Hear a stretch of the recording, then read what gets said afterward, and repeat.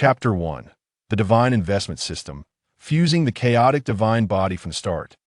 Clan Leader Hong, hurry up, faster, Clan Leader Hong, why are you so quick today? I feel like I'm about to die.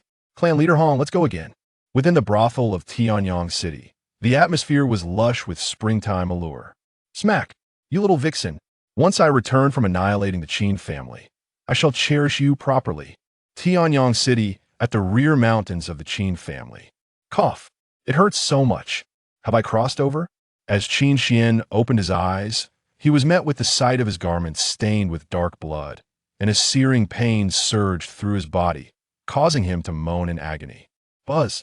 In the next moment, an overwhelming tide of memories flooded his mind, revealing his current predicament. The world he now inhabited was a fantastical realm where martial arts reigned supreme, and strength commanded respect. There were mighty beings capable of shifting mountains and filling seas, their fury able to bury millions in a single strike, and lords who could obscure the heavens with a mere gesture, severing the skies for miles. His identity was that of the clan leader of the Qin family in Tianyang City, a 9-star martial master. According to his memories, the original owner had lingered at the 9-star martial master level for several years, seeking to break through to the martial spirit realm while in seclusion at the rear mountains of the Qin family. However, the pill intended for his breakthrough had been poisoned, leading to the original owner's untimely demise. Though he had survived by inhabiting this body, the original owner's meridians had been thoroughly corroded by the venom, condemning him to a life of impotence, unable to tread the martial path. This was undeniably disheartening. After all, in this fantastical world, a weakling like him, bereft of any strength, could only be at the mercy of others, devoid of dignity. Moreover, from his memories, the other two prominent families in Tianyang City were eyeing the Qin family with malicious intent, eager to annihilate and absorb them. If they were to discover that their clan leader had become a cripple, the Qin family would undoubtedly face the threat of extermination. With these thoughts swirling in his mind, Qin Xian couldn't help but rub his temples, feeling an acute headache from his current situation. Just then, a mechanical voice resonated in his mind. Ding! Detection of severe poison in the host body. The Divine Investment System has been bound. Divine Investment System. Invest in your clan members to receive return rewards. All rewards are possible. System function. Family enhancement. Family enhancement. Within the territory of the family, the host can receive enhancement from all clan members. The stronger the clan members, the greater the enhancement effect, with no upper limit. Current Qin family power level is level 1. Activating family enhancement can grant the host a 1-star minor realm boost. Upon hearing the system notification echoing in his mind, Qin Xian was initially taken aback, then filled with elation. The Divine Investment System. Investing in clan members to receive rewards. How benevolent is this system? Not only can it develop the family, but can also procure higher level resources. Truly a win-win situation. Ding! Initial binding of the system. A beginner's gift package has been issued to the host. Ding! Congratulations to the host for obtaining the Chaotic Divine Body, the Emperor level technique, Chaotic Emperor Scripture, the mid-grade spiritual weapon Wind Spirit Sword, the mid-grade martial skill Wind Thunder Sword technique, and mastery in the sword path. Chaotic Divine Body, a supreme origin divine body, the highest of heaven and earth, possessing the source of myriad paths and the power of invulnerability. Divine body talent. Chaotic divine, I activated. Able to probe the source of all things, seeking treasures of the universe, it harbors chaotic destructive light, containing the power of annihilation from above, capable of extinguishing all life. Chaotic Emperor Scripture. An ancient scripture created by the Chaos Martial Emperor, containing methods for cultivating the chaotic physique, enhancing the cultivation speed, spiritual power intensity, and innate understanding of the bearer at the pinnacle of cultivation. One can condense a chaotic Dharma form, manifesting within heaven and earth. Mastery in the sword path. The bearer gains a deeper understanding of the sword path, enhancing sword comprehension and increasing the power of sword techniques. And a beginner's gift package. A supreme origin divine body, the Chaotic Divine Body. An Emperor-level technique, the Chaotic Emperor Scripture. In this world, The martial realms are classified as follows: martial artist, martial master, martial spirit, martial sect, martial marquis, martial king, martial sovereign, martial emperor, martial saint, martial deity. An emperor-level technique is crafted by a martial deity, the most powerful technique in this world. Starting with the strongest divine body and the most powerful technique, this is simply exhilarating. Qin Xian couldn't help but feel a surge of excitement as he exclaimed, "Ding!" initiating fusion of system rewards. In the next moment, the system rewards began to merge. Boom! As the chaotic divine body started to integrate, an incredibly radiant nine-colored chaotic divine brilliance erupted around Qin Xian, akin to a deity descending. Chaotic purple energy surged from the void, continuously washing over his body, etching the rhythms of heaven and earth into his flesh and blood. The primordial essence of all things flowed gently within him, annihilating all traces of the toxic power within. It began to reshape his meridians, giving rise to chaotic spiritual meridians glowing with nine-colored brilliance. His previously frail physique instantly underwent a transformation. Divine radiance emanated, and his physical strength surged, allowing him to withstand spiritual weapons. His once clear and bright eyes deepened further, with hints of destructive light flickering within. It was as if he could extinguish all malevolence, emanating a profound sense of oppression akin to the might of towering mountains and deep pools. After fusing the system rewards, Qin Xian slowly exhaled a breath of turbid air, his gaze sharp, divine light bursting forth, as if he were a reincarnated deity, exuding an overwhelming presence. With such formidable talents, only by becoming an emperor can he reign supreme across the ages, ensuring his second chance at life is not in vain. Ding! The system detects that the host family is facing an existential crisis. The system issues a mission: resolve the Qin family's existential crisis. Existential crisis? Could it be the Hong and Han families? Standing atop the mountain, Qin Xian gazed into the distance, his eyes flashing with cold light. He was eager to see who would dare to extinguish the Qin family today. At the Qin family estate, in the conference hall, a host of Qin family members stood in a line, each with grave expressions, their energies coiling in readiness, intently staring ahead. Opposite them stood a group of individuals wielding spiritual weapons, their cold glimmers radiating fierce intent. These individuals were members of the other two prominent families in Tianyang City, the Hong and Han families. It is said that your clan leader, Qin Xian, is currently in seclusion at the rear mountains, attempting to break through to the martial spirit realm. A middle-aged man clad in a brown robe, short in stature, stepped forward, a mocking smile plastered on his face as he addressed the Qin family. This middle-aged man was none other than Hong Tianzhong, the clan leader of the Hong family, at the same cultivation level as Qin Xian, also a 9-star martial master. Hong Tianzhong, how do you know about clan leader Qin Xian's seclusion? Upon hearing Hong Tianzhong's words, the faces of the Qin family members turned pale. Qinda, the clan's elder, stepped forward to confront Hong Tianzhong, his voice booming as he questioned him. The news of Qin Xian's seclusion was known only to the martial master-level members of the Qin family, and their guardians. How could Hong Tianzhong have learned of it? No wonder the two families had come with such ferocity today. The news of their clan leader's seclusion had been leaked. Elder Tang, why don't you enlighten us on how we came to know that Qin Xian is in seclusion? Seeing the astonished expressions of the Qin family, Hong Tianzhong's demeanor grew smug, and after a hearty laugh, he turned to the family guardian, Tang Xiaosheng.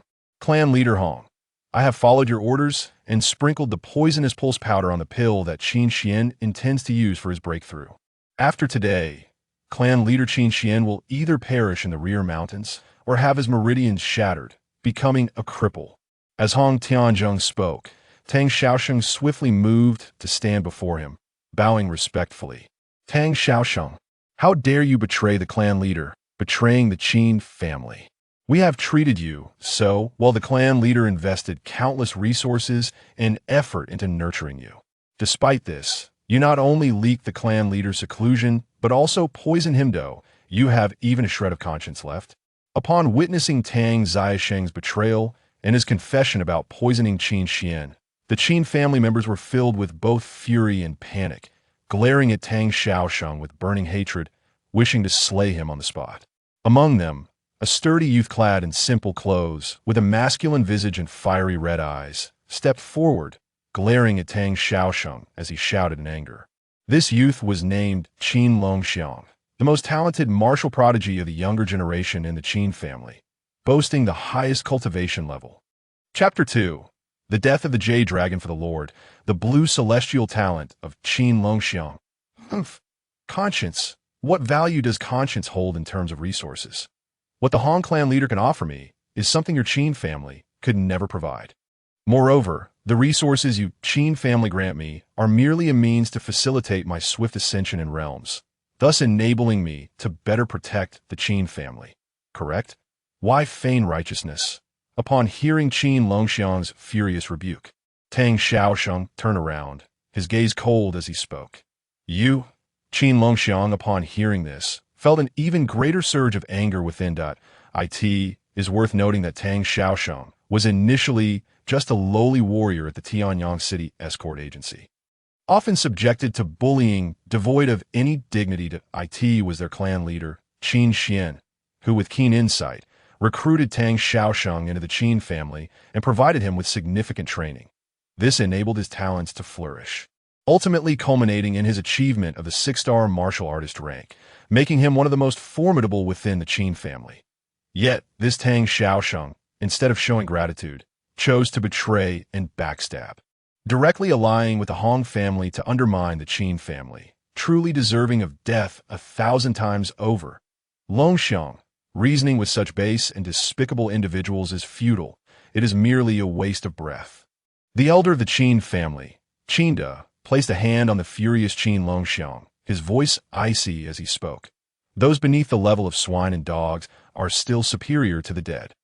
Ever since Qin Xian ascended to the position of clan leader, your Qin family has embarked on reckless expansion, seizing vast tracts of land and mining resources outside the city, as well as monopolizing shops and taverns within.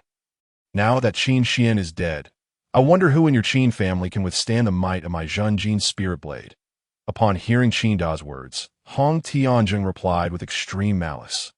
They had come today with the intent to obliterate the Qin family. Qin family members, show no mercy. Lu, Zhang, Li Wang, you four are merely patrons of the Qin family, not true kin, should you wish to abandon the dark for the light. My Han family can also take you in. However, if you insist on stubbornly following the Qin family, then perish alongside them. Stepping forward beside Hong Tianjing was the Han family leader, Han Fei Hong, who now addressed the remaining 4 martial patrons of the Qin family. The Qin family has a total of 5 martial patrons, all of whom were carefully chosen and nurtured by Qin Xian in Tianyang City. I am willing to join the Han family. Please do not kill me, Han clan leader. I too am willing. After all the effort to reach the martial artist rank, I do not wish to die. Me too, me too. I implore the Han clan leader to take us in. The remaining 4 martial patrons of the Qin family, except for Li, instantly decided to defect, betraying the Qin family. You, clan leader Qin Xian, have bestowed upon us your grace and nurturance. Had it not been for your guidance, we would still be the lowest of the low in Tianyang City. How can you so readily betray the Qin family and clan leader Qin Xian? You are truly deserving of death. Li Qing, the aforementioned Li patron, was filled with righteous indignation as he rebuked the other 3 patrons for their betrayal. A patron of the Qin family. He had been nurtured by Qin Xian from the martial artist to the Marty investment returns. The host invests in clan members, and according to their talent ratings, different levels of return rewards can be triggered. The talent levels of clan members are divided into 9 ranks: black, gray, white, green, blue, red, purple, gold, and rainbow. The higher the rank, the more substantial the return rewards. Chapter 3. Chaos Catastrophe. An instant kill of martial masters. Abundant return rewards. Holding the Wind Spirit Sword, Qin Xian stepped into the conference hall, and the system notification echoed in his mind once more. Mighty Elephant Power. Martial Dao Heart of Fire. Blue Talent. truly worthy of being the most gifted descendant of the Qin family. Hearing the system notification, he glanced at Qin Longxiang, who was robust and clad in simple clothes. And a satisfied smile graced his lips. The higher the talent level of a clan member, the more generous the investment return rewards.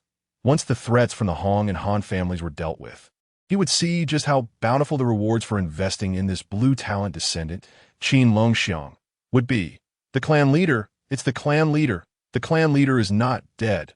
Wonderful. I knew the clan leader was blessed and wouldn't be easily harmed by the despicable Tang Gongfeng. Upon witnessing Qin Xian's entrance, the Qin family members erupted with excitement, tears of joy welling in their eyes.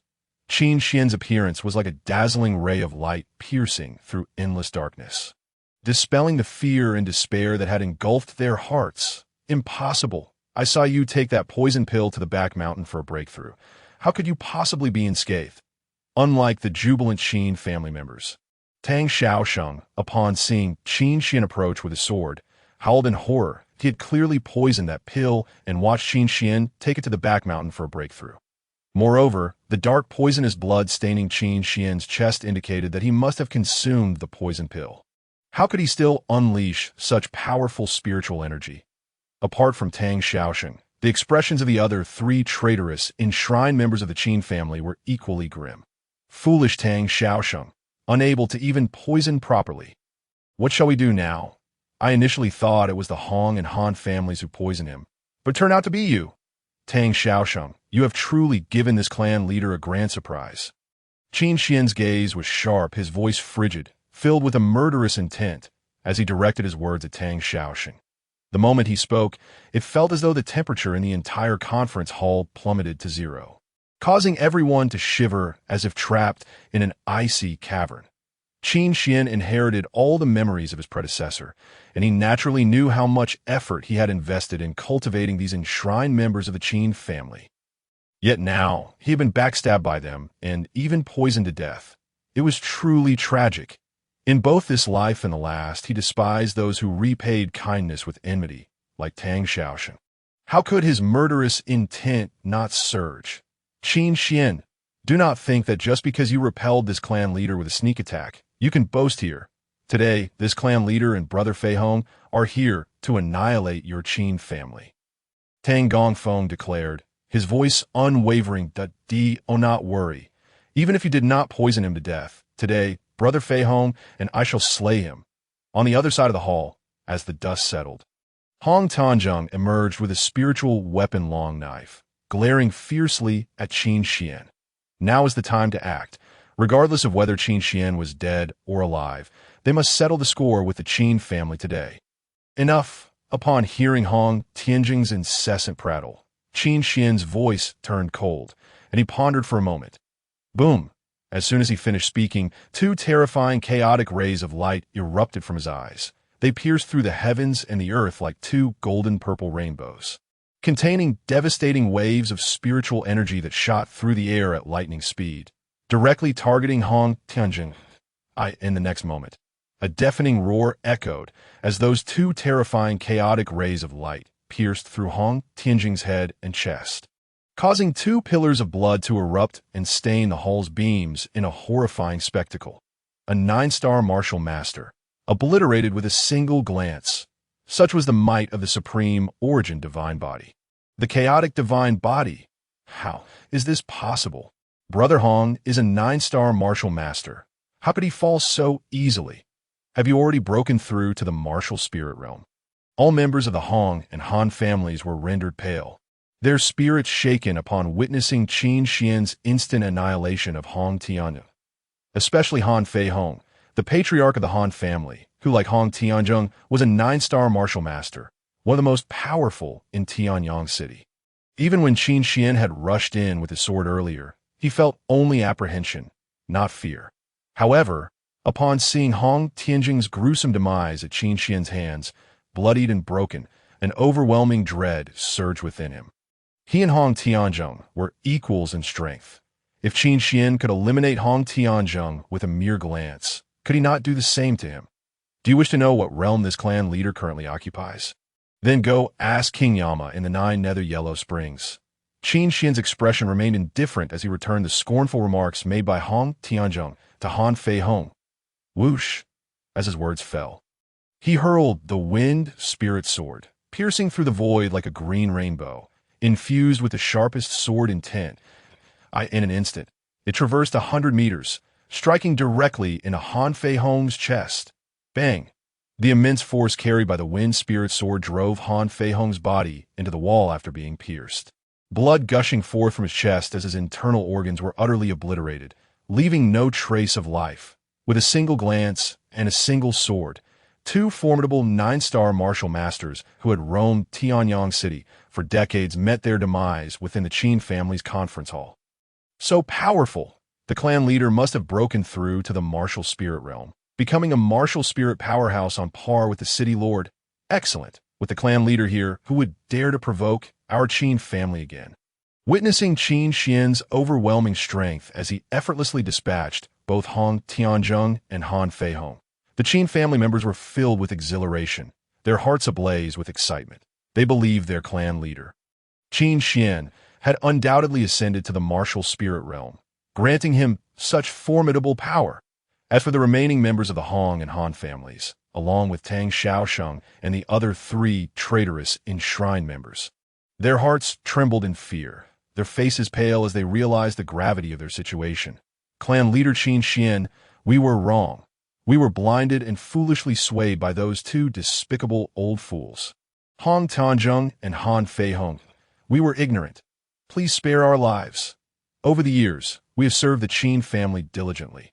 Though we may lack merit, we have endured hardships.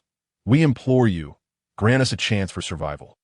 We truly recognize our mistakes. Liu, Zhang, and Wang, the 3 traitorous enshrined members of the Qin family, now knelt before Qin Xian, weeping and pleading for mercy, hoping he would spare their lives. As for Tang Xiaosheng, he was so overcome with fear of death that he collapsed to the ground, lacking even the strength to beg for mercy.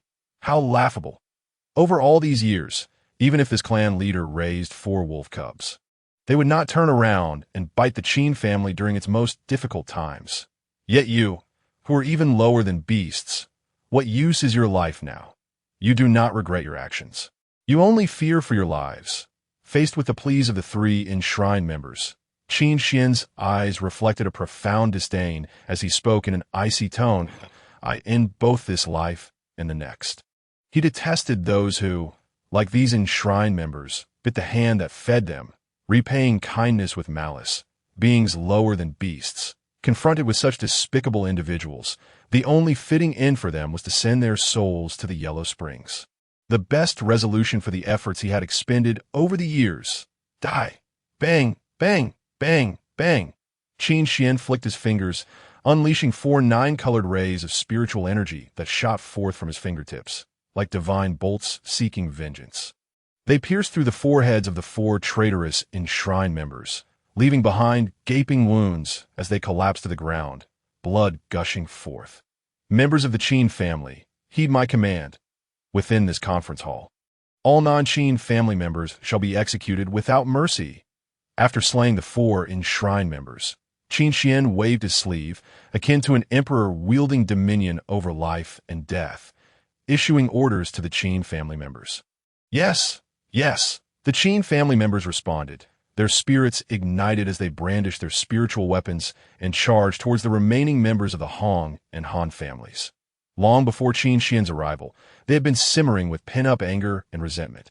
Now, they could finally unleash their fury and cleanse it with blood. Thus, within the Qin family conference hall, a gruesome massacre unfolded.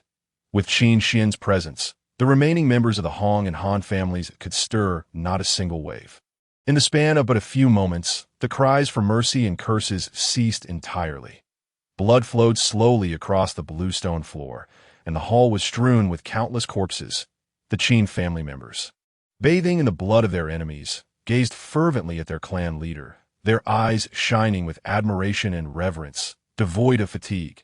This was their clan leader, the backbone of the Qin family. Ding! Congratulations, host, for completing the task, resolving the Qin family's extermination crisis. Task reward: superior grade, Xian-level martial arts technique Burning Sea Art, and a treasure map for a mid-grade spirit stone vein. The task rewards have been allocated to the system space and can be claimed at any time. Superior grade, Xian-level martial arts technique, along with a treasure map for a mid-grade spirit stone vein. What a bountiful reward! Upon hearing the system prompt resonating within his mind, Qin Xian felt a surge of joy within his heart. The high-grade Xian-level martial arts he had just acquired were sufficient for any martial sect master to cultivate. Indeed, one would be hard-pressed to find a single volume within the entirety of Tianyang City. Its precious value was self-evident. As for the medium-grade spirit stone vein, it represented an invaluable resource for cultivation. Generally, martial artists and martial masters refine low-grade spirit stones for their training. Only those of martial spirits and martial sect masters would resort to medium-grade spirit stones for their cultivation. The spiritual energy contained within medium-grade spirit stones is exponentially purer and more concentrated by at least 10,000 times compared to low-grade ones. If the Qin family could gain control of a medium-grade spirit stone vein, the speed of cultivation for its members would increase by hundreds, if not thousands, of times. The future of the Qin family would see the emergence of numerous powerful figures. This was a monumental opportunity for them. Patriarch, have you truly broken through to the martial spirit realm?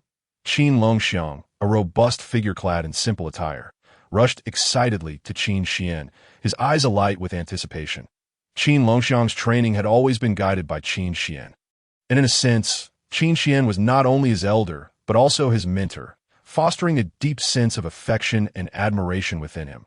Thus, when he had heard of Tang Xiaoxing's treachery against Qin Xian, his fury knew no bounds. Despite his lower realm compared to Tang Xiaoxing, he was determined to avenge Qin Xian.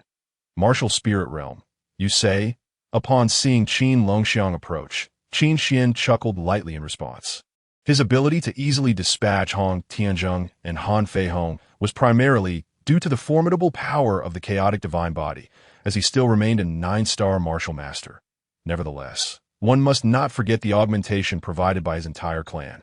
Under its influence, his realm could be elevated by an additional minor level, thus reaching the martial spirit realm. Ding! Detecting investable clan member. Qin Longxiang.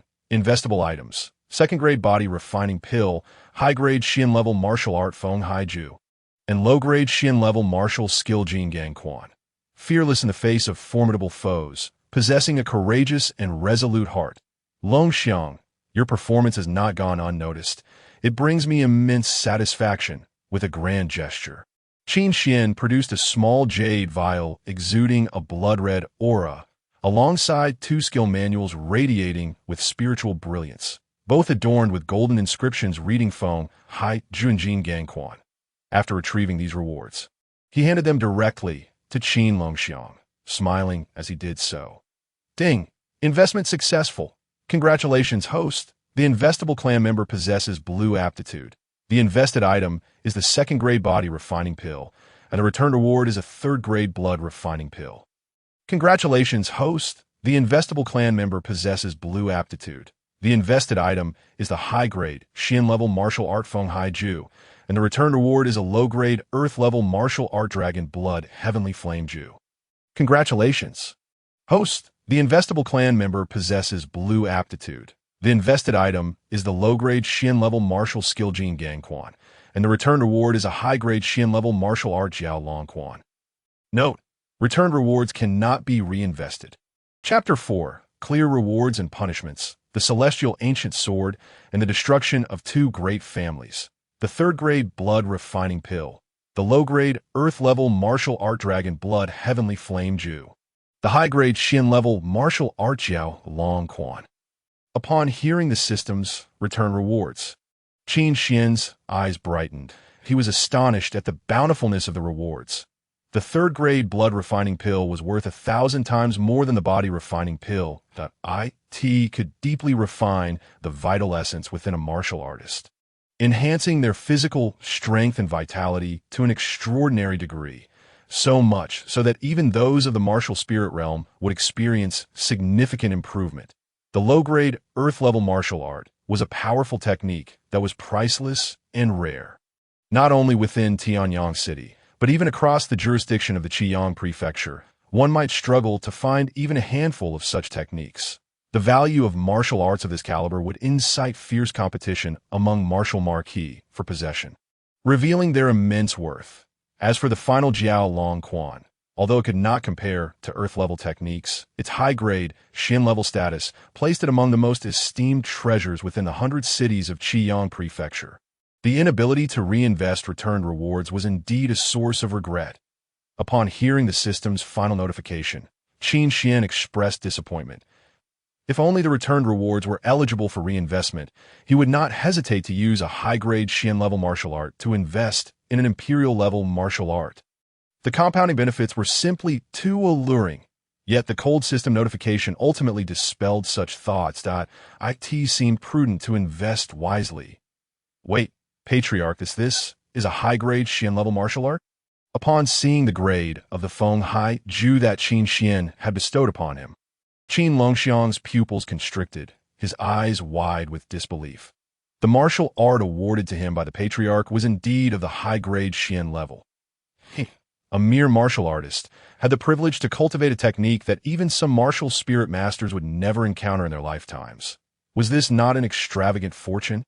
Surely, even the core disciples within various sects would not enjoy such treatment. Indeed, this Feng Hai Ju was an unexpected acquisition of mine. Once cultivated, it allows for the condensation of fierce and domineering fire attribute spiritual power, simultaneously refining one's body with this energy to enhance strength. It is exceedingly suitable for your training. Qin Xian nodded calmly. It happened. Qin Longxiang possessed the innate talent of the mighty elephant, making him well-suited for the vigorous and powerful Feng Hai Ju. What? A high-grade Xian-level martial art. The Patriarch has actually granted Qin Longxiang such a remarkable technique?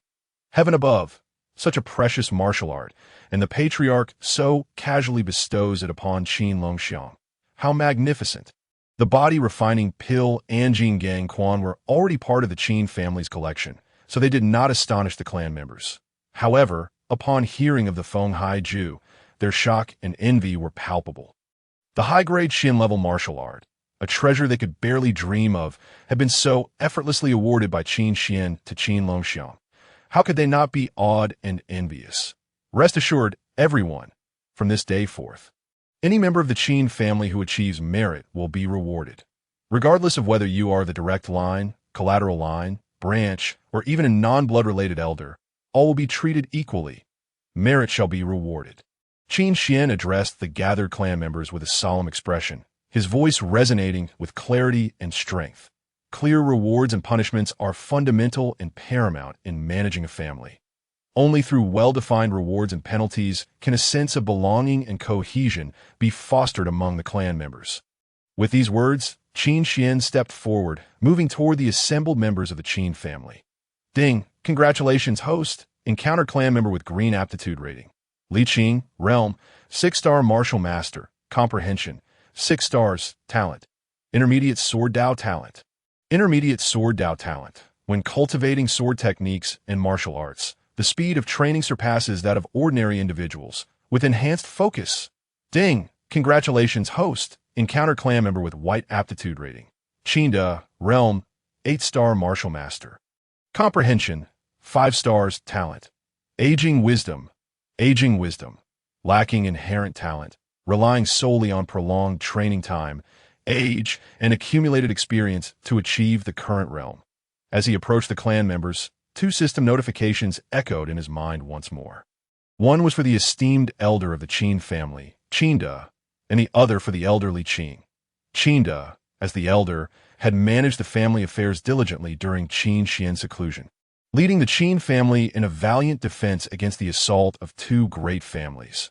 Earning significant merit, a S for elderly Qing, he stood unwavering amidst the chaos, determined to support the Qin family even at the cost of his life. Demonstrating unwavering loyalty and gratitude for Qin Xian's guidance. Such unwavering loyalty and integrity warranted recognition.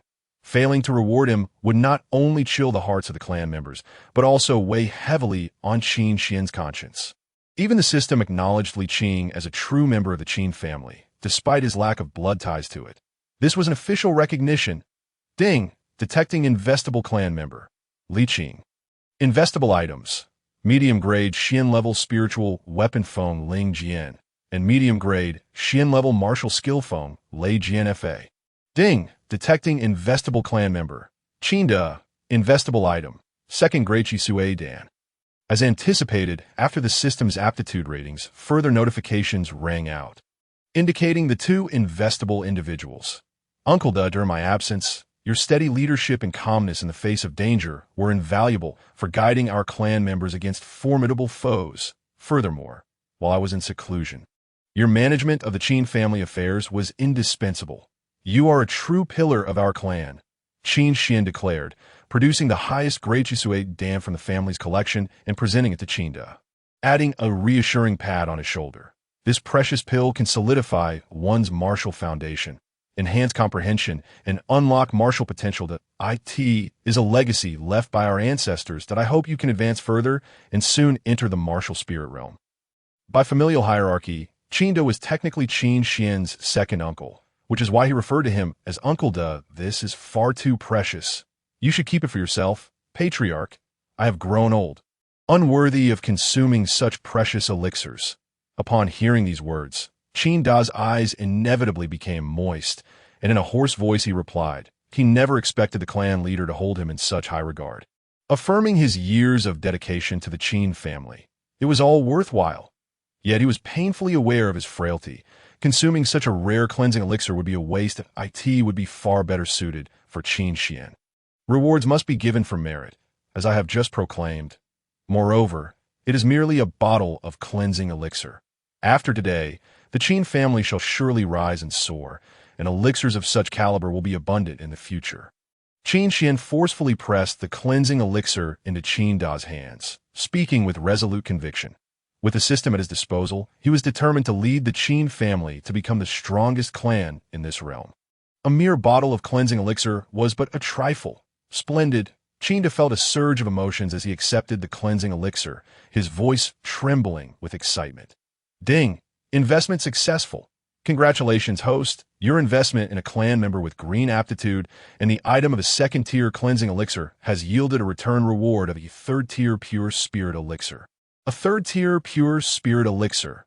Upon consumption, it can rapidly condense spiritual energy, assisting martial spirit practitioners in swiftly enhancing their cultivation and breaking through realms. A superb elixir, indeed. Li Qing, among the 5 guardians of the Qin family. 4 have betrayed us, showing ingratitude.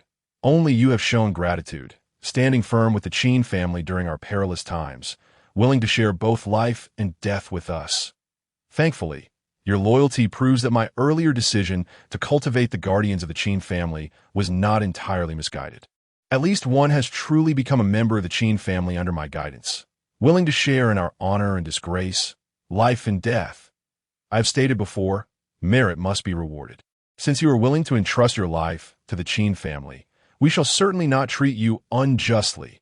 This middle-grade profound wind spirit sword and this middle-grade profound wind thunder sword technique shall be my reward to you. From this day forth, you shall be a true member of the Qin family, judged not by blood, but by your heart. After investing in Qinda, Qin Xian slowly approached Li Qing, his expression solemn as he presented the wind spirit sword and wind as Hong Tianxiang observed the unfolding scene. He drew his waist-mounted spirit weapon, a long sword, and disdainfully charged at Li Qing. In his eyes, Li Qing was merely a step below him in cultivation, and he believed he could effortlessly slay him. However, as the blade of his spirit weapon clashed with Li Qing's wind spirit sword, he was taken aback, his eyes widening in disbelief and his pupils constricting to the utmost his astonishment. Li Qing's wind spirit sword cleaved through his long sword as if it were nothing more than tofu, offering no resistance whatsoever. Daring to insult the patriarch of the Qin clan, you shall pay with your life. After severing Hong Tianxiang's longsword, Li Qing executed a horizontal slash, sealing Hong Tianxiang's fate with a single strike to the throat. Splatter! As blood rained down, Hong Tianxiang clutched his neck, eyes filled with disbelief and the haunting specter of death. As the third master of the Hong family, his longsword was merely of the low-grade yellow tier.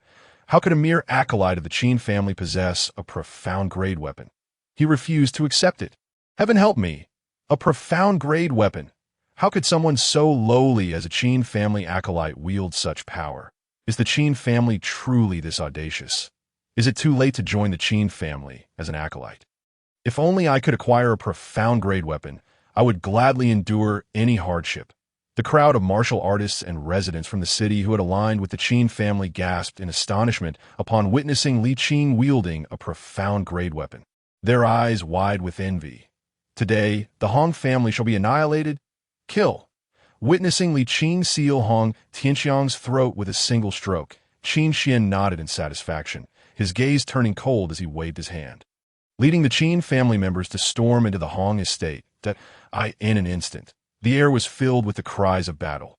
Amidst the onslaught of the Qin clan, countless bodies fell into pools of blood, staining the ground of the Hong estate.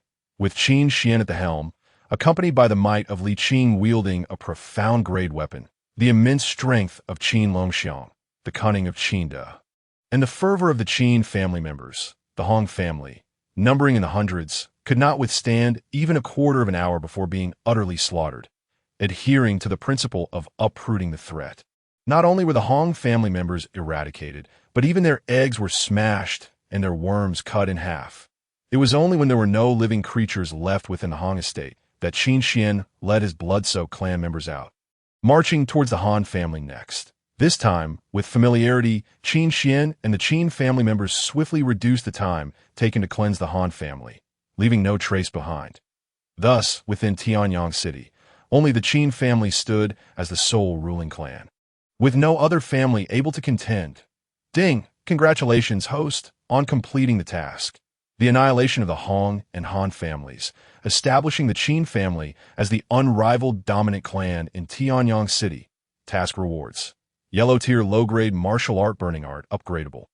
Profound grade supreme martial skill 8 extremes collapse and blue Lotus earth heart fire. The task rewards have been issued to the system space and can be accessed at any time. Burning art. Qin Xian was pleasantly surprised to find such a divine-level martial art among the rewards. Although the current grade of burning art is only low-grade yellow, it can evolve into the highest tier, limitless martial art through the refinement of exotic flames. Just this burning art alone could nurture a flame emperor. Uncle Da, I entrust you with the task of scavenging the resources and treasures accumulated by the two families and taking over their industries. After reviewing the system rewards, Qin Xian patted Qin Da's shoulder and spoke.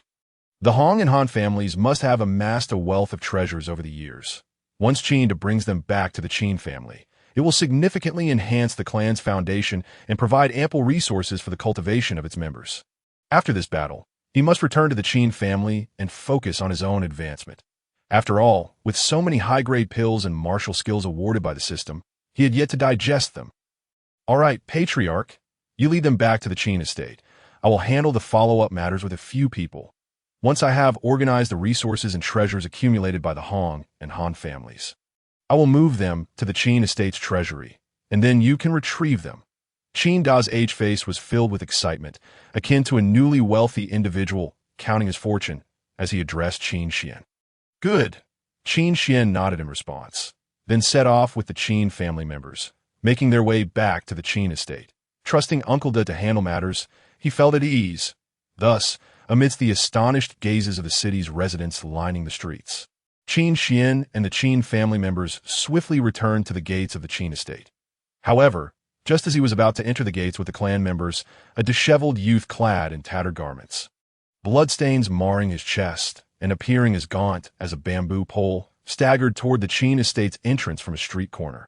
Upon seeing this youth, a system notification echoed in his mind. Ding! Congratulations, host, on encountering a clan member with a purple talent rating. Qin Yin, Realm, 9-star Warrior, Comprehension, 8-star, Talent, Awakened Exotic Fire, and Awakening. Awakened Medicine Spirit, not yet awakened. Awakened Exotic Fire. In awakening, a natural seed of exotic fire lies within, which can be controlled after awakening. Awakened Medicine Spirit, not yet awakened. A primal medicine spirit is hidden within, and upon awakening, grants the power of the spirit, enhancing the talent for pill refining. Chapter 6. Investing in Qin Yin. The chaotic essence flame art. Nurturing the chaotic divine flame. Qin Yin, were you not cultivating in the flowing cloud sect? What has transpired? How did you end up in such a wretched state? In the meeting hall, Qin Xian had not heard of the engagement cancellation involving Qin Yin and the daughter of the flowing cloud sect's master. He had assumed that Qin Yin was still diligently training within the sect and was to marry the master's daughter soon. Therefore, upon seeing Qin Yin in such a pitiful and listless condition, he furrowed his brow, stepping forward to approach him. Ignoring the foul stench and filth surrounding Qin Yin, he supported him, channeling chaotic spiritual energy to nourish his body while inquiring about the situation. Patriarch, feeling the sudden warmth of spiritual energy coursing through him, Qin Yin finally broke free from the debilitating exhaustion that had plagued him. Upon seeing Qin Xian's face, his eyes glistened with tears, overwhelmed with emotion and a sense of grievance as he spoke. Since Qin Xian ascended to the position of patriarch, his formidable strength and resolute methods had earned him the admiration and respect of all the Qin family members. And Qin Yin was no exception. He had originally joined the Flowing Cloud sect with the intention of working hard to cultivate and, one day, become a powerful figure like Qin Xian, capable of bringing glory to the Qin family and protecting his loved ones. However, unexpectedly, just as he began to showcase his talent within the Flowing Cloud sect and gain the attention of the sect's master, he found that his internal spiritual energy ceased to grow. No matter how diligently he trained, consumed spirit pills, or refined spirit stones, it felt as if a great funnel existed within him, preventing any accumulation of spiritual energy. Thus, for a full 2.5 years, he made no progress in his cultivation. Consequently, he became the fallen genius in the eyes of the other disciples of the Flowing Cloud sect and was soon rejected by the sect master's daughter. Demoted from a core disciple to a servant. Ultimately, he was bullied and framed by numerous male disciples who admired the sect master's daughter, leading to his fall from a cliff. Had it not been for the trees supporting him, he would have surely perished. He had intended to report this to the sect's law enforcement elder, seeking justice for himself. Yet he was mocked, deemed a worthless servant, and told that his death was inconsequential, as if he could still be considered the talented individual he once was. From that moment on, he held no hopes for the Flowing Cloud sect, only hatred. With unwavering resolve, he undertook the arduous journey on foot, returning to the Qin family from 1,000 miles away. Even if he were to die, he wished to perish within the Qin family. This was his true home. It seems you have suffered greatly at the Flowing Cloud sect. Fear not, share your tale with your patriarch. Regardless of whether it is the Flowing Cloud sect or the Dog Cloud sect, if they dare to mistreat the sons of the Qin family, I, the patriarch, shall seek justice for you. Observing Qin Yin's tear-filled eyes, brimming with grievance, Qin Xian spoke softly, yet his gaze was icy as he addressed him. But a man may shed tears, yet not lightly. It is only when one reaches a sorrowful point. Just by witnessing Qin Yin's tears, he could surmise the extent of the grievances Qin Yin had endured at the Flowing Cloud sect. Patriarch, I have wronged the Qin family. I have brought shame upon us. Qin Yin, feeling even more moved by Qin Xian's understanding instead of blame, choked on his words.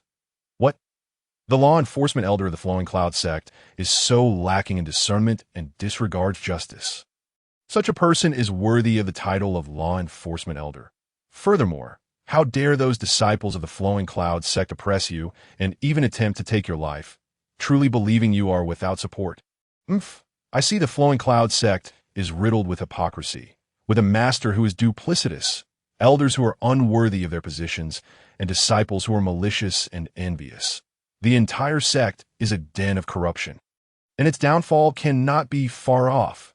After hearing Qin Yin recount his tragic experiences within the Flowing Cloud sect, Qin Xian's fury ignited, his gaze freezing as he spoke.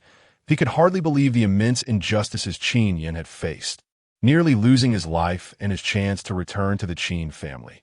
The Flowing Cloud sect would pay for this. In the future, he would lead Qin Yin back to the Flowing Cloud sect to demand justice. He would ensure that all knew that to oppress the sons of the Qin family was to seek death. The patriarch of the Luyun sect boasts an overwhelming number of formidable warriors, and the sect master is a legendary figure among martial artists. Yet here I stand, merely a waste of a patriarch. I implore you not to provoke the Luyun sect on my account." Upon hearing Qin Xian's words, Qin Yin felt a surge of emotion, but his gaze soon dimmed as he responded. He currently found himself reduced to a mere training failure, a mere ant in comparison to the colossal Luyun sect. The Qin family could never afford to offend such a powerful entity for the sake of his inadequacy. It would be utterly unworthy, regardless of whether you are deemed a failure or a genius. You are still a member of the Qin family. Should you face injustice outside, this patriarch shall undoubtedly seek justice on your behalf. Qin Xian declared, his countenance grave and his voice resonant, as the patriarch of the Qin family. How could he turn a blind eye to the plight of his kin simply because one of them was deemed a failure? What right would he have to lead the Qin family then? Upon hearing Qin Xian's declaration, Qin Yin could no longer contain his feelings of grievance, tears welling in his eyes. The other Qin family members who had accompanied Qin Xian back were equally moved, their hearts swelling with pride. Despite being reduced to a mere shadow of his former self, the patriarch still stood ready to defend him against the might of the Luyun sect. If they were to suffer injustice in the future, the patriarch would surely rise to their aid as he did today. With such a protective and enlightened leader, how could the Qin family fear the absence of justice? Besides, who dares to label you a failure? You are but an unpolished gem awaiting refinement. Since the Luyun sect lacks the ability to shape you, it shall be this patriarch who allows your brilliance to shine. Qin Xian placed a reassuring hand on Qin Yan's shoulder, his gaze piercing. With exceptional talents and a dual affinity for medicinal flames, you embody the essence of a fiery emperor. It is truly a grave misjudgment for the Luyun sect to regard Qin Yin as a failure. A clear failure to recognize true treasure. Ding! Detection of investable family member. Qin Yin, investable items. Inferior yellow tier skill burning decision. Supreme Xian tier martial technique 8 extremes collapse. And blue Lotus earth heart fire. The reason your cultivation has stagnated and your spiritual power shows no growth is that within you lies a unique seed of which consumes your spiritual energy to nurture itself in anticipation of the day it breaks free. Therefore, by nourishing this seed in advance, you can not only restore your cultivation, but also gain control over a powerful, enhancing your innate talents and elevating you to an even more extraordinary prodigy. As the system's notification resonated in his mind, Qin Xian turned to inform Qin Yin of the cause of his plight and the solution to his predicament. A seed? I possess a seed within me. No wonder I felt such intense heat coursing through my veins at night during my youth. It was due to the seed. But Patriarch, how can I ensure this seed breaks free when I can only accumulate so much spiritual power through daily practice? Qin Yin exclaimed, a realization dawning upon him. He had mistakenly believed his talents were limited to reaching the 9-star martial artist level, but now he understood that the seed was the true reason for his sudden decline. Enlightened, his eyes sparkled with hope. Each is a rare treasure of the world, possessing immense power. If he could master it, his future achievements would be limitless. In that case, he would possess the strength to protect the Qin family and the patriarch. Relying solely on spiritual cultivation would indeed be insufficient to nourish the seed. However, by mastering the burning decision technique and consuming the blue Lotus earth heart fire, you would amass sufficient energy to ensure the seed breaks free ahead of schedule. At that moment, you shall wield too, becoming the strongest prodigy of the younger generation within the Qin family. Qin Xian said with a smile, extending his hands. In his left hand lay the time-worn pages of the burning decision technique, while the right hand held the blue Lotus earth heart fire, radiating a scorching aura.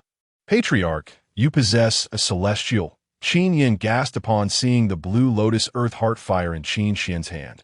The other Qin family members were equally astounded. Such is incredibly rare and valuable, a treasure that even some martial artists find challenging to tame. Yet their patriarch could command it effortlessly. What a stunning revelation! Devote yourself to mastering the burning decision. Should you perfect it, I will traverse this realm to procure boundless for you to consume, assisting you in becoming the master of. In response to the awe of Qin Yin and the other Qin family members, Qin Xian nodded calmly, encouraging Qin Yin with an uplifting tone. Currently, Qin Yin had yet to fully awaken his and medicinal spirit, but he already possessed purple tier talents. Once awakened, he would undoubtedly reach gold tier status.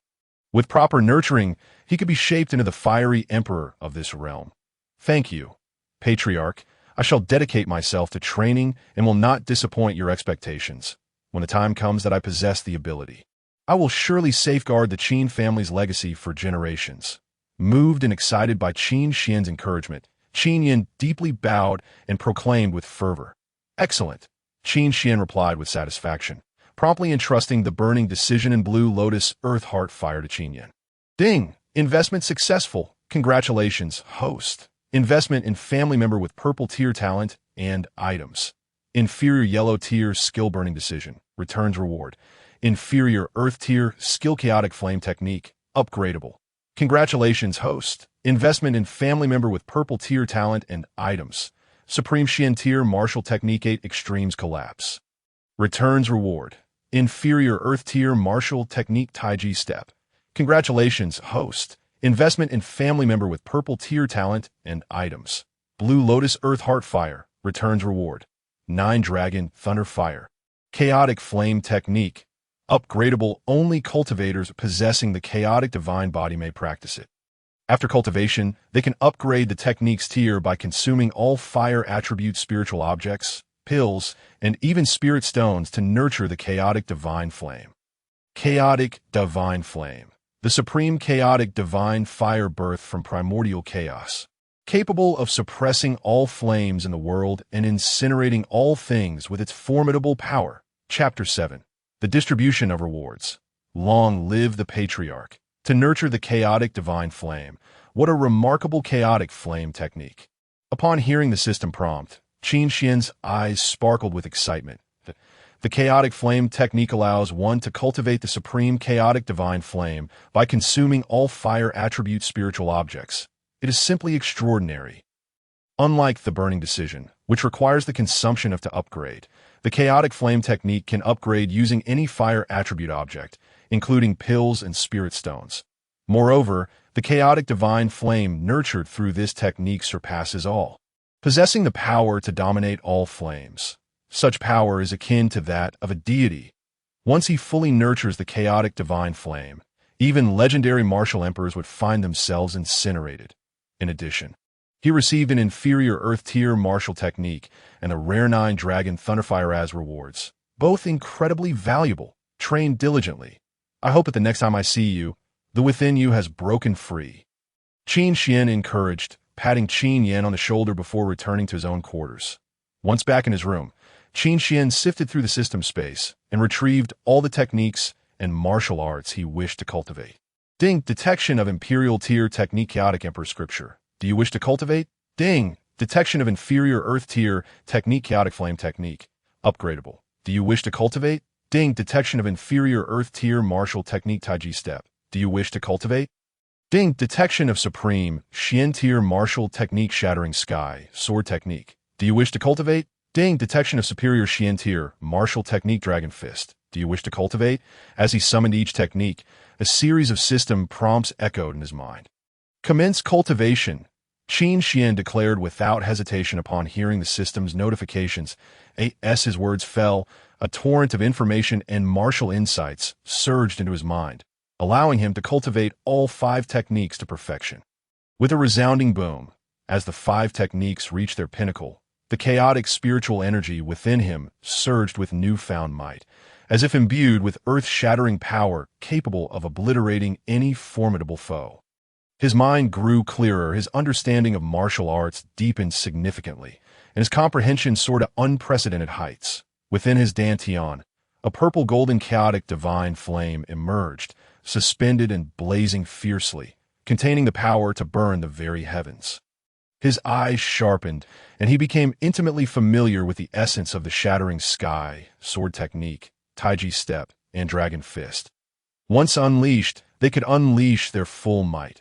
Now, even without the support of the entire clan, I am capable of contending against martial spirit strongholds. Qin Xian exhaled a breath of stale air, contemplating. Many martial spirit strongholds find it challenging to cultivate even a single supreme Xian tier martial technique. Yet for Qin Xian, Supreme Xian tier martial techniques were merely the baseline. With his lavish array of techniques and martial arts, combined with the innate talent of the chaotic divine body and the power bestowed by the Xian tier supreme spiritual artifact, the ancient sky sword, he was confident that he could slay even a 3-star martial spirit stronghold with a single strike. Patriarch, is there time now to inventory the resources of the Hong and Han families? As soon as Qin Xian's voice fell, sounds emanated from outside the door. Hearing this, he opened the door to find Qin and several members of the Qin family waiting outside. Have you already returned the assets and resources from the Hong and Han families to the Qin residence so swiftly?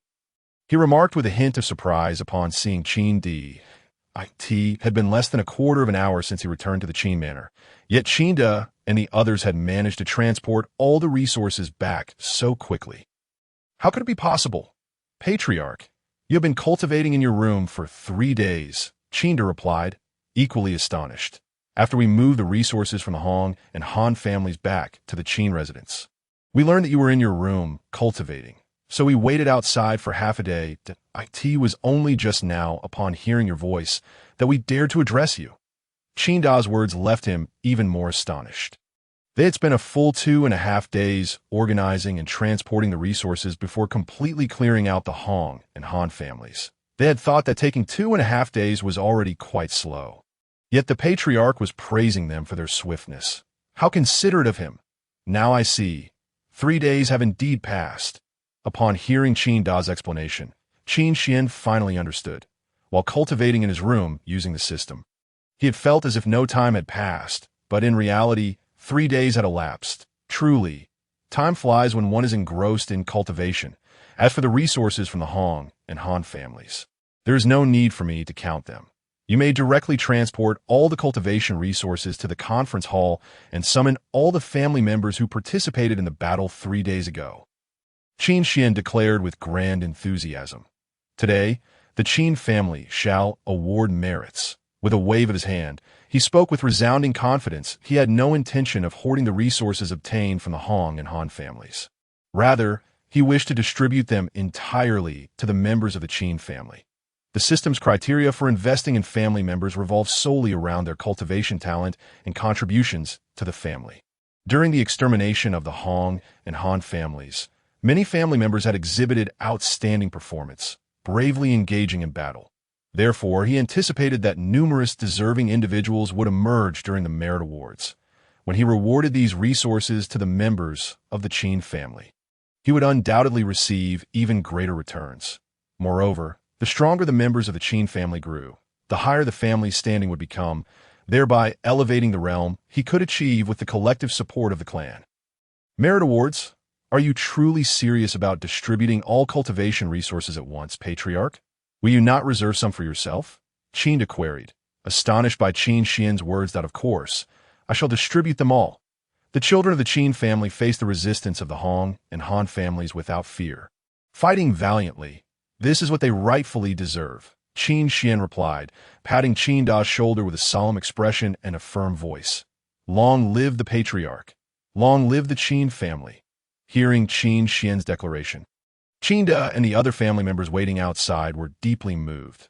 Their Patriarch truly devoted himself to the family, selflessly serving as a paragon of leadership. All right, off you go. Qin Xian smiled and continued.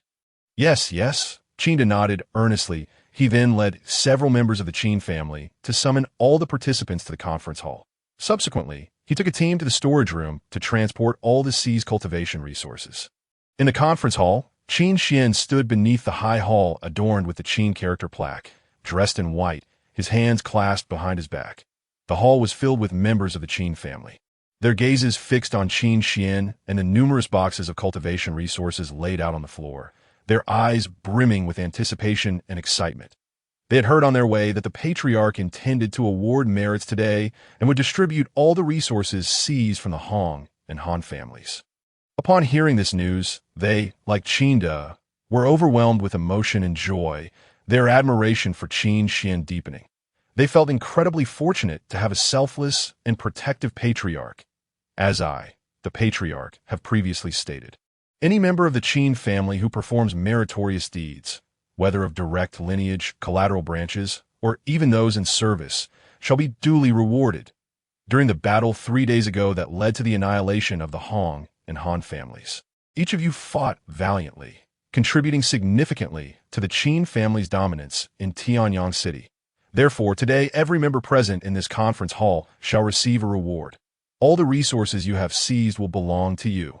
I hope that in the future, you will continue to cultivate bravely and diligently, bringing glory to our Qin family. Qin Xian's gaze was warm as he addressed the assembled members, his voice soaring with fervor. Long live the patriarch! Long live the Qin family! The moment Qin Xian's words concluded, the conference hall erupted with passionate cheers, every member of the Qin family gazing fervently at him, their hearts swelling with excitement. Ding! Congratulations to the host for encountering a family member with a black talent rating. Ding! Detected investable family member. Qin Yangrong. Investable item. 1 grade spirit enhancing pill. Ding! Congratulations to the host for encountering a family member with a white talent rating. Ding! Detected investable family member. Qin Jingye.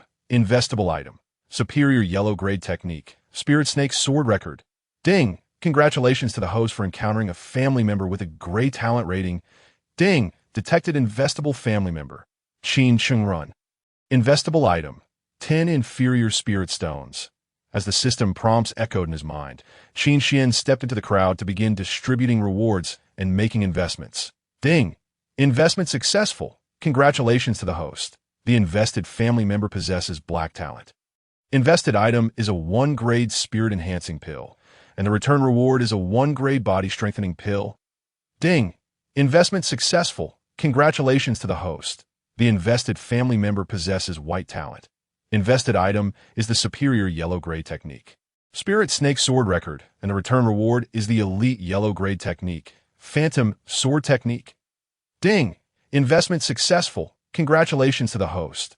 The invested family member possesses gray talent. Invested item is 10 inferior spirit stones. And the return reward is 1 medium grade spirit stone. With each return reward prompt resonating in his mind, numerous cultivation resources once again appeared in Qin Xian's system space. However, most of the family members he invested in had talent ratings below green, resulting in less substantial returns, albeit in greater quantity. For instance, the medium-grade spirit stones, which could be used for both cultivation and trade, return nearly 100 in total. 1 medium-grade spirit stone is sufficient for a martial spirit expert to refine for an entire day to fully absorb the spiritual energy contained within. Furthermore, the spiritual energy within medium-grade spirit stones is pure, allowing martial artists to absorb it more rapidly with fewer residual impurities compared to inferior spirit stones. The exchange rate between medium-grade and inferior spirit stones is 1 to 10,000. Thus, 100 medium-grade spirit stones could be exchanged for at least 1 million inferior spirit stones, enough to purchase the entire Tianyang city. Alright, all resources have now been allocated to you, in the upcoming period. I hope you will strive diligently in your cultivation to strengthen yourselves. During this time, I will also enter seclusion for a while that I hope that when I emerge, I will see every one of you making progress in martial arts, witnessing a Qin family stronger than ever. And during my seclusion, as long as you manage to break through your realms, each of you will still be rewarded upon my return. The more breakthroughs you achieve, the greater the rewards. There is no upper limit. After distributing all the resources, Qin Xian stood before the gathered members of the Qin family, his expression serious, his voice clear and resonant. In the time ahead, both he and the Qin family needed to consolidate their gains, digest all resources, and transform them into personal strength. Only with sufficient strength could he lead Qin Yin to confront the Luoyuan sect and seek justice for him. Only with enough power could he dare to lead the Qin family to explore that medium-grade spirit stone mine and seize it firmly in their hands. Yes, we will not disappoint the patriarch's high expectations. The members of the Qin family responded passionately, their voices ringing out with fervor.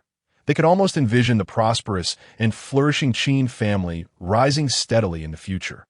All right, go cultivate, watching the enthusiastic and spirited members of the Qin family. Qin Xian smiled, then dispatched them to pursue their cultivation. Once all the members had departed, Qin Xian returned to his own room. After settling in, he sat cross-legged on a mat, waving his hand to suspend over 100 medium-grade spirit stones and dozens of pure spirit pills in the air. In an instant, an incredibly rich spiritual energy filled the entire room, transforming it into a sanctuary for cultivation, leaving one feeling invigorated and at ease. Such a lavish environment for cultivation would surely astonish even the strongest martial monarchs. Chaos Emperor Scripture. Let me see just how powerful the legendary imperial level technique truly is. As the words fell, Qin Xian reached out and grasped 2 pure spirit pills in his hand, swiftly swallowing them. Boom! After consuming the pure spirit pills, he immediately operated the Chaos Emperor Sutra to its utmost limit. Under the dual enhancement of the pure spirit pills and the Chaos Emperor Sutra, the rich spiritual energy in the room surged violently. It was as if a vortex had stirred up waves, rushing into his body and cleansing the chaotic spiritual veins within him, causing his dantian to continuously swell with vast spiritual power. At this moment, even Qin Xian could not help but marvel. Truly, it was the legendary imperial level cultivation method. He could feel his cultivation level visibly increasing, and perhaps today he would break through to the martial spirit realm. I am eager to see how many stars of martial spirit I can achieve with these 100 middle-grade spirit stones. With that thought, Qin Xian slowly closed his eyes, immersing himself in meditation, calming his mind and breath, and began to focus on his cultivation. Thus, as day turned to night, time flew by. For Qin Xian, it felt as though only an instant had passed, yet also seemed to stretch into a long, endless period. Only when he could no longer sense the influx of external spiritual energy did he slowly open his eyes to 3-star martial spirit realm. 100 middle-grade spirit stones were merely sufficient to break through 3 minor realms. The Chaos Divine Body indeed consumed resources excessively. However, although I currently only possess the 3-star martial spirit realm, with my combat prowess, I can contend even with 7-star martial spirit experts. After assessing his own condition, Qin Xian spoke with great satisfaction. Possessing the Chaos Divine Body and numerous high-grade techniques, martial skills, and spiritual artifacts, his true combat strength could not be measured solely by his superficial realm. It was akin to those legendary prodigies from ancient imperial clans, who, relying on their formidable innate talents, could effortlessly battle beyond their level. Now, that was the true definition of a prodigy. Ding! Congratulations to the host. The current level of the Qin family's influence has risen to level 2. The current level of the Qin family's influence is level 2, allowing the host to gain the support of the entire clan, which can elevate 2 minor realms. The level of the Qin family's influence has actually increased to level 2. Upon hearing the system notification echo in his mind, Qin Xian once again broke into a smile, expressing his contentment. Now, when he employs the full support of the clan, he can elevate his realm within the Qin family's territory to 5-star martial spirit. In this way, unless a martial sovereign descends, as long as he remains within the Qin family's domain, he can suppress 99% of martial spirit experts. Ding! The system has detected that the host family is severely lacking in cultivation resources. The system issues a mission. Lead the Qin family to seize a middle-grade spirit stone mine, severely lacking in cultivation resources. It seems that during my seclusion, everyone has been diligently cultivating. A sense of relief appeared in Qin Xian's eyes.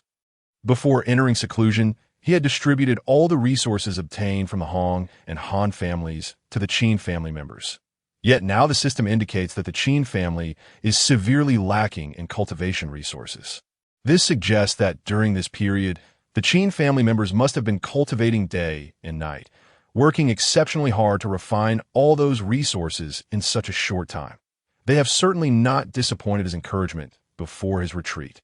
The Water Tiger Stronghold, this middle-grade spirit stone mine, is actually located beneath a mountain stronghold.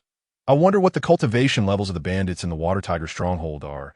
Surely there can't be any martial sovereign among them. Qin Xian retrieved the treasure map of the middle-grade spirit stone mine, awarded as the first system mission reward from the system space. After glancing at the map and seeing the location of the middle-grade spirit stone mine, he frowned slightly and said, "For above this middle-grade spirit stone mine is built a stronghold, with hundreds or even thousands of bandits stationed there, whose details remain unknown. Chapter 9. The Secrets of the Water Tiger Stronghold and the Progress of the Qin family members. Uncle Duh, do you know the details about this Water Tiger Stronghold? What realms do the bandits within possess? In the meeting hall, Qin Xian unfolded the treasure map, pointing to the location of the Water Tiger Stronghold. And looked at Qinda if we wish to seize the middle-grade spirit stone mine indicated on the treasure map. Then the Water Tiger Stronghold established above. It is an obstacle that the Qin family must confront. Thus, after concluding his seclusion, Qin Xian summoned Qinda to the meeting hall to inquire about the Water Tiger Stronghold. Although this Uncle De may not possess remarkable talent, he has lived long and gained significant experience. So he should know some information regarding the Water Tiger Stronghold. The Water Tiger Stronghold? The bandits there seldom descend from the mountain to pillage. In fact, I don't believe I've even heard of them attacking villages. However, I recall that they recently plundered goods from the Wind Chaser escort agency. It is said that at that time, 3 martial spirit realm bandits from the Water Tiger Stronghold acted, including their chief, who was a 6-star martial spirit expert, possessing immense strength, and directly seized all the goods escorted by the Wind Chaser. After pondering for a moment upon Qin Xian's inquiry about the Water Tiger Stronghold, Qin spoke. If the chief of the Water Tiger Stronghold is merely a 6-star martial spirit, then our Qin family has a chance to conquer the Water Tiger Stronghold and seize that mountain. Upon hearing this, Qin Xian's eyes brightened, and he pondered aloud. If the chief of the Water Tiger Stronghold is the strongest force there, and his realm is only 6-star martial spirit, then with my current strength, I can undoubtedly prevail in battle. Attack the Water Tiger Stronghold.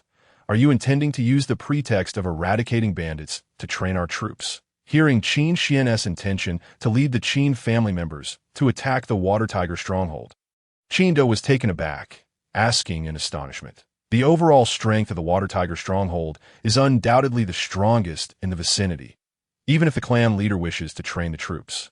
This is not the right place. What if things go awry?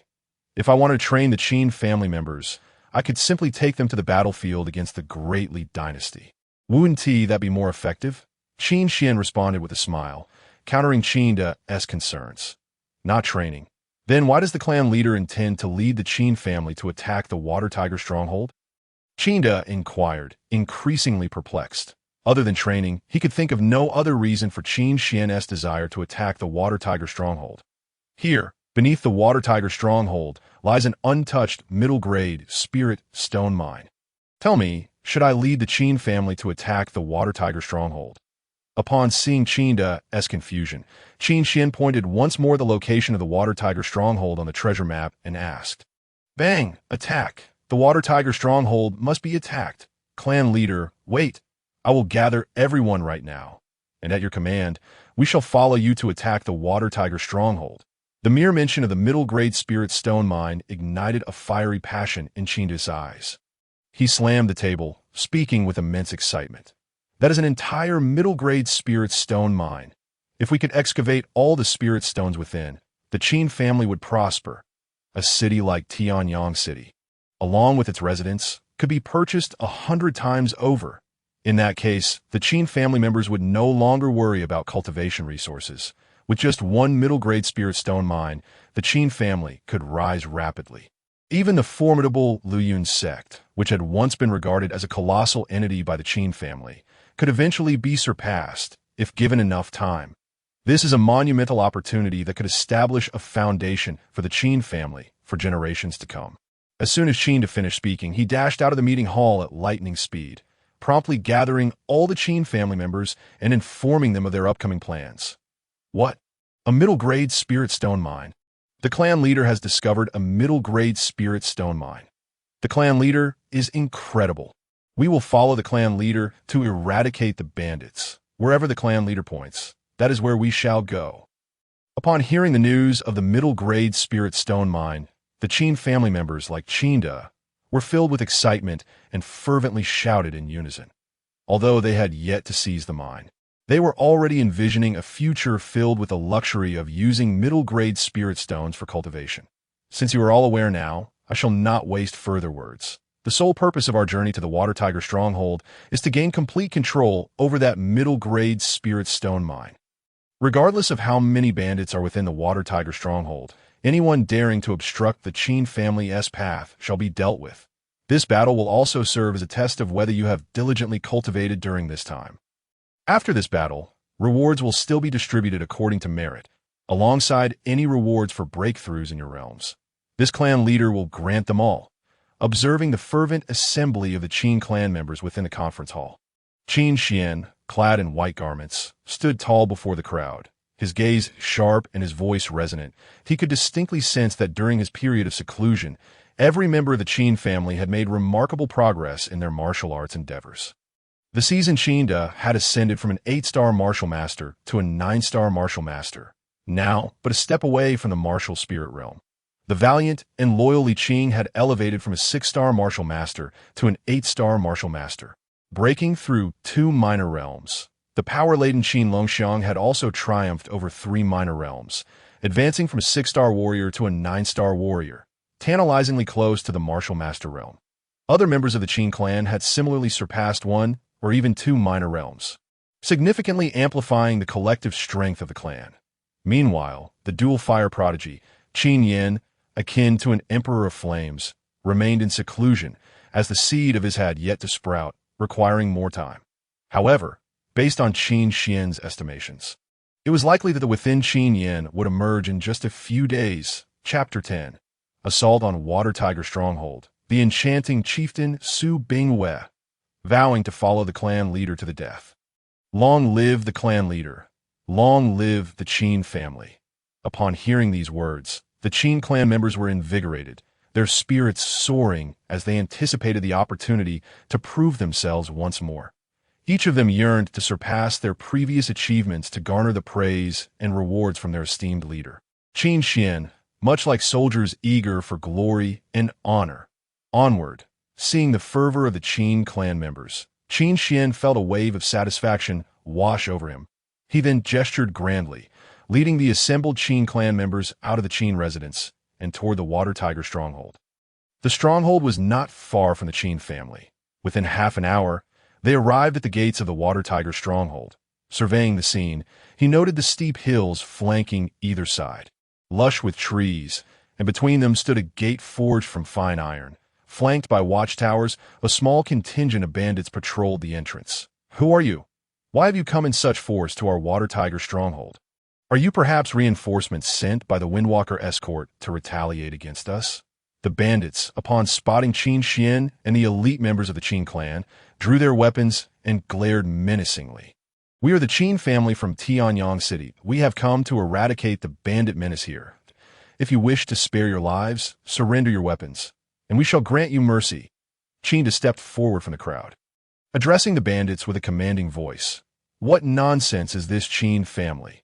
You worthless fools think you can eliminate our Water Tiger stronghold. You are courting death." The leader of the patrolling bandits roared in fury, ordering his men to shoot arrows. Whoosh!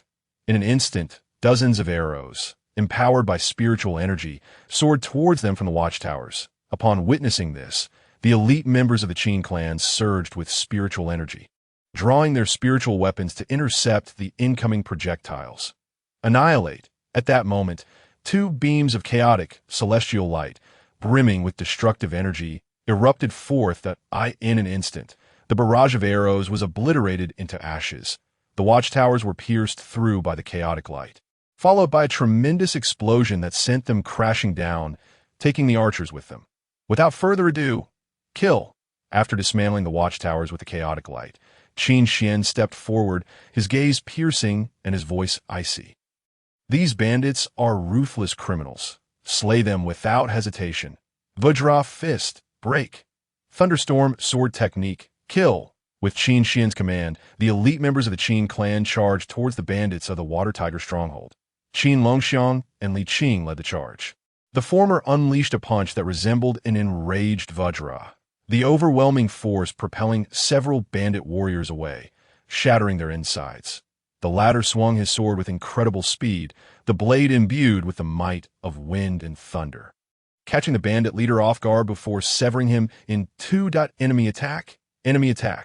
Faced with the Qin family's relentless assault, the previously aggressive bandits were instantly gripped by terror, shouting frantically for reinforcements from within the stronghold. Boom! As the bandits screamed for aid, figures brimming with spiritual energy and wielding weapons charged out of the stronghold. But to the forefront was a woman clad in purple armor, her delicate features striking, her long legs graceful, her form curvaceous and alluring, brandishing a short sword. This woman was none other than the chieftain of the Water Tiger stronghold, Su Bingwei. Who dares to invade my Water Tiger stronghold? Though the chieftain, Su Bingwei, possessed a beautiful visage and a slender figure, the overwhelming aura she emanated was no less formidable than that of any man. With her short sword in hand, she spoke with authority, embodying the spirit of a female warrior, exuding an extraordinary presence. What a powerful aura!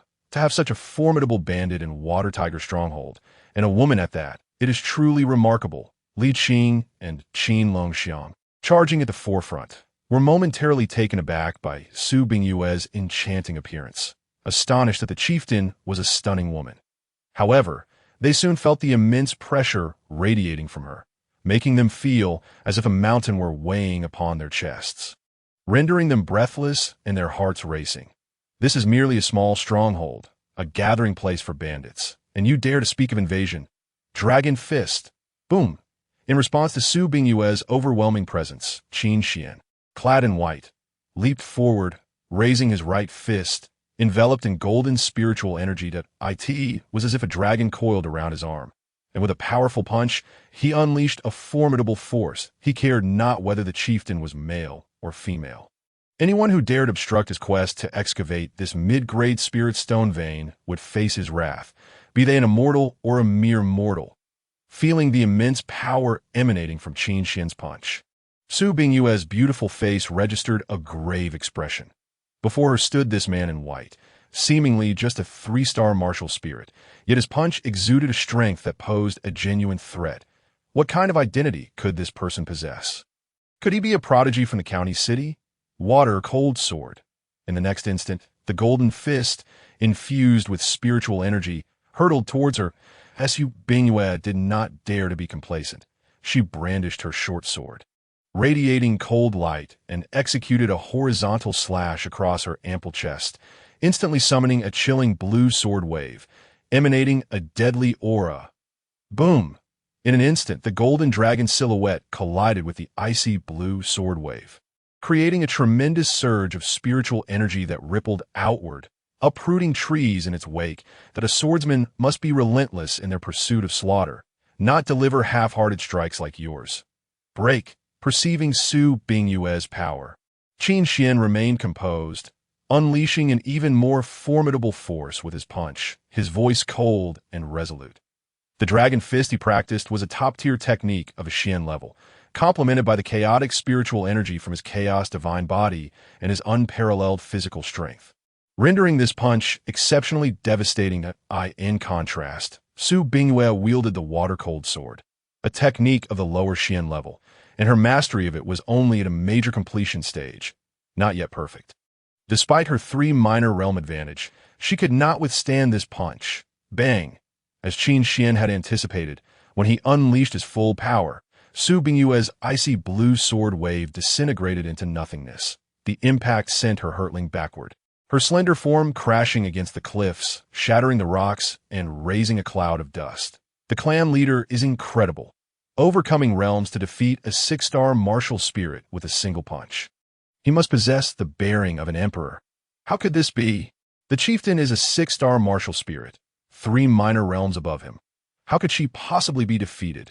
As Su Bingyue was sent flying by Qin Xian's punch, both the Qin clan members and the bandits of the Water Tiger stronghold were left in shock. The former was elated, while the latter was engulfed in panic. The Qin clan members, witnessing Qin Xian's might, felt their battle spirits soaring even higher as they charged at the remaining bandits. However, at that very moment, an unexpected turn of events unfolded. Buzz! From the woods on either side of the gates, 4 figures suddenly emerged.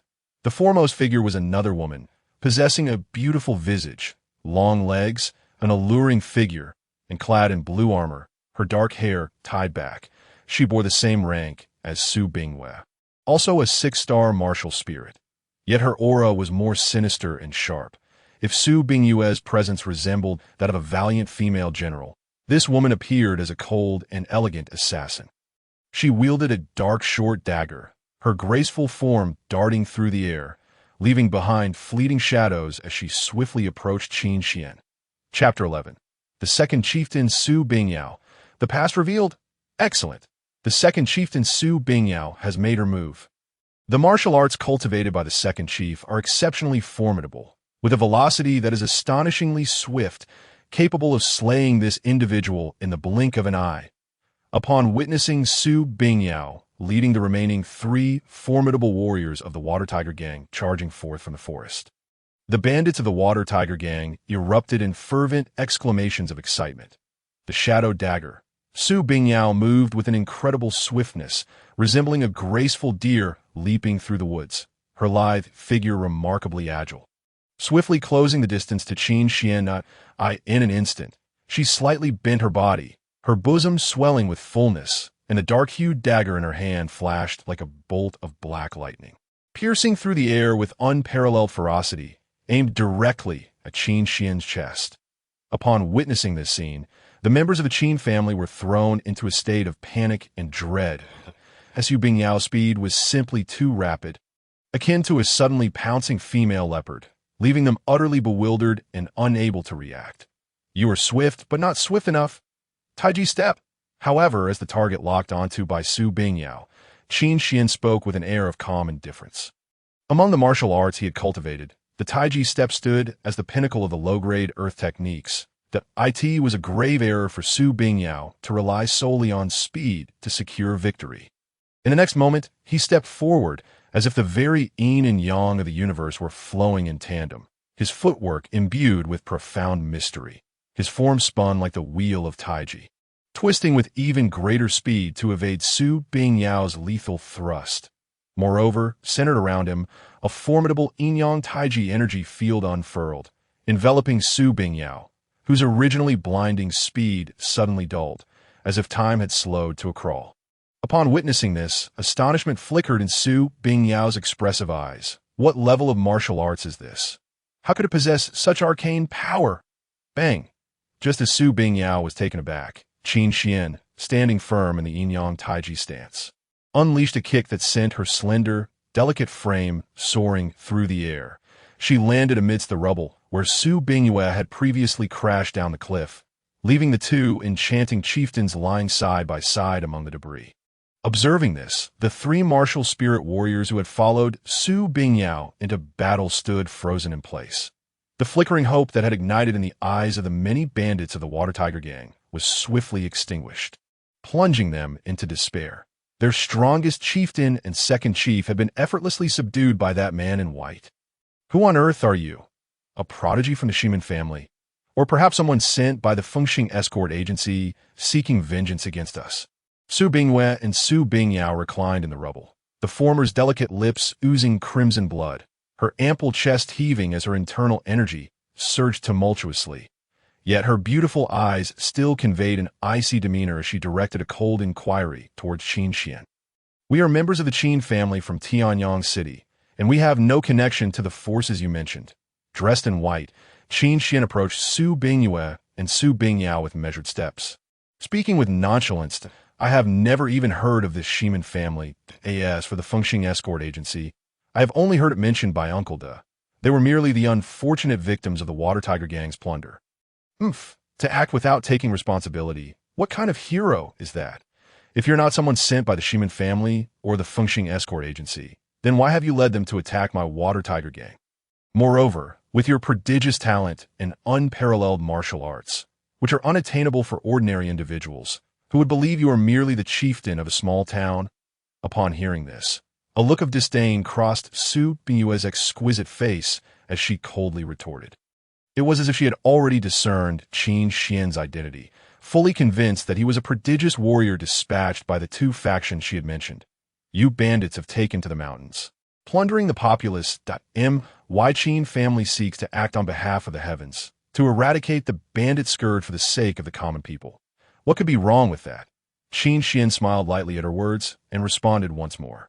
He certainly would not divulge the matter regarding the mid-grade spirit stone vein to Su Bingyue and Su Bingyao.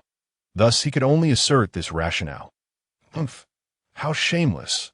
Ever since my sister and I became chieftains of the Water Tiger Gang, we have never plundered the common people, and we often rob the rich to aid the poor, taking in wandering beggars. We pride ourselves on never having committed a single evil deed. What right do you have to claim you are acting on behalf of the heavens? To eradicate us for the sake of the common folk? Su Bingyue scoffed at his words and continued, "As bandits who do not plunder the common people, yet act as chivalrous heroes robbing the rich to aid the poor. Do you expect me to believe that? Furthermore, if you truly do not rob the common folk, then why have you taken the valuables transported by the Fengxing escort agency?" Upon hearing Su Bingyue's remarks, Qin Xian could not help but retort with sarcasm. Truly remarkable. This is the first time I have heard of bandits who do not rely on plundering the common folk for survival, but instead rob the rich to aid the poor and engage in acts of chivalry. The reason my sister and I became chieftains of the Water Tiger Gang is precisely because we were forced into it by the Ximen family. Were it not for the Ximen family annihilating my entire Su clan, my sister and I would still be diligently cultivating in our martial arts academy, shielded by our parents from the storms of life. How would we have fallen to this state? However, even though my sister and I were driven to the brink by the Ximen family, coming here to become bandits, we would never resort to plundering the common people. As for the Fengxing escort agency, they are merely lackeys of the Ximen family. What is wrong with robbing them? If it were not for the presence of a 7-star martial spirit among that group, I would not have let a single one of them escape. In the face of Qin Xian's mockery, Su Bingyue lifted her delicate face, giving a cold snort before continuing, when she mentioned the Ximen family. Her beautiful eyes momentarily glistened with a deep-seated hatred and sorrow. You say you were forced into banditry by the Ximen family. During this time, you have never committed acts of arson, murder, or plunder. If you recount your past in detail, perhaps I, the chieftain, may spare your lives. Seeing Su Bingyue in such a state, Qin Xian furrowed his brows and spoke solemnly to the two sisters. He had indeed heard from Uncle that the Water Tiger Gang had seldom descended from the mountains to plunder villages or harm the common people. Moreover, the boundless hatred reflected in Su Bingyue's beautiful eyes seemed to suggest that there were compelling reasons behind the sisters' descent into banditry. Thus, he wished to understand why these two seemingly delicate sisters, akin to noble ladies, had fallen to such a plight. Why should we believe you? Upon hearing Qin Xian's words, Su Bingyao, who had remained silent until now, suddenly spoke, her beautiful eyes filled with caution. If you speak, you may have a chance to live. In the future, revenge may not be impossible. If you do not speak, there is only one path to death. You shall perish today. Qin Xian replied with an air of calm indifference. It was he who was offering Su Bingyue and Su Bingyao a chance to survive. Whether they desired that opportunity was of no concern to him, that if he wished to kill, he would not care whether the target was a man or a woman. Very well, we will tell you. Upon hearing this, Su Bingyao's exquisite face displayed a hint of struggle, as if reluctant to recall that period of their lives. Yet, she soon gritted her silver teeth and began to recount their past. Chapter 12. Beauty is Innocent. Capturing the sisters, a rich reward. My sister Bingyue and I were originally members of the Su Martial Arts Academy in Qiyang County. Our father, Su Junchang, was a master of the Su Martial Arts Academy. Having reached the level of a 4-star martial sovereign, under the management of our father and other relatives, the Su Martial Arts Academy thrived, with disciples aplenty, and our lives were comfortable and carefree. However, just a few months ago, while my sister Bingyue and I were out enjoying ourselves in the city, we unfortunately caught the eye of the third young master of the Ximen family. This third young master is notorious for his lecherous behavior, indulging in debauchery and often violating the daughters of respectable families. Only due to his prominent status as a young master of the Ximen family could he evade the punishment of the law. He coveted the beauty of my sister and me and attempted to assault us in public. Fortunately, my sister and I had trained in martial arts since childhood, allowing us to escape his clutches. Yet, it was precisely because of our counterattack that the third young master of the Ximen family was accidentally killed by us, leading the Ximen family to unleash their fury and send numerous martial sovereigns to annihilate my entire Su Martial Arts Academy. In order to protect my sister and me during our escape, our father sacrificed himself, leaving not even a complete corpse behind. Su Bingyao's voice quivered as she recounted the tale, and by the end, tears streamed down her beautiful face, staining her exquisite features. Her silver teeth bit into her tender lips, drawing blood that painted her lips a vivid red, an image of utter tragedy. Beside her, Su Bingyue was consumed by murderous intent. Her beautiful eyes tinged with crimson, her delicate hand, clutching a short sword, trembled uncontrollably, as if recalling the scene of the annihilation of the Su Martial Arts Academy. Beauty is innocent. Resistance is not a crime. Weakness is the true sin. You two sisters were meant to lead a life of happiness, yet it was destroyed by a debauched lecher. It is truly lamentable. Upon hearing these words, Qin Xian felt deeply moved and remarked, "It is a tragic irony that one born with such beauty, unwilling to be subjected to debasement and violation, faces calamity and sees her entire family annihilated.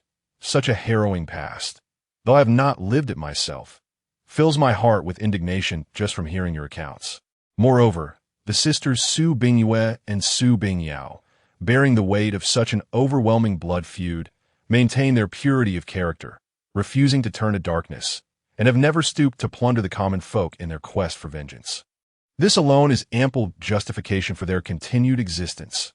You, sisters, possess hearts of virtue, since you have never engaged in looting or harmed the innocent. I, as the clan leader, am willing to grant you a chance at survival. From this day forth, you shall become the honored guardians of the Qin family, loyal to us. Not only will you live on, but when the Qin family grows stronger, we shall avenge you, allowing you to personally exact retribution upon your enemies.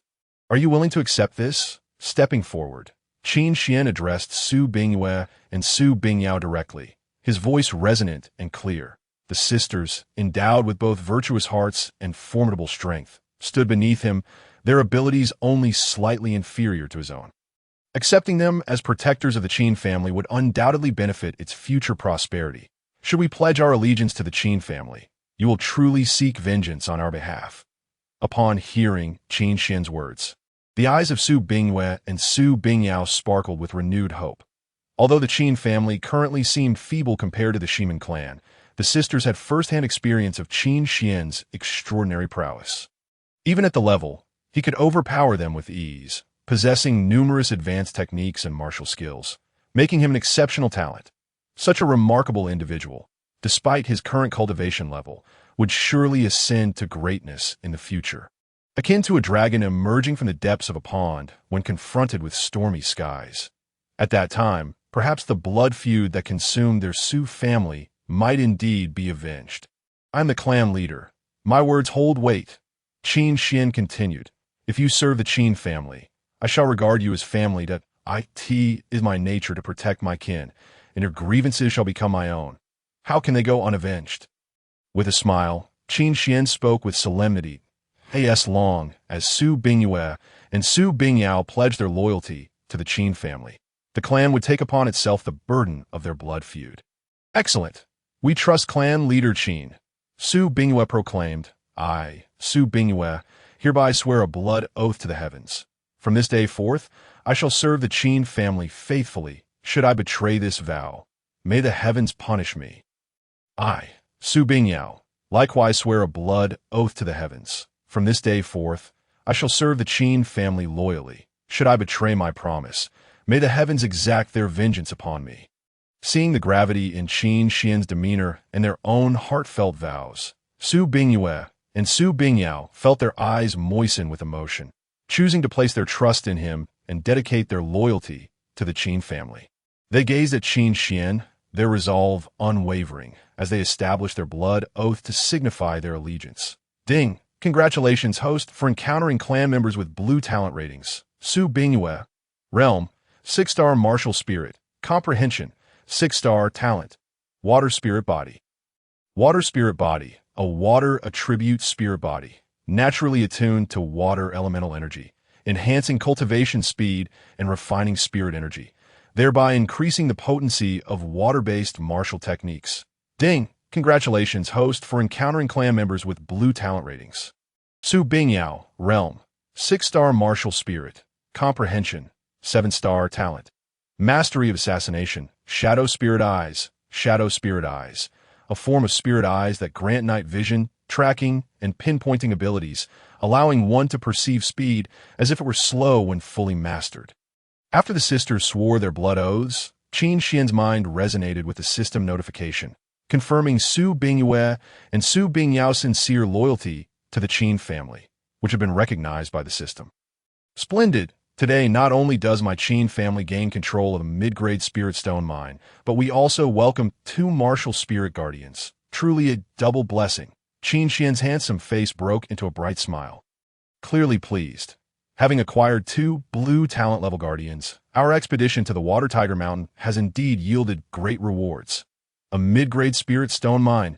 Where is this mine? Upon hearing Qin Xian's words, Su Bingyue and Su Bingyao were both astonished. As martial spirit practitioners who had lived in the Qian County city, their horizons were broad, and they understood the immense value of a mid-grade spirit stone mine and the powerful warriors it could produce.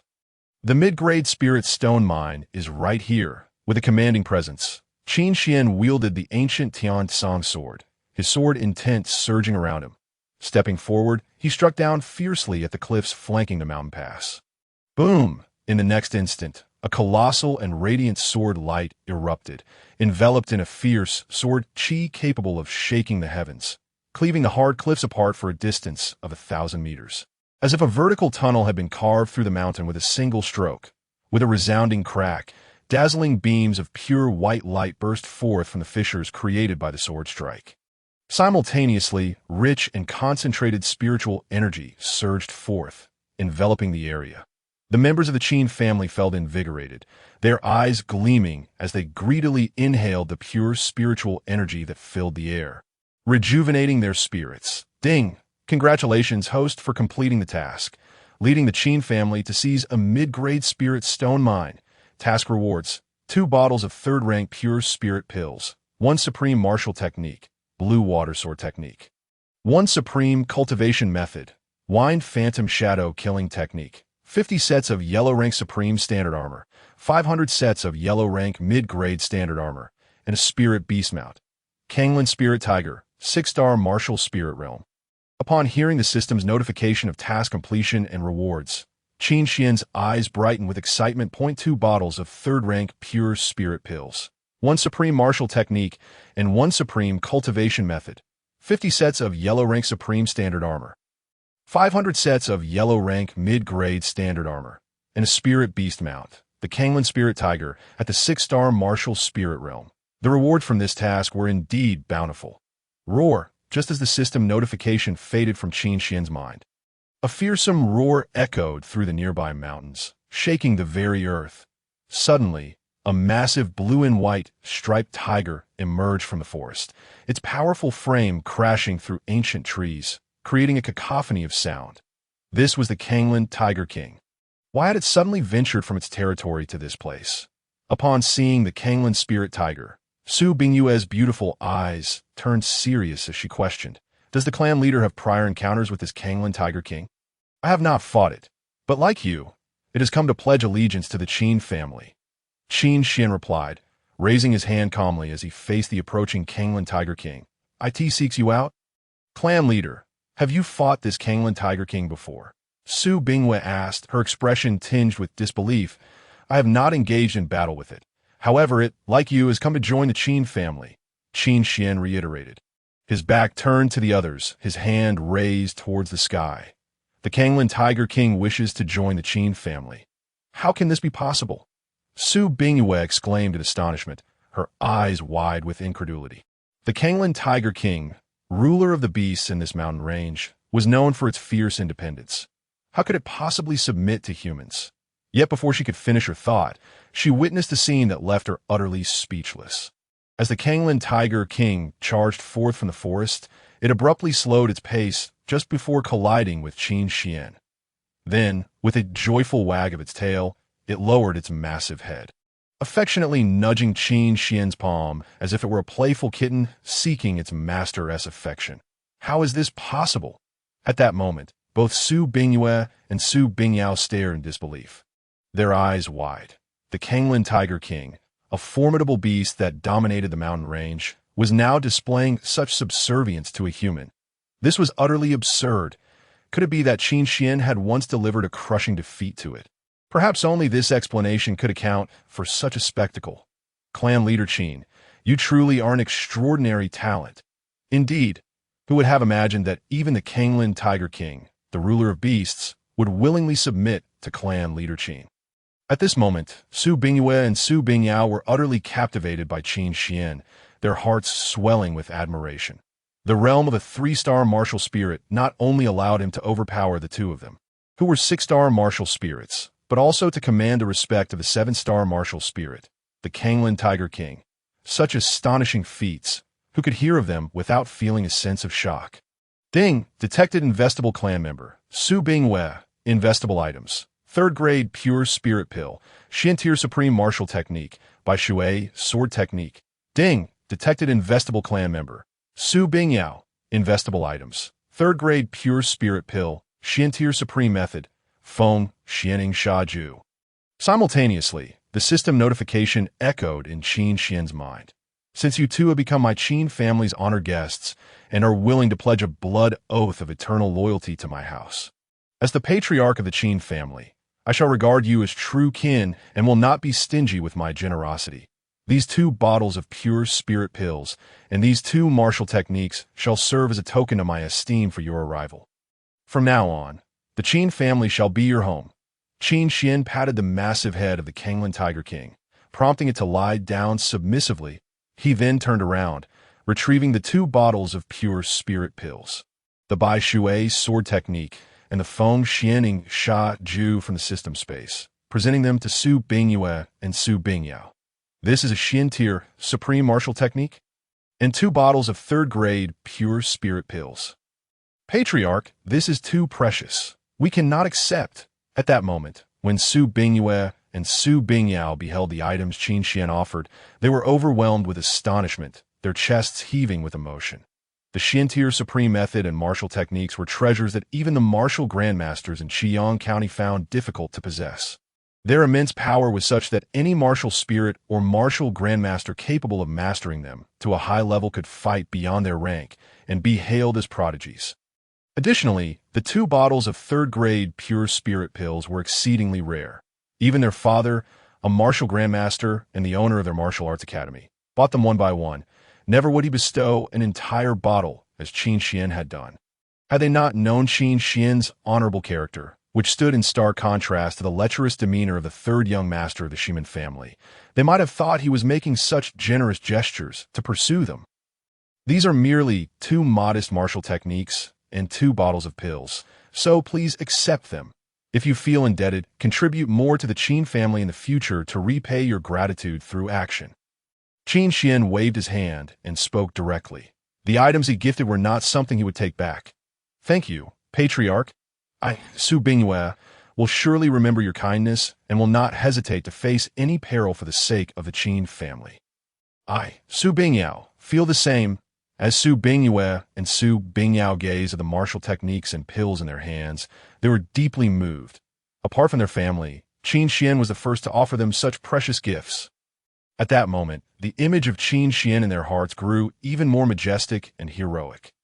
Ding! Investment successful. Congratulations, host. The investable clan member's aptitude is blue, and the investable item is 3rd grade pure spirit pill. Receiving a return reward of 4th grade spirit enhancing pill.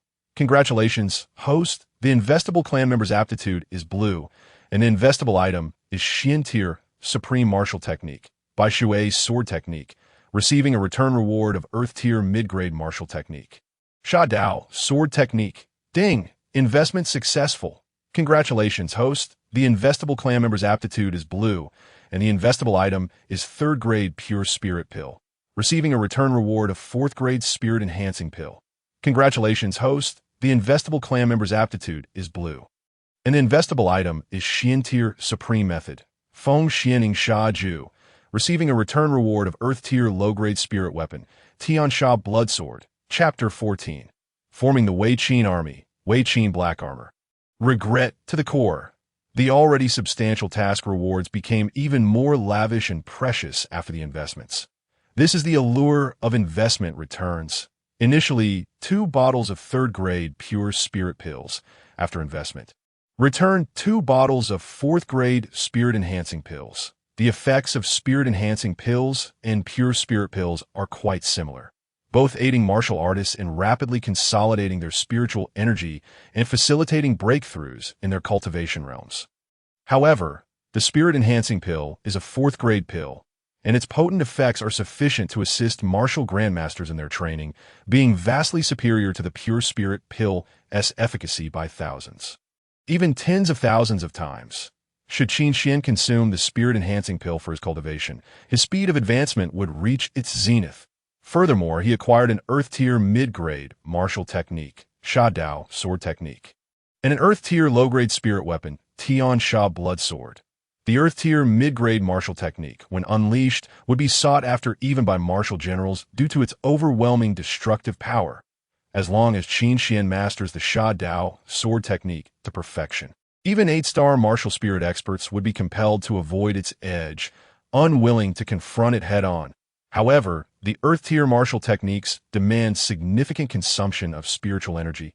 Just earlier, when he employed the Taixu step, even with his unparalleled chaotic divine body, he depleted at least 1/5 of his spiritual energy within moments. If an ordinary martial spirit were to execute an Earth-tier martial technique, they would likely exhaust their spiritual energy after a single use, becoming easy prey. Thus, even if he could rely on the system to achieve perfection in this Earth-tier mid-grade Xiaoyao sword technique, it would only serve as a trump card, reserved for desperate times. In daily confrontations, the cost-effectiveness of the Hantian sword technique would be far superior. What sort of character do these mountain bandits from Water Tiger Village possess? They were once notorious criminals, robbing and pillaging the common folk. Qin Xian inquired directly of the sisters, Su Bingyue and Su Bingyao. Rest assured, Patriarch, my sister and I have already dealt with the most heinous and vile individuals in Water Tiger Village, Su Bingyue assured Qin Xian, her jade hand resting confidently on her chest, her charming face alight with determination. With their character, they could not abide the presence of any wicked individuals in the village. That is good, nodding in response to Su Bingyue's assurance. Qin Xian then led the Kanglan Tiger King alongside the sisters to the battlefield where the Qin family members had just clashed with the mountain bandits of Water Tiger Village. Due to Qin Xian's swift suppression of Su Bingyue and Su Bingyao, the skirmish had been brief, with no casualties to report. Now, people of Water Tiger Village, I present you with 2 choices. First, the Qin family will form the Wei Qin army, and you may join us, pledging your loyalty to the Qin family. Second, until this mid-grade spirit stone vein is fully mined, you must remain within Water Tiger Village, prohibited from stepping outside. Those who defy this will be executed. Qin Xian's gaze was sharp as he addressed the mountain bandits of Water Tiger Village with a clear voice. They had all witnessed the existence of the mid-grade spirit stone vein, and until its extraction was complete, Qin Xian would not allow them to leave. Should word leak out, it could attract formidable enemies that the Qin family could not withstand, leading to their ruin. A man is innocent, but possessing treasures brings guilt. He understood this principle well, especially in this ruthless world where the weak had no dignity. Thus, he offered the bandits 2 choices. The idea of forming the Wei Qin army was not a spur of the moment. He had long considered it. After all, he aspired to establish the Qin family as the strongest imperial clan in this realm, and an army was essential for conquest. Seizing today's opportunity to begin forming the Wei Qin army would allow it to grow steadily in the future. I am willing to follow the great leader and the second leader, joining the Qin family's Wei Qin army, pledging my loyalty and fighting for the Qin family. Although Water Tiger Village no longer existed, the vast world offered countless places to go. I refused to serve the Qin family. I would rather be imprisoned here for a time than join the Wei Qin army and pledge my allegiance. Upon hearing Qin Xian's words, the majority of the mountain bandits expressed their willingness to join the Wei Qin army and serve the Qin family. However, a small faction preferred their freedom, even if it meant temporary confinement in Water Tiger Village, rather than submitting to the Qin family. Very well. I respect your choices, Those wishing to join the Wei Qin army may step forward to receive a set of Wei Qin black armor. Those who choose not to join may return to Water Tiger Village. After the bandits made their decisions, Qin Xian nodded. He then retrieved over 300 sets of black armor, exuding a gleaming aura and engraved with intricate formations, radiating a chilling brilliance. This black armor, known as Wei Qin black armor, was the reward for completing the system task, classified as yellow-tier mid-grade standard armor. Heavens! This is an entire set of yellow-tier mid-grade armor. For us. Patriarch, are you truly serious? Do we have a right to wear an entire set of yellow-tier mid-grade armor? The numerous mountain bandits who chose to join the Wei Qin army beheld the sets of Wei Qin black armor presented by Qin Xian with disbelief and profound astonishment. It is essential to understand that a complete set of such yellow-grade mid-tier armor, like the Wei Qin black armor, holds a value that could rival that of an ordinary yellow-grade top-tier spiritual weapon. After all, crafting a full suit of armor is a process exponentially more challenging than creating a singular yellow-grade mid-tier spiritual weapon. The strength of the spiritual power it bestows, the defensive capabilities it offers against enemy assaults, as well as its comfort and resilience, far exceed those of individual yellow-grade, mid-tier spiritual weapons.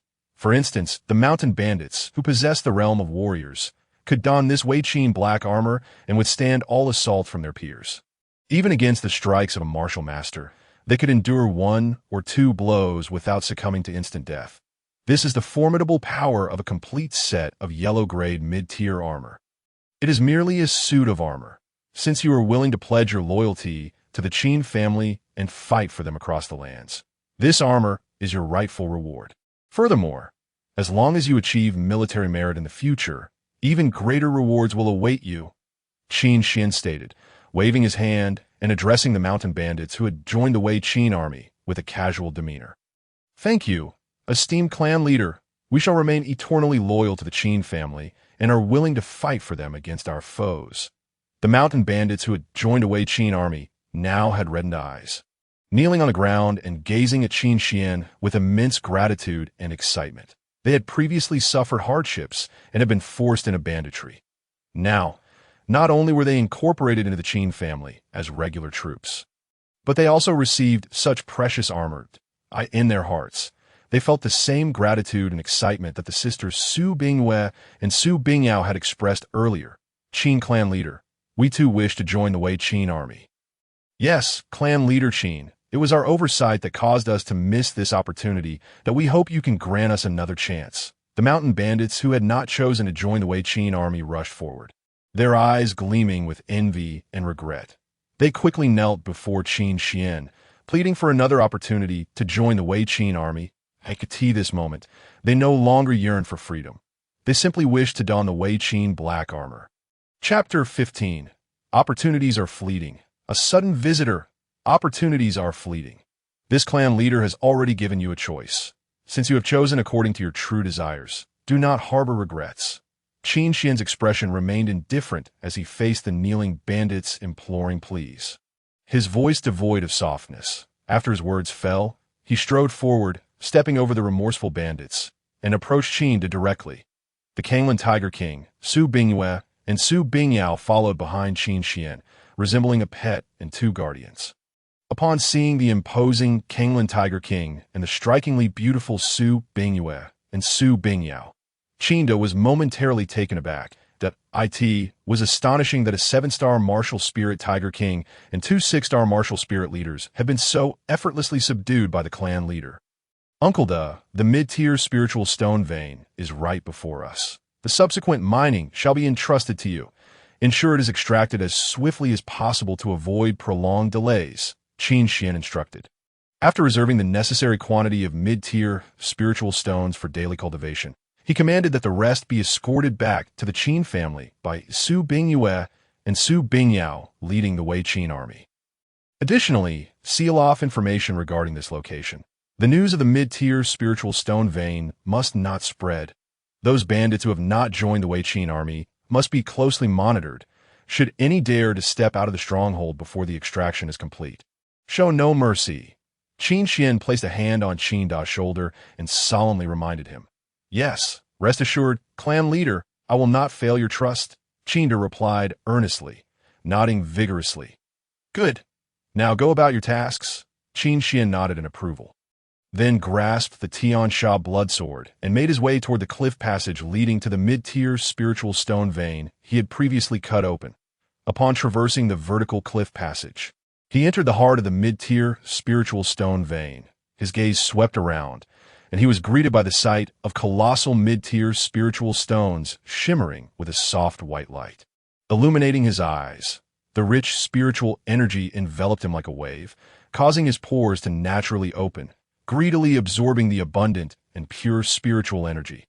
This time, I need not worry about a shortage of spiritual stones, Qin Xian remarked with satisfaction, surveying the area filled with mid-tier spiritual stones emanating pure spiritual energy.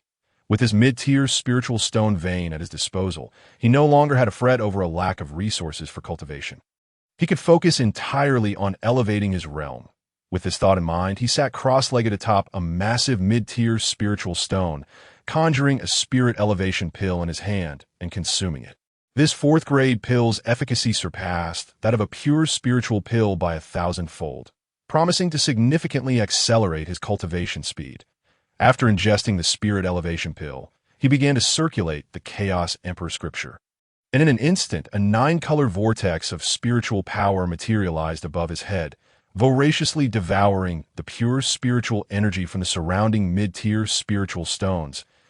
As the exceptionally pure and concentrated spiritual energy flowed into his body, the chaos spiritual veins within him radiated a brilliant glow.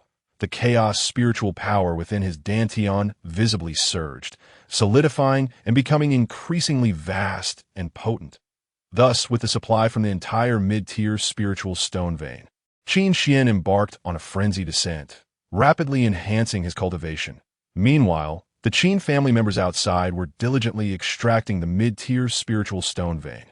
Despite the arduous process, the eyes of each Qin family member sparkled with excitement and hopeful aspirations for the future. Even without training, many experienced breakthroughs simply by basking in the rich and pure spiritual energy throughout their day. Under the guidance of Su Bingyue and Su Bingyao, the extracted mid-tier spiritual stones were successfully transported back to the Qin family. Progressing smoothly, as this flourishing atmosphere persisted, time flew by until one day, the arrival of unexpected visitors shattered the harmonious ambience. This is a mid-tier spiritual stone vein. There is actually a complete mid-tier spiritual stone vein here. Fortune has favored me. Ha ha ha. Just as the Qin family members and the Wei Qin army were fervently mining the vein, an old man in a white robe adorned with cloud patterns, exuding an ethereal aura, swiftly approached the mine entrance. Gazing at the mid-tier spiritual stones piled upon the carts, he erupted into ecstatic laughter. This white-robed elder, named Qi Sheng, was the second elder of the Flowing Cloud sect. A powerful 9-star martial spirit, he had come here today at the behest of the wind to assist in reclaiming goods from the mountain bandits of the Water Tiger stronghold. However, on his journey to the Water Tiger stronghold, he suddenly sensed an exceedingly rich and pure spiritual energy wafting through the forest. Initially, he assumed it was either a spiritual object emerging or a depleted spiritual stone quarry. To his astonishment, he discovered a complete mid-tier spiritual stone vein. If he could possess this vein, he would have no need to return to the Flowing Cloud sect. He could simply remain here, cultivating in seclusion until he breaks through to the martial Marquis realm, gaining the power of a Marquis, and never emerge. Who are you? This place has already been claimed by my Qin family. Depart at once. Upon seeing Qi Sheng, Qin stepped forward, his expression grave, and directly questioned him. Su Bingyue and Su Bingyao also advanced, their sharp gazes revealing an intense aura as they gripped their short swords and daggers, emanating overwhelming pressure. They sensed a faint yet palpable oppressive force emanating from the white-robed elder, causing a stir of tension within them. Elder Qi, wait for us. What the hell? Is there really a mid-tier spiritual stone vein here? This is fantastic, Master. We've struck gold. At that moment, another group emerged from the forest, comprising over a dozen individuals clad in the garb of the escort agency, all members of the Wind. The leader of this group, surnamed Wu, was the same 7-star martial spirit from the previous escort mission. Alongside him was a young man in a robe similar to Qi Sheng's, adorned with cloud patterns, whose face now bore an expression of delight as he exclaimed. This young man, named Nietong, was Qi Sheng's senior disciple, a 6-star martial master renowned among the younger generation of the Flowing Cloud sect. Upon witnessing the mid-tier spiritual stone vein, the group was equally taken aback, while Nietong was overwhelmed with astonishment. He was also filled with immense joy. After all, with his master being the strongest among them, the ownership of this mid-tier spiritual stone vein was undoubtedly clear. This is bad. It's the people from the wind. Su Bingyue and Su Bingyao, upon catching sight of Wu Biaodou, were struck with a profound change in expression, their delicate faces blooming with apprehension. The elderly man in white robes was undoubtedly a formidable figure summoned by the Windwalk Escort Agency to exact vengeance upon them. If this white-clad elder possessed overwhelming strength, one that even the clan leader could not contend with, they would be dragging the Qin family into peril. Contemplating this, Su Bingyue and Su Bingyao exchanged a resolute glance, their beautiful eyes brimming with determination. Having already implicated the Su family once, they resolved that this time, even if it meant facing death without a resting place, they would not burden the Qin family or their clan leader again. Chapter 16. We of the Qin family shall stand and die, never kneeling to live. The Qin family, the spirit stones within this spiritual stone vein were all extracted and transported back to your family. Were they not? After a moment of ecstatic realization, Qi Sheng discerned that 90% of the spirit stones from this mid-grade vein had already been mined, leaving but a mere 10% remaining. It was evident who had taken these spirit stones. It was none other than the members of the Qin family. And so what? This spiritual stone vein was originally discovered by my Qin family. Thus, the spirit stones rightfully belong to us. Facing Qi Sheng directly, Qin spoke without fear. With the clan leader Qin Xian absent, he, as the Grand Elder, represented the honor of the Qin family in every action. Even in death, he would not exhibit cowardice. Humph. Natural treasures belong to those with the ability to claim them. There is no principle of first come, first served, since the spirit stones from this vein have already been transported back to your Qin family. You should promptly take this old man to retrieve the spirit stones. Should you refuse, do not blame me for being merciless. Witnessing Qin Da's unwavering stance and his claim that these spirit stones belong to the Qin family ignited Qi Sheng's fury. He stepped forward, his white robe billowing as the overwhelming aura of a 9-star martial spirit surged forth, shaking the very mountains and forests. A 9-star martial spirit. How detestable.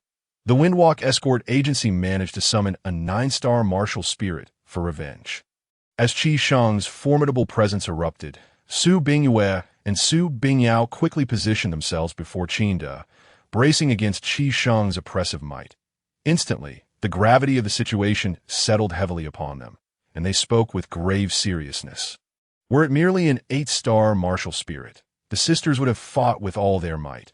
Bolstered by the presence of the Kanglan Tiger King hidden within the forest, perhaps victory was still within reach. However, against a 9-star martial spirit, their chances were exceedingly slim. Even with their lives on the line, alongside the Kanglan Tiger King, triumph was utterly unattainable. Elder Qi, your discovery of this mid-grade spiritual stone vein was aided by the guidance of our Windwalk Escort Agency. Might we request a share of the spirit stones in return? We of the Windwalk Escort Agency are not greedy. A mere 1,000 or 800 mid-grade spirit stones would suffice before a mid-grade spiritual stone vein. Wu Biaodou had long since cast aside the losses suffered by the Windwalk Escort Agency. His eyes sparkled with ambition, intent on seizing a few mid-grade spirit stones from Qi Sheng's grasp. You may. However, the primary concern remains to ensure these obstinate fools recognize their reality. Only through inflicting pain and despair will they understand that this vein is beyond their reach. Upon hearing Wu Biaodou's words, a flicker of murderous intent crossed Qi Sheng's aged visage, quickly replaced by calculating demeanor as he replied. Among those present, the only ally he could count on was his disciple Nietong. Relying solely on the two of them would make it difficult to subdue or eliminate all the members of the Qin family and the Windwalk escort agency. If even one were to escape and disseminate the news of this mid-grade spiritual stone vein, it would spell unnecessary trouble. Thus, rather than pushing the Windwalk escort agency into opposition, it would be wiser to temporarily acquiesce. Once he had extracted the location of the Qin family residence, he could then turn against the Windwalk escort agency at leisure. Thank you, Elder Qi. Wu Biaodou and the myriad escort members of the Windwalk agency rejoiced at these words. If they could secure even 1,000 mid-grade spirit stones, they would never have to worry about sustenance for the rest of their lives. Therefore, you of the Qin family have chosen to resist to the bitter end. Do you only wish for me to act before you understand that you are unworthy to lay claim to this vein? Qi Sheng waved his sleeve, unleashing a torrent of spiritual power that coalesced into myriad clouds behind him, resembling a multitude of pristine long swords, their aura sharp and formidable, as the second elder of the Flowing Cloud sect. He had dedicated 60 years to martial cultivation, mastering the sect's foundational technique, the mid-grade Flowing Cloud Sword Classic, to perfection. Now, unleashed, his spiritual energy flowed like clouds and swords, resilient and fierce, carrying immense power. Better to be shattered as jade than to remain intact as mere tiles. This spiritual stone vein has always belonged to my Qin family. Should you attempt to seize it by force, even if we are not as powerful as you, we shall fight to the death. We of the Qin family can only stand and die, never kneeling to live. In the face of Qi Sheng's overwhelming might, Qin Da's voice rang clear and unwavering. He had never retreated when confronted with the assaults of the Hong and Han families. Upon learning of his bravery, Qin Xian had once praised him for his fearless courage, declaring that he had not brought shame to the Qin family. Thus, now, before Qi Sheng, he could not falter, nor could he fear. Even if it meant his demise, if that is your choice, then perish. Upon hearing this, Qi Sheng's aged countenance twisted with boundless malice. Boom! He shot forward, engulfed by a torrent of clouds, as a turquoise, ancient long sword materialized in his hand. 1,000 streams of cloud energy gathered upon the blade, cleaving towards Su Bingyue and Su Bingyao with lethal intent. Among the Qin family present, only the sisters Su Bingyue and Su Bingyao were of sufficient caliber. The others were mere dross. If he could first eliminate Su Bingyue and Su Bingyao, it would plunge the Qin family into despair, making it all the easier to extract the location of their residence.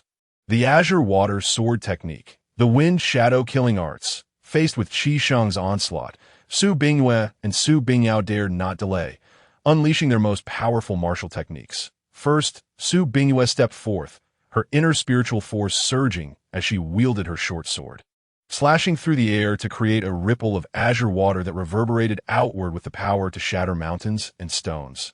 Following her, Su Bingyao brandished a dark short dagger, stepping through the air, her graceful figure splitting into 3 ethereal phantoms, the dagger piercing through the void with an unparalleled ferocity.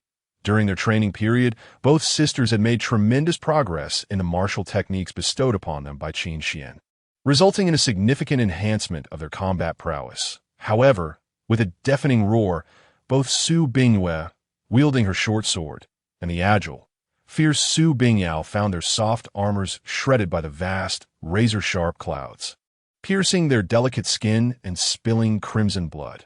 The energy waves emanating from the cloud spirit power violently hurled the sisters away, causing their internal spiritual force to dissipate, rendering them momentarily incapable of consolidating their strength. What? Their techniques are indeed of the peak quality within the profound realm. It seems you have squandered quite a number of spirit stones from this vein. However, once you are dead, all will belong to me. Qi Sheng's discerning gaze quickly recognized that the offensive martial techniques employed by Su Bingyue and Su Bingyao were of the coveted peak quality in the profound realm. This realization stirred envy within him, for even the formidable Flowing Cloud sect possessed only mid-grade foundational techniques. These two sisters, mere 6-star martial spirits, were hardly worthy of such precious martial arts. Yet, before Qi Sheng could finish his thought, a massive, dark shadow surged forth from the forest to his right. It was the Kanglan Tiger King, Its attainment of the 7-star martial spirit level indicated a high degree of intelligence. It understood the wisdom of ambush against formidable foes. Thus, it refrained from joining Su Bingyue and Su Bingyao in their defense against Qi Sheng's assault, waiting for the opportune moment to strike. Roar! The Kanglan Tiger King had awaited this chance for long. With the instincts of a predator, it darted forward with astonishing speed, reaching Qi Sheng in an instant.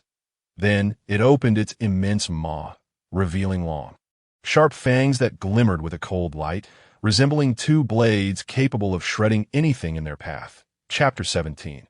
As the steed nears its end and kin face demise, what fools rush headlong into death? Damnable beast! Cloud Surge steps. Caught off guard by the Kanglan Tiger King's sudden attack, Qi Sheng only reacted when the creature was nearly upon him.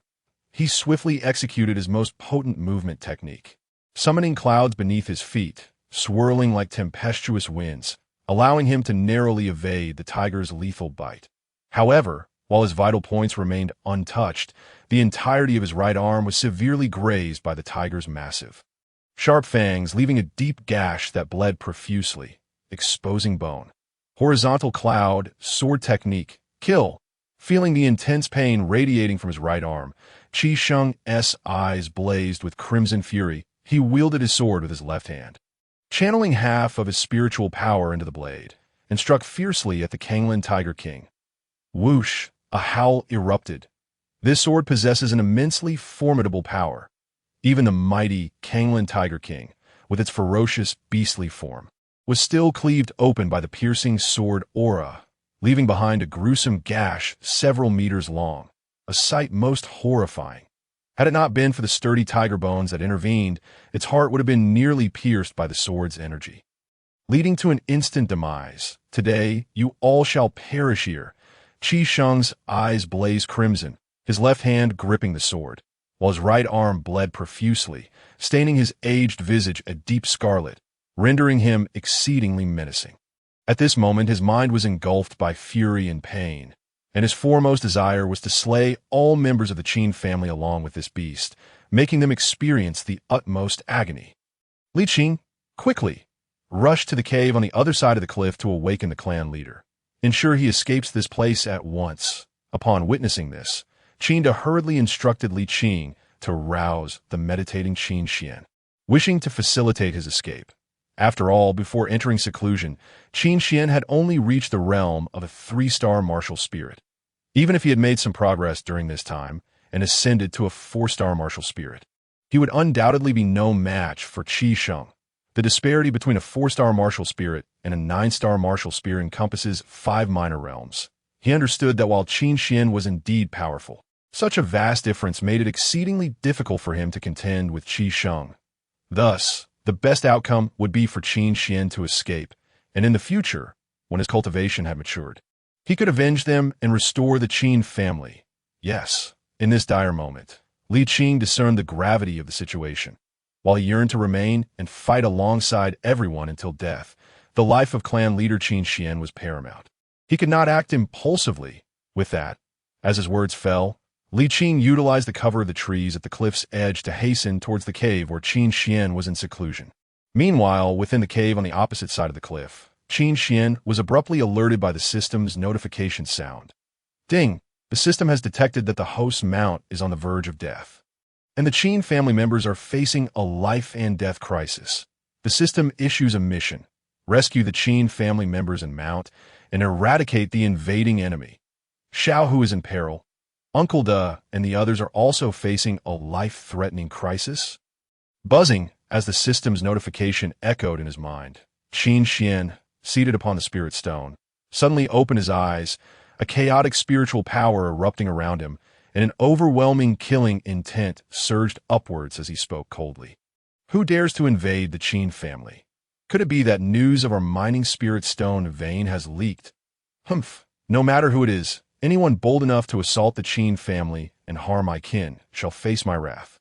With his words, Qin Xian sprang to his feet, the yin-yang taiji energy swirling beneath him, his form resembling an ethereal phantom.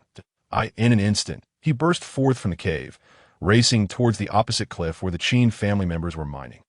Clan leader, Just as Li Qing arrived at the entrance of Qin Xian's cave, he witnessed Qin Xian's figure erupting from within, akin to a tempest, racing towards him with astonishing speed. Clan leader. This mining vein has been discovered by a 9-star martial spirit powerhouse who intends to seize it. Elder Bingyue, Elder Bingyao, and the Kanglan Tiger King have all been severely injured. Clan leader, you must leave this place and not let him find you. Upon seeing Qin Xian emerge from the cave, Li Qing shouted urgently, fearing that Qin Xian might underestimate the enemy's strength and thus meet an untimely end, extinguishing the last flicker of hope for the Qin family. I am the clan leader of the Qin family. Even if our clan is on the brink of destruction, I shall be the first to fall. Furthermore, a mere 9-star martial spirit does not possess the qualifications to annihilate the Qin family. Today, if he dares to harm my kin, I shall ensure he is reduced to ashes, leaving not a shred of flesh behind. Ignoring Li Qing's cries, Qin Xian maintained his speed, swiftly passing Li Qing and continuing his rush towards another cave while declaring with an icy resolve. What a 9-star martial spirit! Anyone who dares to invade the Qin family and harm its members shall face my wrath. Ha! I knew you would sneak away from the battlefield. There must be something amiss. To my surprise, the clan leader of the Qin family is here. What a catch! Just as Qin Xian was on his path, the figure of Wu Biao suddenly appeared, observing Qin Xian and Li Qing. He laughed heartily. Earlier, he had seen Li Qing stealthily approach and had followed him here. To his astonishment, he had managed to capture the clan leader of the Qin family, granting him greater leverage to extort more spirit stones from Qisheng. After all, this man before him is the clan leader of the Qin family, and who could possibly know better than him where the medium-grade spirit stones, transported back to the Qin family, are hidden? Perhaps he could even capture this clan leader and, disregarding Qisheng and the Fengxing escorts members, seize the medium-grade spirit stones for himself. As this thought took shape, Wu Biao's excitement grew. To monopolize 90% of the medium-grade spirit stones within the entire vein would undoubtedly make him wealthy. The title of Marquis within the Great Feng dynasty would surely belong to him. So, you are the clan leader of the Qin family. Surrender now and lead me to the Qin family to collect the spirit stones, and I may spare your life. What do you say? With a vision of a bright future, Wu Biao gathered his strongest spirit energy, unleashing the aura of a 7-star martial spirit, pressing towards Qin Xian as he spoke in a booming voice. However, before he could finish, a fist wrapped in golden dragon energy surged towards him, rapidly enlarging in his vision. The overwhelming aura emanating from the fist sent shivers down his spine, stripping away any hopes of a bright future, leaving only panic and dread in its wake. And he barely had time to utter a word before an immense force tore through his body, staining the air with blood. Fool! After delivering a fatal blow to Wu Biao, Qin Xian did not slow down, his white attire untainted by the blood mist as he continued towards the other cave. This was the first time he had encountered such a fool eager to seek death. What the? Li Qing, witnessing the scene from behind, was left utterly astounded. His mouth agape, a 7-star martial spirit, was so effortlessly dispatched by the clan leader with a single punch. What level of power does the clan leader possess now? Chapter 18. One life for countless lives? Why should this clan leader require your servitude in the next life? Wei Qin army, follow me to kill. The members of the Qin family, too, were not cowards.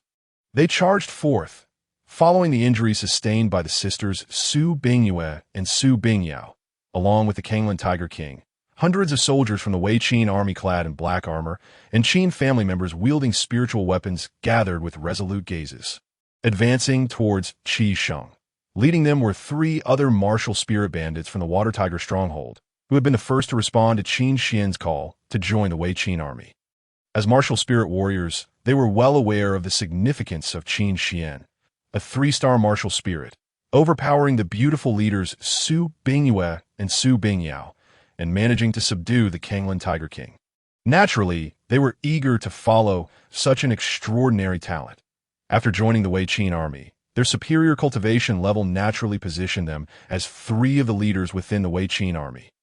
Now, faced with powerful foes, they as leaders were determined to lead the Wei Qin army in resisting the enemy, willing to sacrifice their lives to protect the Qin family Boom! Hundreds of Wei Qin soldiers and Qin family members charged forth in unison, creating an overwhelming momentum that shook the mountains and forests, their immense spiritual power surging forth towards Qi Sheng, that a bunch of damned ants. Do they think that sheer numbers can bring down an elephant? Truly a delusion, cloud partitioning sword. In the face of the onslaught from hundreds of Wei Qin soldiers and Qin family members, Qi Sheng's murderous intent intensified. His aged face bore an expression of disdain as he rasped like a malevolent spirit. You think you can withstand my might? With that, he bore the excruciating pain in his right arm and wielded his sword with one hand, slashing forward.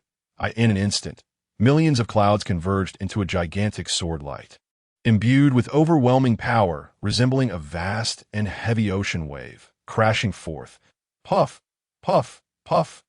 As the sword was unleashed, hundreds of Wei Qin soldiers and Qin family members were blasted back by the immense sword energy, each spitting blood, their internal organs shaken and grievously wounded. After all, Qi Sheng was a 9-star martial spirit powerhouse, while the combined might of hundreds of Wei Qin soldiers and Qin family members amounted to only 3 martial spirit leaders, with the rest being at the martial master or even lower levels. That they survived Qi Sheng's sword strike was solely due to the 3 martial spirit leaders absorbing a significant portion of the impact and sword energy at the forefront.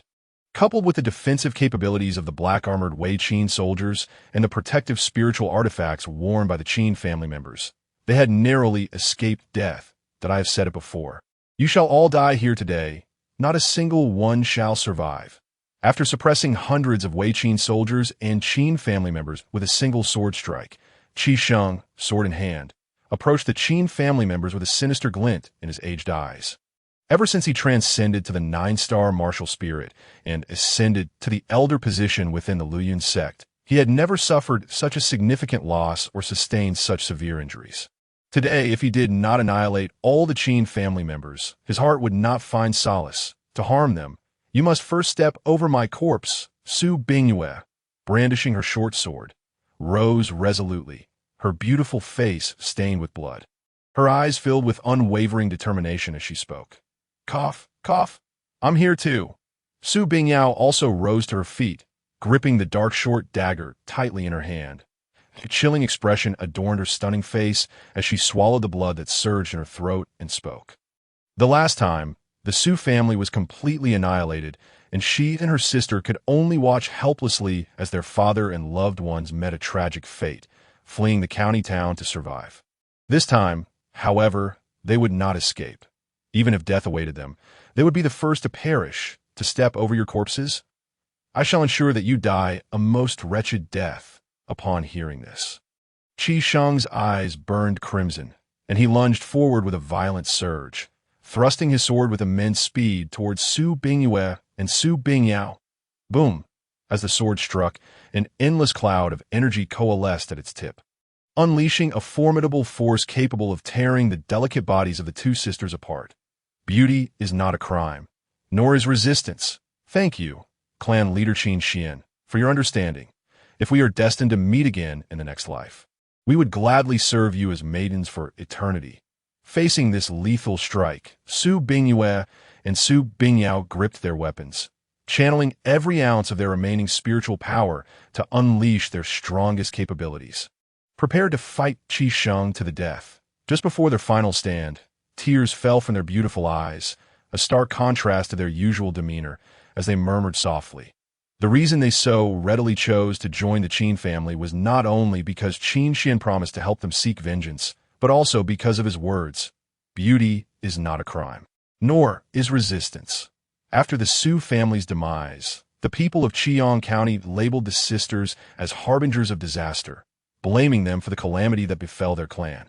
All the blame was placed upon them, rather than on the 3rd young master of the Ximen family. Only Qin Xian told them, beauty is not a crime, nor is resistance. Those words were like a ray of light dispelling the darkness in their hearts, revealing to them that it was truly not their fault, that it was their fortune to encounter a man as discerning and principled as clan leader Qin Xian. Buzzing, as Su Bingyue and Su Bingyao fought with all their might, they drew closer to Qi Sheng's sword tip, The sharp energy emanating from the blade made it difficult for them to keep their eyes open, their delicate bodies racked with pain. Clang. Just then, a resonant sound of a sword echoed through the air, a life for a life. Why would this clan leader need your service in the next life? Open your eyes and behold how this clan leader shall reduce this wretched old fool to ashes. Accompanied by the resounding sword cry, a magnificent surge of sword energy swept through the air.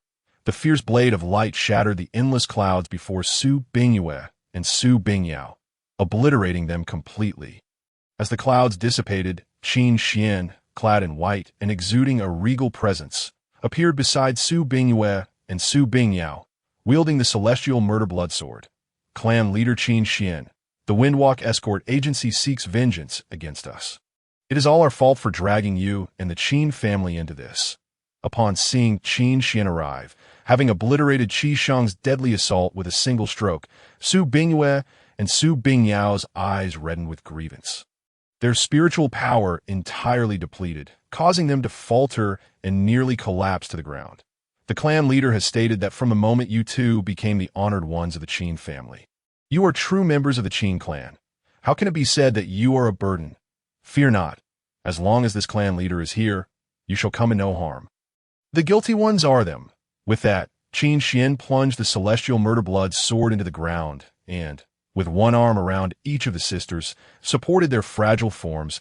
As he spoke, he cast a menacing glance at the detestable Qi Shang, then surveyed the hundreds of injured Qin soldiers and family members around him. An overwhelming surge of murderous intent surged within him.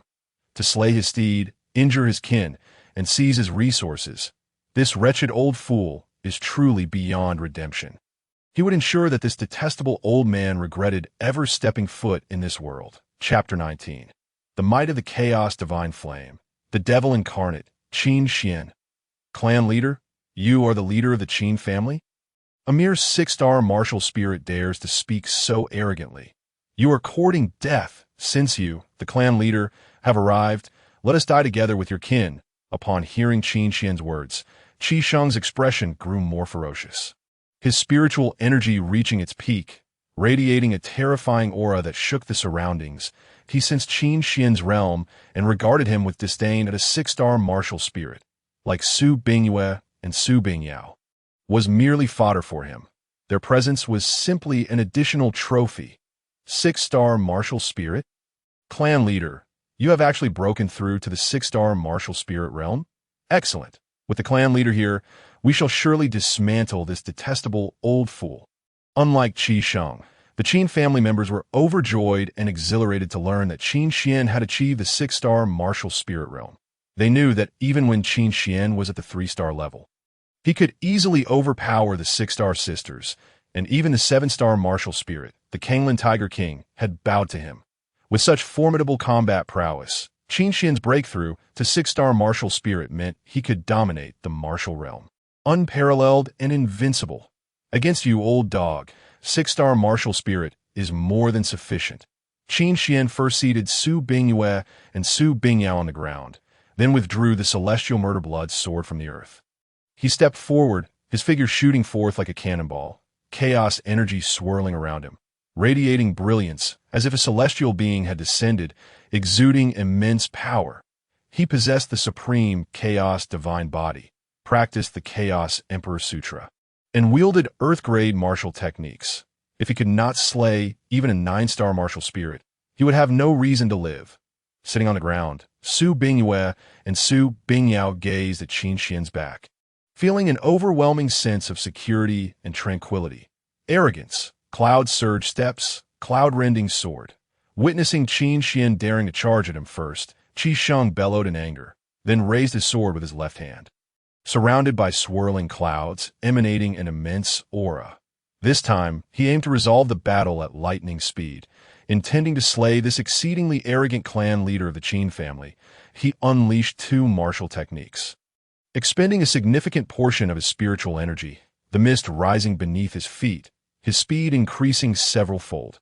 The spiritual weapon sword in his hand erupted with the shadows of the clouds, resembling a roiling storm, enveloping Qin Xian with overwhelming sword force in the face of Qi Shang's most powerful assault. Qin Xian remained unfazed, tightly gripping the celestial murder blood sword, his blood energy surging, his eyes filled with a murderous intent that soared into the heavens. As if he were an ancient god of slaughter, cleaving through the firmament. Killing path sword art, demon slayer form, boom! With a thunderous roar from Qin Xian, dozens of powerful runes erupted in crimson brilliance atop the blade of the celestial murder blood sword, bestowing upon him unparalleled killing power. This transformed his killing sword energy into a force dozens of times stronger. Such was the might of an Earth-grade spiritual weapon. In the next moment, he expended 80% of his internal energy and then swung his sword, unleashing countless blood shadows, as if a myriad of demons were spilling blood, infused with the overwhelming power to annihilate demons, charging directly at Qi Sheng. Clang! In an instant, the celestial murder blood sword collided with Qi Sheng's spiritual weapon sword.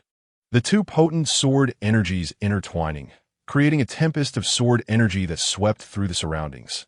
Yet, just as the blades met, a crisp shattering sound rang out, and Qi Sheng's sword was abruptly severed by Qin Xian's strike. This is an Earth-grade spiritual weapon. How can this be? You, a mere 6-star martial spirit, possess an Earth-grade spiritual weapon. As Qi Sheng's sword was cleaved in two, disbelief and terror flooded his aged face. His voice hoarse as he shouted. Let alone him, even the leader of the Liyun sect, a genuine martial sovereign, wielded only a top-tier profound-grade weapon, an Earth-grade spiritual weapon, even a low-tier one, is a treasure most martial sovereigns would struggle to attain in their lifetime, let alone those of martial spirits. An Earth-grade spiritual weapon? The clan leader actually possesses an Earth-grade spiritual weapon. Good heavens, what other hidden cards does the clan leader have that we do not know about? How astonishing! Not only Qi Sheng, but even Qin De, Qin Longxiang, Su Bingyue, Su Bingyao, and the rest of the Qin family members were utterly shocked, exclaiming in disbelief upon hearing that Qin Xian possessed an Earth-grade spiritual weapon. Though they were of lower realms, they understood what it meant. They never expected clan leader Qin Xian to possess such a treasure. It was truly a staggering stroke of fortune. Pauper! In response to Qi Sheng's incredulity, Qin Xian replied indifferently. He then exerted force with both hands, channeling chaos energy into the celestial murder blood sword, directly obliterating the thick clouds and severing Qi Sheng's lower limbs at the roots. In an instant, blood spurted through the air, as Qi Sheng's waist resembled a crimson waterfall, his lower body completely severed, exposing the vivid red flesh and stark white bones within, an utterly horrific sight. The chaos divine flame burn. After Qi Sheng severed the lower limb with a sword, Qin Xian flicked his finger, and a flame of purple gold erupted forth, soon blazing fiercely in the void, engulfing the remaining half of Qi Sheng's body in its scorching embrace. So hot! Kill me! You must kill me! As Qi Sheng was seared by the chaotic divine flame, his aged visage twisted in unimaginable agony. He felt as though both his soul and body were being consumed by the inferno. Every part of him was subjected to excruciating torment, compelling him to cry out hoarsely in despair, preferring death to enduring such suffering. Fear not. This flame is not an ordinary fire. It shall not reduce you to ashes, but rather seal your wounds, staunch your bleeding, allowing you to savor this warm and pleasurable sensation a little longer. Observing Qi Sheng's torment as he writhed in the chaotic divine flame, Qin Xian's mood lightened considerably. He looked at Qi Sheng with satisfaction and said with a smile, You are a devil. You are nothing but a devil. Quickly, in my life, I beg you to kill me. To Qi Sheng, Qin Xian's smile appeared as that of the most malicious demon, driving him to the brink of madness, shattering his beliefs. Having lived nearly a century, it was the first time he truly experienced the meaning of being unable to live or die. Rest assured, your suffering shall not be solitary. They too shall join you in relishing the joys I bestow upon you. As Qin Xian listened to Qi Sheng's anguished screams, he turned to Nietong and the other bodyguards from the Windrunner escort agency, saying, I am a man who repays grievances with interest. None who dare infringe upon the Qin family shall escape unscathed. No, don't come closer. No matter how strong you are merely at the martial spirit realm. While our Windcloud Sect's master is a bona fide martial sovereign, my master is even the second elder of the Windcloud Sect. Should he go missing or perish, our sect will scour the earth to find you and your Qin family. If you dare continue to torment my master and me, once our master learns of this, he will surely lead the disciples of the Windcloud Sect to raze your Qin family to the ground, annihilating every last one of you. However, if you choose to spare my master and me today, we shall let bygones be bygones and will never inform the master of this matter. Witnessing Qin Xian approach, Qi Xing's eldest disciple, Nie Tong, felt his legs turn to jelly.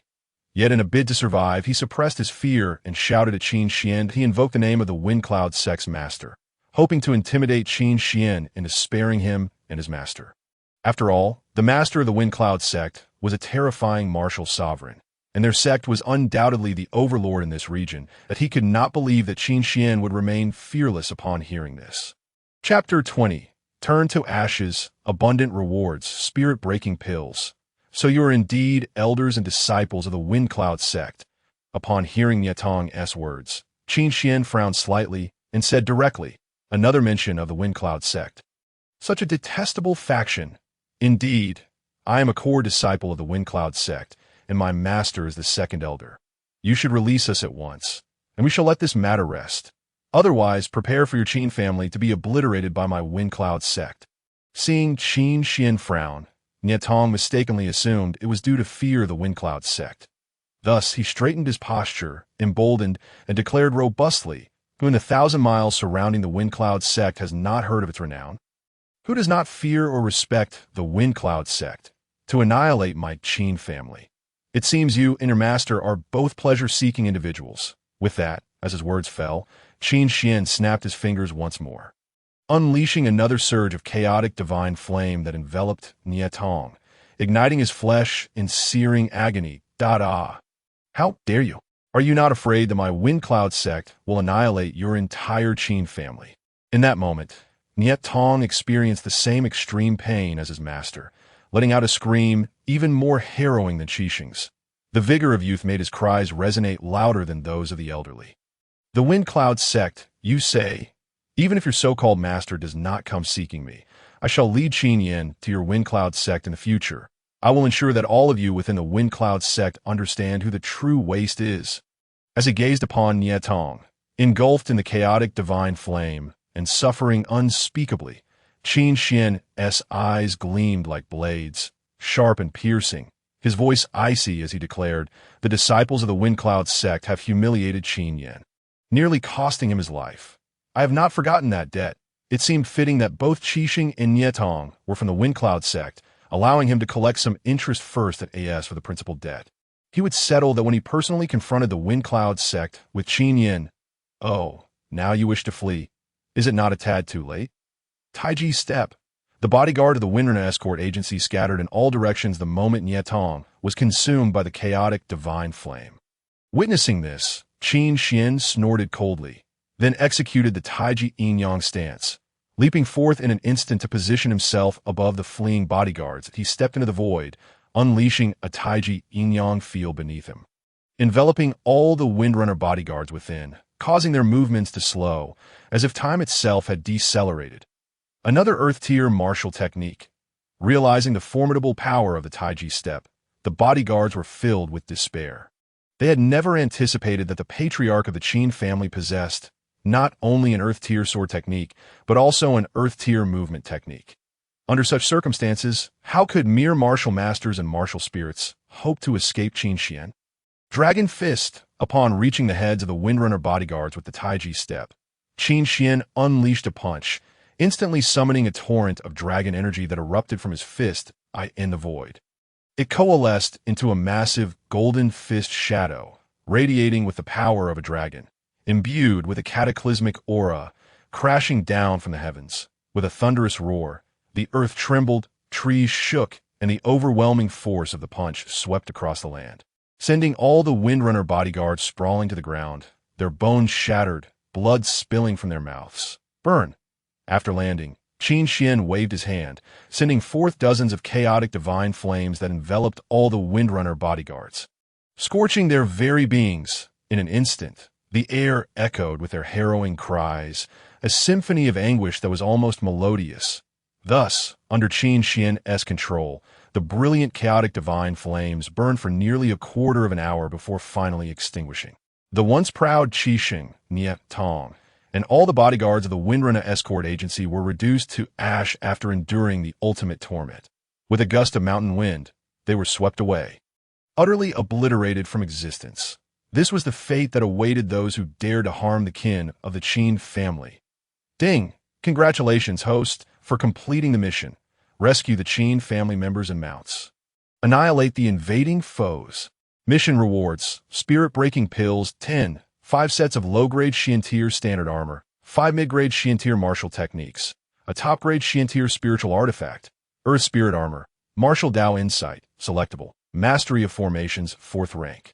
4th rank Flowing Fire Formation, 4th rank Revitalization Pill, Blood of the Overlord Heavenly Tiger, and Celestial Fire Spirit Grass. As Qixing, Nie Tong, and the Windrunner bodyguards were entirely turned to ash, a system notification resonated in Qin Xian's mind, signaling the completion of the task. Upon hearing this notification, even Qin Xian was somewhat astonished, for the rewards were exceedingly generous. 10 Spirit-breaking pills. The Spirit-breaking pill is a 3rd-tier elixir. However, despite being of the 3rd tier, its efficacy and value surpass that of many 4th-tier pills. The effect of this pill is to enable a martial spirit powerhouse to directly break through a minor realm without any side effects. However, each martial spirit can only consume this pill once in their lifetime. Consuming a second will yield no effect, akin to eating a mere candy. Furthermore, this pill cannot assist a 9-star martial spirit in breaking through to the martial sovereign realm. Aside from these limitations, there are no other restrictions. Despite these 2 limitations, the Spirit-breaking pill is still lauded as the most precious elixir among 3rd-tier pills, worth its weight in gold, and is sought after by countless martial spirits. Each time it appears, it prompts a mad scramble among cultivators to receive such an extraordinarily valuable reward of 10 Spirit-breaking pills at once is truly extravagant. Chapter 21. Formation Sword Intent, Embarrassingly Effective Healing. An investment in family beasts.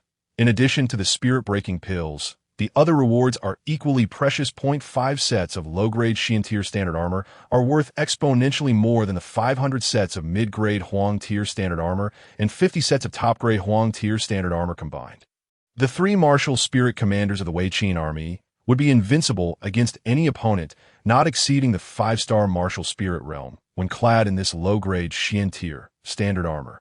Provided they have sufficient spiritual energy to activate the armor's defenses, they could stand and let their opponents strike without fear of being breached. Furthermore, the 5 mid-grade Xian-tier martial techniques and a top-grade Xian-tier spiritual artifact. Earth Spirit Armor present excellent opportunities for investment returns. As for Martial Dao Insight selectable. What kind of reward is this? Ding. Among the martial techniques currently practiced by the host, the following can lead to sudden enlightenment of Martial Dao Insight. Killing Sword Technique can lead to Sword Intent. Dragon Fist can lead to Fist Intent. Taiji Step can lead to insight into movement techniques. Please choose the martial arts realm that you wish to comprehend. To think that I am asked to select a martial arts realm for enlightenment. Truly the system is remarkable. Once a reward is granted, it is bound to be exquisite. Upon hearing the system's prompt echoing in his mind, Qin Xian was filled with immense joy and exclaimed in awe. The martial arts realm is a profound state that a warrior can only achieve after perfecting their martial techniques.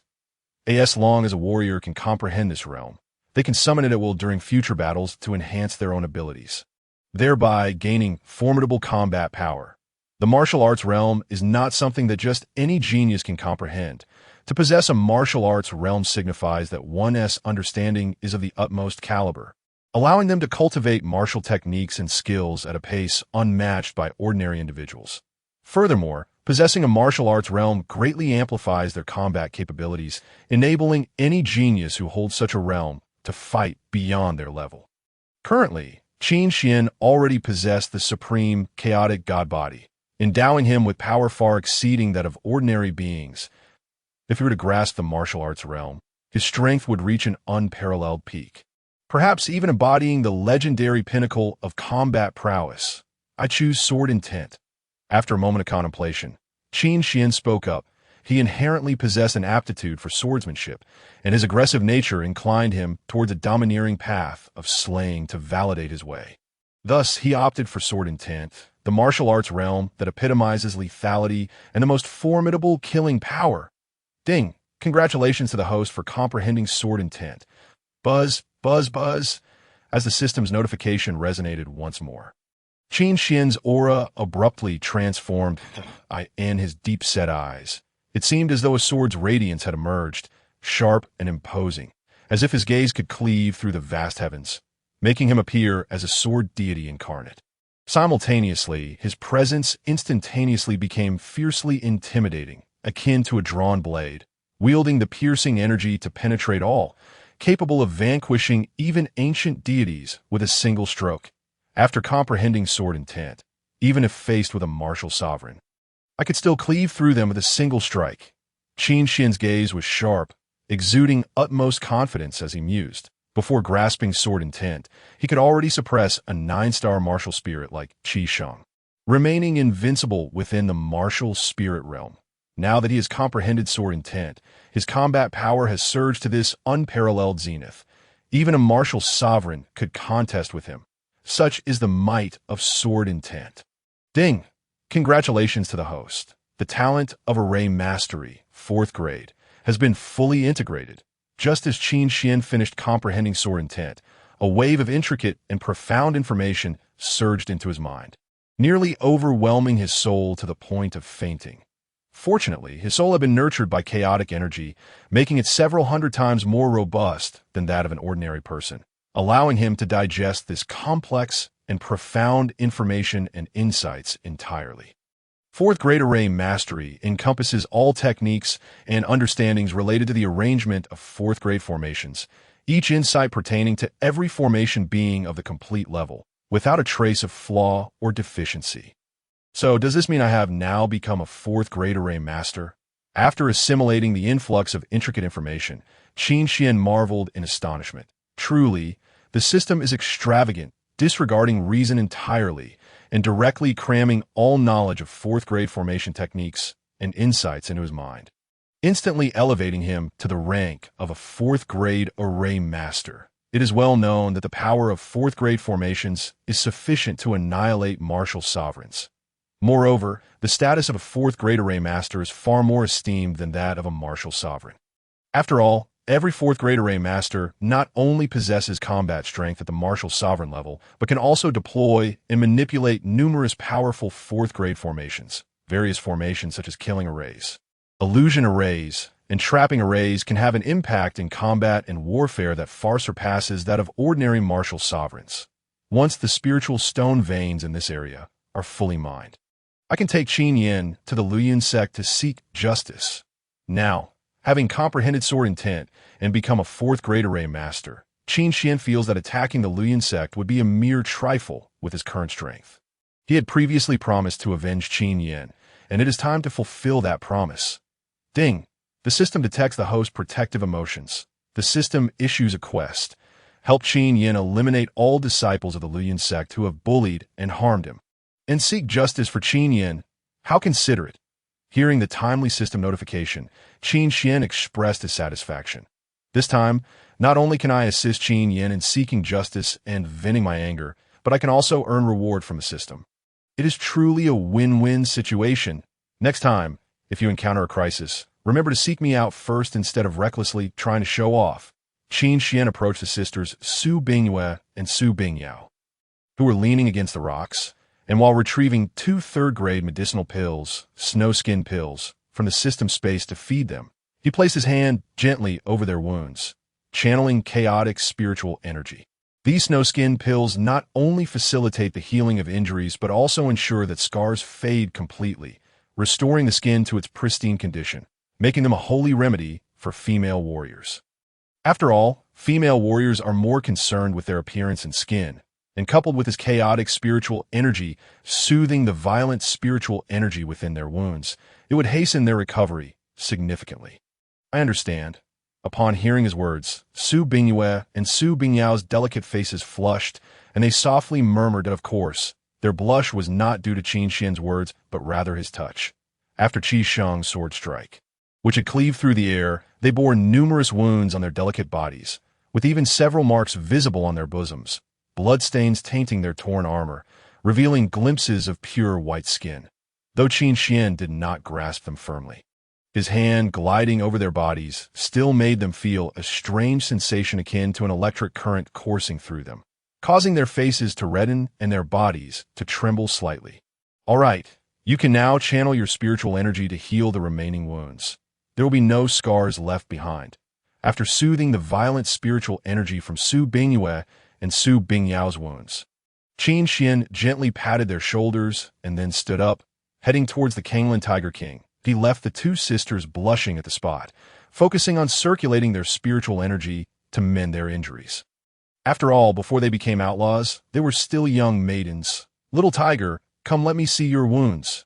As Qin Xian walked towards the Kanglan Tiger King, he spoke, although the Kanglan Tiger King had bitten Qi Shang's right arm during their confrontation.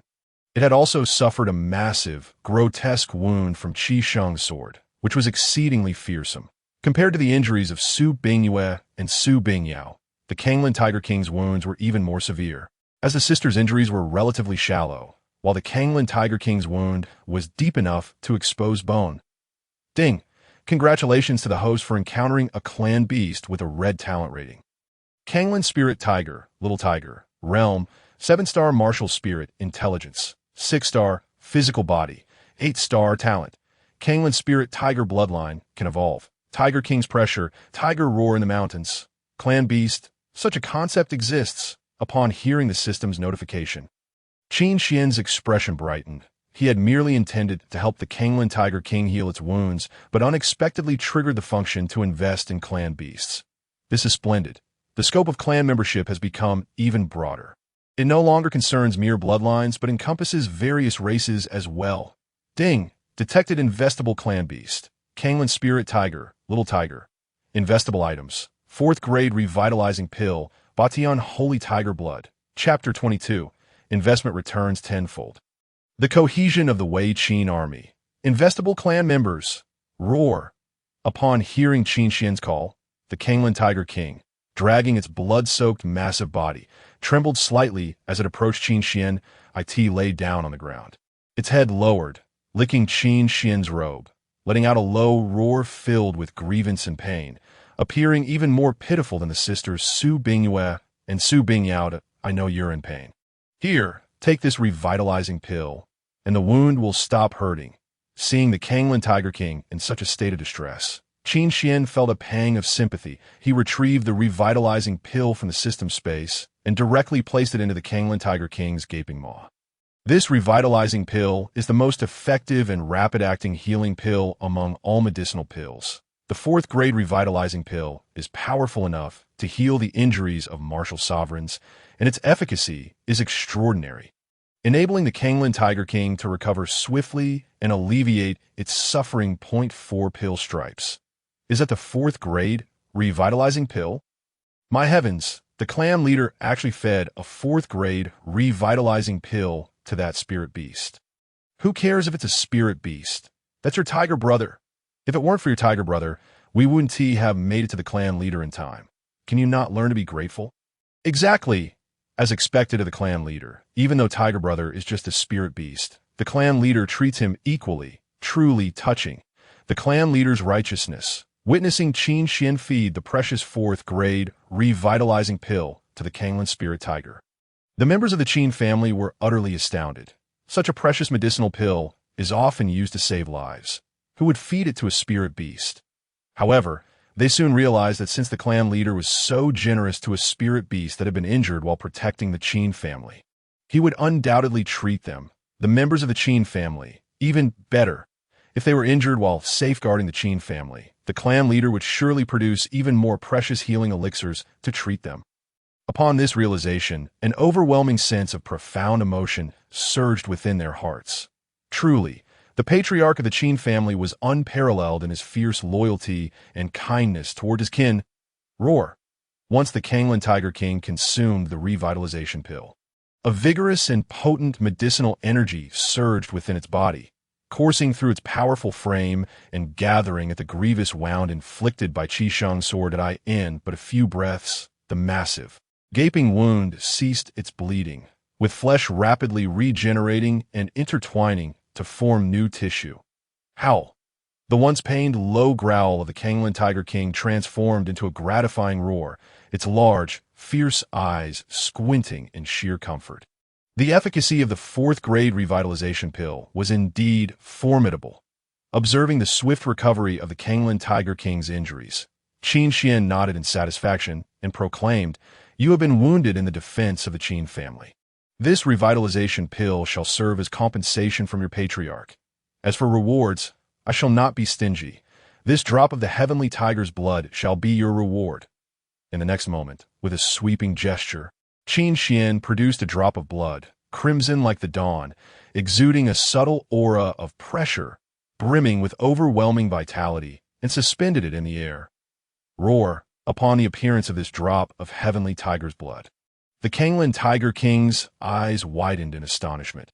Ignoring its injuries, it sprang up and devoured the precious blood in a single gulp. For these spirit beasts, the evolution of their bloodline was an instinctive drive. Akin to a human's thirst for water or hunger for food, no spirit beast could resist the allure of bloodline evolution.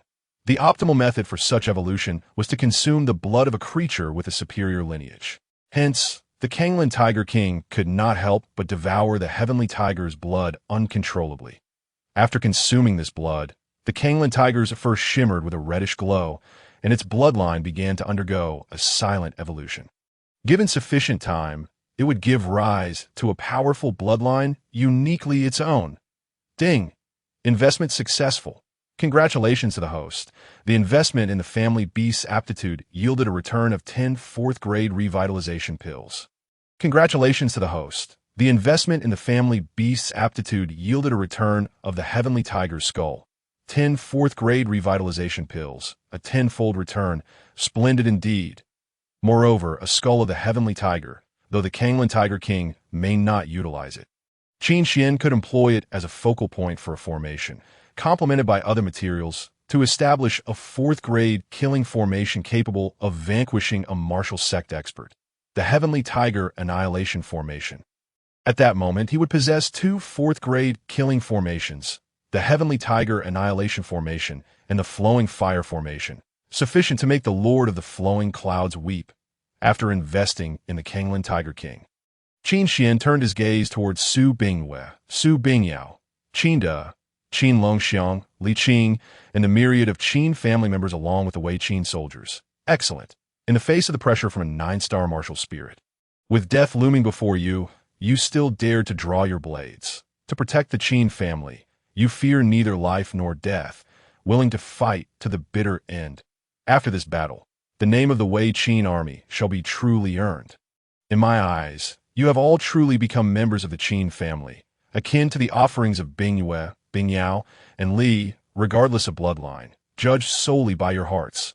Before everyone, Qin Xian stood tall, clad in white, his voice resonating clearly.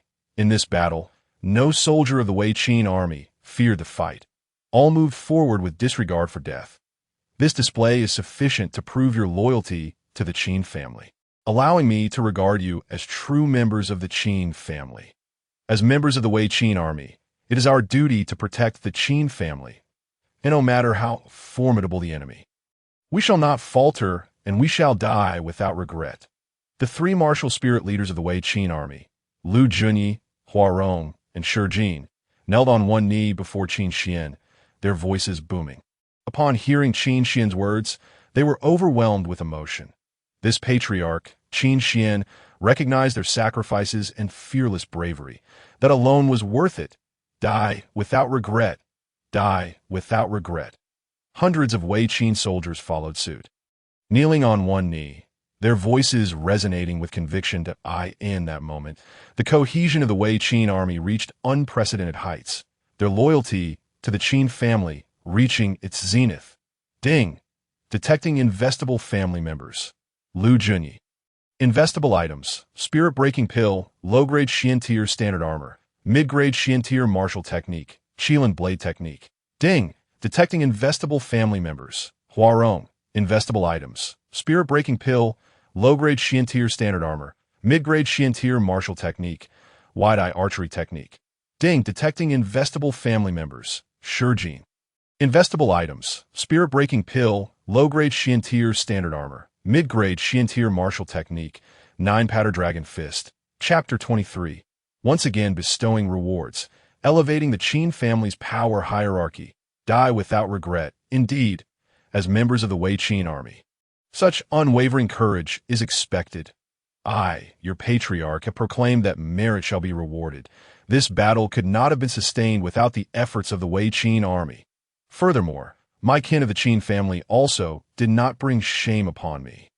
Today, everyone present shall receive a reward. Listening to the resonant voices of the hundreds of soldiers in the Wei Qin army, Qin Xian nodded in satisfaction, with the mid-grade spirit stone vein on the verge of being fully mined. His system space had accumulated numerous cultivation resources, making it time for yet another round of merit rewards. Leaders Liu, Shi, and Hua. You three, having led the Wei Qin army to great merit, shall receive these 3 spirit-breaking pills. 3 sets of low-grade Xian tier, Wei Qin black armor, and 3 mid-grade Xian tier martial techniques as rewards from your patriarch. Qin Xian stepped forward to Lu Junyi, Huarong, and Shijin, presenting them with the spirit-breaking pills. Wei Qin black armor and martial techniques, placing them into their hands. Spirit-breaking pills? And low-grade Xian tier Wei Qin black armor along with a mid-grade Xian tier martial technique. This is far too precious. We feel unworthy of such generosity. Patriarch, upon receiving the rewards from Qin Xian, Lu Junyi, Huarong, and Shijin trembled in disbelief. Each of these items, on its own, could easily be worth their lives, especially the spirit-breaking pill, a premium pill capable of allowing a martial spirit expert to directly break through a minor star realm without any side effects. For those whose potential was exhausted and lives dwindling, this was akin to a divine remedy. Anyone would give everything they owned to acquire it. Accept it. This is your patriarch's military order. Qin Xian waved his hand, his expression solemn. Very well. Lu Junyi, Huarong, and Shijin, filled with deep emotion and excitement, could only accept it. After all, Qin Xian had issued a military order, and as leaders of the Wei Qin army, they must honor the command. As for their gratitude towards Qin Xian and the Qin family, they would express it through their actions in the future, rather than mere words. Indeed, this is as it should be. Seeing this, a smile appeared on Qin Xian's handsome face as he patted the shoulders of the 3, expressing his satisfaction. Ding! Investment successful! Congratulations to the host. The investment in the family member with blue aptitude yielded a return of 10 4th-grade Ascension pills. Congratulations to the host. The investment in the family member with blue aptitude yielded a return of mid-grade Xian tier armor. Congratulations to the host. The investment in the family member with blue aptitude yielded a return of the supreme mid-grade martial technique. Wave-cutting blade technique. Ding! Investment successful. Congratulations to the host. The investment in the family member with green aptitude yielded returns. Congratulations to the host. The investment in the family member with green aptitude yielded returns. Congratulations to the host. The investment in the family member with green aptitude yielded returns. Investing in the mid-grade Xian tier martial technique, wide-eye archery technique, yielding a return of the superior mid-grade martial technique. Salming arrow technique. Ding! Investment successful. Congratulations to the host. The investment in the family member with blue aptitude yielded returns. Congratulations to the host. The investment in the family member with blue aptitude yielded returns. Congratulations to the host. The investment in the family member with blue aptitude yielded returns. Investing in the mid-grade Xian tier martial technique, 9-powder dragon fist, yielding a return of the supreme mid-grade martial technique. 3,000 thunder movements. 3 spirit-breaking pills yielded a return of 30 4th-grade Ascension pills. This is the allure of investment returns. Just as Qin Xian was finishing his cultivation within the mine, the Ascension pills he possessed were nearly depleted.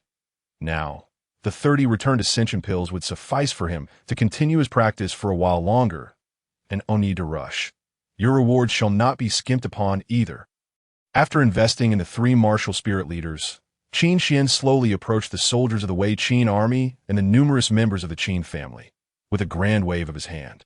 Countless mid-grade spirit stones, along with numerous martial techniques, spiritual artifacts, and pills, floated in the air like stars, causing the Wei Qin soldiers and Qin family members to gaze in awe, their eyes gleaming with excitement. Are all these treasures rewards for us? Indeed, all these are rewards from your patriarch. As members of the Qin family, we cannot lack resources. Otherwise, that would be my failure as the patriarch. Qin Xian, having perceived the thoughts of the Wei Qin army and the Qin family members, revealed a bright smile and proclaimed, as his words fell, he stepped into the midst of the Wei Qin army and the Qin family members, commencing the distribution of rewards. Ding, ding, ding, upon the conclusion of this battle. Several hundred valiant members of the Wei Qin army, who fearlessly defended the Qin family, were likewise integrated into the ranks of the Qin clan.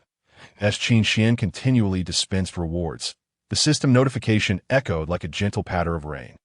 Resonating throughout the air, within the system's realm, a substantial cache of resources emerged, accumulating in the vast expanse of space.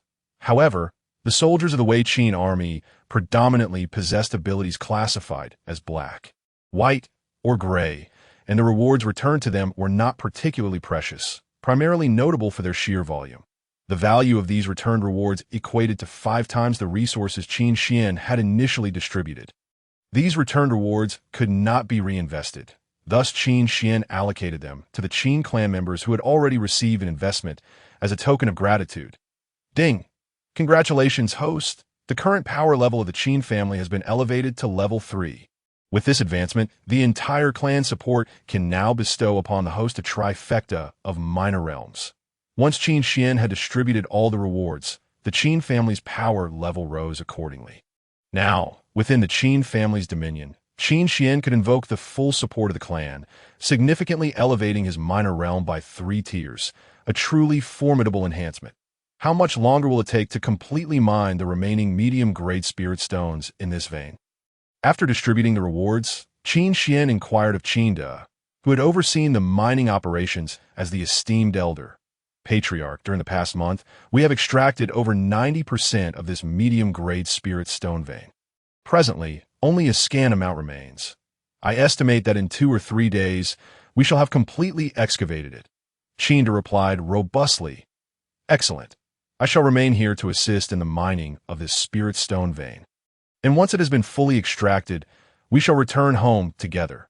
Qin Xian nodded affirmatively and then addressed the gathered Qin clan members and the Wei Qin army, his voice resonating clearly. This expedition to mine the medium-grade spirit stone vein had yielded tremendous rewards, far exceeding his expectations. Prior to their departure, he had merely hoped to complete the mining operations satisfactorily. Yet unexpectedly, they had not only thoroughly excavated the entire vein, but also secured the allegiance of the sisters Su Bingyue and Su Bingyao as offerings, established the Wei Qin army, acquired a Kanglan Tiger King as a steed, and elevated his own realm to 6-star martial spirit. Furthermore, he had comprehended the essence of sword intent, becoming a 4th-grade formation master with the terrifying capability to annihilate martial sect experts. Compared to his former self before this journey, his growth was nothing short of revolutionary. Returning to the Qin family now bore the air of a triumphant monarch. Chapter 24. The Wei Qin Army Headquarters. Military Merit System. Contribution System. Home. Home. Home. Upon hearing Qin Xian's words, the Qin clan members erupted with exuberant cheers. Many had toiled for a month at this site, and naturally, they longed for their wives and children. Moreover, having faced 9-star martial spirits and still dared to draw their blades, they could return home boasting of their exploits. Additionally, with the substantial rewards bestowed upon them by the Patriarch, they anticipated indulging upon their return to Tianyang City. Observing the jubilant expressions of the Qin clan members, the soldiers of the Wei Qin army, however, appeared forlorn. They had been driven to the Water Tiger stronghold due to oppression and devastation, their homes shattered, their families torn asunder. Having lost their families long ago, witnessing the Qin clan members' anticipatory joy only deepened their own sense of desolation and loss. Old Lu, when we return home in a couple of days, you must come find me. I want to show you my most adorable daughter. You mustn't be stingy, Lu uncle, and give her a generous red envelope. Old Li, I'll have my wife prepare a few more dishes. You must come over to enjoy a few drinks together, for we are comrades who have shared life and death. Yet, as the Wei Qin army soldiers wallowed in their melancholy, the Qin clan members approached, inviting the soldiers to their homes as guests or to explore the city together. Over the past month, as they mined the medium-grade spirit stone veins side by side, bonds had formed, deepened by the shared experience of facing the oppressive Qi Shang and the life-and-death crises they encountered. With such profound camaraderie, the Qin clan members were determined not to let the Wei Qin army soldiers languish in solitude. Moreover, they were acutely aware of the tragic pasts of the soldiers, each one a pitiable soul, and thus they hoped to offer them solace. Thank you. Thank you. Overwhelmed with emotion, the soldiers of the Wei Qin army were brought to tears, profoundly moved by the kindness and compassion of the Qin clan members. It had been a long time since they had experienced such warmth and generosity. Before I finish my words, you all have started to cheer, observing the scene of the Qin clan members comforting the soldiers. Qin Xian nodded in satisfaction and continued. The Qin clan will establish a Wei Qin army headquarters on the eastern side of the Qin residence, which will include a logistics warehouse, a training ground, and barracks to meet the needs of the Wei Qin army. Henceforth, this headquarters shall be the home of the Wei Qin army soldiers. Furthermore, I shall implement a military merit system within the Wei Qin army. All soldiers will be duly rewarded for their merits. For military achievements, take precedence, as long as your merits are sufficient. Even if you desire this local grade martial technique, I shall not hesitate to grant it. As Qin Xian spoke with conviction, he gestured grandly, and the previously returned low-grade, earth-level martial technique, the Dragon Blood Sky Burning technique, materialized in his hand. With the Chaos Emperor scripture in his possession, other techniques paled in significance, save for those with unique abilities post-cultivation. The Dragon Blood Sky Burning technique, being a reward that could not be reinvested, was perfectly suited for use as a military merit reward. Earth-level techniques truly are Earth-level techniques. Thank you, Patriarch. We shall endeavor for the Qin family. Unflinchingly, upon hearing Qin Xian's announcement regarding the establishment of the Wei Qin army headquarters, the soldiers were immensely touched, for they were finally to have a home of their own once more. When they beheld the Dragon Blood Sky Burning technique in Qin Xian's hand, all previous emotions of gratitude were overshadowed by exhilaration. This was indeed the legendary Earth-level technique. Even many martial sect experts would struggle to acquire such a powerful technique in their lifetimes. Yet these martial spirits and martial masters had the opportunity to obtain it, a truly staggering revelation. Heavens, the Patriarch possesses an Earth-level technique. How incredible! Ah! We were just comforting our Wei Qin army brothers. It seems we're the ones in need of consolation. Not only were the soldiers of the Wei Qin army astounded, but the Qin clan members also stared wide-eyed at the Dragon Blood Sky Burning technique in Qin Xian's hand, utterly incredulous. They could not have fathomed that the Patriarch would present an Earth-level technique as a reward for the Wei Qin army's merits. Indeed, they were the ones who ought to be comforted. Rest assured, this Patriarch has always been equitable, ensuring fairness for all. Upon returning to the clan, I will also implement a family contribution system. Our Qin clan members may undertake tasks assigned by the family to accumulate contribution points. As long as your contribution points are sufficient, you too may obtain Earth-level techniques. Seeing the Qin clan members gazing enviously at the Wei Qin army soldiers, Qin Xian chuckled and continued. Within the Qin family, everyone has equal opportunities. As long as one possesses the ability, contributes, and achieves merit, anyone may aspire to acquire Earth-level and even more formidable martial techniques. Chapter 25. Golden Talent, Void Devouring Flame, Imperial Grade Medicinal Spirit. Secondary Investment. Ha! I knew the Patriarch would never show favoritism. Patriarch's magnanimity. Thank you, Patriarch. I shall strive to become the contribution king of the Qin family and obtain Earth-level martial techniques, as Qin Xian's words resonated. The Qin clan members erupted once more into spirited cheers, eagerly declaring their intent to become the contribution kings of the Qin family, wishing to exchange their contribution points for Earth-level martial techniques. Witnessing the fervent enthusiasm of the Qin clan members, Qin Xian nodded in satisfaction. This atmosphere of positivity was precisely what he desired. After all, The growth and development of a family could not rely solely on the efforts of a single patriarch. It required the collective endeavor of the entire clan to truly flourish. All right, let us each fulfill our roles. Let us expedite the extraction of this vein, so we may return home sooner. Having concluded his discourse, Qin Xian waved his hand and addressed the members of the Qin family.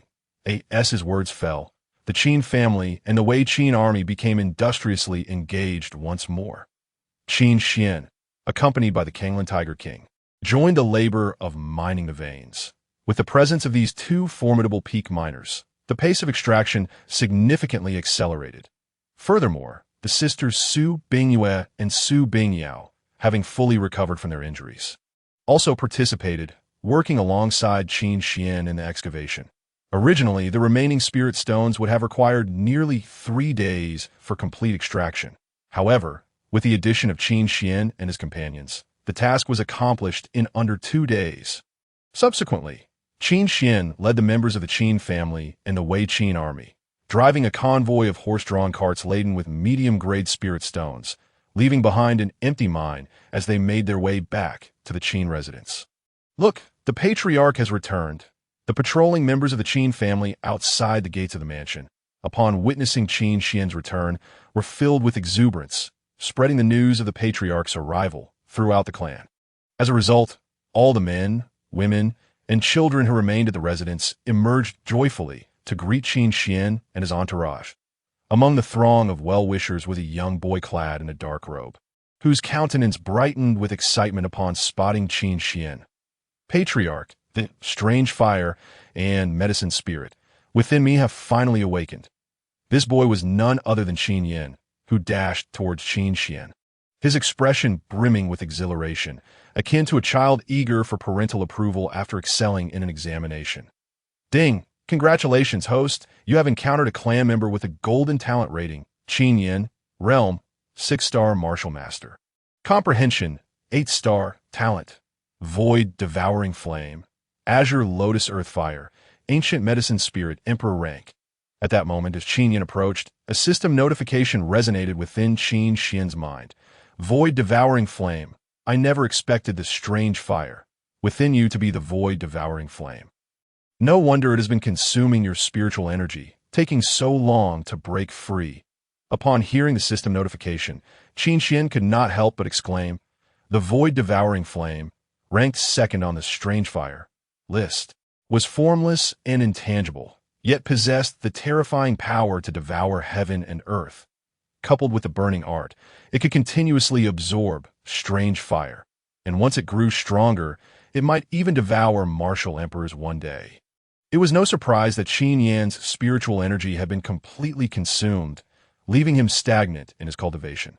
Moreover, after practicing the burning art and absorbing the Azure, Lotus, earth fire, it had taken a considerable amount of time to cultivate this strange fire.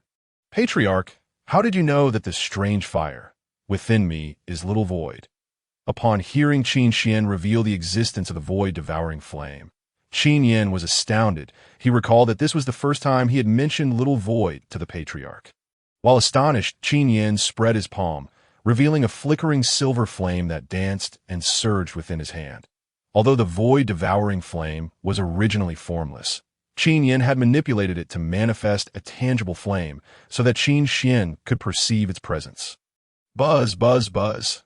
As the void, devouring flame took form in Qin Yan's palm, it surged wildly, as if a shadowy figure deep within its fiery core was provocatively challenging Qin Xian. Little void, you must not be rude in the presence of the patriarch. Qin Yan admonished with a stern expression upon witnessing this display.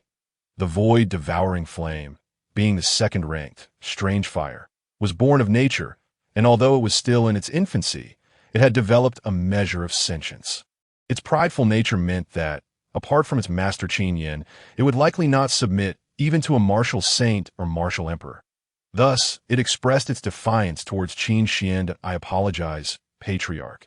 Little Void's intelligence is still immature. It does not yet understand manners, Qin Yan said, glancing at Qin Xian with a hint of embarrassment. Not to worry, teaching it manners is quite simple. Qin Xian replied with a smile, extending his own palm.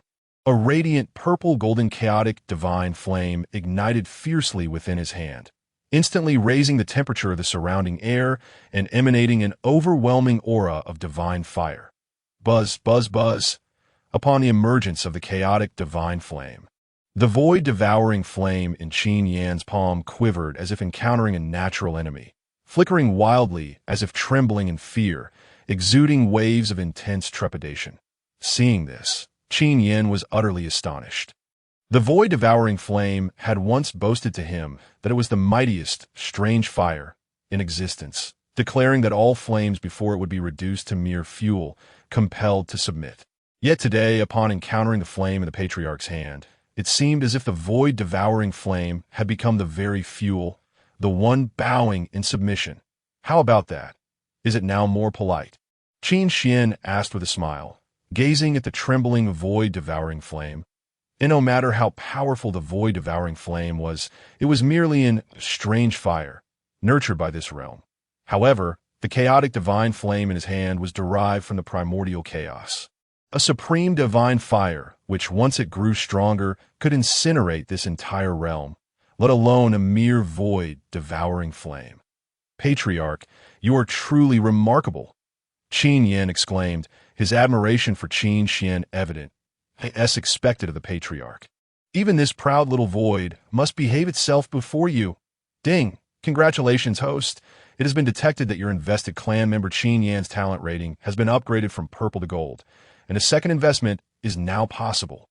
The sudden system notification resonated in Qin Xian's mind, filling him with elation. He had not anticipated that a clan member he had previously invested in could be eligible for a second investment, provided their talent rating improved. Now that Qin Yan had attained a golden talent rating, a further investment would surely yield even more precious rewards. The thought ignited a fervor within Qin Xian.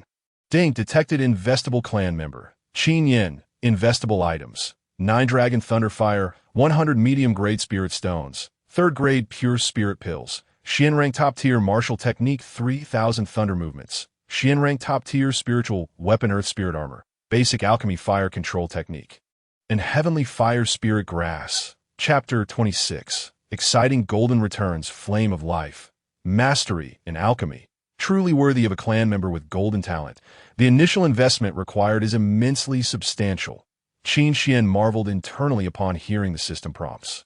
This was the first time he had encountered a clan member requiring such abundant resources for investment. Moreover, the 9 Dragon Thunderfire was the reward he had received from his initial investment, now transformed into an investable item for Qin Yan's second investment. This indicated that while rewards from the first investment could not be reinvested in clan members who had not been previously invested in, they could indeed be reinvested in those eligible for a second investment, which was quite considerate that, in simpler terms, an upgrade in talent rating and a second investment effectively lifted all investment restrictions, allowing the rewards from the previous return to be reinvested, with so many investable items. The rewards from the return were undoubtedly bound to be extraordinarily bountiful. Qin Xian glanced at Qin Yan, anticipation swelling within him, for this was his first time investing in a clan member with golden talent. He then proceeded to present the investable items one by one to Qin Yan, explaining their uses and effects as he handed them over. Now that the void-devouring flame within you has just awakened, it is crucial for you to supplement it. This 9 Dragon Thunderfire is perfect for consumption. It will not only strengthen the void-devouring flame, but also elevate the grade of your burning art, empowering your spiritual energy. During this period, you have advanced from a 9-star warrior to a 6-star martial master, breaking through 6 realms. These medium-grade spirit stones and pure spirit pills are rewards from this patriarch for your cultivation resources. I hope you will continue to strive diligently in your training. This 3000 Thunder Movements is in Xian Rank Top-Tier Martial Technique, perfectly suited to your current realm. Once mastered, combined with your previous 8 Extremes Burst and Strange Fire, you will be invincible among your peers, capable of even fighting above your level. This Earth Spirit Armor is in Xian Rank Top-Tier Spiritual Weapon to your current realm. When activated to its peak, it can withstand the most formidable strike from a 7-star martial spirit, potentially saving your life in critical moments. The ancient medicine spirit within you is the spirit of Emperor-grade pills, It will not only provide you with formidable recovery capabilities during battles, but also enhance your alchemical talent. This basic alchemy fire control technique is something you should study diligently.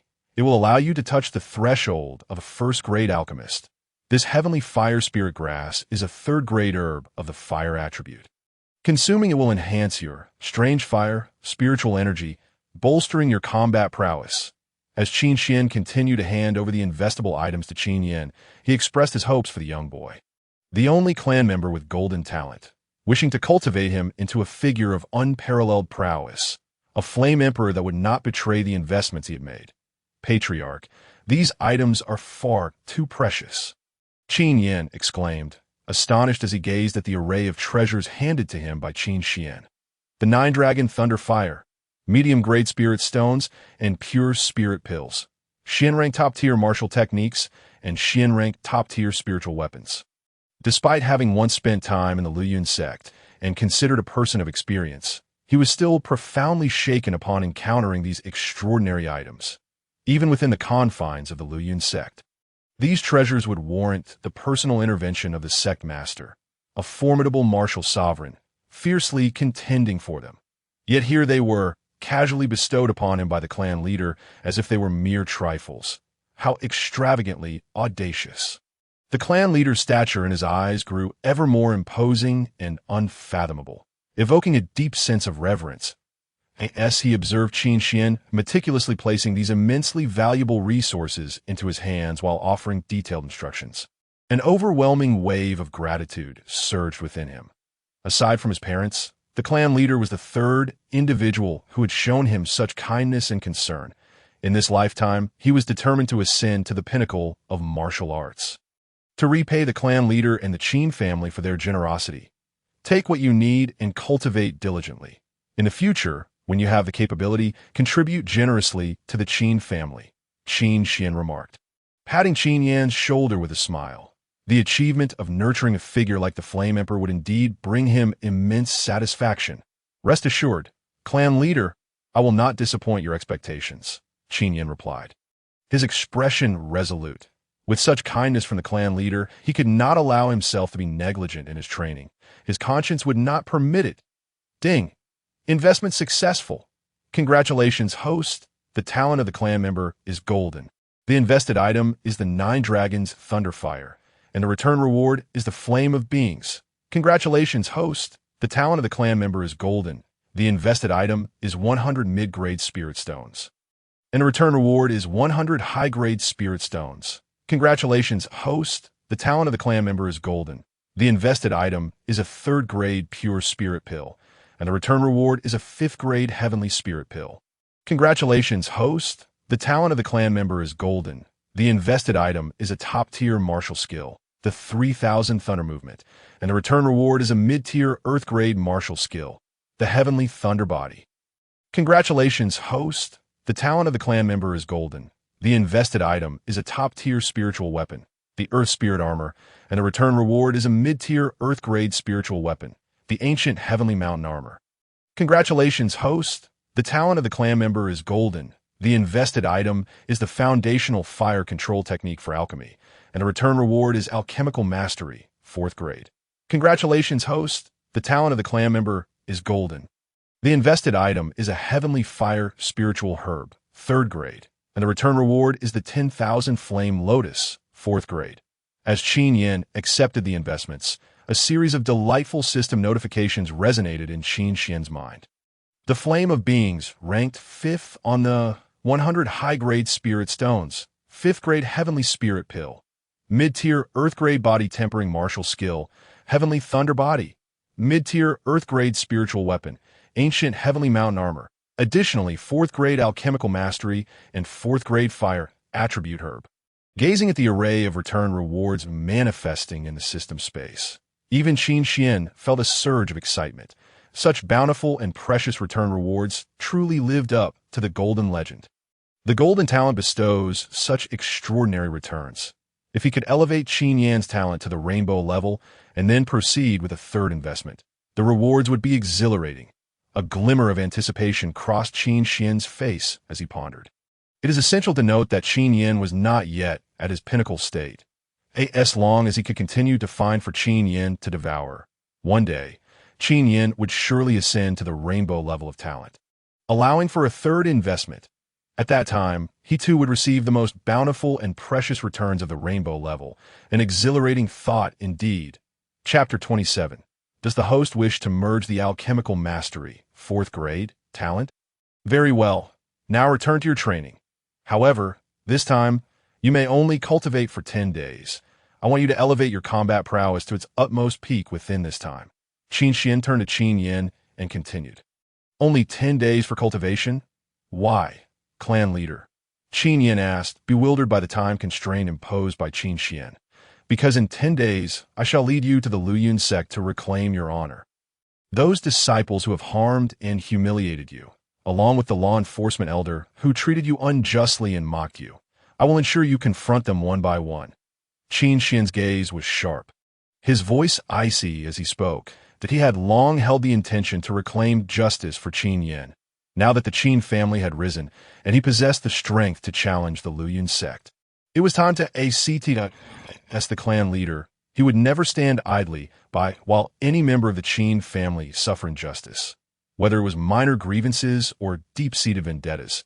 If he learned of them, he would always stand up for his kin and seek vengeance. That was his duty as the clan leader. In addition to Qin Yin, he also remembered the deep-seated enmity of Su Bingyue and Su Bingyao.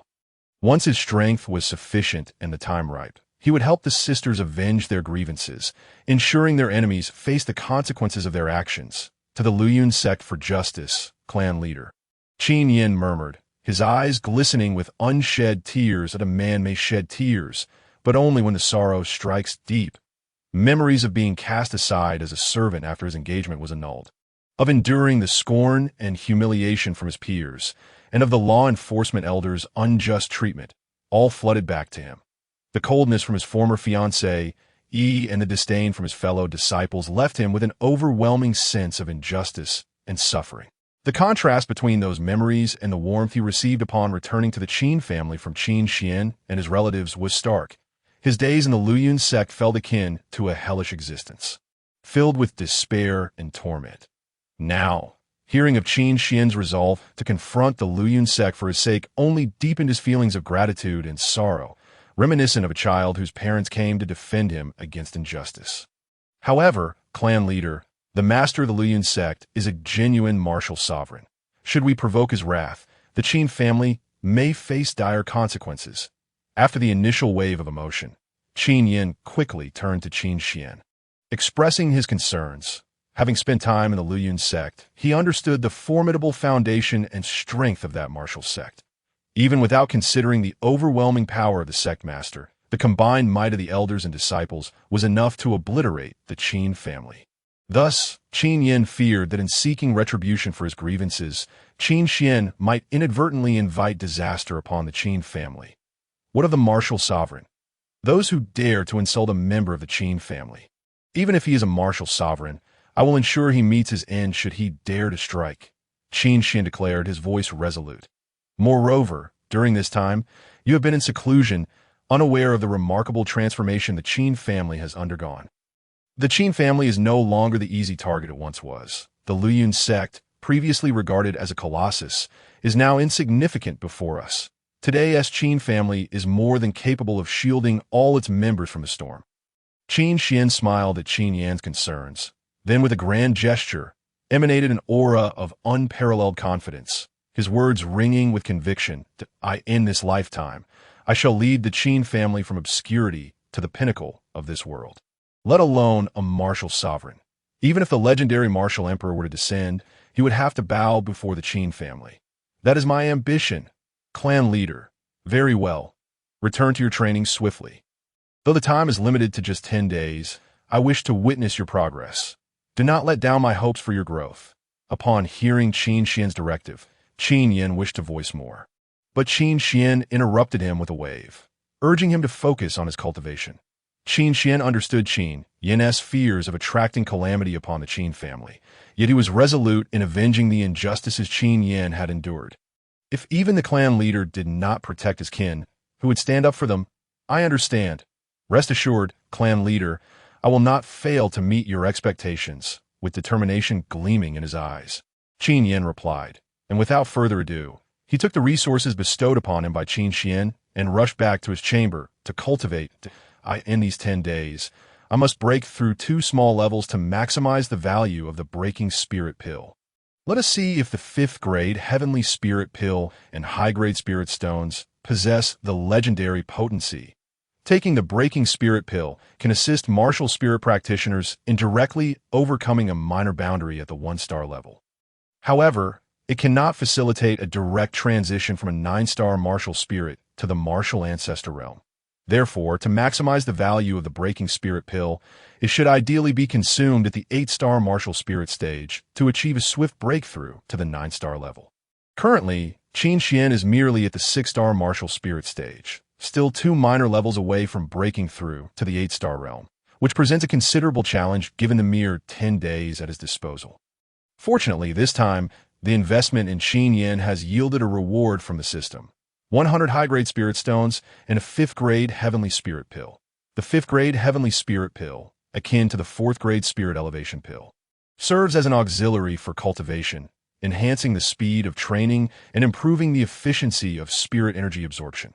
However, the 5th grade Heavenly Spirit Pill is specifically designed for martial marquises and possesses extraordinarily potent effects. Were it not for Qin Xian's supreme Chaos Divine Body, with its remarkably resilient chaos spirit veins, his physical form would not withstand such formidable potency. Additionally, the high-grade Spirit Stones, infused with rich and pure spiritual power, are more than sufficient to meet the cultivation needs of martial marquises and even martial kings. 1 high-grade Spirit Stone, in terms of both the purity of its spiritual power and its monetary value, equates to 10,000 medium-grade Spirit Stones. Even a typical martial marquis would find it financially burdensome to utilize high-grade Spirit Stones for daily cultivation. Yet, Qin Xian, as a martial spirit, is capable of refining high-grade Spirit Stones while also consuming 5th grade Heavenly Spirit Pills for his training. Such an extravagant cultivation environment would undoubtedly evoke envy and admiration from martial marquises alike. Moreover, the golden return reward from investing in Qin Yin is perfectly timed to be consumed, enabling him to elevate his strength to its pinnacle within these 10 days. As Qin Xian spoke, he returned to his room, sitting cross-legged on a mat and retrieving the system's rewards piece by piece from the system space. High-grade Spirit Stones, 5th grade Heavenly Spirit Pill, Earth Tier, medium-grade Body Refining Martial Skill, Thunder Tyrant Body, 4th grade Fire Attribute Herb, Myriad Flame Lotus. Simultaneously, the system's prompt resonated once more in his mind. Ding! Does the host wish to merge the Alchemy Mastery, 4th grade, Talent, Chapter 28, Dual 4th grade in Alchemy and Array, united as one to challenge? Oh, progress indeed. This time you've asked for my input. Upon hearing the system's prompt regarding the merging of the alchemical talent, Qin Xian smiled and remarked he recalled the last time he merged the Array talent. He was utterly unprepared, as the system had directly inundated him with a vast array of complex and esoteric array information and insights, nearly causing him to faint. This time, however, the system appeared quite considerate. Having first asked for his consent, merge. Immediately, Qin Xian held his breath and focused, preparing himself before speaking. Buzz, buzz, buzz. As his words fell, much like the last time, a torrent of intricate and profound alchemical information surged into his mind. He became intimately familiar with all the formulas, refining techniques, fire control essentials, and pharmacological knowledge pertaining to 4th grade elixirs in an instant. This transformation propelled him from a novice devoid of alchemical knowledge to a revered 4th grade alchemist. Worthy of admiration from thousands, the power of the system remains fearsome indeed. Now, even without pursuing martial arts, his dual identity as a 4th grade Array Master and 4th grade Alchemist is sufficient for him to dominate the entire Defeng dynasty, garnering the respect and adoration of millions. However, it is better to inspire respect through fear rather than through mere desire. After all, alchemy and arrays are but minor paths. Only martial arts represent the grand avenue capable of breaking through myriad laws. Qin Xian's gaze sharpened, unwavering in his martial aspirations despite the advancements in alchemy and arrays. Once his words concluded, he first took a heavenly spirit pill from the jade vial and then, grasping a high-grade spirit stone at his dantian, began to refine the pure spiritual power contained within to facilitate his breakthrough. Buzz, buzz, buzz, as he activated the chaos spirit veins within him to absorb the power of the high-grade spirit stone. He discovered that this seemingly small stone, under the influence of his chaos spirit veins, released an overwhelming amount of pure spiritual energy that filled the entire room. The density of spiritual mist within the room surpassed even that of a medium-grade spirit stone vein, nearly liquefying into spiritual liquid. Witnessing this, Qin Xian couldn't help but marvel internally. And oh wonder, such a small high-grade spirit stone can satisfy the daily cultivation needs of a martial king. The spiritual power it harbors is indeed formidable and vast. Breaking through 2 minor realms within 10 days no longer seems so daunting. Feeling the rich spiritual energy saturating the room, Qin Xian's confidence surged, and he proceeded to hold his breath and concentrate, engaging in fervent cultivation. Thus, with the spiritual energy in the room gradually diminishing and the chaos divine radiance flickering incessantly, 10 days quietly elapsed. Outside Qin Xian's training chamber, Qin Yin, dressed in a dark robe, stood tall and resolute on the steps, his eyes gleaming with determination as he awaited Qin Xian's emergence. Creak. As the door swung open, Qin Xian, clad in white, with a handsome visage and deep-set eyes, stepped out with measured grace. "Are you ready?" Upon exiting the room, he turned to Qin Yin with a bright smile and inquired. After all, he had already elevated his strength to its peak during those 10 days. Now, even without relying on those 2 fourth-grade killing formations, his martial arts prowess alone sufficed to sweep through the Lu Yun sect. "Ready. Patriarch, I have completely consumed the 9-dragon thunder fire you provided, and the burning technique has been elevated to the pinnacle of the Xian tier. Additionally, I have also grasped the fundamentals of the 3,000 thunder movement and can execute it proficiently." Qin Yin responded, his gaze resolute as he nodded. To avoid bringing shame to Qin Xian, he had trained diligently over the past 10 days, tirelessly devouring the 9-dragon thunder fire and mastering the Xian tier top-tier movement technique. At that moment, he was undoubtedly in peak condition. "Then let us depart. Today, I shall accompany you to the Lu Yun sect to seek justice." Observing Qin Yin's radiant demeanor, clearly prepared, Qin Xian's gaze sharpened as he stepped forward, heading straight for the stable where the family kept spirit beasts and mounts. Qin Yin followed closely, his determination unwavering. However, before they could reach the stable, they were intercepted by a throng of individuals. Qin De, Qin Longxiang, Li Qing, Su Bingyue, Su Bingyao, the 3 commanders of the Wei Qin army, along with dozens of Qin family members and centurions from the Wei Qin army. They had gathered early, and as soon as Qin Xian and Qin Yin approached, they rushed forward to encircle the sisters Su Bingyue and Su Bingyao. Upon seeing Qin Xian surrounded, made their way to his sides, one on the left and the other on the right, linking their arms with his, their armor fitting snugly, their ample forms pressing against him, with charming smiles adorning their beautiful faces as they stood together against the crowd. What do you intend to do?" Observing this, Qin Xian furrowed his brow, looking at the crowd as he questioned. This display seemed akin to a coup against his patriarchal position, with Su Bingyue and Su Bingyao appearing to protect him. "Haha, Patriarch, your actions this time are rather ungracious. You wish to take Xiaoyao to the Lu Yun sect to seek justice for him. Yet why did you not invite us along? We are also Xiaoyao kin. When he suffers grievances outside, we, the Qin family, should unite and confront the Lu Yun sect, demonstrating that we are not to be trifled with."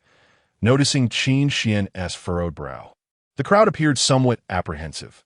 They quickly turned their gazes to Qin De. After all, he was the elder of the Qin family, holding the highest position and seniority among them, and naturally, he should take the lead. Qin De, upon witnessing this, could not help but inwardly scold. These little rascals, do they not understand the importance of respecting their elders? Are they not afraid of the patriarch?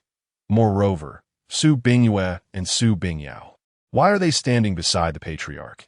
Is this not a blatant betrayal of their camp? Truly, it is difficult to manage both petty individuals and women. Nevertheless, after his internal scolding, Qin distilled chuckled and conveyed their demands to Qin Xian. They too wished to accompany him to the Lu Yun sect to seek justice for Qin Yan. After all, they were all members of the Qin family, and Qin Yan was their kin as well. Indeed, Patriarch, over the years, Brother Yin has endured so much suffering in the Lu Yun sect, utterly alone. We cannot leave him to face this alone.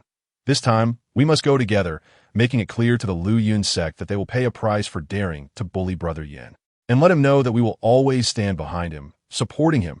Qin Longxiang, representing the Qin family members, raised his fist high and declared loudly, Patriarch, I am a vassal of the Qin family.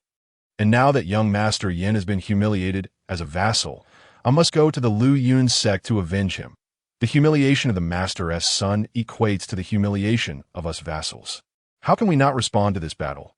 Li Qing, representing the Qin family vassals, raised his wind spirit sword and spoke sternly. Patriarch, the Wei Qin army was established to protect the members of the Qin family. If the Lu Yun sect dares to insult young Master Yin, it violates the dignity of the Qin family. The Wei Qin army will regard them as enemies and punish them without hesitation. Regardless of the distance, Lu Junyi, representing the Wei Qin army, crossed his right fist over his chest and proclaimed resolutely. Their voices were resounding, each providing compelling reasons to join the cause, united as one. They collectively sought to engage in battle. Chapter 29. Grandpa, should you not listen to what you were saying? The Grand Elder, Longxiang, Li Gongfeng, Lu Tongling, and all the others. Thank you. Thank you all. Witnessing the scene where everyone eagerly volunteered to assist him in seeking justice from the Lu Yun sect. An overwhelming sense of emotion surged within Qin Yan. He gazed at the crowd, momentarily at a loss for words to express his gratitude, merely whispering his thanks. Xiaoyao, we are all your kin. There is no need for gratitude among family. Qindo approached, affectionately ruffling Qin Yan's hair with a benevolent smile. Just like the clan leader, who has done so much for us and the Qin family without ever demanding our gratitude. Focusing solely on the well-being of the Qin family and us. That is the essence of family. As he observed the redness in Qin Yan's eyes, Qinda felt a surge of anger akin to that of Qin Xian when he learned about Qin Yan's humiliation at the Lu Yun sect, nearly costing him his life. Preposterous. The Lu Yun sect is rife with powerful individuals, and their sect leader is a genuine martial sovereign that I can protect Qin Yan by myself. But if you all accompany us, the larger our group, the harder it will be for me to ensure your safety. Should any harm befall you, who will bear that responsibility?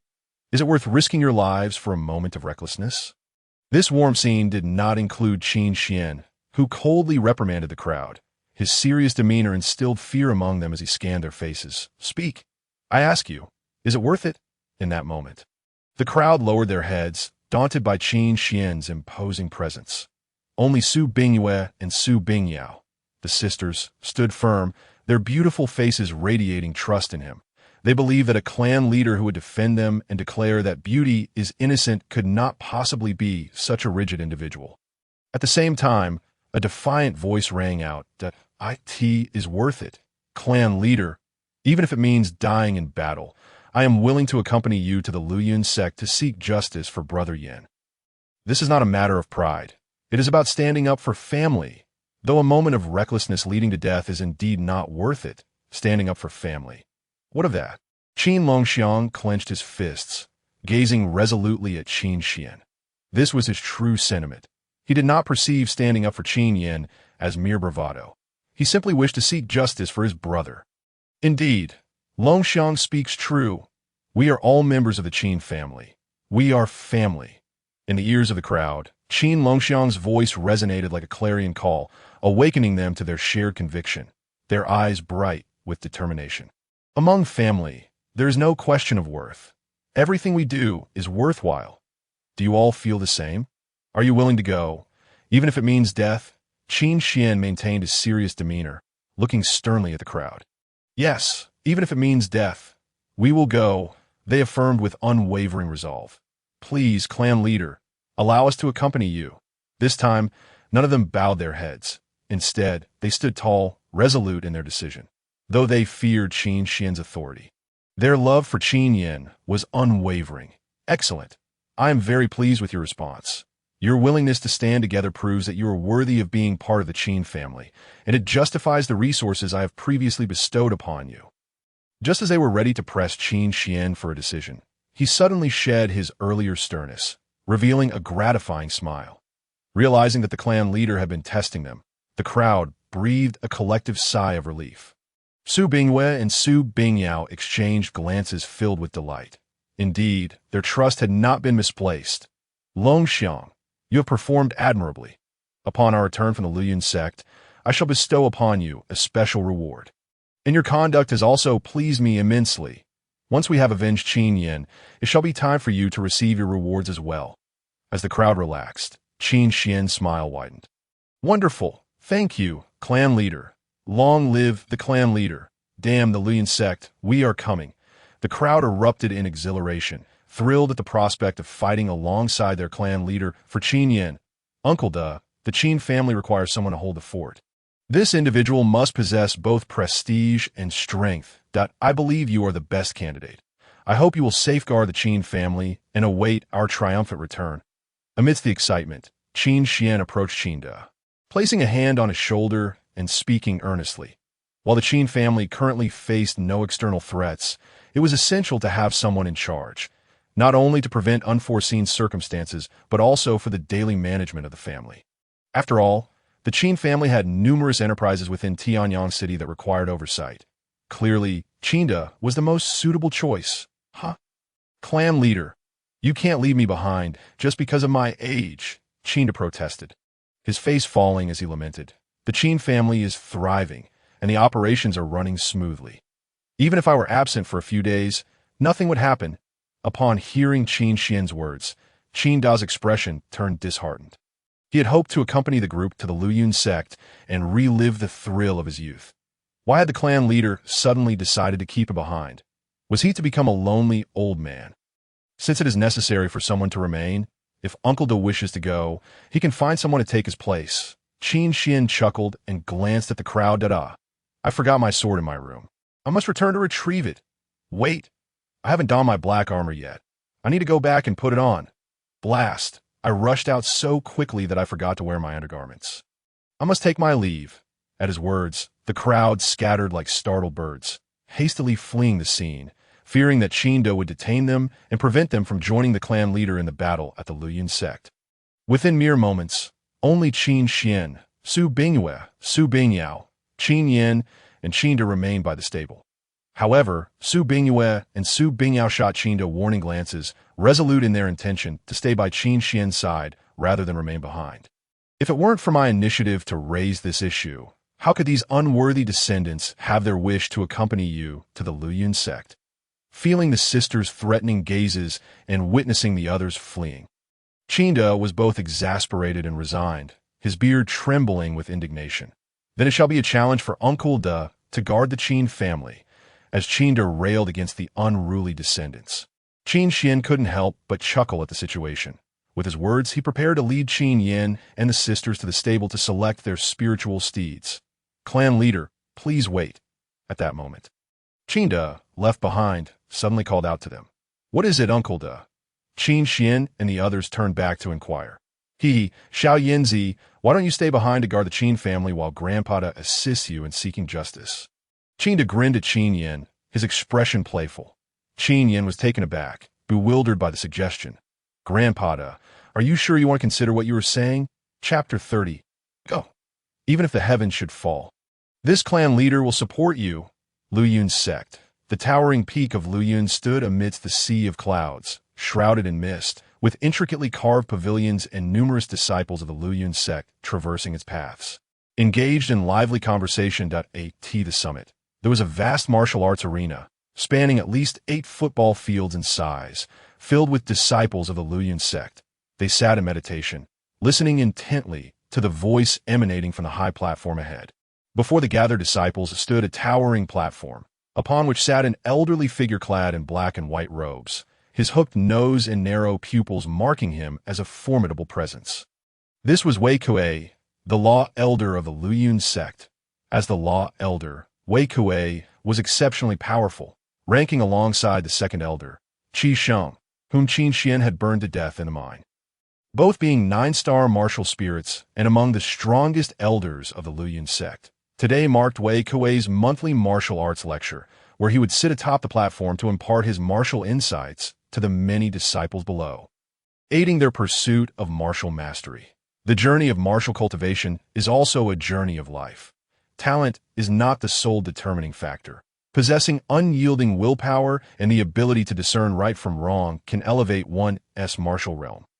As the Law Elder, I have lived my life with integrity, upholding justice, and maintaining a clear mind, which has allowed me to achieve such heights in the martial path, disciples of the Luyun sect.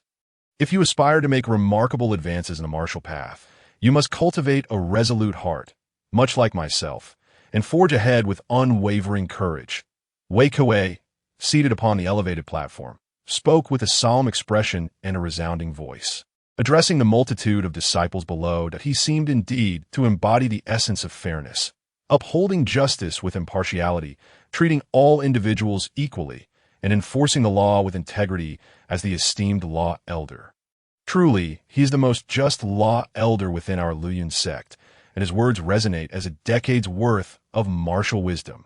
Indeed, Elder Wei's discourse has illuminated my understanding, revealing to me the true essence of the martial path.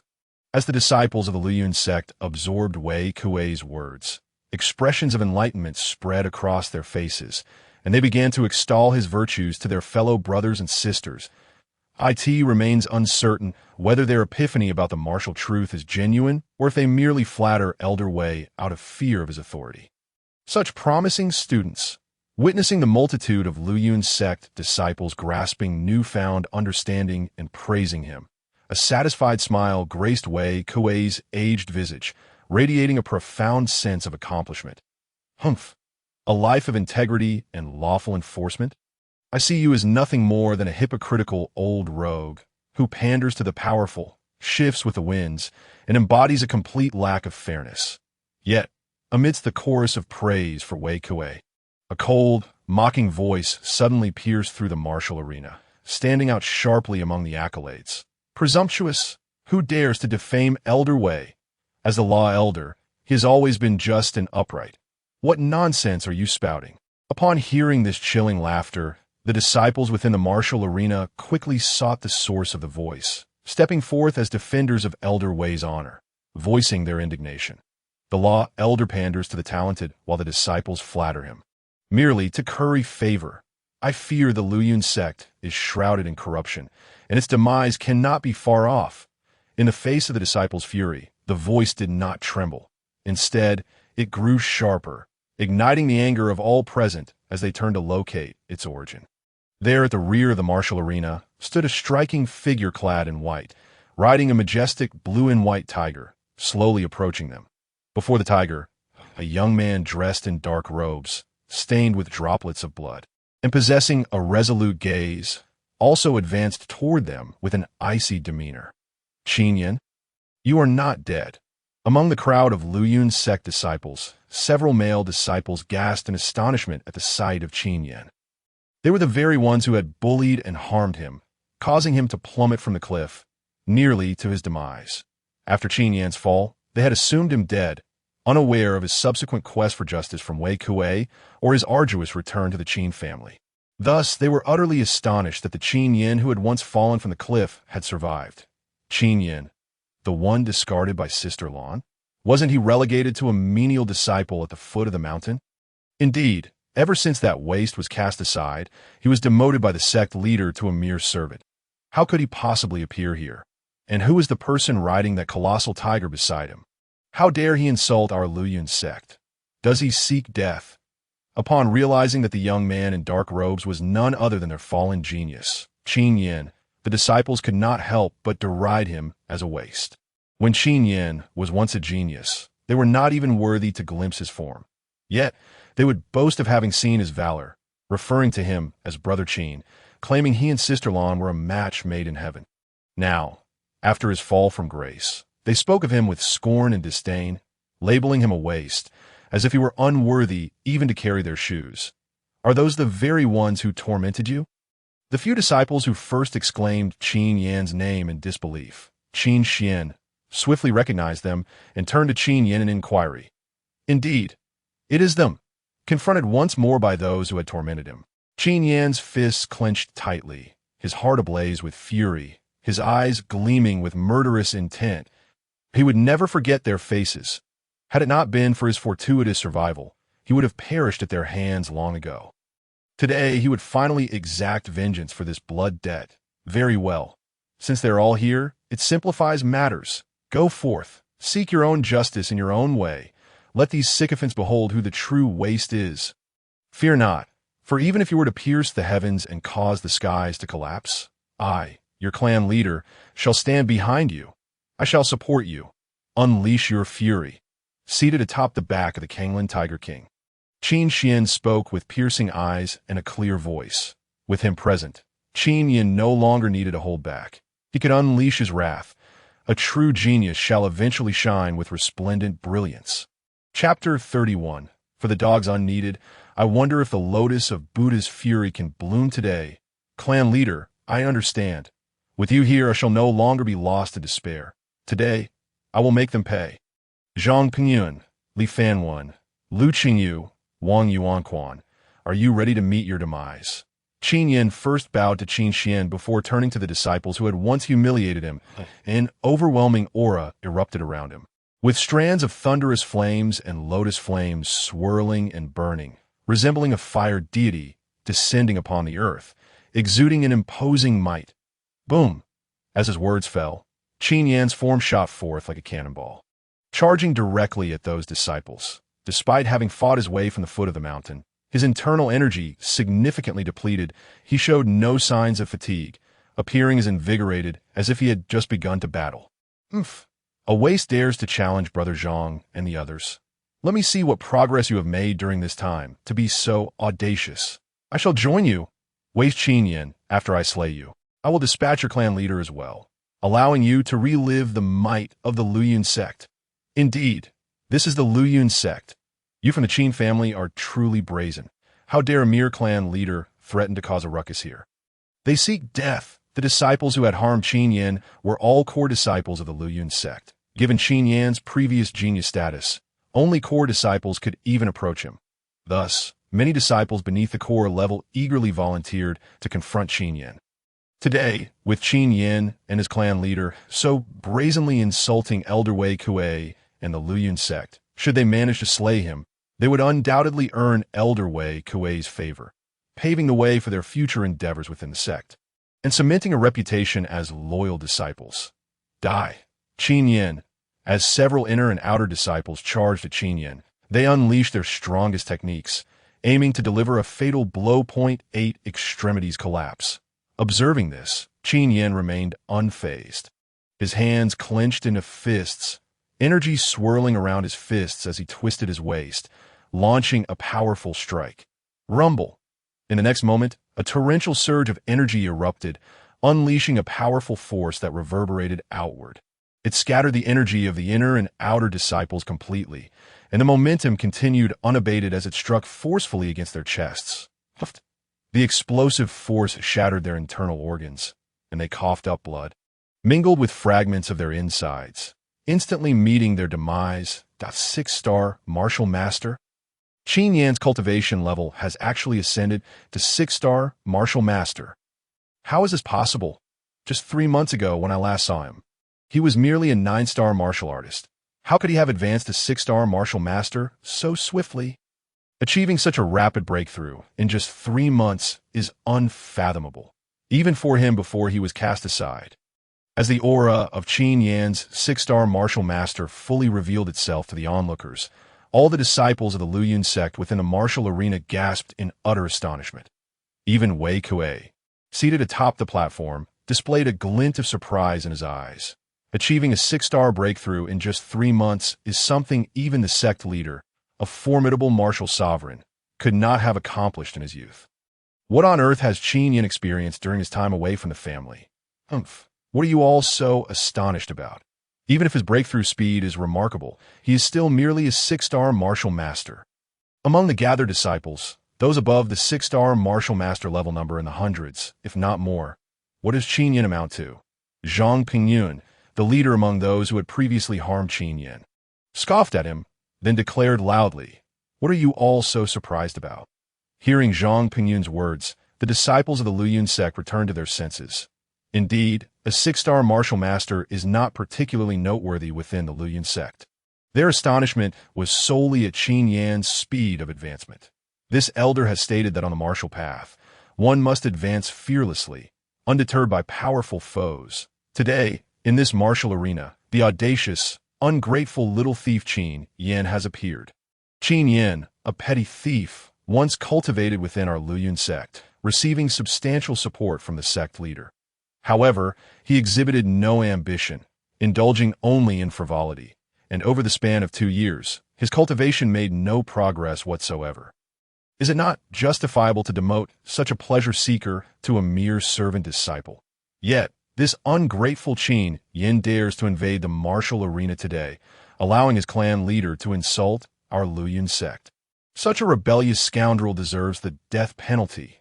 Today, within this martial arena, regardless of one's cultivation level, anyone who injures Qin Yin shall be rewarded with 10 low-grade spirit stones, and those who bring about his demise shall receive 100 low-grade spirit stones. Wei Kuei, seated upon the high platform, slowly opened and closed his lowered eyes, casting a cold gaze upon Qin Yin, his voice laced with murderous intent as he proclaimed. The crowd erupted as Wei Kuei's words fell. All the disciples of Luyun sect became fervently agitated. Injure Qin Yin, receive 10 low-grade spirit stones. Cause his death, receive 100 low-grade spirit stones. Truly, the law elder is generous, offering such bountiful rewards. Qin Yin. The very fact that Elder Wei is willing to offer such a substantial reward speaks volumes.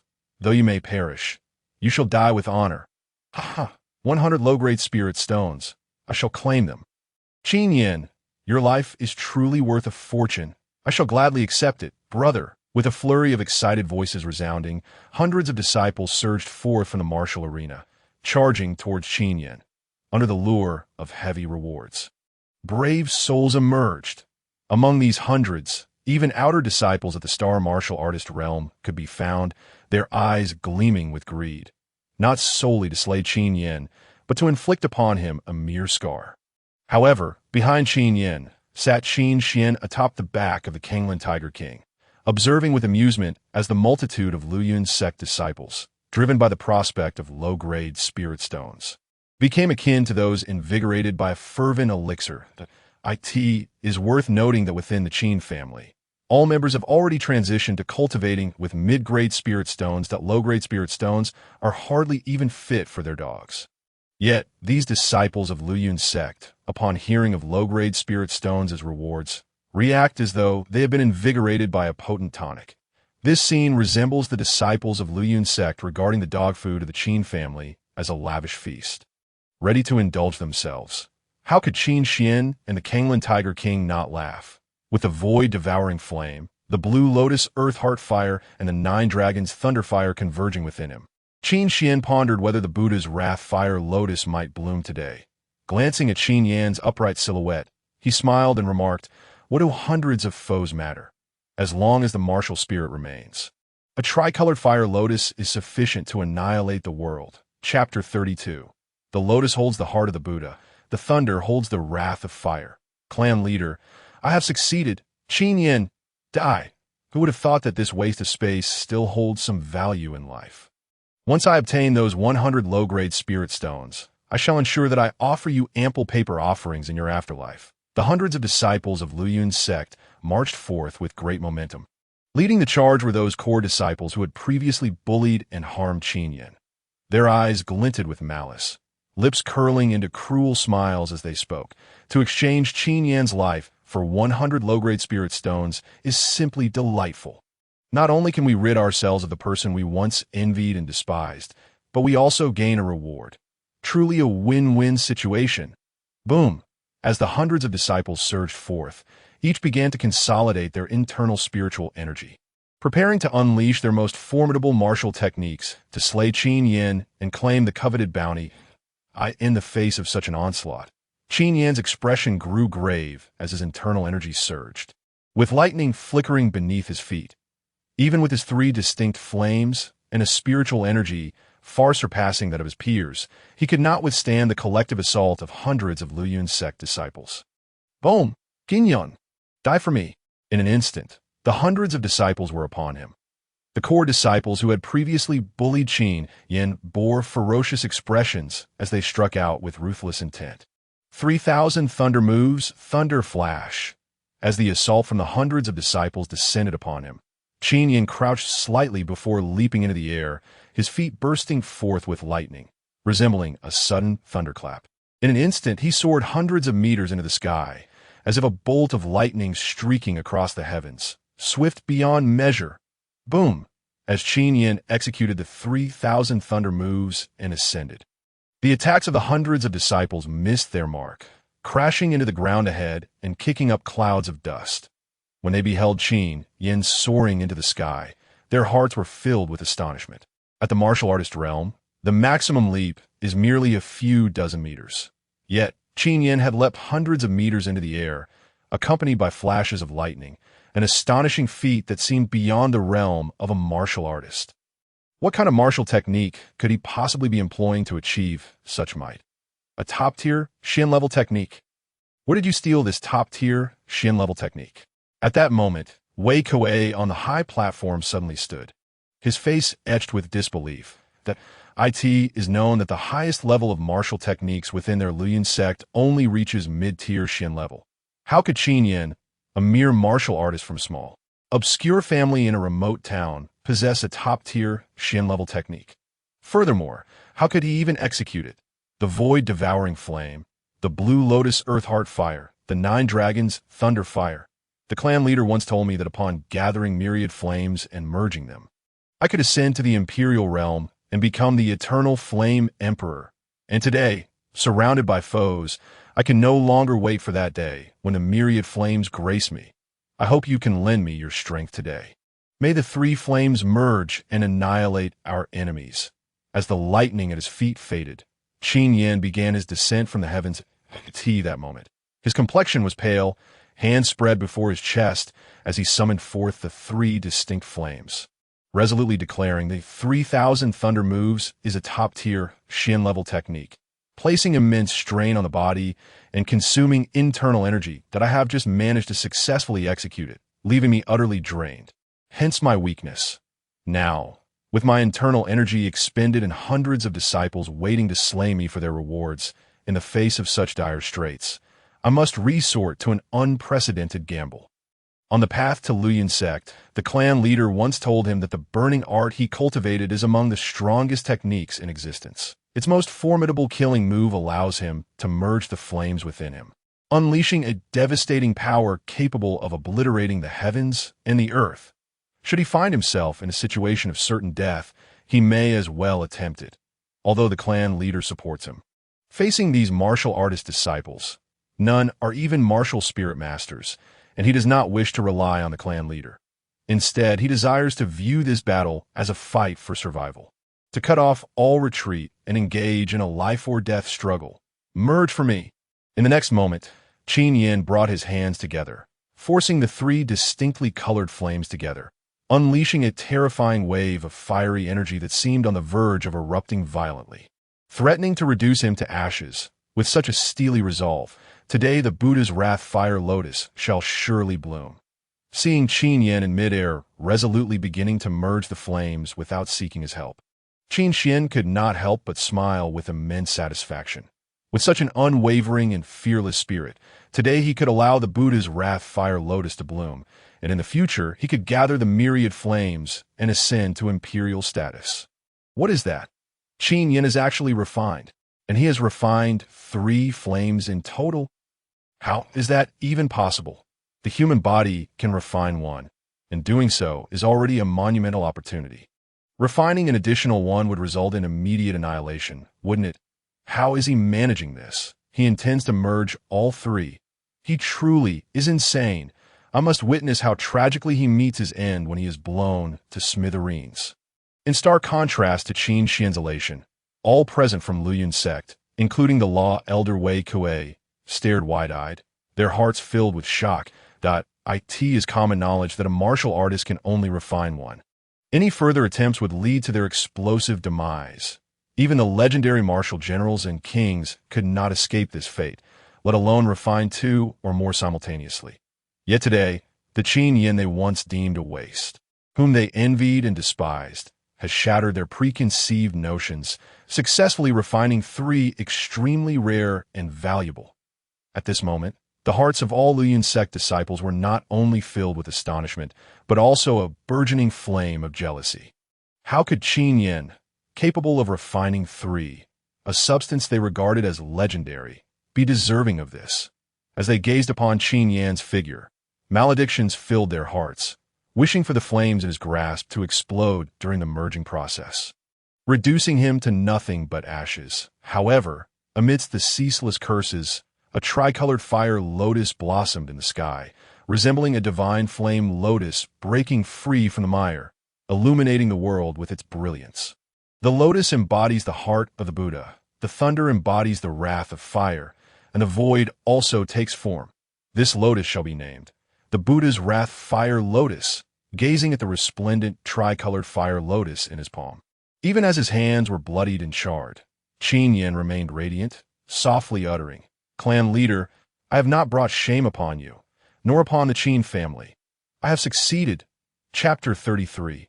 Justice that cannot be reclaimed through word shall be sought with my fists.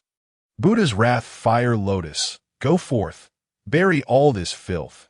Qin Yin gazed upon the hundreds of disciples from the Luyun sect sprawled on the ground, his arm exerting a slight force as his bloodied and mangled hand pushed forward.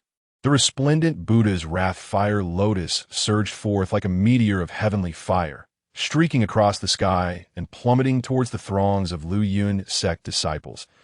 He had truly succeeded in merging the three distinct flames. How could this be possible? Damn it! Why? Why was he not obliterated? He should have been reduced to mere ashes. I refuse to accept this. Run, run for your lives. The unparalleled offensive born of the fusion of three flames is not something we can withstand. Upon witnessing Qin Yin successfully merge the three flames and unleash the Buddha's wrath fire lotus, the expressions of the hundreds of Luyun sect disciples varied. Some were incredulous, others consumed by jealousy, and many were paralyzed by fear. In an instant, the once formidable bounty-hunting force descended into chaos as the terrified disciples fled in all directions, desperate to escape the incinerating wrath of the Buddha's fire lotus. Buzzing. However, these hundreds of Luyun sect disciples were merely a group of martial artists. How could they possibly outrun the descending fire lotus that resembled a falling star, as the Buddha's wrath fire lotus descended from the heavens? The temperature in the arena soared, flames erupted in all directions, scorching the void, heralding the arrival of an apocalyptic omen. Help! Elder Wei, save us! I do not wish to perish. Elder Wei, I beseech you, rescue us, before the Buddha's wrath fire lotus could explode. The hundreds of disciples already felt the unbearable heat wave engulfing their bodies, their skins searing in agony. Some disciples even found their robes igniting, rolling on the ground, howling in torment. Their sole thought was to implore Elder Wei to come to their aid swiftly. You insolent wretches! Elder Wei would not allow the hundreds of Luyun sect disciples to be annihilated by the Buddha's wrath fire lotus. He sprang to his feet, unleashing the overwhelming aura of a 9-star martial spirit. His figure shot forth like a cannonball from the high platform, delivering a powerful punch, intent on extinguishing the Buddha's wrath fire lotus. I could see that moment, as the dual energies of yin and yang swirled in the air. A figure clad in white appeared before Wei Kuei, blocking his path to extinguish the fire lotus, seeking death. Seeing that the patriarch of the Qin family dared to obstruct him, Wei Kuei's expression turned fierce. His heart filled with disdain as he bellowed angrily, a mere patriarch of a minor clan, possessing the realm of a 1-star martial spirit at best, dared to impede him? Truly a fool's errand. Begone! In the face of Wei Kuei's furious advance, Qin Xian remained composed, calmly uttering a single word. Begone! In that instant, an overwhelming aura erupted from his being. Clenching his right fist, a radiant purple-golden glow flickered upon his arm. Exuding an imposing majesty, shadows of dragons entwined around his fist, emanating an awe-inspiring divine might. With a single punch, a tempestuous force erupted, shaking the very fabric of the void. A 9-star martial spirit? How could this be? As Wei Kuei felt the immense power of Qin Xian, his eyes widened in disbelief. Yet he had no time for astonishment. In a heartbeat, Qin Xian's fist was already upon him, radiating boundless power. Realizing this, Wei Kuei hastily crossed his arms before his chest to block Qin Xian's strike. Shatter! Qin Xian advanced without hesitation, his expression utterly serene. With his current combat prowess, how could the ancient and feeble Wei Kuei hope to withstand his might? Truly a dream! Boom! In the next moment, Wei Kuei was sent flying by Qin Xian's punch, hurtling several hundred meters and crashing into the martial arts platform, sending debris flying and dust swirling. Rumbling, simultaneously, a thunderous explosion echoed, akin to dozens of tons of gunpowder detonating, shaking the earth and unleashing waves of scorching heat in all directions. Upon hearing the explosion, Qin Xian's lips curled into a smile as he turned to observe. At the center of the arena, a colossal tricolor fire lotus blossomed like a mushroom cloud after a nuclear explosion, unfurling magnificently. The flames of the extraordinary fire scorched the heavens and earth, reducing hundreds of figures to ashes in an instant, their flesh evaporated, bones carbonized. Patriarch, I have succeeded. Amidst the inferno, a youth clad in dark robes emerged slowly. His complexion was pale, yet his spirit was invigorated, the raging flames failing to mar his garments, as if he were an ancient fire deity wielding the power to command all flames. Indeed, this Buddha's wrath fire lotus is truly magnificent. I, the Patriarch, find it quite pleasing. Once this matter is resolved, upon returning to the Qin family, I shall bestow a generous reward. Qin Xian patted Qin Yan's shoulder, gazing at the magnificent fire lotus before them, his voice resonant with laughter. Beneath the sky ablaze with flames, and amidst the ashes of countless charred remains, a figure in white and another in dark robes exchanged smiles, reminiscent of a benevolent elder celebrating the new year with a young kin. The scene radiating warmth. Ah, you dare to slaughter my Lu Yun sect's hundreds of disciples. Qin Yin, and you behind him, the Qin family, shall pay in blood for this day. I will rend your bodies asunder, making your lives a living hell. Witnessing the devastation wrought upon the hundreds of Lu Yun sect disciples by a single Buddha's wrath fire lotus, Wei Kuei's defenses shattered, his eyes turned crimson, the blood surging within him, an overwhelming fury and murderous intent igniting in his mind, yearning to annihilate the entire Qin family.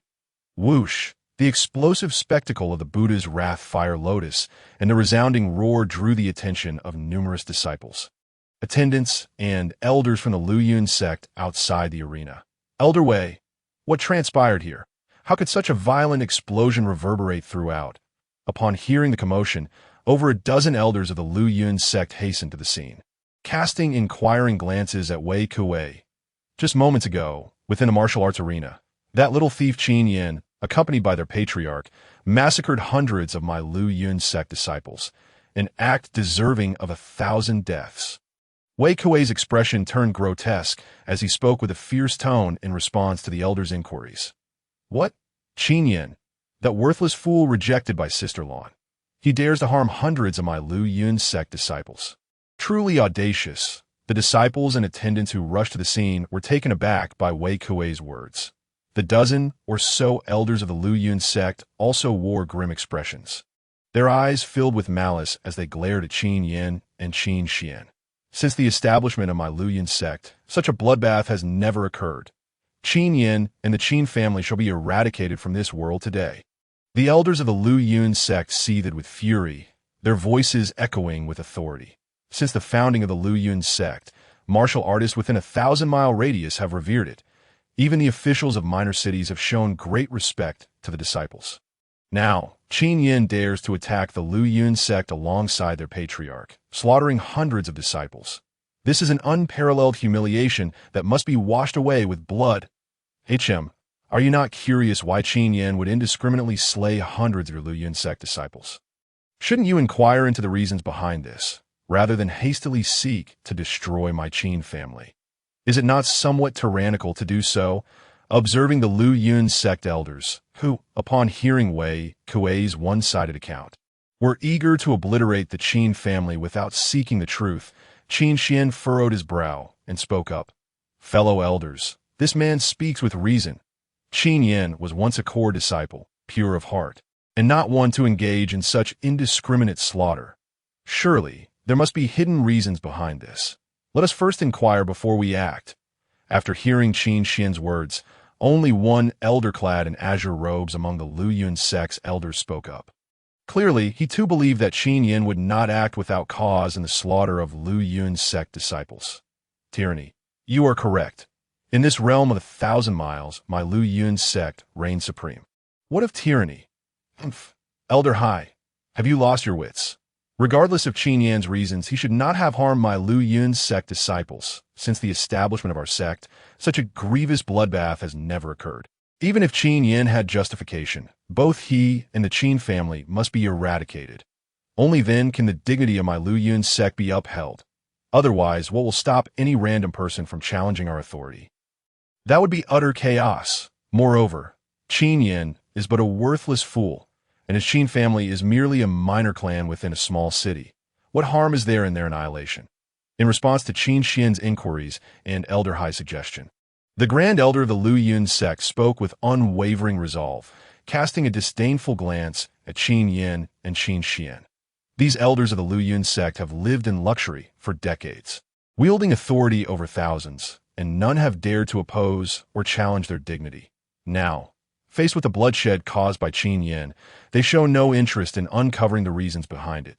They only know that Qin Yin has breached the dignity of the Lu Yun sect, and as a worthless individual backed by a feeble family, he deserves death, and the Qin family must be exterminated. Very well.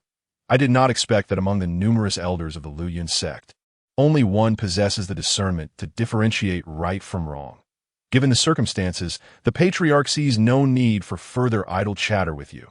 The justice that cannot be reclaimed through words shall be sought with my fists. Today marks the day of the downfall of the Lu Yun sect. Upon hearing such unreasonable remarks from the Grand Elder of the Lu Yun sect, Qin Xian was nearly driven to laughter by his indignation. No wonder the Lu Yun sect was so steeped in corruption. No wonder Wei Kuei, as the law elder, was unable to distinguish black from white, good from evil. It turns out the entire Lu Yun sect has rotted from top to bottom. Such a sect deserves to be obliterated. Presumptuous. With just the two of you, one a complete waste and the other a mere child, you dare to utter such wild claims about annihilating my Lu Yun sect. Truly ignorant and utterly arrogant. The Grand Elder of the Lu Yun sect's expression darkened to an extreme as he angrily rebuked. How dare this individual speak of the destruction of the Lu Yun sect with such audacity? Who said the Qin family consists of only 2 members? We are here too. Patriarch, Yingge, we have arrived to fight. Wei Qin Jun declared, here we stand. How dare these lowly scoundrels act recklessly? Boom. However, as the Grand Elder's words fell, thousands of figures surged into the training grounds, their imposing presence overwhelming. Clad in black armor stained with blood, they resembled a victorious army that had just emerged from a fierce battle, exuding an aura of iron and blood. Like dark clouds pressing down upon the city, instilling a palpable sense of oppression. These figures were none other than the members of the Qin family and the Wei Qin army, who had fought their way up from the foot of the mountain, engaging with the Lu Yun sect disciples that obstructed them, thus taking some time to arrive at the training grounds. Patriarch, the Lu Yun sect disciples that obstructed our path have all been slain, the sisters Su Bingyue and Su Bingyao. Both attired in form-fitting soft armor, with tall figures and blood-stained faces, approached Qin Xian, exuding an air of valiant elegance. Alongside them were Qin Longxiang, Li Qing, and thousands of Qin family members and Wei Qin soldiers, forming a dark array behind Qin Xian, akin to a black dragon poised to strike at their command. This is insurrection. A mere Qin family dares to rally their entire clan against my Lu Yun sect.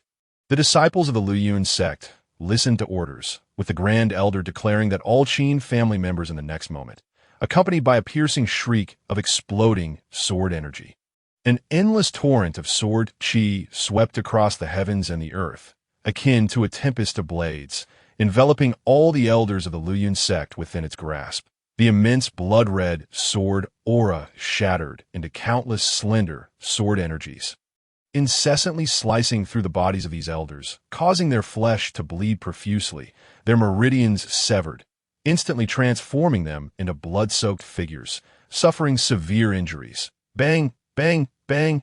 Ah! After a single sweep of the sword, all the elders of the Luyun sect were felled, their bodies marked with gashes from the sword chi, collapsing to the ground, enduring endless agony and wailing in despair.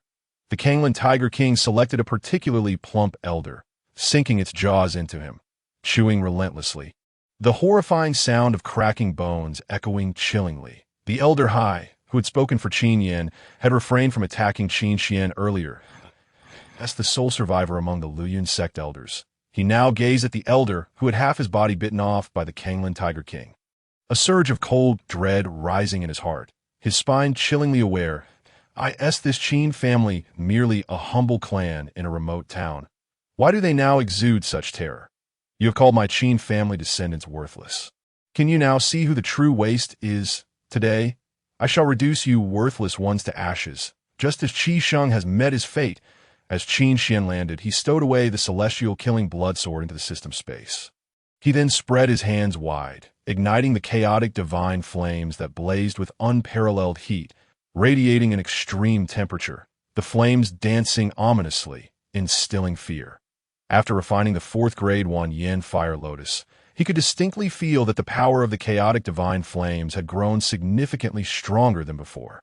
However, to elevate the chaotic flame technique to the mid-tier of the Earth grade, he still needed to refine more fire attribute spiritual objects. You dare to kill us? Once the sect master returns, you shall wish you were never born. Upon sensing the extreme heat emanating from Qin Xian's chaotic divine flames, the eyes of the Luyun sect elders filled with terror.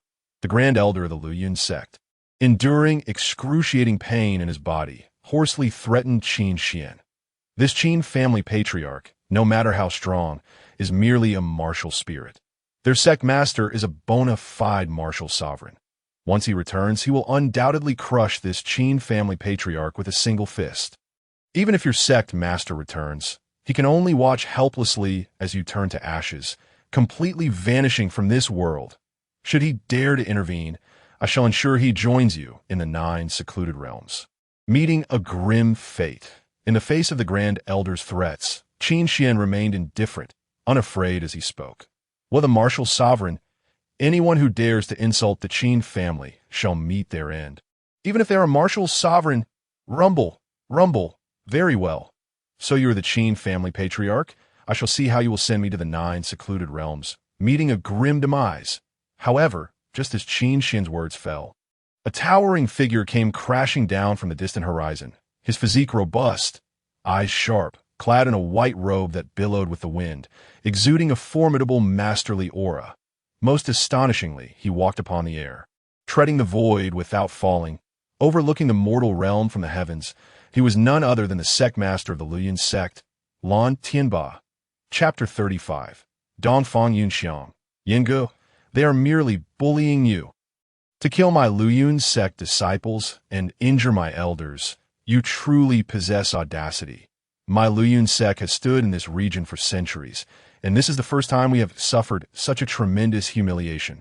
Being besieged by a small clan upon arriving above the martial arena, Lan Tianba surveyed the severely injured disciples and deacons of the Luyun sect, as well as the elders writhing in agony on the ground.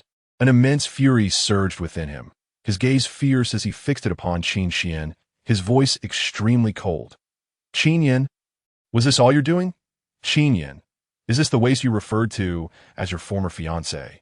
Yin'er, as Lan Tianba's words fell, for figures descended into the martial arena, the 2 foremost figures being an exceedingly young man and woman. The young woman was none other than Lan Tianba's daughter, Lan Yun, formerly engaged to Qin Yan. The young man donned a golden robe, adorned with a spiritual crown, exuding the air of a wealthy scion from a prestigious family. Behind this young man were 2 hunchbacked elders, evidently powerful guardians sent by his family. Young Master Dongfang, please pardon the disturbance. Once I eliminate these traitors, I shall properly entertain you. Lan Tianba addressed the young man in the golden robe with a hint of apology. This golden-robed youth was Dongfang Yunxiang, a young master from the Dongfang family in Xi'an County. The Dongfang and Shiman families are renowned as the two most powerful clans within Xi'an County. The ancestors of both families were once generals who fought alongside the Marquis of Qiang, achieving great military feats, and are both profound cultivators at the 9-star martial sovereign level, their might terrifying. In Xi'an County, aside from the martial Marquis, the strongest are the Dongfang Patriarch and the Shiman Patriarch, truly standing above all others. Although Dongfang Yunxiang possessed only average martial talent, he held a high status within the Dongfang family as the most cherished great-grandson of the Dongfang Patriarch. Lan Tianba had his sights set on Dongfang Yunxiang's prominent status and the affection he received from the Dongfang Patriarch, which is why, after Lan Yun's engagement to Qin Yan was annulled, he sought to form an alliance with the Dongfang family. After all, the events surrounding Qin Yan had made Lan Tianba realize that rather than seeking a talented but potentially fallen son-in-law, it was wiser to ally with a powerful and illustrious family as a support. And no matter, I am also curious as to how this waste, Qin Yan, deceived sect master Lan and Yun'er. Dongfang Yunxiang stepped forward.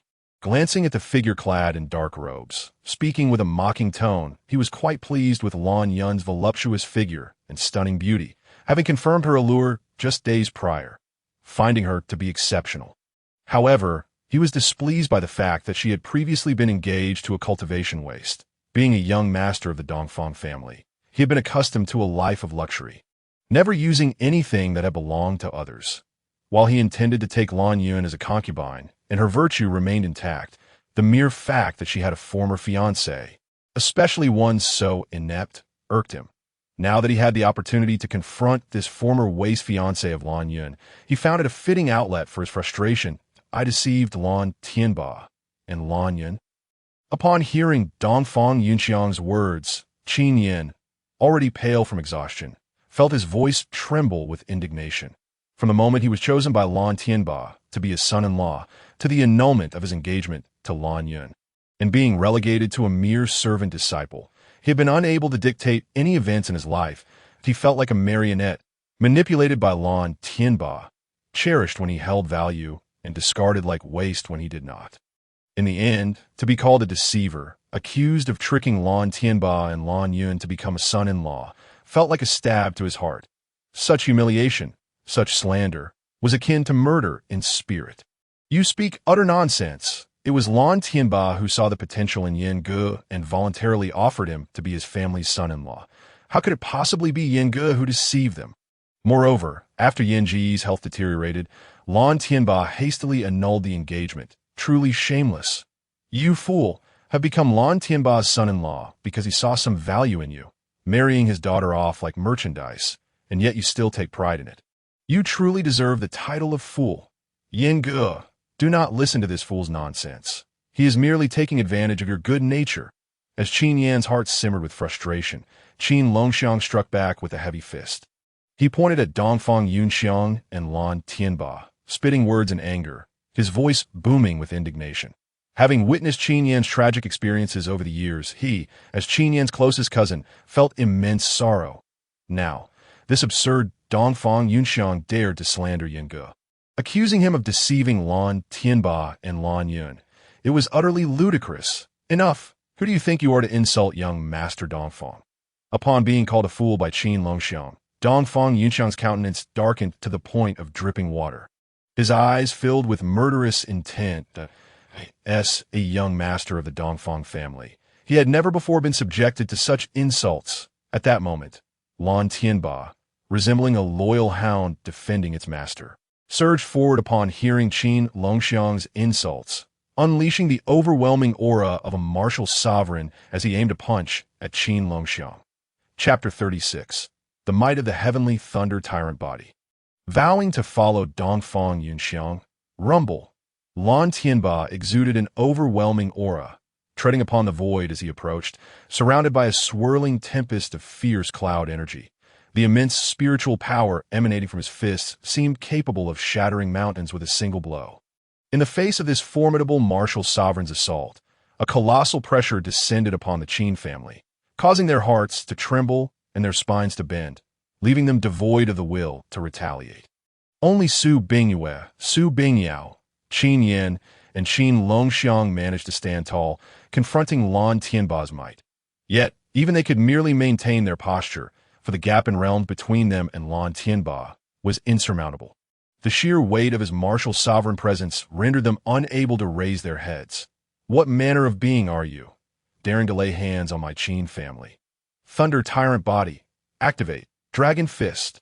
At that moment, as the Qin family members were engulfed in fear, Qin Xian stepped forward, surrounded by crackling lightning, his very flesh radiating an aura of tyrannical power, resembling an ancient thunder deity standing guard before his kin.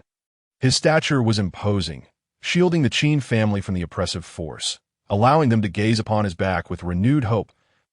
In their sight, Qin Xian's right hand clenched into a fist, enveloped by a golden dragon silhouette, exuding majesty and authority.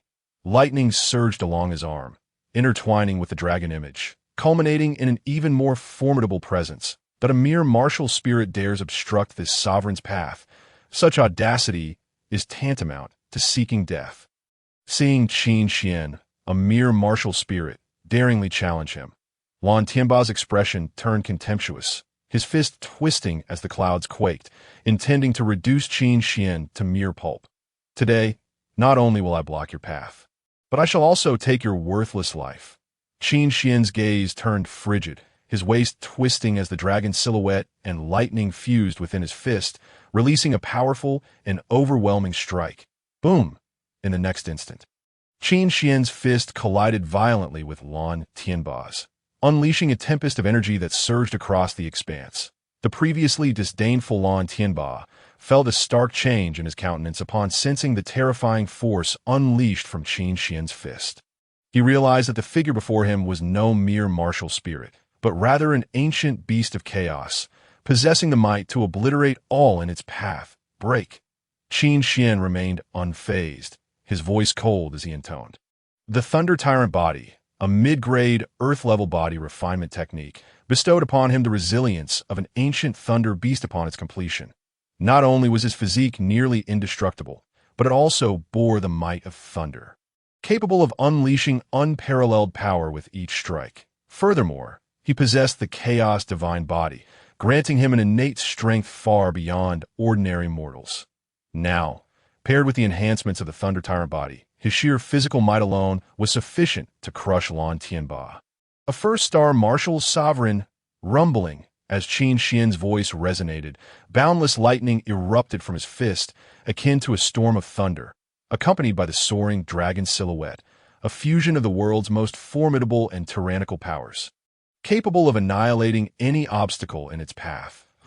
The overwhelming force of his punch shattered Lan Tianba's arm, the residual power crashing into his chest, causing internal turmoil and prompting blood to spill from the corners of his mouth as his robust form was sent reeling backward. Clan leader? How could the clan leader be overpowered by that Qin family patriarch? This cannot be. A 9-star martial spirit challenging a martial sovereign? How could such a prodigy exist here? The onlookers in the martial arena displayed a myriad of expressions. The Qin family members were filled with admiration and respect, astonished that their patriarch could defy a martial sovereign, a testament to his monstrous combat prowess. Meanwhile, the disciples of the Flowing Cloud sect were engulfed in despair. Their leader Lan Tianba, a true martial sovereign, had been a paragon of invincibility in their eyes. Now, witnessing him being hurled away by Qin Xian's fist shattered their myths, plunging them into a dire predicament. As for the two elders behind Dongfang Yunxiang, their eyes sparkled with intrigue. Initially astonished by Qin Xian's talent, they soon became greedy for his earth-level martial technique. Think, a mere earth-level martial technique. A treasure so rare that even the ancestors of the Dongfang clan would struggle to acquire it. Young Master Yunxiang, your fortune is boundless. Such a prodigious talent. If we could recruit him and nurture him well, he would undoubtedly become a formidable warrior. and that technique he just displayed is indeed an Earth-level martial art. We must secure it, for it is a supreme technique that even the Qiyang Marquis would covet. If our Dongfang clan could acquire this Earth-level martial skill, we would undoubtedly surpass the Shiman clan and become the foremost family in Qiyang County. The two elders, brimming with excitement, fervently conveyed their thoughts to Dongfang Yunxiang, an unrivaled prodigy capable of transcending realms to confront a martial sovereign, coupled with an invaluable Earth-level martial technique. This expedition had indeed yielded bountiful rewards. It was evident that these elders had already deemed Qin Xian and his Earth-level martial technique as prizes to be claimed. Lan Tianba, a wretch like you dares to be a clan leader, let alone be the father-in-law of my Qin family. Fortunately, Qin Yin discerned your true nature early on, how we've been entangled with the likes of your flowing cloud sect. It would have been a disgrace for my Qin family. Qin Xian, enshrouded in lightning, his gaze sharp and imposing, advanced toward Lan Tianba, delivering his chilling proclamation. Within this flowing cloud sect, from the likes of Lan Tianba to the lowly disciples, all are sycophants, preying on the weak while fearing the strong. The thought of Qin Yin enduring such oppression fills me with righteous fury. Today, I shall eradicate the flowing cloud sect, ensuring that all shall pay the price they rightfully owe. You fool! Spare those who deserve mercy. Do not presume that your talent grants you the right to act with such arrogance. Lan Tianba, you are but a half-hearted member of the Dongfang family. Should you wish to kill him, you too shall perish. Your only path to survival lies in surrendering the Earth-level martial skill you possess to young Master Yunxiang and swearing allegiance to him. Otherwise, both you and your family shall be consumed by the wrath of the Dongfang clan, reduced to ashes and annihilated. As Qin Xian approached Lan Tianba, intent on severing his head, the two elders behind Dongfang Yunxiang stepped forth, their forms gliding through the air like phantoms, positioning themselves before Qin Xian. In their speech, an overwhelming and terrifying aura erupted from within them, enveloping the surroundings and instilling fear in the hearts of those present. 3-star martial sovereign, 4-star martial sovereign. The two guardians accompanying Dongfang Yunxiang were, astonishingly, martial sovereign powerhouses. Moreover, they were not mere 1-star martial sovereigns like Lan Tianba, but rather a 3-star and a 4-star martial sovereign. Such formidable presence left the Qin family members in a state of alarm. These elders are merely guardians of the Dongfang clan. How could they radiate such terrifying energy? Is the Dongfang clan truly that powerful? In contrast, the disciples of the Flowing Cloud sect wore expressions of elation, their despair transformed into hope, for they realized they would not face death after all. Boy, no matter how prodigious your talent. Before the Dongfang clan, you are but an insignificant insect. What use is talent or effort? In the end, you are destined to serve as a dog for the Dongfang clan. Lan Tianba laughed, blood trickling from the corners of his mouth. Indeed, marrying his daughter to the young master of the Dongfang clan had been the wisest decision of his life. Fools! If you two decrepit old men have come to meet your demise, then this clan leader shall grant you that wish. You shall join Lan Tianba in the netherworld, your lives extinguished. However, as Qin Xian steadily approached Lan Tianba, he displayed none of the anticipated fear or panic. His expression remained calm as he confronted the immense pressure emanating from the two elders, his voice chilling as he declared, "Who is truly acting with arrogance and tyranny? These two decrepit old fools not only covet my Thunder Tyrant body, but also wish to compel me to swear allegiance to Dongfang Yunxiang as a mere servant. I find such condescension utterly intolerable. Today, not only shall Lan Tianba perish, but these two old relics and that insufferable Dongfang young master shall meet their end as well." Chapter 37. The Authority of a 4th-rank Array Master. The might of the killing formation. Fool, seeking death, you, an insufferably arrogant junior, dare to belittle us merely due to your fleeting talent. You squander the opportunity to live. Upon hearing Qin Xian's words, the two elders were taken aback, their fury igniting. Though they were merely guardians of Dongfang Yunxiang, their strength ranked among the elite within the Dongfang clan. Even the young masters and mistresses of the Dongfang clan treated them with respect, addressing them as Elder Lu and Elder Li. Yet this reckless young man dared to insult them so brazenly. Such audacity was tantamount to courting death. Elderly, the Dongfang clan is rife with geniuses. We do not need this rebellious servant. He dares to insult members of the Dongfang clan. We must ensure he is torn to shreds to uphold the dignity of our clan. No unworthy wretch should ever step through the gates of the Dongfang clan. In this moment, Dongfang Yunxiang waved his hand as if the life and death of Qin Xian rested solely on his words, granting him the power to dictate Qin Xian's fate. That be why your command.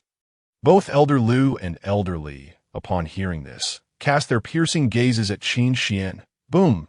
In the next instant, a formidable aura erupted from Elder Lu and Elder Li as they traversed the air, their hunched figures radiating an overwhelming and terrifying wave of spiritual energy, hurtling directly towards Qin Xian, intent on destruction. Patriarch. The Qin family members, sensing the dreadful presence of Elder Lu and Elder Li, were engulfed in profound anxiety. Even Lan Tianba, a mere one-star martial sovereign, seemed insurmountable before them. The sheer pressure was enough to keep them from lifting their heads, let alone confront the two guardians of Dongfang Yunxiang. Yet even with Qin Xian standing before them to absorb the immense pressure, their hearts trembled in fear. Martial sovereigns were indeed terrifying. Just two senile fools. No matter. Qin Xian remained unfazed, his demeanor calm, standing tall against the overwhelming might of Elder Lu and Elder Li. He stepped forward, his white robe billowing with the wind, radiating a divine purple-golden brilliance, resembling an invincible deity, exuding an unparalleled majesty. Seeking death. The fury in the hearts of Elder Lu and Elder Li intensified. The former unleashed a punch, vast spiritual energy coalescing into a colossal fist, akin to a mountain crashing down, imbued with a destructive aura, hurtling towards Qin Xian. The latter drew a short sword, thrusting it forth, releasing a myriad of sword energies, like 1,000 serpents emerging from their lair, striking at Qin Xian from devious angles with utmost malice. Flowing fire formation, sacred tiger annihilation formation, rise. Witnessing this, Qin Xian's gaze sharpened as he stepped forth, his voice resonating with authority. In the next moment, as his toes touched the ground, intricate and profound formation patterns spread out, revealing thousands of formations, yet only two distinct designs, one resembling flowing flames and the other domineering tiger stripes. Buzz, buzz, buzz. As the esoteric formations unfolded, they swiftly outlined two crimson glowing killing arrays before Qin Xian. One radiated a scorching and intense heat, while the other exuded a fierce and tyrannical presence. Enveloping Elder Lu and Elder Li within, their eyes widening in disbelief. This is a fourth-rank killing formation. You can instantly deploy a fourth-rank killing formation. You are indeed a fourth-rank formation master, upon sensing the terrifying aura emanating from the two formations. Elder Lu and Elder Li's pupils constricted, utterly astonished, as they looked at Qin Xian in horror. The patriarch of the Qin family was not merely a prodigy capable of challenging martial sovereigns, but also a distinguished fourth-rank formation master. How could such a monstrous talent arise in this remote place? It was known that a fourth-rank formation master held a prestigious status. Even the Lord of Qiyang, who governed a region, would treat them with respect and lavish rewards to recruit them. Moreover, a young fourth-rank formation master like him would undoubtedly attract the attention of the Formation Alliance in the capital. Surely, even the Alliance Master, a peak fifth-rank formation master revered by the royal family, would personally extend an invitation for him to join.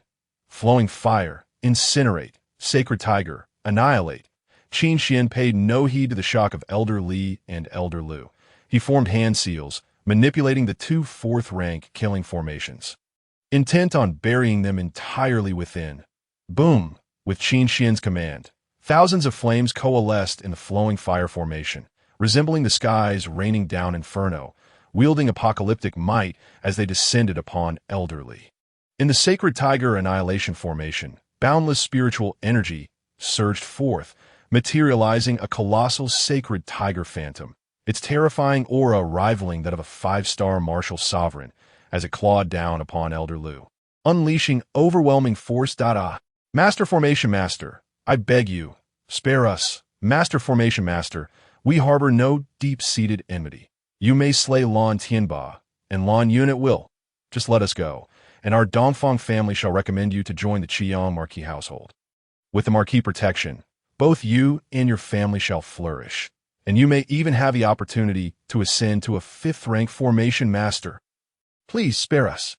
Chapter 38. Life and Death, Your Choice. Upon realizing Qin Xian's identity as a 4th-rank Formation Master, both Elder Li and Elder Lu were engulfed in terror, pleading earnestly with Qin Xian. After all, the current Qin Xian, be it in status or strength, was beyond their capacity to provoke. Even their family's ancestors would not dare to openly slay such a young 4th-rank Formation Master, let alone them. Moreover, they were currently ensnared within the killing formations, their lives entirely at Qin Xian's mercy, compelling them to plead for mercy. This patriarch and the Qin family require no external protection. We shall ascend to the pinnacle of power ourselves. You, 2 senile fools, along with your young master, dared to oppress my Qin family. Today, you shall undoubtedly meet your demise. Ignoring Elder Li and Elder Lu's desperate pleas, Qin Xian remained unmoved, his gaze sharp. With a wave of his hand, the brilliance of the 2 killing formations intensified, and the spiritual energy within surged with even greater ferocity. Boom! Puffed! Within the flowing fire formation, myriad flames rained down from the heavens, carrying an incinerating aura, unleashing destructive power. Before the torrent of flames, Elder Li's frail form appeared even more insignificant, even as he unleashed his strongest martial technique. He could not withstand the onslaught of the flowing fire. Crashing to the ground, his body charred, vitality extinguished, I end the Sacred Tiger Annihilation Formation. The ferocious and tyrannical Sacred Tiger Phantom shattered Elder Lu's protective barrier, obliterating his bones and severing his meridians, reducing him to a mere shell of a being, with only a fleeting breath remaining, his life dwindling. Buzz, observing the demise of Elder Lu and the incapacitation of Elder Li, Qin Xian took another step forward, extinguishing thousands of formation patterns, causing the 2 killing formations to dissipate. Retrieving the 2 formations, he summoned the heavenly killing bloodsword, first delivering a finishing blow to Elder Lu, severing his head before gradually approaching Lan Tianba, emanating a menacing sword aura. So, who truly is the waste, and who the mere insect? Qin Xian, wielding the heavenly killing bloodsword, regarded Lan Tianba with a smile. Recalling how Lan Tianba had previously labeled Qin Yin as a waste and himself as an insect. Now who truly embodies the waste, and who is the insect? Bang! Bang! Bang! I'm the waste, I am the insect. Patriarch Qin, I implore you, spare my Luyun sect. For the sake of the bond between Qin Yin and Lan Yun, and considering I once cared for Qin Yin, I beg you, spare my Luyun sect. In this moment, Lan Tianba was devoid of his previous arrogance, kneeling on the ground, fervently bowing his head to Qin Xian, pleading for mercy. Even Elder Lu and Elder Li, powerful 3-star and 4-star martial sovereigns, had fallen at Qin Xian's hands. That he understood that his only path to survival was to plead for mercy. He hoped that Qin Xian would remember the past friendship between Qin Yin and the Luyun sect and grant them leniency this time. Qin Yin, this patriarch demands you choose their lives or deaths. If you wish for them to die, this patriarch shall aid you in slaying Lan Tianba and Lan Yun, obliterating the entire Luyun sect. If you wish for them to live, this conflict shall cease today, and this patriarch shall spare their lives. Life and death, your choice. In response to Lan Tianba's pleas, Qin Xian remained impassive, refraining from directly slaying Lan Tianba. Instead, turning to Qin Yin, but he sought to discern how Qin Yin would choose, eager to see if Qin Yin would disappoint him. Qin Yin, I implore you, do not kill us. Do you not remember how well I treated you when you first arrived at the Luyun sect? I married Yun'er to you and made you a core disciple. Have you forgotten all this? We were merely momentarily blinded, leading us to such grave errors, but our sins do not warrant death. At the very least, we once treated you well. If you still harbor feelings for Yun'er, I can assure you that she will break the engagement with the Dongfang family and marry you again. What do you say? Upon hearing Qin Xian's words, Hope flickered in Lan Tianba's eyes. Allowing Qin Yan to determine their fate was the best possible outcome, compared to Qin Xian, a decisive and cold-hearted patriarch. The kind-hearted Qin Yan would surely be more susceptible to mercy, more likely to spare them. Marry your mother. Your daughter is already a disgrace. Do you think Brother Yan would want her again? As if he were running a second-hand shoe store, Qin Longxiang, unable to contain himself, interjected with scorn. He could not fathom how Lan Tianba had the audacity to reminisce about past affections with Qin Yan. Longxiang, let Brother Yan make his own decision. Qin Xian waved his hand at Qin Longxiang. Wishing to prevent him from swaying Qin Yan's true intentions, he needed to understand the essence of Qin Yan's character and whether he was worthy of becoming the Emperor of Flames. Very well. Qin Longxiang nodded, silenced by Qin Xian's words. Qin Yan, although I have married Dongfang Gongzi as a concubine, my heart has always been with you, longing for you. Qin Yan, for the sake of my admiration for you, please spare us this one time. At this moment, Lan Yun, with a pitiful expression, looked at Qin Yan with tear-filled eyes, her voice trembling as she pleaded. Beside her, Dongfang Yunxiang dared not speak further. After all, both of his guardians had already perished, leaving him unprotected. If he were to survive this ordeal, he would certainly report to his ancestor, demanding justice against the Qin family. He paid no heed to the identity of a fourth-tier array master. Throughout his life, no one had ever dared to treat him in such a manner. He was resolute in his desire to see the head of that Qin family patriarch role. Upon hearing the words of Lan Tianba and Lan Yun, Qin Yan fell into a moment of silence, only to be unable to suppress a bitter laugh. Former camaraderie, affection, how laughable. Lan Tianba, have you and Lan Yun ever treated me with sincerity? You married Lan Yun to me and bestowed upon me the title of core disciple solely because you valued my potential. When my talents were unremarkable, you regarded me as a worthless being, allowing me to fend for myself while turning a blind eye to the humiliations I endured. Did you ever show me a modicum of care? Lan Yun, you have never held me in esteem. How can you speak of affection? After our engagement, you never regarded me as your fiancé. In your eyes, I was merely a country bumpkin, and I have seen countless expressions of disdain and revulsion reflected in your gaze. Reflecting on the time spent with Lan Tianba and his daughter, Qin Yan felt an even greater surge of resentment within him, his countenance agitated as he spoke. Especially the notion of affection spoken of by Lan Yun made him feel quite nauseated. He recalled how Lan Yun had disdainfully told him that only after he broke through to the martial spirit realm could he hold her hand. If he failed to achieve that breakthrough, he was to never touch her. At the time, he thought it was Lan Yun's insistence on a woman's purity, and thus he remained silent. Yet now, confronted by Dongfang Yunxiang, who possessed merely a 3-star martial master realm, Lan Yun had already surrendered her purity before even entering the marriage. How could this not disgust Qin Yan? Patriarch, I want them dead. Qin Yan exhaled a long, heavy breath, as if expelling years of pent-up frustration. His heart now unencumbered, pure to the extreme, he then turned to Qin Xian, a cold, murderous intent glimmering on his resolute face, as he declared firmly, he was no saint. Why should he forgive Lan Tianba and his daughter? The patriarch had led the Qin family to confront the Lu Yun sect, slaying martial spirits and dismantling martial sects to seek justice for him. If he were to forgive Lan Tianba and his daughter just like that, would he not be betraying the patriarch's goodwill? Compared to the genuine care the patriarch had shown him, Lan Tianba and his daughter were not. Chapter 39, Mission Accomplished, Reward, Supreme Bone, 5 Spirit Guardian Array. Excellent. Just as you wished. Qin Xian nodded in satisfaction upon hearing this. He was most vexed by those with weak wills who could easily forgive others for the harm they had caused. He was pleased with Qin Yan's choice. Only with such decisiveness and slaughter could one aspire to attain the position of the Flame Emperor. Clang! In the next moment, he swung the heavenly, killing blood sword, swiftly severing Lan Tianba's head from his body, preventing him from pleading for mercy once more. Sect Master! Father!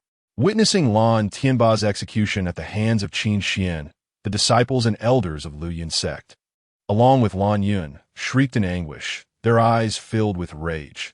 Qin family members, Wei Qin army, heed my command. Today, We will annihilate Lu Yun's sect, ensuring that no one remains here except for our Qin family." After slaying Lan Tianba, Qin Xian pointed his sword forward, directly issuing orders to the queue at long last, the final reward. The complete collection of fourth-grade alchemical formulas from this realm, encompassing not only all the existing recipes passed down through generations, but also the long-lost ancient formulas. With his current status as a fourth-grade alchemist, he possesses the ability to refine all these elixirs. Particularly intriguing are the ancient recipes that have been lost to time, many of which yield invaluable elixirs. If he can successfully concoct them, their sale at the auction house would undoubtedly incite a frenzy among the masses, resulting in a vast fortune in spiritual stones. Once his power is formidable enough, he could attract numerous fourth-grade alchemists to join the Qin family, thereby strengthening their clan. After all, for an alchemist, a long-lost ancient formula holds far greater allure than a stunning beauty or precious spiritual stones. As alchemists, who wouldn't yearn to produce a long-lost ancient elixir to validate their prowess in the craft? This is akin to how generals in the mundane world regard the ceiling of the Wolf's Pass as the pinnacle of honor. The Luyun sect has stood firm in this region for centuries. It is likely that their treasury harbors a wealth of resources. Such resources must not be squandered. You shall lead the Qin family members and the Wei Qin army to transport everything back to our Qin family. After reviewing the task rewards within the system space, Qin Xian turned to Wu Song and spoke. "As the most powerful sect within a 1,000-mile radius, the treasury of the Luyun sect must be replete with treasures, far surpassing the spoils from the previous raids on the Han and Hong families." Indeed, Wu Song's eyes sparkled with excitement at the prospect. The entire wealth of the Luyun sect would now belong to the Qin family. A sensation akin to having unearthed a vein of spiritual stones, exhilarating beyond measure. Thus, with Qin Xian's command given, Wu Song led the Qin family members and the Wei Qin army to scour the Luyun sect, emptying it of all movable resources. Even the spiritual herbs in the medicinal fields were uprooted, achieving a thorough excavation. Once all the resources of the Luyun sect were completely stripped, Qin Xian, accompanied by the Qin family and the Wei Qin army, returned home with carts laden with spoils. The Qin residents. "Elder, please, I implore you to save Howard, for the sake of our shared bloodline in the Qin family. I beg you." Outside the estate, a middle-aged couple knelt before Qinda, repeatedly bowing and pleading.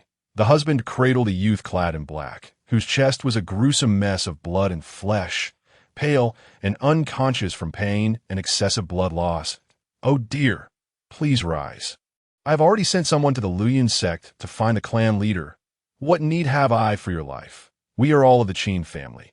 When the clan leader returns, he will surely save Qin Hao." Observing the desperate couple, Qinda hurriedly bent down to assist them, speaking urgently. This couple and their son were members of the Qin family from Huanyang City, a branch family of the Tianyang City Qin family. An elder from the Tianyang City Qin family had settled in Huanyang City, establishing this branch through sheer determination. Over the years, the Tianyang and Huanyang Qin families maintained frequent contact, their relations exceedingly close. During the new year, the Huanyang Qin family would prepare lavish gifts to celebrate with the main family in Tianyang City, displaying no reserve. Thus, witnessing the plight of this couple's son, grievously wounded, stirred great anxiety in Qin Da's heart. However, faced with such severe injuries, he felt utterly powerless, hoping only for the clan leader's swift return. Suddenly, a figure clad in white, emanating an aura of yin and yang, approached in an instant from a distance of 1,000 meters. Qin Xian had arrived. Ding! Congratulations to the host for encountering a clan member with a purple talent rating. Qin Hao, Realm, 3-star Martial Master. Comprehension, 9 stars, Talent. Desolate Martial Spirit Bone, extracted. Reincarnation I, Spirit Eye level. Reincarnation I, Spirit Eye level. The pupil is inscribed with runes, mysterious and unfathomable, possessing the ability to heal injuries, seek treasures, and enhance the owner's comprehension. Stages of Reincarnation I upgrade. Spirit Eye level, Sacred Eye level, Divine Eye level. Materials required for upgrading the Spirit Eye. Dragon Eye, Qing Wan blood. Celestial Sacred Fruit. Upon seeing the bloodied Qin Hao, unconscious in his mother's embrace, The system prompt echoed in Qin Xian's mind. This was the second clan member he had encountered with a purple talent rating. And even after the extraction of the desolate martial spirit bone, he retained that rating. Had the spirit bone remained intact, he might have had the potential to reach a golden talent rating. What transpired in Huanyang City? Why was Qin Hao's spirit bone extracted? Approaching Qin Hao, Qin Xian placed his palm over the youth's wound, channeling chaotic spiritual energy to staunch the bleeding, while his brow furrowed as he inquired. It was the Lord of Huanyang City. I don't know how he discovered the existence of a spirit bone within Hauer. Upon learning this, he led powerful figures from the city lord's estate to invade our Qin family, extracting Hauer's spirit bone before our very eyes. Qin Yi, the clan leader, also sustained severe injuries while trying to protect Hauer and is currently receiving treatment at the medical hall. Upon hearing Qin Xian's inquiry, Qin Hao's mother, Ning Xiao, spoke through her tears. Qin Hao's father, Qin Ling, stood nearby, his fists clenched, eyes bloodshot, nails digging into flesh, causing drops of blood to fall. As Qin Hao's parents, they watched helplessly as their son had his spirit bone forcibly extracted by the Lord of Huanyang City. The anguish they felt was unbearable, far worse than death. Had it not been for the intervention of the Qin family members, had Qin Hao not still drawn breath, Qin Ling would have sought revenge against the city lord without hesitation. Even knowing the disparity in strength and the certainty of death, he would have fought to tear the city lord apart. The Lord of Huanyang City, how dare he extract the spirit bone of my Qin family member and injure the clan leader of our branch family? He is courting death. Qin Xian's voice turned icy, a wave of murderous intent radiating from him. The Huanyang City Qin family and the Tianyang City Qin family share the same bloodline. They are kin. Regardless of which family is in peril, the other stands ready to assist with all their might. With such a close bond, the mere thought of the Huanyang City lord invading the Qin family, injuring Qin Yi, and extracting Qin Hao's spirit bone before their eyes ignited a torrent of fury within Qin Xian, burning with a desire to rend the city lord limb from limb. Clan leader Qin Xian, Elder Qin to mention that you have now become a martial spirit expert with vast capabilities and that you must possess a way to save Hauer. Please, I beseech you, save my son, even if it means that we must serve you as beasts for the rest of our lives. We are willing. Ning Xiao and Qin Ling quickly knelt before Qin Xian, crying out in desperation, their heads striking the ground until blood stained the stones, a sight that tugged at the heartstrings. As Qin Hao's parents, they would gladly trade their lives for his. The heart of every parent is a poignant one. Quickly rise. As the clan leader of the Qin family, I shall treat all members, both main and branch, with equal regard and provide assistance. Fear not. I have already devised a method to heal Qin Hao and will restore him to full vitality. Seeing Ning Xiao and Qin Ling suddenly kneel, Qin Xian hurriedly helped them to their feet, speaking with conviction that, yes, it's true. Can you really heal Hauer? Upon hearing Qin Xian's assurance, joy illuminated the bloodshot eyes of Ning Xiao and Qin Ling, as if a drowning person had grasped a life-saving straw, rekindling hope within their hearts. The clan leader speaks no empty words. This is merely an injury from the extraction of a bone and can certainly be healed. Qin Xian nodded, his expression solemn and confident. Thank you, Qin Xian, clan leader. We shall never forget your great kindness. As long as you can save Hauer, we will agree to anything you ask. Upon witnessing Qin Xian's resolute demeanor, Qin Ling and Ning Xiao were overjoyed, nearly kneeling again to express their gratitude, but were stopped by Qin Xian. There is no time to lose. Quickly bring Qin Hao to my chamber. I shall treat him at once. Qin Xian directed them toward the interior of the Qin estate. Ning Xiao and Qin Ling hastily carried Qin Hao into Qin Xian's room, laying him upon the bed. Qin Da and several other members of the Qin family followed closely behind. Ding! Detecting investable clan member. Qin Hao, investable item. Supreme Bone, 4th grade revitalizing elixir. As Qin Xian gazed at the bloodied Qin Hao, whose chest bore a horrific wound, the system prompt resonated in his mind. Indeed, this Supreme Bone rightfully belonged to Qin Hao. He believed that by investing this Supreme Bone in Qin Hao, he would surely receive an even more substantial reward in return, one that would far exceed the value of the bone itself. In the next moment, he retrieved the exquisite, translucent Supreme Bone from the system space, intricately engraved with a multitude of mysterious runes and radiating a brilliant, ethereal light. Upon its emergence, the couples Qin Ling and Ning Xiao, along with Qin De and several members of the Qin clan present, were engulfed by a vast aura of pressure, as if a supreme being of the human race had descended, exuding an overwhelming majesty.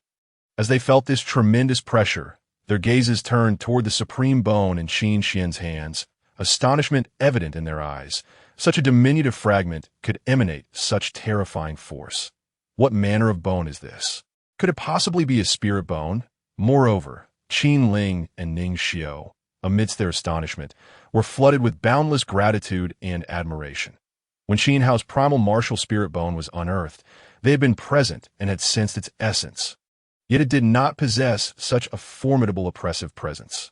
Undoubtedly, the bone in Qin Xian's possession must be far more powerful and precious than the primal martial spirit bone within Hao.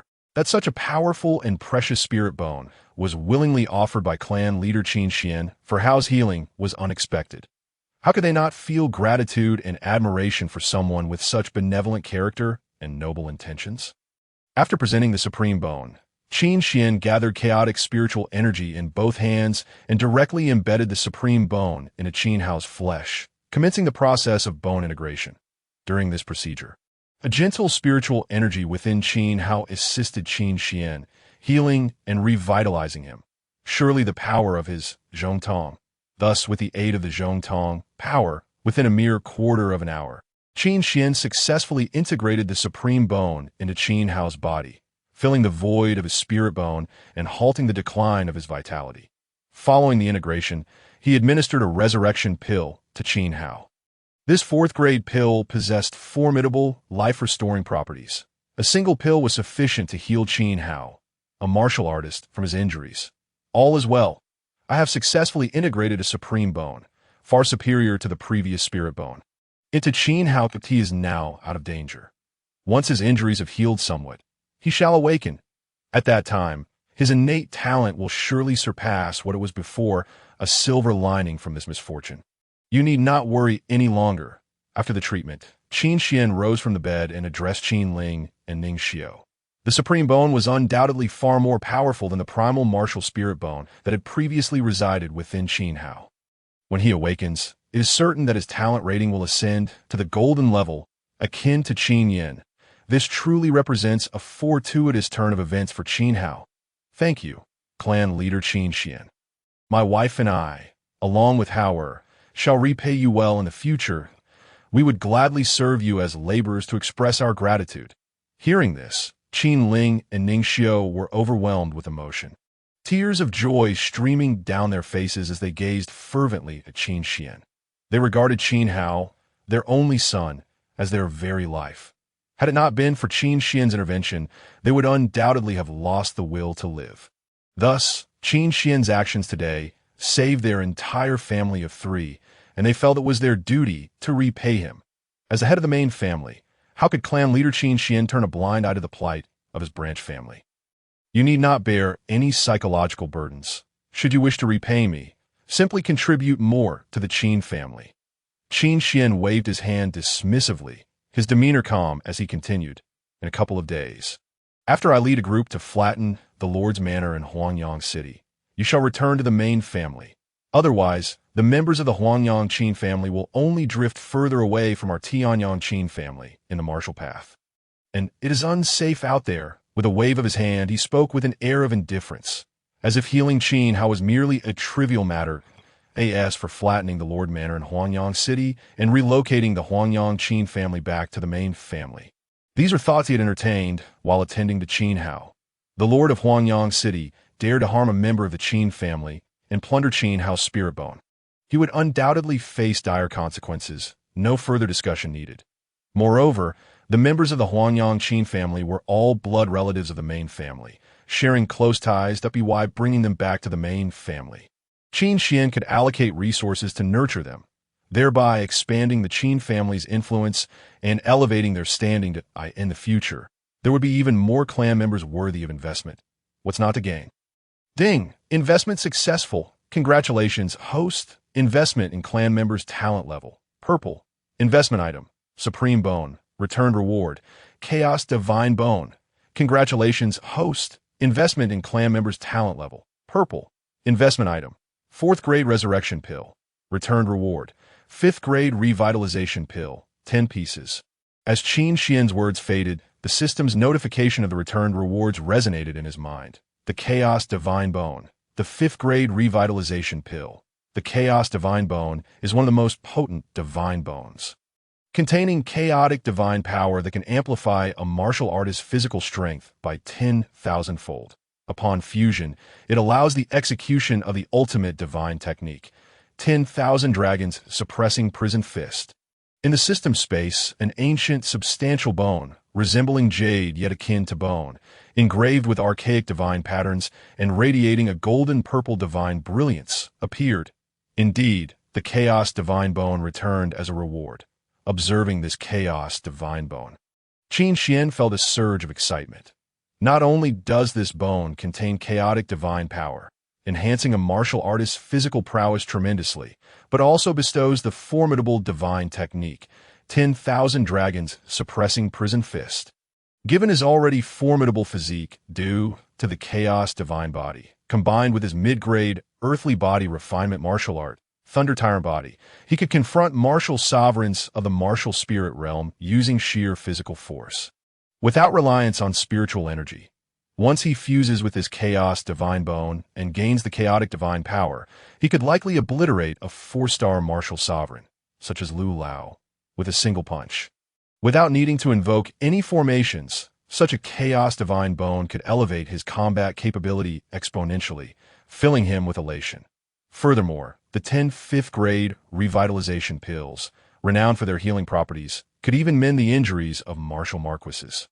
Their efficacy is immensely powerful in the future, should any members of the Qin family suffer grave injuries, these pills could sustain a flicker of life, effectively saving 10 lives, truly worthy of the name Revitalization. Before Qin Hao awakens, let my room serve as his care quarters. There is no need to move him again, lest it disrupt his wounds. After reviewing the rewards, Qin Xian continued addressing Qin Ling and Ning Xiao. As he spoke, Qin Ling and Ning Xiao were filled with profound gratitude, repeatedly expressing their thanks, eager to repay Qin Xian immediately. Qin Xian waved his hand again, then led Qin Da and several other Qin clan members out of the room, leaving it for Qin Ling and Ning Xiao to care for Qin Hao. Uncle Da summoned all clan members of the Qin family who have achieved a rank above 5-star martial artist. Along with the soldiers of the Wei Qin army, today, we shall head to Huangyang City and flatten the Lord's Manor to reclaim Qin Hao's primal martial spirit bone. Stepping out of the room, Qin Xian turned to Qin Da, his gaze sharp as he spoke. Ding! The system has detected that Qin Hao the Qin family has suffered persecution, and the host's protective instincts have surged. The system issues a mission. Aid Qin Hao in reclaiming the primal martial spirit bone and eliminate those who stole it. Ding! The system has detected the difficult circumstances of the Huangyang City Qin family. The system issues a mission. Facilitate the relocation of the Huangyang City Qin family back to Tianyang City, reintegrating them into the main family. As Qin Xian's words concluded, the system's notifications rang out in his mind. He was astonished to find that 2 missions were issued simultaneously this time, providing him with even greater motivation for this trip to Huangyang City. Excellent! Qin Da responded with fervent excitement before promptly following Qin Xian's orders to gather all clan members and soldiers of the Wei Qin army who had achieved a rank above 5-star martial artist. These individuals represented the most elite forces of the Qin family. They could easily lay waste to the Lord's Manor in Huangyang City, or even slaughter the entire city if necessary. Thus, once Qin Da had assembled all the elite forces of the Qin family, Qin Xian sat atop the Kanglan Tiger King, gesturing grandly as he led the Qin family's elite toward Huangyang City, resembling a swift, formidable cavalry in Huangyang City. Within the Huangyang Qin Manor, Qin Yi, who had just escaped the clutches of death, lay on the bed, his breath faint and his complexion pale, scanning the surroundings for any sign of his son. Where are Hauer and the others? Why can I not see them? Clan leader, Hauer sustained severe injuries, and no physician in the city could treat him. Qin Ling and Ning Xiao took him to Tianyang City to seek assistance from the main family. One of the clan members replied. Last month, Elder Qinda from the main family sent word that clan leader Qin Xian has broken through to the martial spirit realm. Surely, clan leader Qin Xian will have a way to heal Hauer. Please do not worry too much, and take care of yourself. Hearing the inquiries, several members of the Qin family responded in unison. On that day, when the Lord of Huangyang City invaded the Qin manor, Qin Yi had fought valiantly, attempting to single-handedly confront the Lord. However, the disparity in their realms was insurmountable, and after just a few exchanges, he was gravely injured, only regaining consciousness today. After awakening, not seeing Qin Hao and the others immediately filled Qin Yi with anxiety, fearing for his son's life. Cough, cough. As long as he is well, I hope that brother Qin Xian can save Hauer. Upon hearing that Qin Hao had been taken to the main family, Qin Yi felt somewhat reassured. His cousin, Qin Xian, had always been exceptionally gifted since childhood, and now that he had broken through to the martial spirit realm, he surely possessed the means to rescue Hauer. Rest assured, my cousin. Now, Qin Hao has indeed escaped the clutches of death. And as fate would have it, once his injuries heal, his innate talents will progress even further, transforming him into an even more formidable prodigy. At this moment, a figure clad in white entered the room, standing tall and strikingly handsome, with a clear and resonant voice. It was Qin Xian. Upon leading the elite members of the Qin family to Huangyang City, he hurried to the Qin residence, eager to ascertain the condition of his cousin, Qin Yi, and whether he was still in danger. Seeing Qin Yi awake, albeit with a faint breath and unhealed wounds, brought him considerable relief. Cough, cough. Cousin Qin Xian, what brings you here? Is Hauer truly out of danger? Upon seeing Qin Xian enter, Qin Yi was visibly agitated, attempting to rise from the bed, only to be firmly pressed back down by Qin Xian.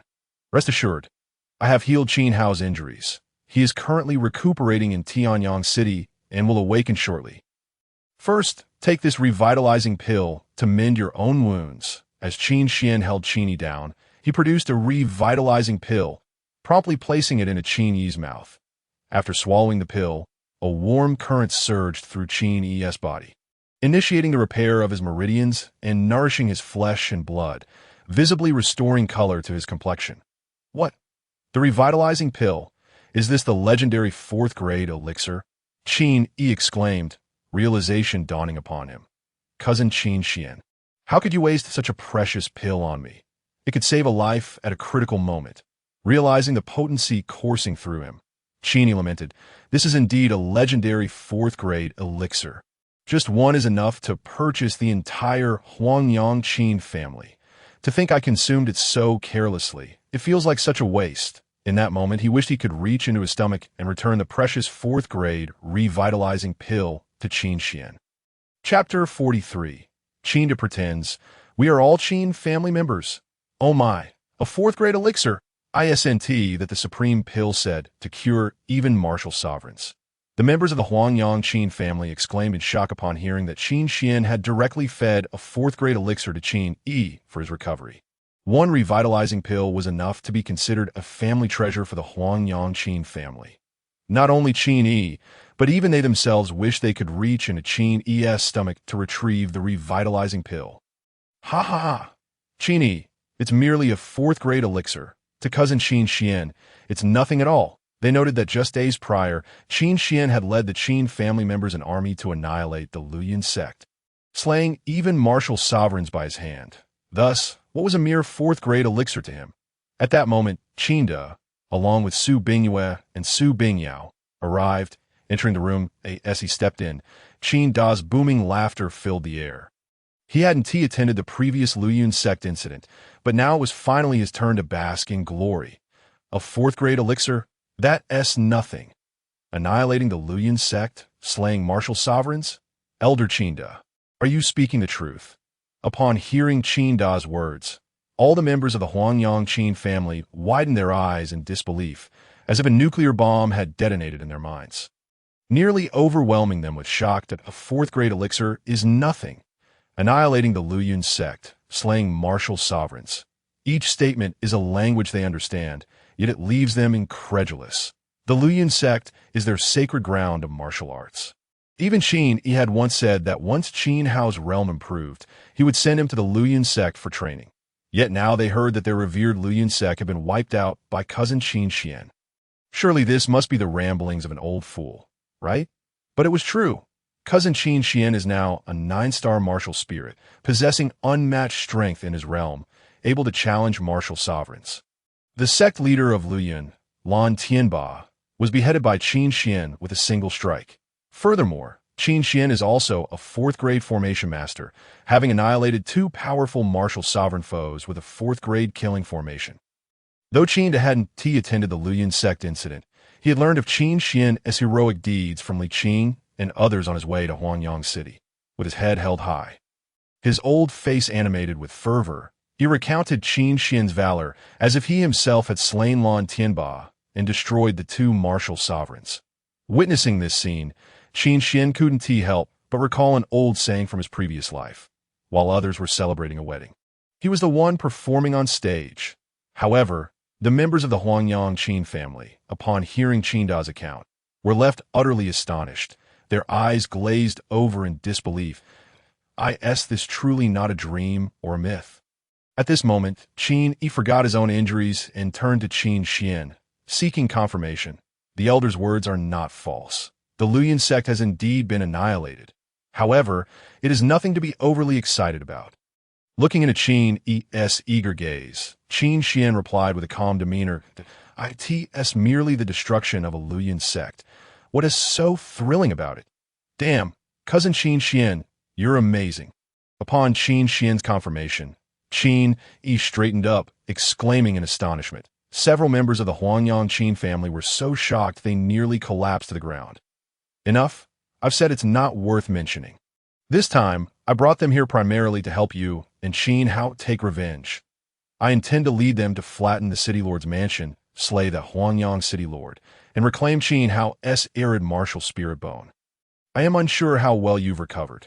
Can you join us in slaying the Huangyang City Lord? Qin Xian waved his hand, steering directly to the point. Absolutely, my injuries are nearly healed. The 4th-grade elixir is truly powerful. I can lead you to the City Lord's mansion. Qin Yi replied with palpable excitement. In the few minutes they spoke, his injuries had significantly improved. After all, he was merely an 8-star martial master. Using a 3rd-grade healing elixir was already considered extravagant, let alone a 4th-grade elixir. Time is of the essence. Let us proceed. Qin Xian nodded, and as his voice fell, he strode out of the room. Qin Yi followed closely behind, leading the elite members of the Tianyang Qin family and the Huangyang Qin family clansmen to the City Lord's mansion. Who are you? What business do you have at my City Lord's mansion? Upon arriving at the City Lord's mansion, the guards arrogantly inquired. Kill all but the City Lord.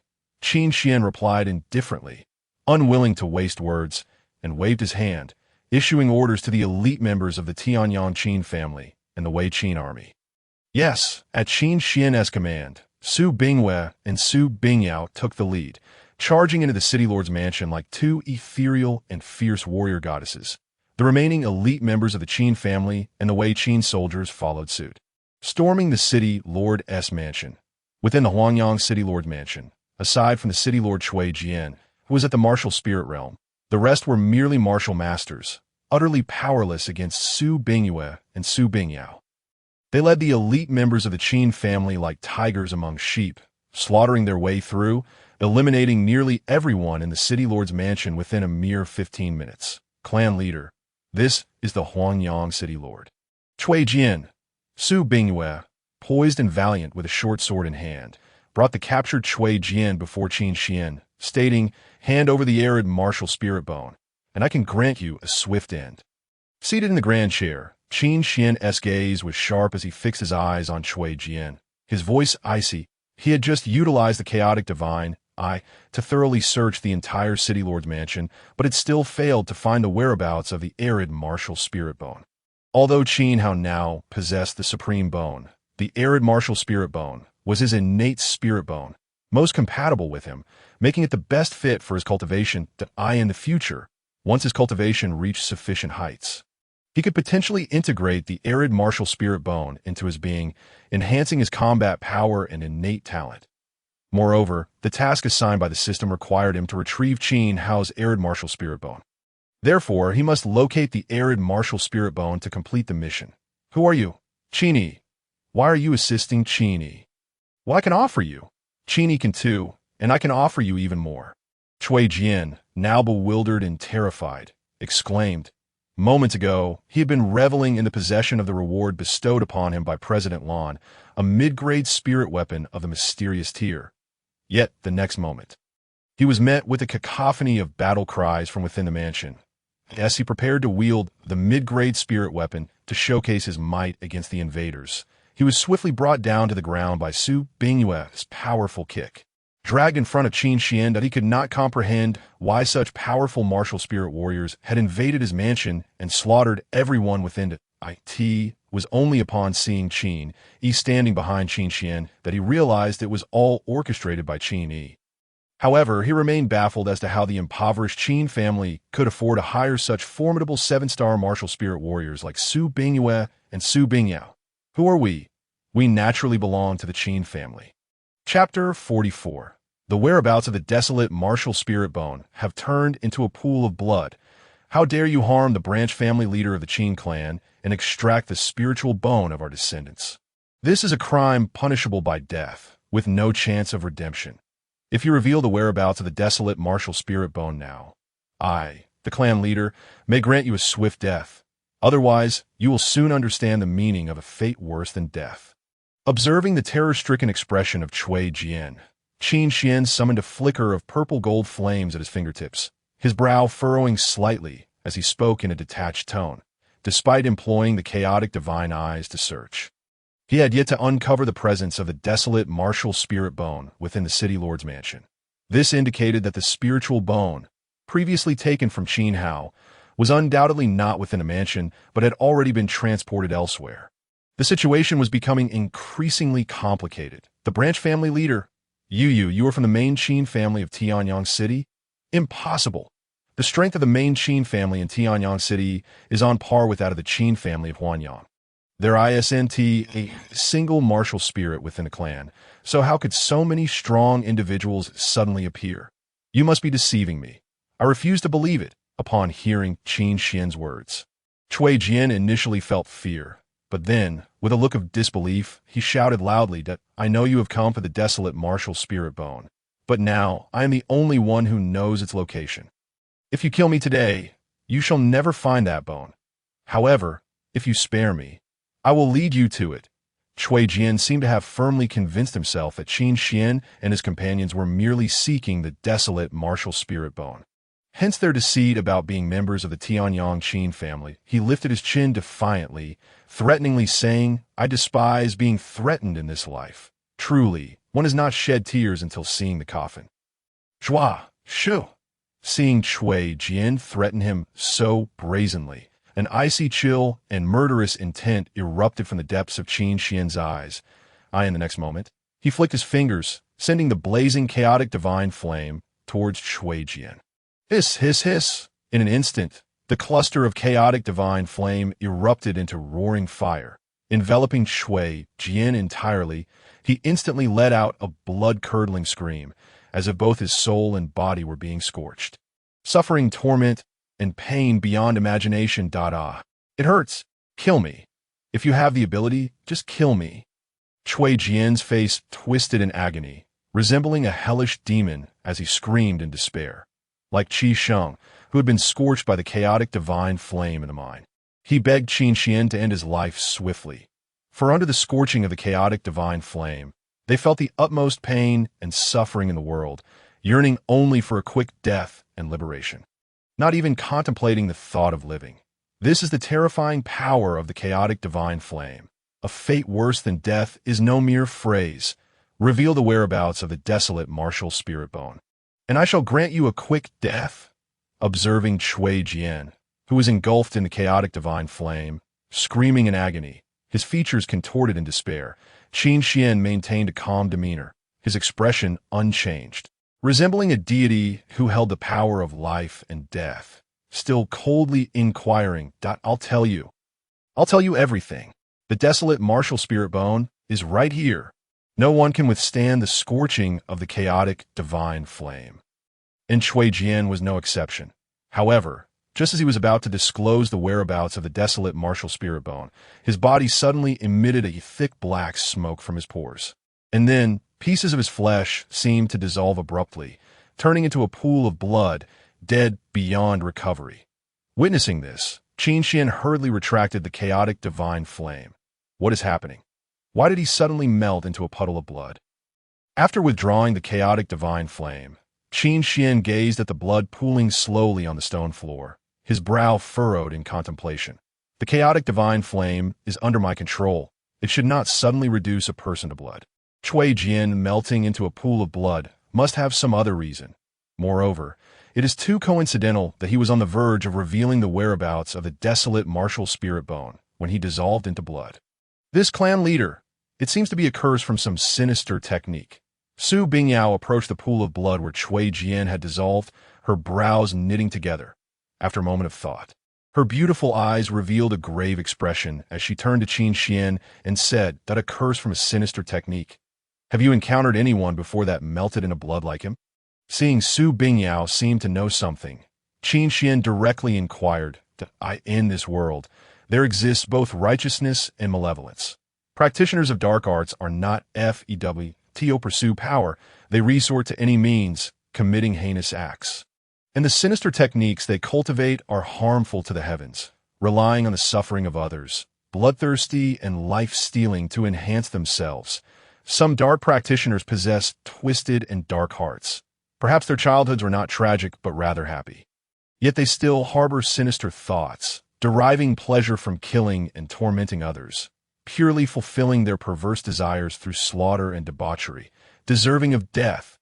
Clan leader, I have never personally encountered anyone who melted into blood like him. However, I have a cousin who was once the warden of the dungeon in Xiaoyao County. He once visited the martial arts academy to see my father and mentioned that during interrogations in the Xiaoyao dungeon, there were instances where a prisoner was about to disclose the mastermind behind the scenes, only to dissolve into a pool of blood. This is strikingly similar to the situation with the Lord of Huanyang City. I wonder if there is a connection. As Su Bingyao recalled, her brows furrowed, she spoke to Qin Xian. When she heard her cousin, the warden, recount this tale, she felt a sense of horror, not expecting to encounter such nefarious methods today. There must be something sinister behind the unusual events in Xiaoyao County. Regardless of any connection, to recover the desolate martial spirit bone, Xiaoyao County is the only lead, and we must pay a visit. By the way, did you discover any unusual items in his room? Also, while clearing the city lord's mansion, did you notice anything amiss? Qin Xian furrowed his brow, pondering deeply. He initially believed that the lord of Huanyang City coveted Qin housed desolate martial spirit bone, intending to claim it for himself, which is why he intruded upon the Qin family of Huanyang to extract it. However, given the current circumstances, it seemed that the desolate martial spirit bone was not the true target of the Huanyang City lord. There were others behind the scenes. Perhaps the Huanyang City lord was merely a pawn, disposable and easily silenced. Behind him lurked other masterminds, the true orchestrators of all this. Let's think about the unusual items or discrepancies. Clan leader, upon hearing Qin Xian's words, Su Bingwei, Su Bingyao, and other martial spirit experts of the Qin family fell into deep contemplation. Clan leader, I have thought of something. 2 minutes later, Su Bingwei suddenly raised her head, her beautiful eyes fixed on Qin Xian. Chapter 45. The only remaining clue, Qin Yi's sense of defeat. What did you think of? Qin Xian asked Lin Chong as he turned to him. Since entering the city lord's mansion, he had not taken any action beyond employing the chaotic divine eyes to search for the desolate martial spirit bone, so it was necessary to ask Wu Song and Lin Chong if they sensed anything unusual. In the Huanyang City Lord's chamber, there was a mid-grade spiritual artifact of the mysterious rank. I hadn't paid it much mind before, as having a mid-grade spiritual artifact is not particularly remarkable within our Qin family. However, I reconsidered, and with the Huanyang City Lord's resources, how could he possibly possess a mid-grade spiritual artifact? Lin Chong recounted some details from the battle and shared his observations with Qin Xian. A mid-grade spiritual artifact is something the Huanyang City Lord could never afford. Therefore, that mid-grade spiritual artifact must be the reward received after the Huanyang City Lord extracted the desolate martial spirit bone. Upon hearing Lin Chang's words, Qin Xian also realized the implications that it seemed that everything aligned with his suspicions. Behind the Huanyang City Lord, there were indeed other masterminds, and he was merely a hired pawn. Moreover, to curse the Huanyang City Lord, a martial spirit, without his knowledge, the mastermind's cultivation level must be at least at the martial sect level, if not stronger. Where is that mid-grade spiritual artifact? Show it to me. Qin Xian turned to the others and continued. Right here. Hearing Qin Xian's words, Qin spoke while handing the mid-grade spiritual artifact to Qin Xian. Typically, the subsequent tasks of cleaning up the battlefield are handled by Qin, the elder in charge. The Qin family's logistics are entirely managed by the elder. Holding the mid-grade spiritual artifact in his hand, Qin Xian examined it closely, hoping to find any identifying marks that could reveal its origin. Most artifact smiths leave unique marks on their artifacts after crafting them, akin to a patent symbol from Qin Xian's previous life. Additionally, large smithing workshops, which employ multiple smiths, often leave their distinctive marks on the artifacts. Similar to a trademark from Qin Xian's former world, this mastermind indeed acted with caution, leaving no traces. Qin Xian gazed at the mid-grade profound spirit tool in his hand, his brow slightly furrowed, and spoke in a tone that was devoid of warmth. This mid-grade profound spirit tool took the form of a long blade, and indeed bore the mark of a craftsman or a forging workshop on its hilt.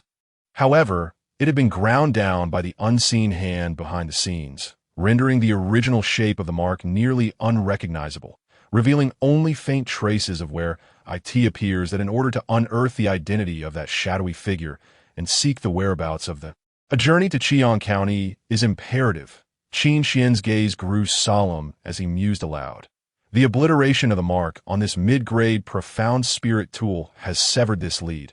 The only remaining clue lies within the dungeons of Qiang County, where a similar incident occurred, resulting in a transformation into blood, that if we were to continue our pursuit of we must venture into the dungeons of Qiang to locate the warden, and we must ascertain the identity of the prisoner who turned into blood in order to unravel this mystery and trace our way back to the truth. Let us depart. With the lord of the city now vanquished, I shall leave the elder to oversee the cleanup of the battlefield, while the rest shall return with me to the Qin residence in Huanyang. Qin Xian composed himself and addressed the gathered crowd with a decisive wave of his hand. He would not forsake the completion of any task assigned by the system. Thus he must seek out the whereabouts of However, given his current strength, he lacked the capacity to maneuver freely within Qiang County. After all, he had slain the young master of the Dongfang family and harbored enmity with the Shiman family as well. For now, he could only rely on the strength of the Qin clan and the protection of the five spirits' divine array within their territory to ensure his safety and facilitate his growth. Therefore, he must first integrate the Huanyang Qin family into the main house, complete this task, and utilize the rewards and returns from the investment to enhance his strength before heading to Qiang County. Thus, upon concluding his thoughts, Qin Xian led the group back to the Huanyang Qin residence. Good heavens! Did clan leader Qin Xian truly lead his people to flatten the city lord mansion? Indeed, he did. I heard that Lord Shui was utterly powerless before the offerings of the Tianyang Qin family, akin to a mere chick, and was swiftly subdued. No way. Is the Tianyang Qin family's offering truly that formidable? Absolutely. I also heard that the members of the Tianyang Qin family now cultivate using mid-grade spirit stones, each capable of practicing profound techniques and martial arts, along with profound spirit tools and armor. Living a life akin to that of deities, how enviable. Why did our ancestor choose to leave the Tianyang Qin family then? Be patient.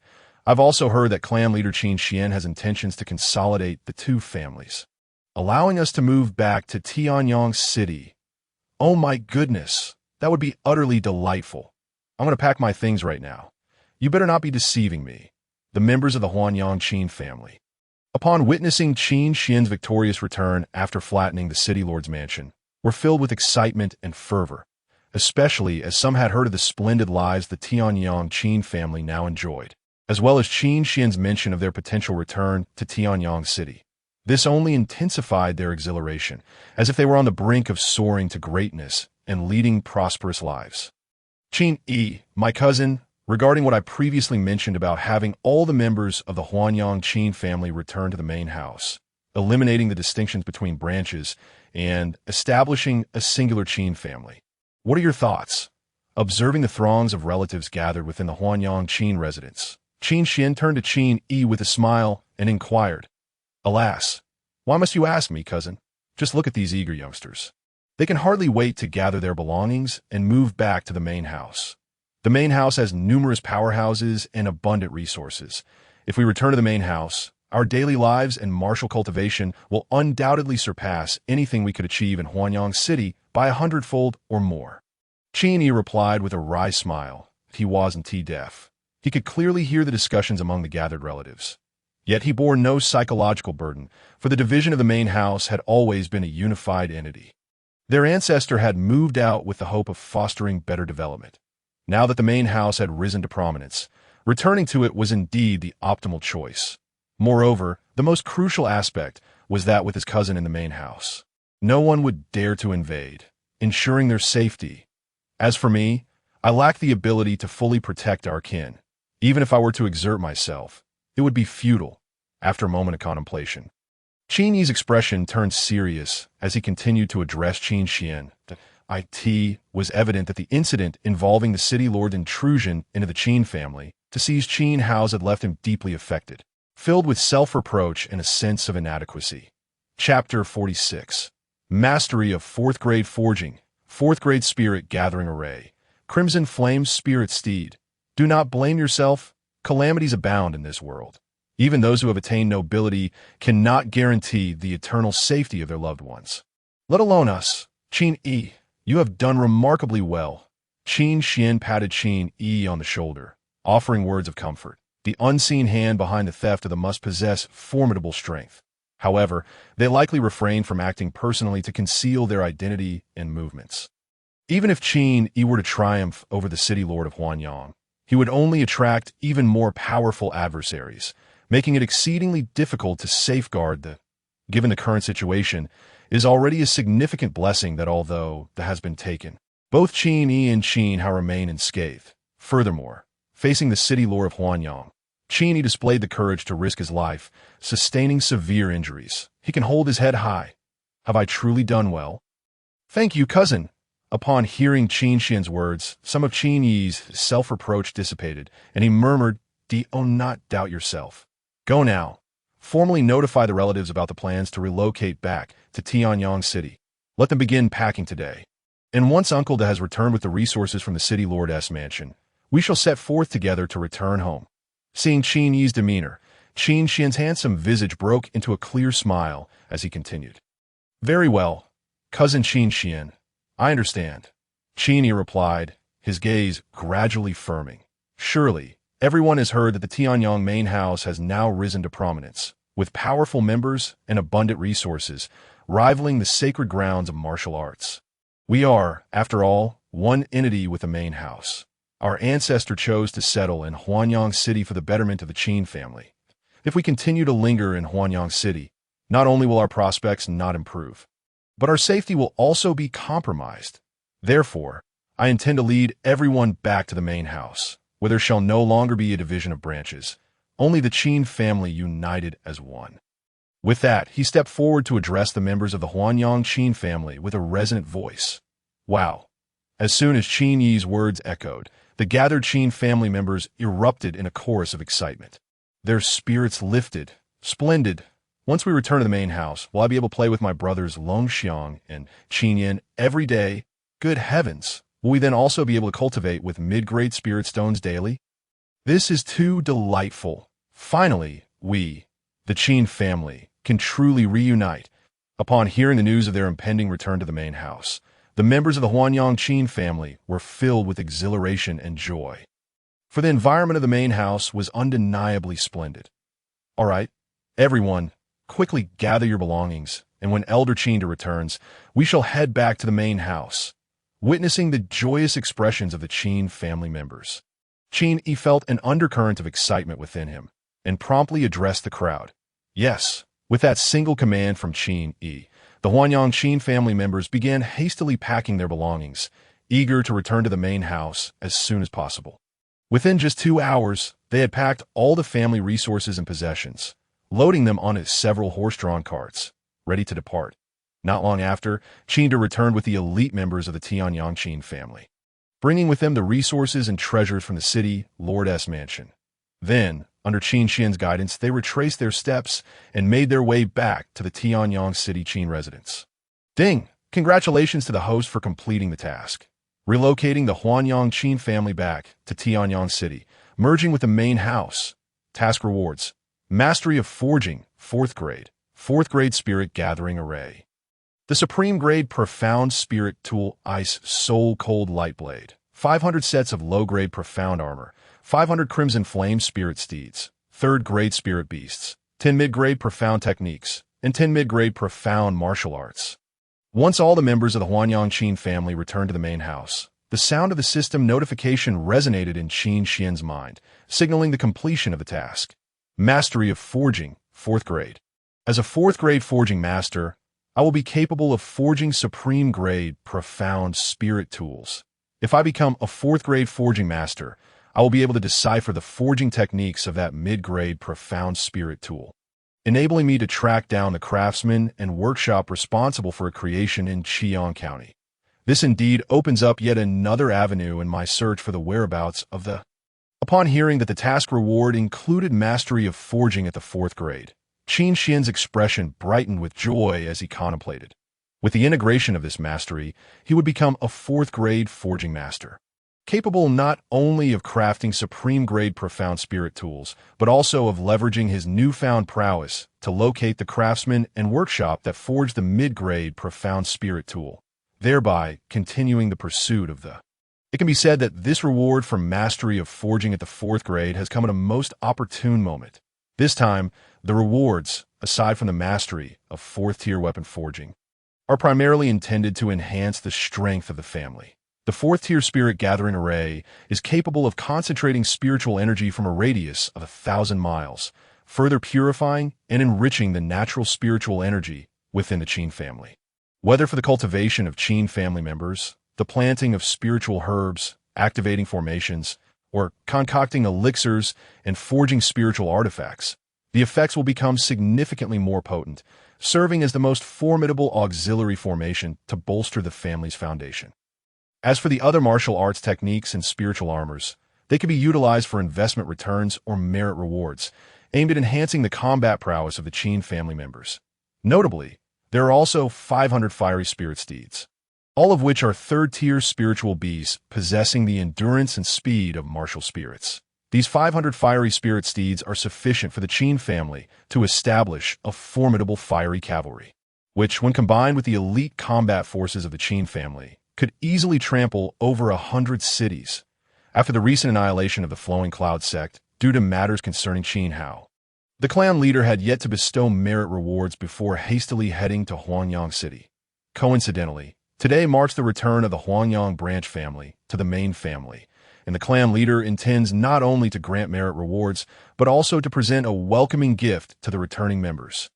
Upon reviewing the rewards, Qin Xian waved his hand grandly, his demeanor exuding magnificence, as he addressed all the Qin family members and the Wei Qin army together. Long live the clan leader! Long live the Qin family! Upon hearing that Qin Xian was about to bestow merit rewards and a welcoming gift to the branch family members, everyone present was filled with immense excitement, their spirits invigorated as they shouted in unison.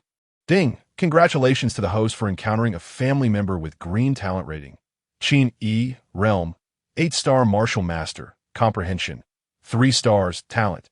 Tenacious Will, a spirit of unwavering resilience, fearless of life and death, yet possessing poor innate talent. Should fortune favor him in the future, he may yet rise. Ding, ding, ding, ding. As Qin Xian's words faded, a series of system prompts reverberated in his mind, indicating the discovery of investable family members, all of whom had just returned to the main family. Ding! Detected investable family member. Qin E investable items. 2nd tier elixir, cleansing marrow pill. Top grade Xian tier spiritual weapon. Ice Soul Cold Light Blade. Mid-grade Xian Tier Technique. Ice Sea Decision. Mid-grade Xian Tier Martial Skill. Cold Heaven Blade Technique. Chapter 47. The excitement of the branch family members, upholding a principle of the Qin family. Cousin Qin E, your spirit is resolute, yet your innate talent and foundation are somewhat lacking. Take this cleansing marrow pill. Upon consumption, it will refine your marrow and enhance your foundation and talent. Qin Xian retrieved the cleansing marrow pill, Ice Soul Cold Light Blade, and the two techniques and martial skills from the system space, placing them all into Qin Yi's embrace, and then spoke, This is too precious, cousin. I am merely a martial master.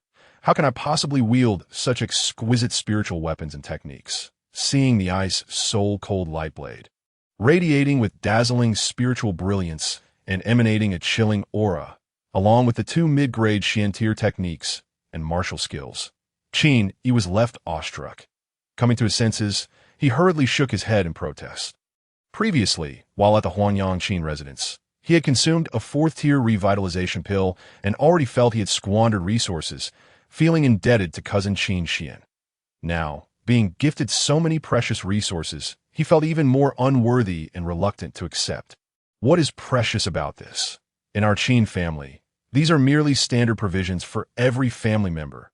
Moreover, as an elder of the Qin family, how can you lack even a decent spiritual weapon and a couple of respectable techniques? Wouldn't that bring disgrace to our Qin family? Quickly take it, lest I grow angry. Qin Xian feigned anger, resolutely refusing to give Qin Yi a chance to decline. Very well then, Qin Yi relented, compelled by Qin Xian's insistence.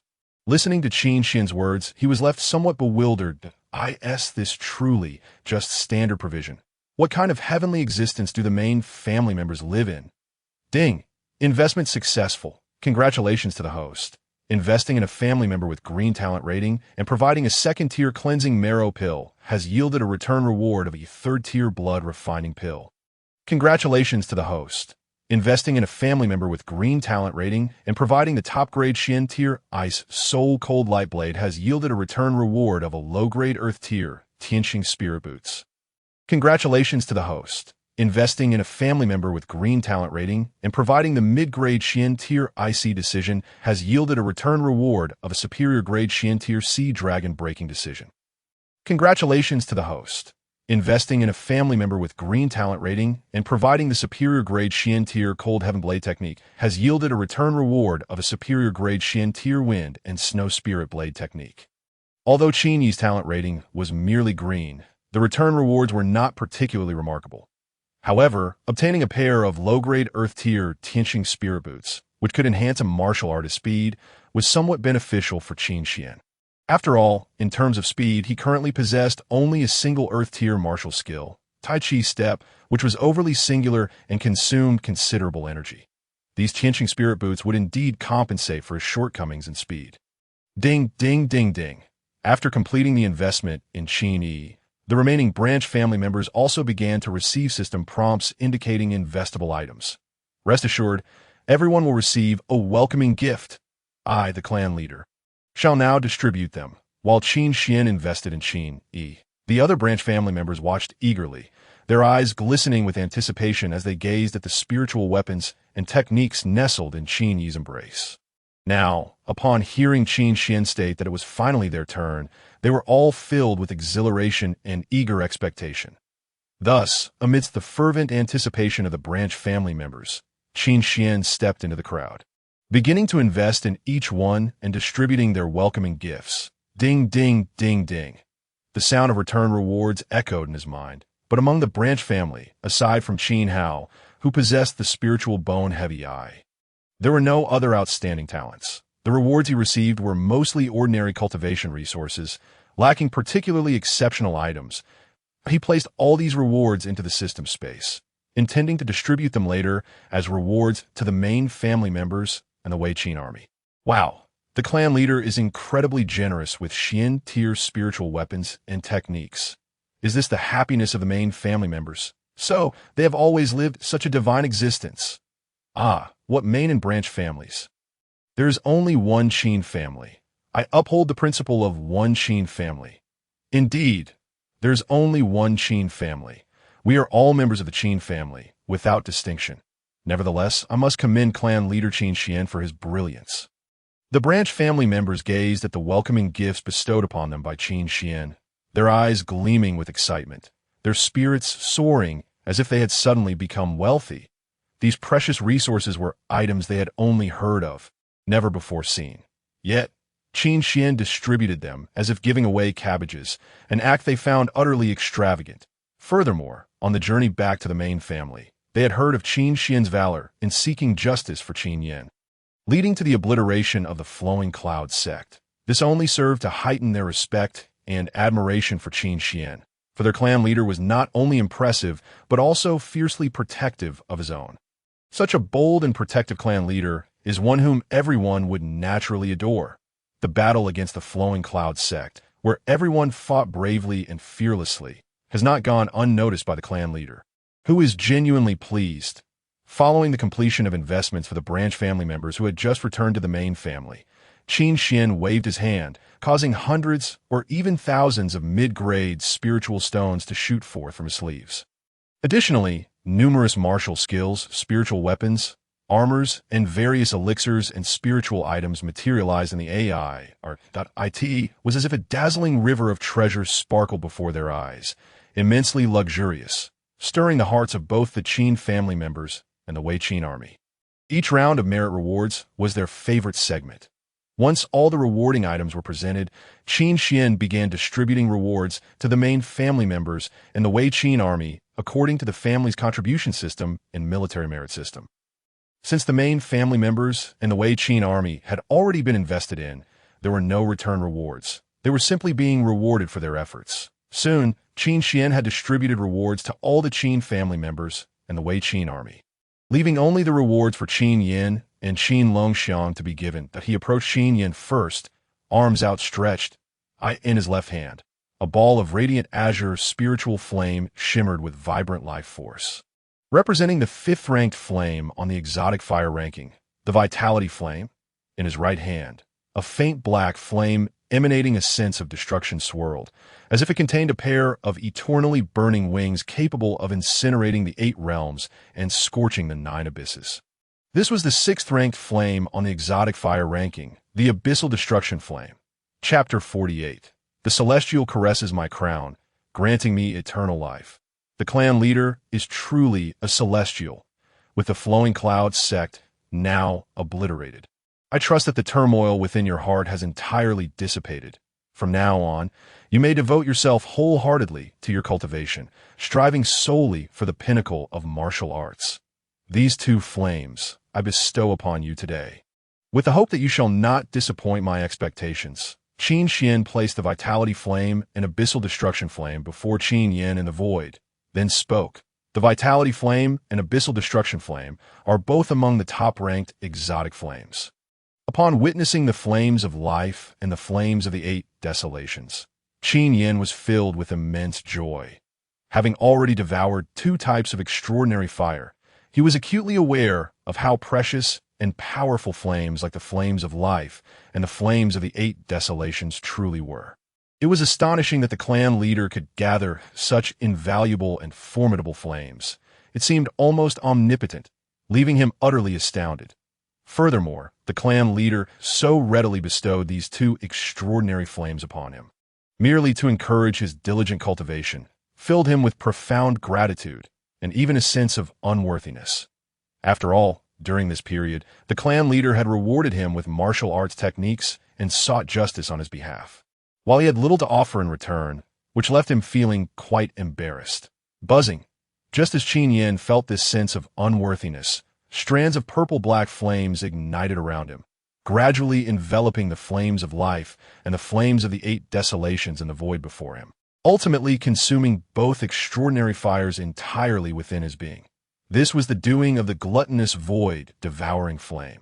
Witnessing this, Qin Yan's expression grew awkward. He wished he could hammer the void, devouring flame into submission. The clan leader had previously stated that if he felt unworthy, he should simply focus on cultivating diligently and contribute more to the Qin family in the future. Qin Xian, perceiving Qin Yan's thoughts, revealed a bright smile and gently patted his shoulder, saying, "I understand. Thank you, clan leader." Qin Yan replied with a bow. "Longxiang, do you remember that I promised to give you a special reward upon returning from the Flowing Cloud sect?" Qin Xian asked, nodding as he approached Qin Longxiang. "That I do. I do." Qin Longxiang replied eagerly, nodding like a chick pecking at rice. He had kept this promise close to his heart ever since he first heard about the special reward from Qin Xian. And now the day had finally come for him to discover what it was. Ding! Congratulations to the host for gathering the upgrade materials. You may upgrade the talent of clan member Qin Longxiang, Strength of the Wild Elephant and Dragon Strength. Upon hearing the system's notification, Qin Xian waved his hand and produced the 3 upgrade materials: Earth Dragon Bloodgrass, Wild Elephant Spirit Tooth, and Bone Blood Fusion Elixir. He had gathered these materials before heading to the Flowing Cloud sect, awaiting the moment to upgrade Qin Longxiang's talent upon his return. "Upgrade," he declared, placing his palm upon Qin Longxiang's head, contemplating deeply. Buzzing, in the next moment, the Earth Dragon Bloodgrass, Wild Elephant Spirit Tooth, and Bone Blood Fusion Elixir, which were floating in the air, transformed into 3 streams of purple golden light, entering Qin Longxiang's body as if bestowed by the heavens, containing profound and mysterious powers. Boom! As these 3 spiritual materials melded into Qin Longxiang's being, he felt a surge of intense warmth rising from the depths of his flesh and blood, akin to flames igniting within his veins, causing his vital energy to boil and every cell in his body to pulse with vigor. In the next instant, a resonant roar of the dragon and elephant echoed through the void, and golden spiritual brilliance flowed across Qin Longxiang's surface as a powerful force surged within him, causing his face to flush red and his eyes to glow crimson. Bang! Suddenly, a sound akin to a shattered bottleneck rang through the heavens and earth. Behind Qin Longxiang, a phantom of a dragon and an elephant appeared, if only for a fleeting moment, yet it sent shivers through everyone present. For within that ephemeral vision of the dragon and elephant, they felt an overwhelming sense of pressure, as if a colossal dragon and giant elephant were advancing toward them. Simultaneously, Qin Longxiang's aura surged dramatically. 4-star Martial Master, 5-star Martial Master, 6-star Martial Master. He broke through the 3-star minor realm with astonishing speed, reaching the same level as Qin Yan. However, this was merely temporary. After Qin Yan refined and devoured the 2 powerful extraordinary fires he had just received, his own realm would undoubtedly rise even further. What is happening? The clan leader merely touched Qin Longxiang's head, and he directly broke through the 3-star minor realm. Not only did he break through to the 3-star minor realm in one go, but I also feel that Qin Longxiang's aura has become even more robust and majestic, as if his innate potential has been significantly elevated. Oh my, could it be that he is the legendary immortal who grants longevity by touching one's head? The clan leader is indeed a reincarnated immortal. No wonder his strength has increased so rapidly, and he possesses boundless treasures. Everything makes sense now. The clan leader is undoubtedly the reincarnation of an immortal. In the eyes of the Qin family members, Qin Xian, clad in white robes, stood tall and graceful, his expression serene as one hand rested behind him while the other gently touched Qin Longxiang's head. Qin Longxiang's eyes glowed crimson, with golden spiritual brilliance flowing across his body, and his aura continued to rise. This scene resembled a legendary immortal bestowing blessings, leaving everyone utterly awestruck. Sister Su Bingwei and Su Bingyao exchanged glances, their beautiful eyes sparkling with wonder as they gazed at Qin Xian's celestial visage, momentarily entranced. And oh, Wonder Clan leader Qin Xian is so flawless. It turns out he is the reincarnation of a legendary immortal. Clan leader, are you truly the reincarnation of an immortal? Qin Longxiang, feeling the immense power within him and his body growing even more formidable, looked up at Qin Xian with eager anticipation. As the one experiencing this, he could sense the miraculous changes and enhancements his body had undergone under Qin Xian's celestial touch. He felt as if he had transformed from a koi into a dragon, with his entire being elevated, along with his innate potential. Absolutely not. What are you thinking? If I were a reincarnated immortal, I would directly use immortal techniques to grant you all eternal life, making the Qin family an immortal clan.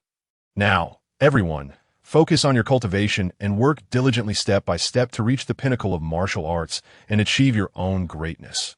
Qin Xian chuckled as he responded to Qin Longxiang's inquiry under the watchful eyes of the Qin family members. He was not a reincarnated immortal. However, as a transmigrator with a divine investment system, he might not be any less formidable than the legends of immortal beings. Oh my. The clan leader has acknowledged it. He truly is the reincarnation of an immortal. I knew it. The clan leader must be a reincarnated immortal. Otherwise, how could he possess so many divine abilities? I really hope the clan leader will come over and touch my head too. Granting me the blessings of an immortal. With that bald head of yours, the clan leader would not merely touch it. He would have to twist it. However, as Qin Xian concluded his remarks, the Qin family members' eyes sparkled with excitement, further solidifying their belief that Qin Xian was indeed a reincarnated immortal. Observing this scene, Qin Xian could only helplessly facepalm. Goodness, after all I said, you all only heard. Even if the clan leader is a reincarnated immortal? Chapter 49. Second investment in Qin Longxiang, 3 steps of the Imperial Dragon, and the Giant Elephant of Mystery. Ding! Congratulations to the host for encountering a clan member with a red talent rating. Qin Longxiang, Realm. 6-star Martial Master. Comprehension. 8-star Talent. Strength of the Wild Elephant, upgradable. Martial Heart of the Red. Strength of the Wild Elephant. Upgradable innate strength akin to that of a dragon and elephant. A powerful physique that can summon the phantom of the dragon and elephant by burning vital energy, gaining a 10-fold boost in physical strength for a short duration. Upgrade stages for the Wild Elephant Strength. Strength of the Wild Elephant. Strength of the Flood Dragon. True Dragon Strength. Materials required for upgrading to the Flood Dragon Strength. Flood Dragon Blood. Flood Dragon Bone. Xiaoyao Transformation Pill, and Mysterious Essence Blood Spirit Pill. Once Qin Longxiang's talent is fully upgraded, the system notification echoed in Qin Xian's mind. The upgraded strength of the Wild Elephant was indeed hundreds of times stronger than the previous version. Not only did it possess the tremendous innate power of the strength of the Wild Elephant, but it also allowed for a 10-fold increase in physical strength for a brief period by burning vital energy. This ability could prove life-saving during critical moments, allowing Qin Longxiang to turn the tide of battle in situations of equal strength or when slightly disadvantaged. Simultaneously, Qin Longxiang's talent rating was elevated from blue to red. However, if he wished to upgrade Qin Longxiang's talent once more and raise his talent rating, it would likely be challenging given his current strength. After all, the materials needed to upgrade the strength of the Wild Elephant to the Flood Dragon Strength were exceedingly rare, often non-existent in the market. For instance, the Flood Dragon Blood and Flood Dragon Bones could only be obtained by slaying a Flood Dragon. Even the weakest Flood Dragon is a 6th-tier spiritual beast, possessing combat prowess comparable to that of a martial king among humans. With his current strength, encountering a Flood Dragon would mean a slim chance of success. 3 seconds of battle. 7 parts danger. Ding! Congratulations to the host for detecting that your invested clan member, Qin Longxiang, has had his talent rating upgraded from blue to red, allowing for a second investment. Available investment items. 3rd tier Red Blood Pill. Xian Class Supreme Martial Technique Dragon Flame Fist, and Xian Class Upper Grade Spirit Tool Dragon Bone Gauntlets. After the talent rating was elevated, the notifications for the second investment followed in quick succession. Longxiang, starting today, your talent will become even more formidable, entering the ranks of true prodigies. I hope you will continue to cultivate diligently, maintain your martial heart, and bravely forge ahead on the path of martial arts until you reach the pinnacle. These rewards serve as an investment from this patriarch to you that in the future, as you grow stronger, there is no need to repay this patriarch. Simply contribute more to the Qin family and safeguard your parents and loved ones. As the system's prompt echoed, Qin Xian presented the Blood Red Pill, Dragon Flame Fist, and Dragon Bone Gauntlets, handing them to Qin Longxiang while encouraging him. These items were the return rewards from the earlier investment in family members and were perfectly suited for Qin Longxiang.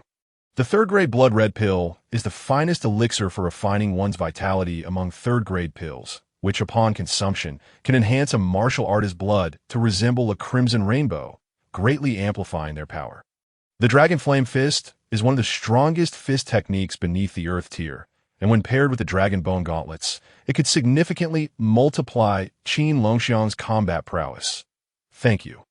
Patriarch, Longxiang will not disappoint your expectations, Qin Longxiang responded, his gaze resolute and his voice resonant. Unlike Qin Yin, who had been shy and hesitant, he held Qin Xian's kindness close to his heart, although Qin Xian stated that he need not repay him in the future, should the day come when Qin Xian truly requires his assistance.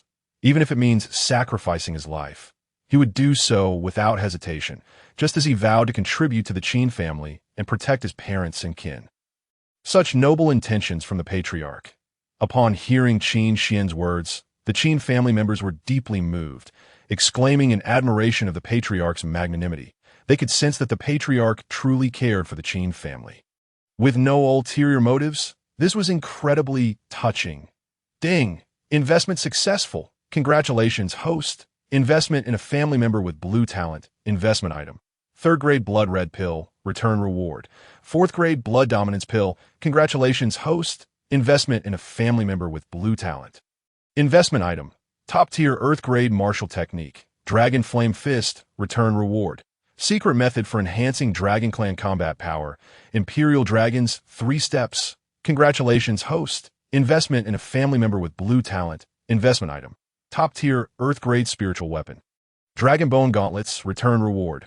103rd grade spirit beasts, Shin stone mammoths. Imperial dragons, 3 steps. Secret method for enhancing Dragon Clan combat power. The first step, the chant of the flood dragon, instantly doubles combat power. The second step, the true dragon appears, instantly increases combat power tenfold. The third step, the imperial dragon descends, instantly elevates combat power 100-fold. This causes significant harm to the physical body. Please use it judiciously. 4th grade blood dominance pill. Secret method for enhancing Dragon Clan combat power. 103rd grade spirit beasts, Shin stone mammoths. Such bountiful rewards are indeed worthy of a second investment in those with red talent. The 4th grade blood dominance pill, like the 3rd grade blood red pill, is renowned for its unparalleled efficacy in refining vitality among pills of the same level, a treasure of immeasurable worth. The secret method for enhancing Dragon Clan combat power. Imperial dragons, 3 steps, can elevate 1's power 100-fold in an instant when the strongest step, the Imperial dragon descends, is executed. This incredibly potent method left Qin Xian momentarily speechless with his current combat strength. Should he unleash the Imperial Dragon's 3 steps, he could potentially possess the power to slay 5-star and even 6-star martial sovereigns. Truly, this is the unparalleled power enhancement method of the world's most elite race. The Dragon Clan. Unreasonably powerful. Of course, this is contingent upon his physical body being able to withstand it. After all, the Imperial Dragon's 3 steps inflicts severe damage upon the body. If the body cannot endure, one risks being grievously harmed by the surging spiritual energy. The system had kindly reminded him of this. Furthermore, acquiring 103rd grade spirit beasts, Shin stone mammoths, these colossal creatures boast astonishing defensive capabilities and endurance, far surpassing the 3rd grade spirit beast, the Crimson Flame Steed, by 100-fold.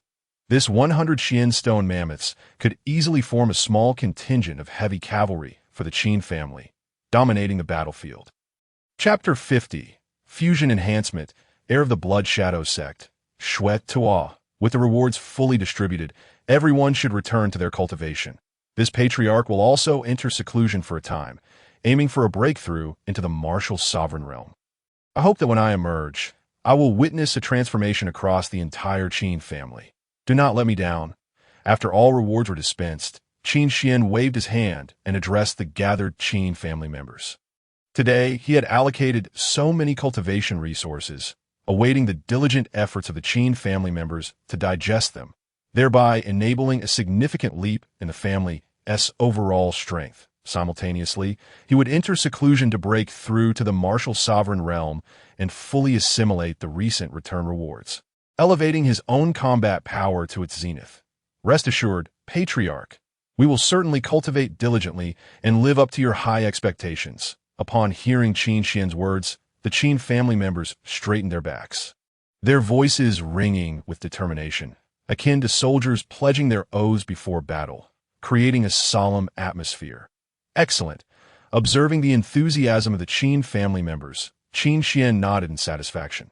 Thus, once the Qin family members dispersed, he made his way to an unused training room. Since Qin had yet to awaken, presumably still merging with the Supreme Bone, his room was currently unavailable, but this was of little consequence. Ding! Does the host wish to merge with the Chaos Divine Bone talent? Ding! Does the host wish to merge with the Mastery of Weapon Refinement 4th grade talent? As Qin Xian settled onto the mat in the training room, the system's prompts echoed in his mind. Merge. Upon hearing the system's prompt, he began the fusion process with the Chaos Divine Bone and Mastery of Weapon Refinement in succession. First, the Chaos Divine Bone. Ancient and weighty, resembling both jade and bone, inscribed with ancient divine patterns and radiating a purple-golden divine brilliance, emerged from the system's space. Instantly, a brilliant light erupted from his chest, akin to a cascade of starlit rivers, exuding a powerful pulling force that drew the Chaos Divine Bone into the flesh of his chest. Boom! As the Chaos Divine Bone embedded itself within his flesh, Qin Xian's body erupted with a purple-golden divine radiance. Every muscle pulsed with blood-colored light, as though having undergone countless refinements, instantly enhancing the resilience of his body 100-fold. Moreover, deep within his being, there resided a vast divine power, imbued with the potential to annihilate the heavens and obliterate the earth. Should it be unleashed, it could slay gods and demons, a gift of chaotic divine power bestowed upon him by the Chaos Divine Bone. A breathtaking vision unfolded in his mind, an awe-inspiring figure akin to a war god, delivering a single punch that unleashed myriad purple-golden dragon shadows. Enveloped by an overnow, the old man laments the tragic demise of his beloved great-grandson thousands of miles away, with the identity of a murderer still shrouded in mystery. Should you dare to feign innocence any longer and refuse to surrender the heir of the Blood Shadow sect, even if the Lord were to punish you, I shall undoubtedly bring down your Red Sun Merchant Association and engage you in a battle to the death. Upon seeing Lan Chengyuan, who still pretended to wear an expression of innocent confusion, the Eastern ancestor felt his fury intensify, that he unleashed the overwhelming aura of a 9-star martial sovereign, shattering all the porcelain seats within the conference hall. His gaze turned fierce as he fixed his eyes on Lan Chengyuan and declared, "Who is so audacious as to dare commit murder against your Eastern Xuanhing's great-grandson within the Red Sun Prefecture?" Upon hearing this, Lan Chengyuan, genuinely astonished, responded, "In this Red Sun Prefecture, besides the Red Sun Marquis's residence, the most prominent and powerful families are the Eastern and Shiman clans. T.O. thinks someone would have the audacity to kill the Eastern ancestor's most cherished great-grandson here is truly akin to searching for dung with a lantern. Very well, if that is the case, then Blood Ta, you shall accompany Brother Chuanheng. Brother Chuanheng, Blood Tua is our Merchant Association's 3rd elder, and the Lord is well aware of this. You must return him once you are done." Witnessing the Eastern ancestor on the brink of madness, Lan Chengyuan reluctantly conceded. With a wave of his hand, a pool of blood cascaded down from the eaves, gradually coalescing into a human figure upon hitting the ground. This individual, clad in blood-red garments, bald-headed, and carrying a broad-bladed great sword on his back, though not as powerful as Lan Chengyuan or Eastern Xuanheng, was nonetheless formidable, a 7-star martial sovereign. This man was the last remaining heir of the Blood Shadow sect. Blood to humph. The Eastern ancestor, without a word, merely snorted coldly before turning to exit the conference hall. Blood Ta, upon witnessing this, first bowed respectfully to Lan Chengyuan before hastily following the footsteps of the Eastern ancestor. The Lord is indeed aware, when the cunning rabbit dies, the hound will be cooked. Among noble families, there are no virtuous individuals. As the Eastern ancestor stepped out of the conference hall, his gaze darkened, and he murmured, Chapter 51, The Realm of Martial Sovereigns, Eastern Assault, New System Task, Qin Residence, Training Room. Boom! With a resounding explosion, a tremendous pressure emanated from the training room, spreading outwards and enveloping the entire Qin residence. This pressure was the Patriarch. The Patriarch has finally broken through to the martial sovereign realm. How splendid! A martial sovereign is a being powerful enough to establish a sect, The Patriarch is truly remarkable. Humph. The Patriarch is a reincarnated immortal. What is a mere martial sovereign? It is merely the beginning of the Patriarch's martial journey, as the overwhelming aura of the martial sovereign surged forth from the training room. Every member of the Qin clan was filled with excitement and exhilaration. It is essential to note that previously, the Qin clan had not a single martial spirit-level warrior. Yet now, within a mere few months, their Patriarch had already broken through to the martial sovereign realm. The transformation was indeed astonishing. However, they all understood that the current strength of the Qin clan was solely due to the efforts of the Patriarch. The fortune of the Qin clan lies with the Patriarch, a martial sovereign. In a remote little city, a humble family possesses a martial sovereign warrior. It appears your blood shadow tracking technique has not erred. The murderer of Xiaoyao is indeed among the Qin clan, just as Qin Xian had just broken through to the martial sovereign realm, eliciting joy and excitement among the Qin clan members. 9 figures were seen traversing the sky, approaching slowly. Leading them was an elderly man clad in a golden martial robe, exuding an overwhelmingly powerful aura, akin to a grandmaster of martial arts. Eastern Xiaoyao of the Eastern clan. The other 8 figures consisted of 7 martial sovereign warriors from the Eastern clan, with the remaining 1 being Blood Ta, the last heir of the Blood Shadow sect. Old Ancestor, since it has been confirmed that the murderer of Xiaoyao is indeed within the Qin clan. I beseech the Old Ancestor to permit me to eradicate the entire Qin clan and avenge Xiaoyao. Beside Eastern Xiaoyao stood a burly middle-aged man with blood-red eyes, exuding a powerful aura at the 7-star martial sovereign level. His voice was laced with hatred and killing intent as he gazed at the Qin clan. This man was Eastern Yunsong, father of Eastern Yunxiao. Now that he had finally located the murderer of his son, he longed to descend and tear apart every member of the Qin clan to avenge his child. Do you see the sky? There are so many martial sovereign warriors. Heavens, 9 martial sovereign warriors. What do they want with our Qin clan? Quickly, go to the training room and find the Patriarch. The members of the Qin clan, upon witnessing the figures of the Eastern Ancestor and his entourage moving through the air, were thrown into a state of panic. After all, it was their first time encountering so many martial sovereign warriors and all hovering above the Qin residence. Their overwhelming presence instilled a profound sense of dread.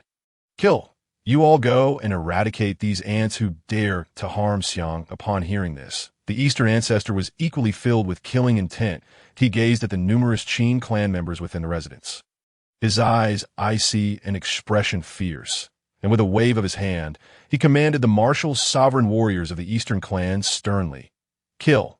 Hearing the words of the Eastern Ancestor, Eastern Yunsong moved swiftly, being the first to charge forth like a meteor, carrying an aura capable of annihilating the heavens and earth, directly striking towards the Qin residence. The remaining martial sovereign warriors of the Eastern clan, aside from Blood Tuo who remained in place, all dove down, unleashing an overwhelming pressure, intent on completely obliterating the Qin clan. Heavens, they are coming to kill us. Who are they, and why are they attacking our Qin clan? Damn it, I just remembered. The Patriarch once killed a young master of the Eastern clan at the Flowing Cloud sect. Could they be from the Eastern clan? We had dealt with it so cleanly. How could the Eastern clan still find us? Upon witnessing the 7 martial sovereign warriors of the Eastern clan charging in, the members of the Qin clan were filled with terror, even the strongest among them. Sisters Su Bingyue and Su Bingyao trembled in fear when faced with the numerous martial sovereigns from the Eastern clan.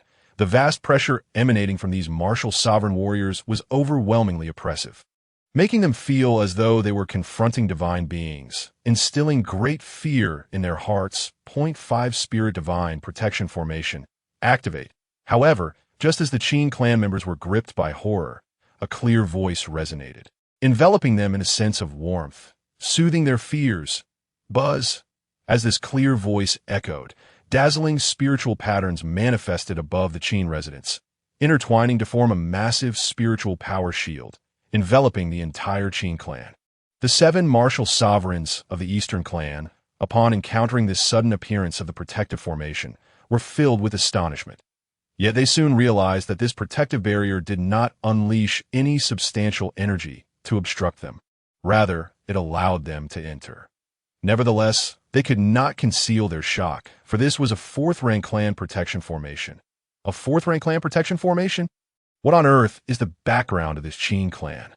To possess such a formidable protective formation, could it be that the Lord or other noble figures are secretly cultivating this force, standing atop the heavens, Eastern Xiaoyao, upon witnessing the activation of the five-spirit divine protection formation, could not help but feel astonished, narrowing his eyes as he pondered aloud. It is important to note that both the Eastern and Ximen clans, as the two most powerful families within the Red Sun Prefecture, possess protective formations of only the pinnacle third rank.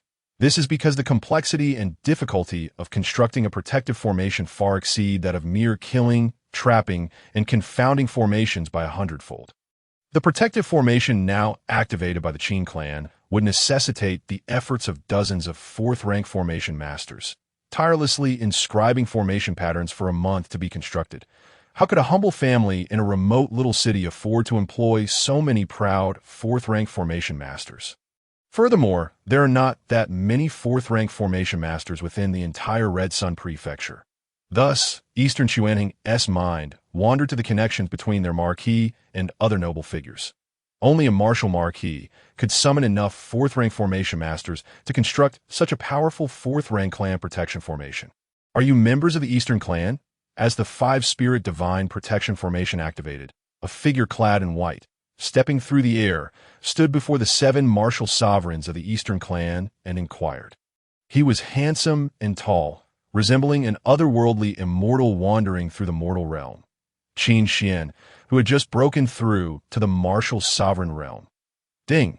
The system detected an intrusion into the clan protection formation. Intent on annihilating the Qin clan, the system issues a task. Slay all those who intrude upon the clan protection formation. Chapter 52. The entire clan unites. 10,000 dragons suppress the abyssal fist. Spirit gods assemble. Upon seeing the martial sovereigns of the Eastern clan, Qin Xian furrowed his brow. He recalled having dealt with the matter thoroughly, yet he was surprised that the Eastern clan had found them so swiftly. Nevertheless, fortunately, the rewards from the previous 2 tasks were substantial, and now that he had broken through to the martial sovereign realm, he felt unafraid of these Eastern clan members. Moreover, with the arrival of these Eastern clan members, the system had issued a new task, allowing him to earn rewards once again that in a sense, these Eastern clan members could be considered as harbingers of fortune. Upon this realization, Qin Xian's brow unfurled. Indeed, I am the father of Dongfang Yunxiang. You of the Qin family dare to harm my son. Today, I shall ensure that every member of your clan meets a fate most gruesome, forcing you to accompany my son in death. The moment Qin Xian opened his mouth, it became evident that they were indeed members of the Dongfang family. At this juncture, Dongfang Yunsong was further convinced that it was the Qin family who had slain his youngest son, Dongfang Yunxiang. Consequently, he drew a slender spiritual weapon, a long blade, from his spatial ring, exuding an overwhelming intent to kill as he charged directly towards Qin Xian. Thunderous roars echoed. Dongfang Yunsong, a 7-star martial sovereign and a prominent member of the Dongfang clan, was unparalleled in both his cultivation and martial skills, not to mention the spiritual weapon he wielded, which was leagues superior to the previous guards, Lu Lao and Liel Ao at this moment, brandishing the spiritual blade. He resembled a master of the sword, unleashing a strike that conjured a massive, formidable blade aura filled with murderous intent, hurtling towards Qin Xian. Clan Enhancement, activate. Heavenly Thunder Body, engage. Imperial Dragon's 3 steps. The first step, Dragon's Roar. In the face of Dongfang Yunsong's assault, Qin Xian stepped forward, invoking the full power of Clan Enhancement, Heavenly Thunder Body, and Imperial Dragon's 3 steps, elevating his aura to its utmost pinnacle. Thunderous rumbles erupted. Upon activating the Clan Enhancement, Qin Xian's internal energy surged dramatically, propelling him from a 1-star martial sovereign to a 4-star martial sovereign in the blink of an eye. Instantly, a layer of annihilative heavenly thunder spiritual energy enveloped him, with arcs of lightning flickering through his very flesh, transforming him into a thunderous war god, exuding an overwhelming might. Finally, as he took a step forward, a dragon's roar reverberated through the void, filling him with boundless dragon energy. Further amplifying his aura and doubling his combat prowess, with clan enhancement, he had swiftly ascended 3 minor realms, truly a testament to the system's power.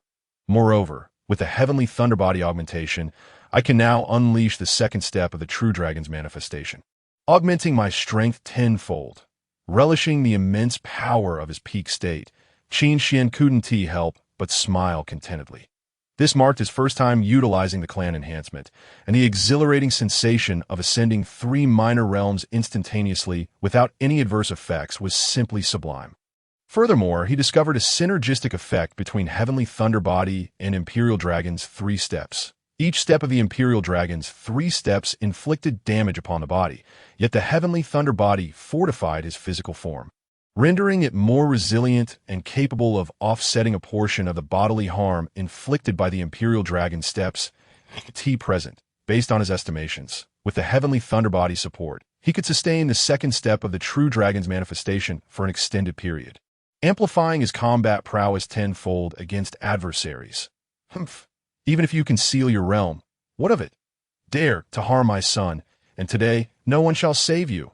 Witnessing Qin Xian's sudden elevation in cultivation, Dongfang Yunsong, undeterred, advanced menacingly towards Qin Xian, declaring in a resonating voice that in his mind, Qin Xian's abrupt rise from a 1-star martial sovereign to a 4-star martial sovereign was merely the revelation of his previously concealed power, a necessity in the face of his lethal intent.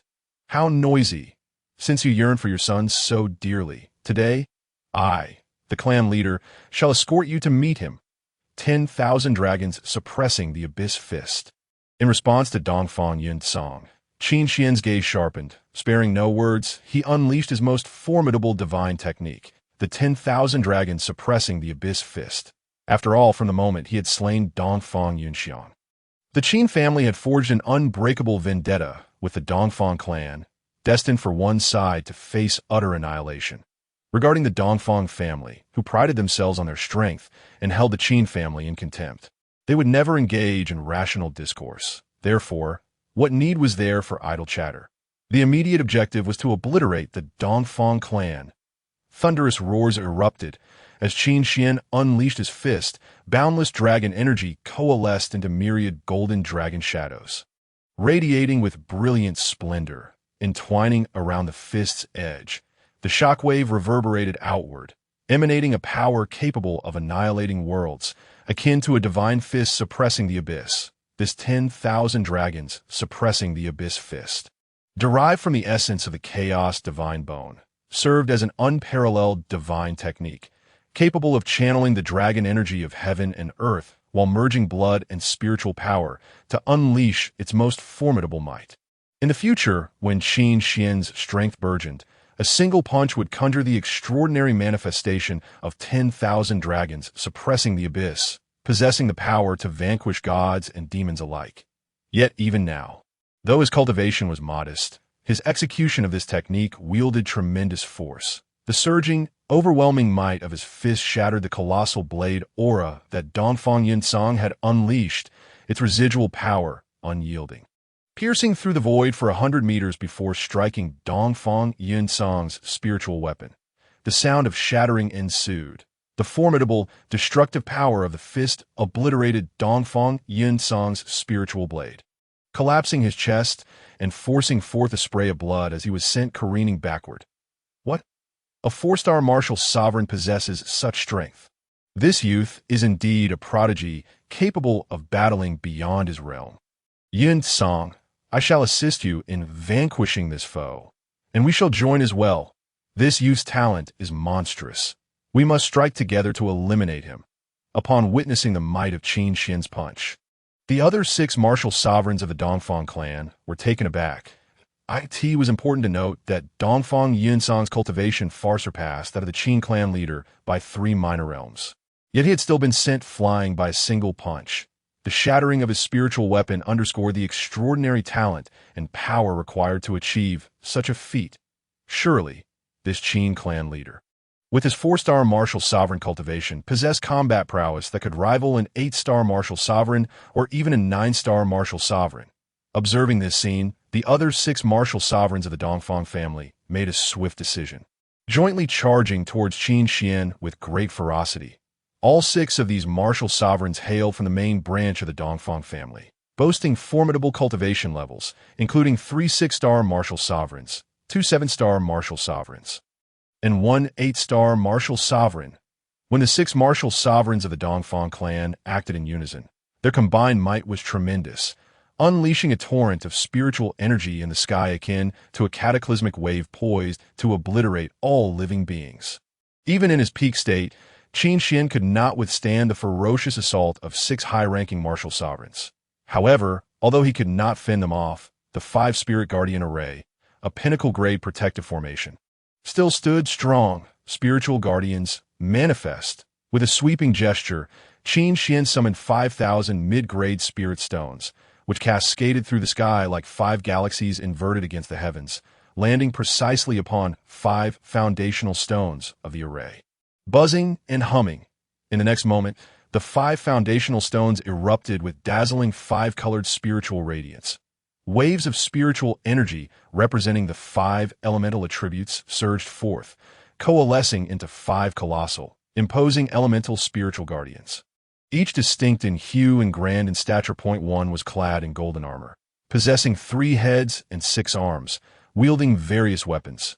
Another, wreathed in flames, was a molten figure with fiery eyes. A third, resembling an ancient tree, had limbs formed of entwined vines, towering in size. The fourth, an icy figure formed of water, emanated a chilling aura, brandishing ice blades in each hand. The fifth, a sturdy entity formed of earth, exuded a primal, weighty presence akin to a mountain. 5,000 mid-grade spirit stones summoned forth the 5 elemental guardians, their might resonating through the heavens. Cursed be it! This is undoubtedly a pinnacle-grade protective formation. Upon the appearance of the 5 elemental guardians, the 6 martial sovereigns of the Dongfang family found their movements stifled, suspended in mid-air, their expressions filled with dread as they beheld the 5 elemental guardians. Each of these guardians radiated the formidable aura of an 8-star martial sovereign. This assembly could only signify the existence of a pinnacle-grade protective formation. Chapter 53. 5 Spirit Guardian Array.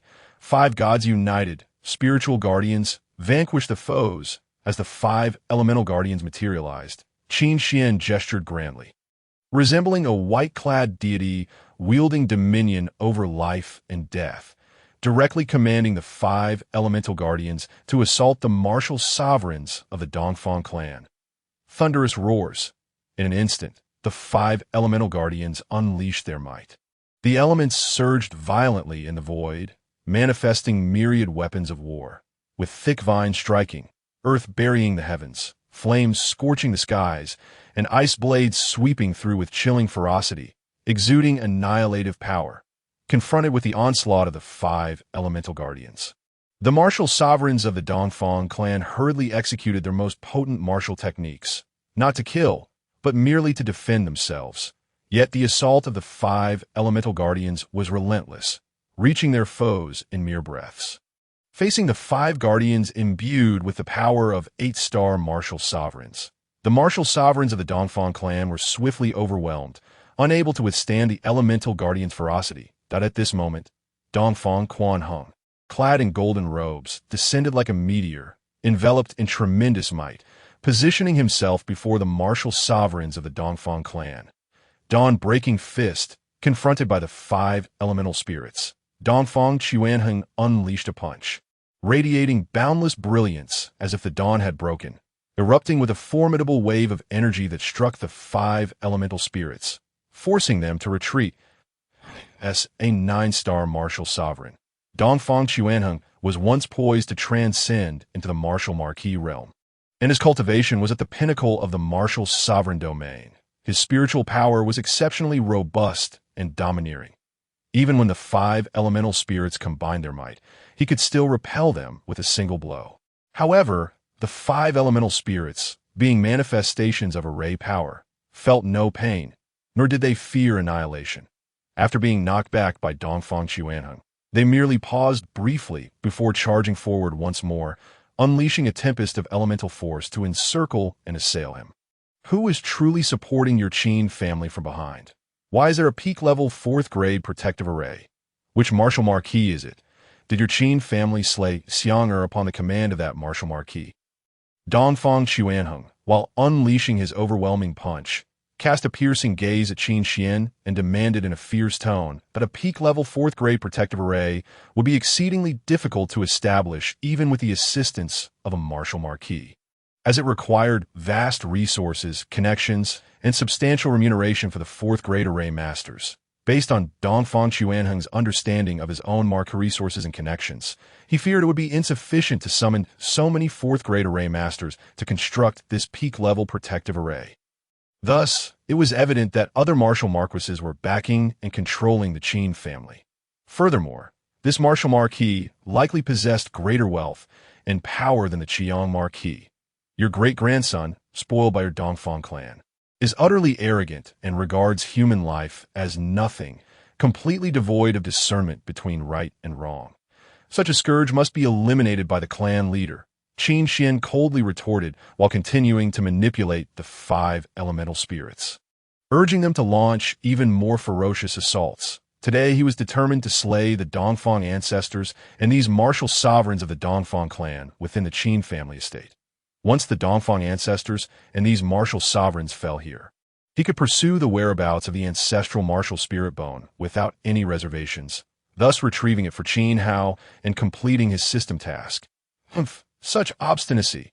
Yet today, even if your Qin family has a martial marquis supporting you, I, the old man, shall eradicate your entire clan and ensure that the Qin family pays the ultimate price for Xiang. Dongfang Xuanheng's gaze was resolute as he unleashed all his spiritual power, his murderous intent surging.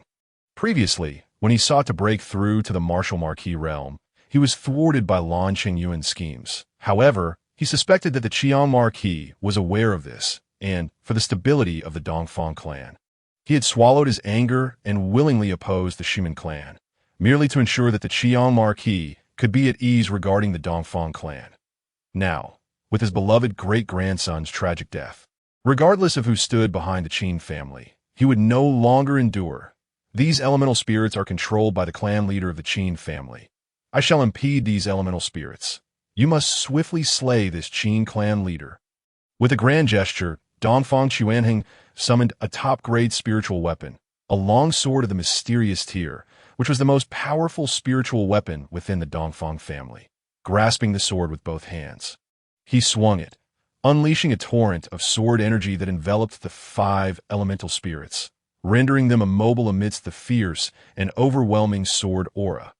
However, even though the 5 elemental spirits were ensnared by the sword energy, Dongfang Xuanheng had to continuously channel the sword energy, unable to launch further attacks against Qin Xian.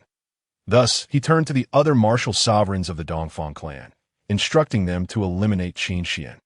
Yes, the 6 martial sovereigns of the Dongfang family, previously repelled by the elemental spirits, along with the recovering Dongfang Yunsong, surged forth, their combined might aimed at Qin Xian. Witnessing this, Qin Xian remained unfazed, devoid of any fear. After all, his trump card surpassed Dongfang Xuanheng's imagination. 5 spirits guardian array, 5 spirits unite. As Qin Xian's voice resonated, the 5 elemental spirits trapped within the torrent of sword energy instantly disintegrated, transforming into 5 purest elemental forces that surged forth from the sword energy. Swirling around him, that moment, Qin Xian was enveloped in a radiant 5-colored aura, resembling a king of the 5 elements, wielding dominion over the elements and capable of unsettling the heavens. 5 spirits in her body. Break! The ground shook. Amidst the astonished gazes of Dongfang Xuanheng and the other martial sovereigns of the Dongfang clan, the 5 purest elemental forces surged into Qin Xian's body. In the next instant, his momentum skyrocketed, breaking through the 4-star martial sovereign realm and directly ascending to the same 9-star martial sovereign realm as Dongfang Xuanheng. But a vast and overwhelming pressure erupted from him, sweeping across the heavens and stunning all present. This was the ultimate form of the 5 spirits guardian array's 5 spirits unite, enhancing his own power. However, Feeling the tumultuous elemental energy within him, Qin Xian furrowed his brow. He sensed that this elemental energy was exceedingly ethereal. Although it had elevated his realm to that of a 9-star martial sovereign, its power was not refined. This rendered him incapable of fully unleashing the combat prowess of a 9-star martial sovereign, akin to those who forcibly ascended to the 9-star martial sovereign level through pills. Indeed, the power of the system was far more reliable. Nevertheless, it would suffice, Qin Xian sighed, reflecting on the situation, compared to the enhancement from his entire clan, which bore no side effects and felt as if he had cultivated the realm himself. This 5 spirits unite status was surprisingly inferior. Yet, in the face of Dongfang Xuanheng and the martial sovereigns of the Dongfang clan, it would be more than adequate. Buzz, buzz, buzz. Subsequently, the heavenly slaughter-blood sword manifested in his hand, and a formidable, sharp sword intense soared into the sky, akin to a master swordsman emerging from decades of sword cultivation. Capable of slaying countless demons with a single strike, that a 9-star martial sovereign with a terrestrial tier spiritual weapon and sword intent. As Dongfang Xuanheng, who had witnessed many grand events and figures in his youth, sensed the formidable sword intent radiating from Qin Xian, he could not help but feel a surge of astonishment, his aged face filled with disbelief. In an instant, an elevation of 5 minor realms was already enough to astound him. Yet unexpectedly, Qin Xian produced a terrestrial tier spiritual weapon and manifested the martial intent that only true prodigies possessed. Sword intent, terrestrial tier spiritual weapons were scarce even in the entire Qian prefecture. Only his own marquis possessed one, and its grade was inferior to the heavenly slaughter blood sword in Qin Xian's possession. Martial intent was even rarer, something his own marquis had never comprehended throughout his life. Even in the imperial capital of the Great Feng dynasty, prodigies possessing martial intent were exceedingly few and far between. At this moment, Dongfang Xuanheng ceased to ponder which martial marquis was supporting the Qin family. Instead, he sought to understand who this Qin clan leader truly was. Such extraordinary talent and affluent background could only be befitting of a martial king's offspring. Run as far as you can. After recovering from a shock, Dongfang Xuanheng hurriedly shouted to the other martial sovereigns of the Dongfang clan. With Qin Xian's current 9-star martial sovereign realm, coupled with a terrestrial tier spiritual weapon and sword intent, it would be exceedingly easy for him to slay these ordinary martial sovereigns to survive. Their only option was to escape. Hearing Dongfang Xuanheng's words, the martial sovereigns of the Dongfang clan were initially taken aback. This was the first time they had witnessed such fear in Dongfang Xuanheng, who urged them to flee as far as possible. Weren't they here to obliterate the Qin family? How was it that they were now the ones fleeing like stray dogs? However, upon seeing Dongfang Xuanheng turn and fly towards the Qin estate's exit, they quickly regained their senses and hastened to follow him, desperate to escape. Now you wish to flee? It's too late.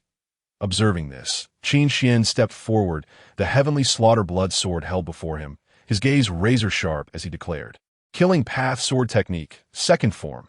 Slay God." In the next moment, he gripped the sword with one hand and struck towards the direction in which Dongfang Xuanheng and the others were fleeing. Resembling an unparalleled sword immortal, a divine being capable of slaying all evil in the world. Buzz, buzz, buzz.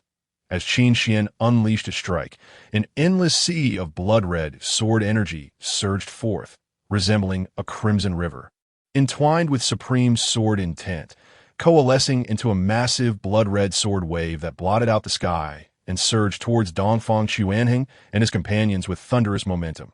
Before this blood-red sword wave, the speed of Dongfang Xuanheng and his companions was utterly insignificant, and within mere breaths, they were caught up.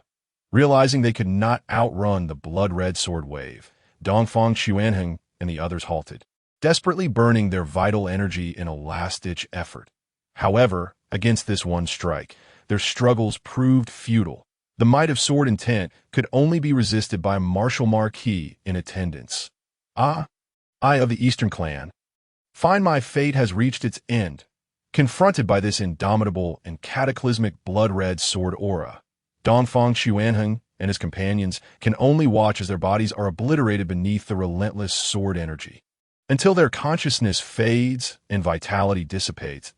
In his final moments, Dongfang Chuanheng weeps in despair. He envisions a bleak future where, after his demise, the entire Eastern clan will be left unprotected, ultimately discovered and divided by other factions within Qiyang County. Leading to its annihilation, he hopes that the Qiyang Marquis will, in remembrance of their past battles together, spare a remnant of bloodline for the Eastern clan, with a thunderous explosion as the immense blood-red sword aura erupts in the heavens. Dongfang Chuanheng and the other martial sovereigns of the Eastern clan are entirely extinguished beneath the radiant sword light, their corpses vanished without a trace. Long live the clan leader.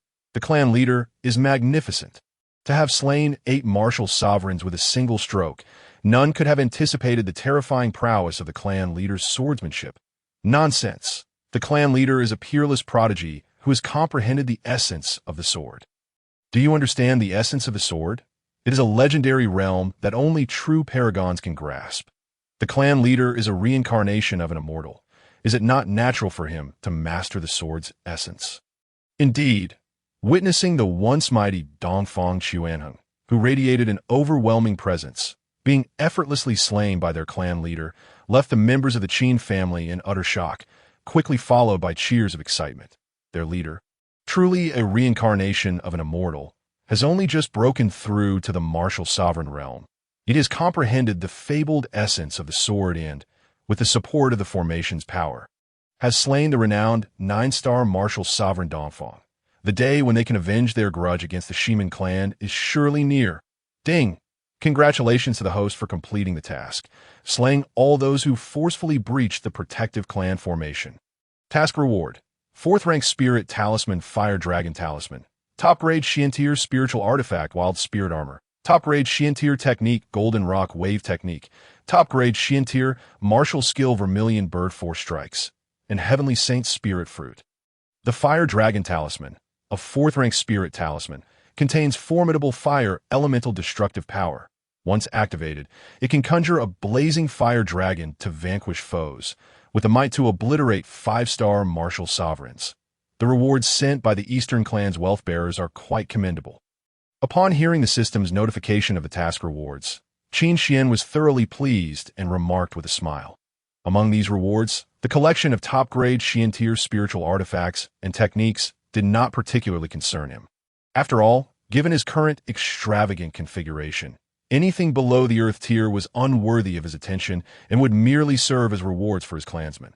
However, the 4th rank Spirit Talisman Fire Dragon Talisman and the Heavenly Saint Spirit Fruit were of great satisfaction to him. Chapter 55. The Second Golden Talent Clan Member. Secondary Investment in Qin Hao. Spirit Talismans are consumable items imbued with powerful runic forces. The Fire Dragon Talisman, being a 4th rank Spirit Talisman, is inscribed with at least thousands of fire elemental runes, which, when activated, can unleash formidable power capable of slaying 5-star martial sovereigns. Moreover, compared to killing formations, which can only be triggered by formation masters, the threshold for using Spirit Talismans is significantly lower. There is no requirement for the user to be a talisman master. As long as sufficient spiritual energy is infused into the talisman to activate all its runes, it can be wielded to vanquish enemies. Of course, while the accessibility of spirit talismans is high, they are costly and can only be used once, which presents significant drawbacks. Besides the 4th rank Spirit Talisman Fire Dragon Talisman, the reward also includes a Heavenly Saint Spirit Fruit. The Heavenly Saint Spirit Fruit is a 6th rank herb that can greatly enhance the intensity of a martial artist's internal spiritual power and permanently expand their dantian capacity, making it exceedingly rare and valuable. Even a martial king like King Feng, who governs a dynasty, would covet it immensely. Most importantly, this Heavenly Saint Spirit Fruit can aid Qin Hao in upgrading his, from the spiritual eye level to the holy eye level, making it one of the essential materials for this enhancement. With the system rewarding him a fruit, he will no longer need to search desperately for one. He only requires to gather the dragon eye and the blood of the Qingwan, and he can help Qin Hao elevate his to the holy eye level. That bald man in blood clothing does not seem like a member of the Eastern clan. Could it be he who led the Eastern clan members here? His rapid escape suggests he is indeed fortunate. After slaying Dongfang Chuanheng and the others, Qin Xian gazed in the direction where the blood-clad figure had vanished and pondered aloud. The bald martial sovereign in blood clothing had not charged into the Five Spirits Divine Protection formation alongside the Eastern Clan's martial sovereigns. Not only was he not deemed by the system as an intruder, but he had also remained distant from the battlefield, merely observing. When he sensed the situation turning unfavorable, he swiftly fled, thus evading disaster, seeing that the blood-clad, bald martial sovereign had disappeared without a trace.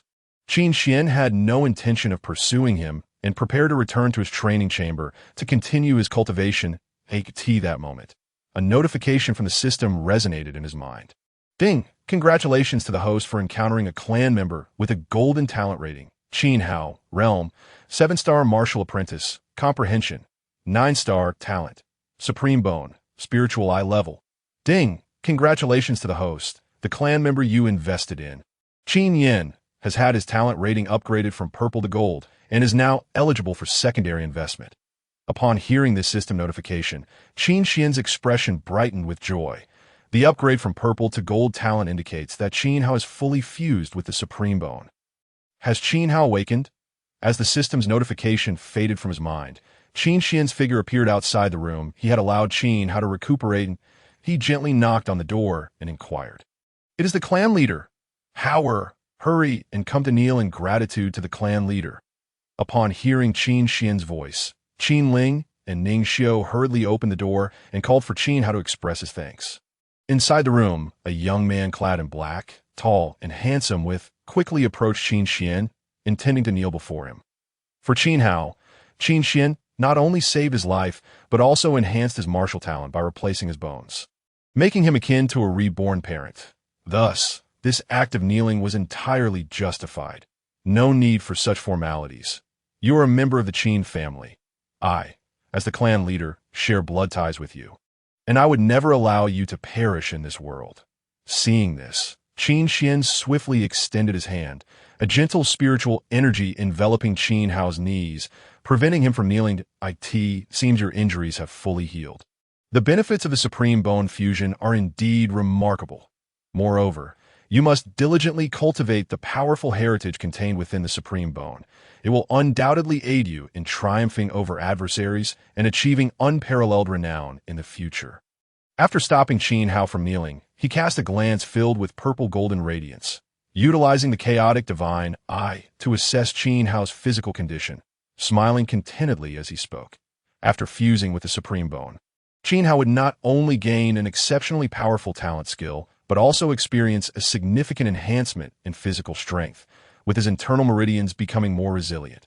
His cultivation level would also rise swiftly, breaking through 4 minor realms in a short time, advancing from a 3-star martial apprentice directly to a 7-star martial apprentice, with his combat power increasing at least 1,000-fold compared to before. Thank you, clan leader, for saving me. Had it not been for your willingness to expend that exceedingly precious Supreme Bone to rescue me, I would surely have perished, or would I find this opportunity for life today. Everything Qin Hao possesses now is granted by the clan leader, and he vowed to eternally remember the clan leader's benevolence. Finding himself unable to kneel, Qin Hao could only bow forward slightly, his eyes reddening with gratitude as he addressed Qin Xian. Only he truly understood the immense power and rarity of the Supreme Bone within him, and it was this extraordinarily precious and powerful Supreme Bone, akin to a divine artifact, that the clan leader selflessly offered to save his life, even at the cost of losing the Supreme Bone. Such selfless acts of kindness and care filled him with gratitude that would never fade. Ding! Detecting investable clan member. Qin Hao. Investable items. 100 mid-grade spirit stones, 3rd grade pure spirit pills, 4th rank spirit talisman fire dragon talisman, top grade Xiantier spiritual artifact wild spirit armor, top grade Xiantier technique golden rock wave technique, top grade Xiantier martial skill vermilion bird 4 strikes. Chapter 56. 5th rank heavenly dragon talisman, Kunpeng divine art, a parent's grace must be repaid. There is no need to repay this clan leader in the future. Simply contribute more to the Qin family. You young ones are the future of the Qin family. Upon hearing Qin Hao's words of profound gratitude, Qin Xian patted his shoulder and replied with a smile. You have been in a coma these days, and may not yet know that the main family and branch family have already united as one. Recently, I presented a welcoming gift to all who returned to the main family, and your parents received theirs, leaving only you without one. Today, I shall provide you with this gift, so do not refuse." As he spoke, Qin Xian took out all the investable items for Qin Hao and placed them in his arms. "These mid-grade spirit stones and pure spirit pills are for your cultivation. The Fire Dragon Talisman is a 4th-tier spiritual talisman capable of slaying all beneath the 5-star martial sovereign. With this talisman in your possession, when you contend with others in martial arts in the future, you will possess an additional safeguard for your life, ensuring your safety. The Desolate Spirit Armor, along with these 2 martial techniques, are of the highest quality within the Profound tier. And given your current cultivation level, they will suffice for your training for a considerable time." After handing over all the investable items to Qin Hao, Qin Xian nodded in satisfaction.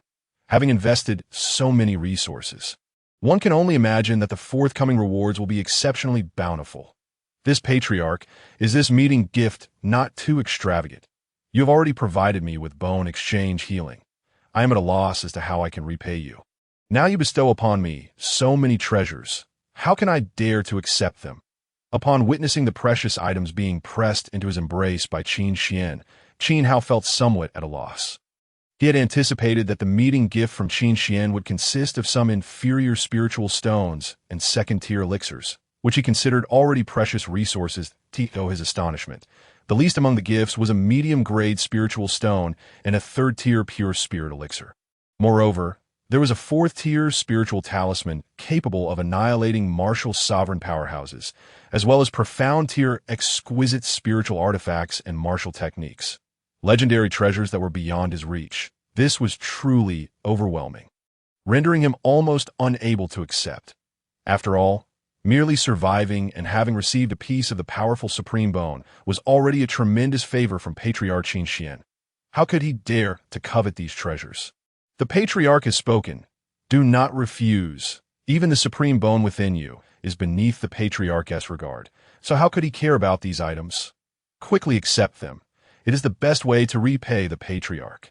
Observing Qin Hao's bewildered demeanor, Qin Xian waved his hand nonchalantly and urged him to accept. "Very well. Thank you, Patriarch." Hearing Qin Xian's words, Qin Hao could only accept the treasures, feeling even more grateful and respectful towards Qin Xian. Meanwhile, Qin Ling and Ning Xiao, standing aside, were filled with immense gratitude upon seeing how Qin Xian not only revived Qin Hao, but also gifted him so many treasures, wishing they could serve Qin Xian as loyal subjects on the spot. "Ding! Investment successful! Congratulations, host! You have invested in a kin with golden talent, investing 100 medium-grade spiritual stones, receiving a return reward of 100 superior-grade spiritual stones. Congratulations, host! You have invested in a kin with golden talent, investing in a 3rd-tier pure spirit elixir, receiving a return reward of a 5th-tier heavenly spirit elixir. Congratulations, host! You have invested in a kin with golden talent, investing in a 4th-tier Fire Dragon Talisman, receiving a return reward of a 5th-tier Heavenly Dragon Talisman. Congratulations, host! You have invested in a kin with golden talent, investing in a profound-tier exquisite spiritual artifact, the Desolate Spirit Armor, receiving a return reward of 10 inferior-grade earthly armor spiritual artifacts. Congratulations, host! You have invested in a kin with golden talent, investing in a profound-tier exquisite martial technique, the Golden Rock Ripple Technique, receiving a return reward of the incomplete Kunpeng Divine Technique. Congratulations, host! You have invested in a kin with golden talent, investing in a profound-tier exquisite martial skill, the Vermilion Bird 4 Strikes, receiving a return reward of the medium-grade earthly martial skill, Kunpeng Divine Wings Technique.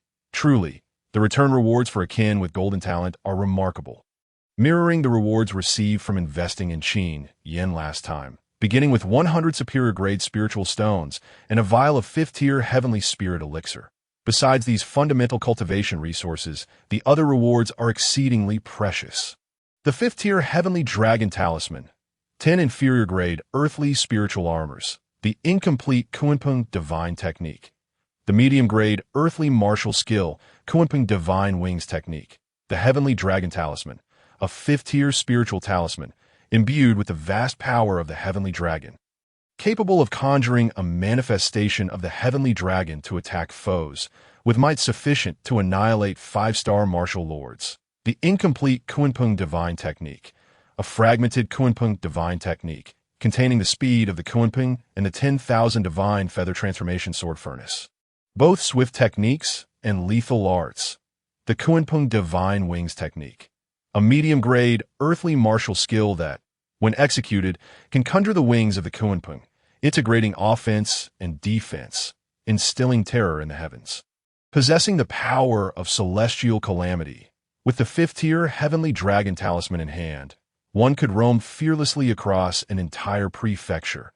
Upon seeing the heavenly dragon talisman, inscribed with celestial runes and shimmering with brilliant spiritual radiance within the system space, Qin Xian's eyes sparkled with delight as he mused. With this talisman capable of annihilating 5-star martial lords, what fear could he have of the Qiyang Marquis, who governs an entire prefecture?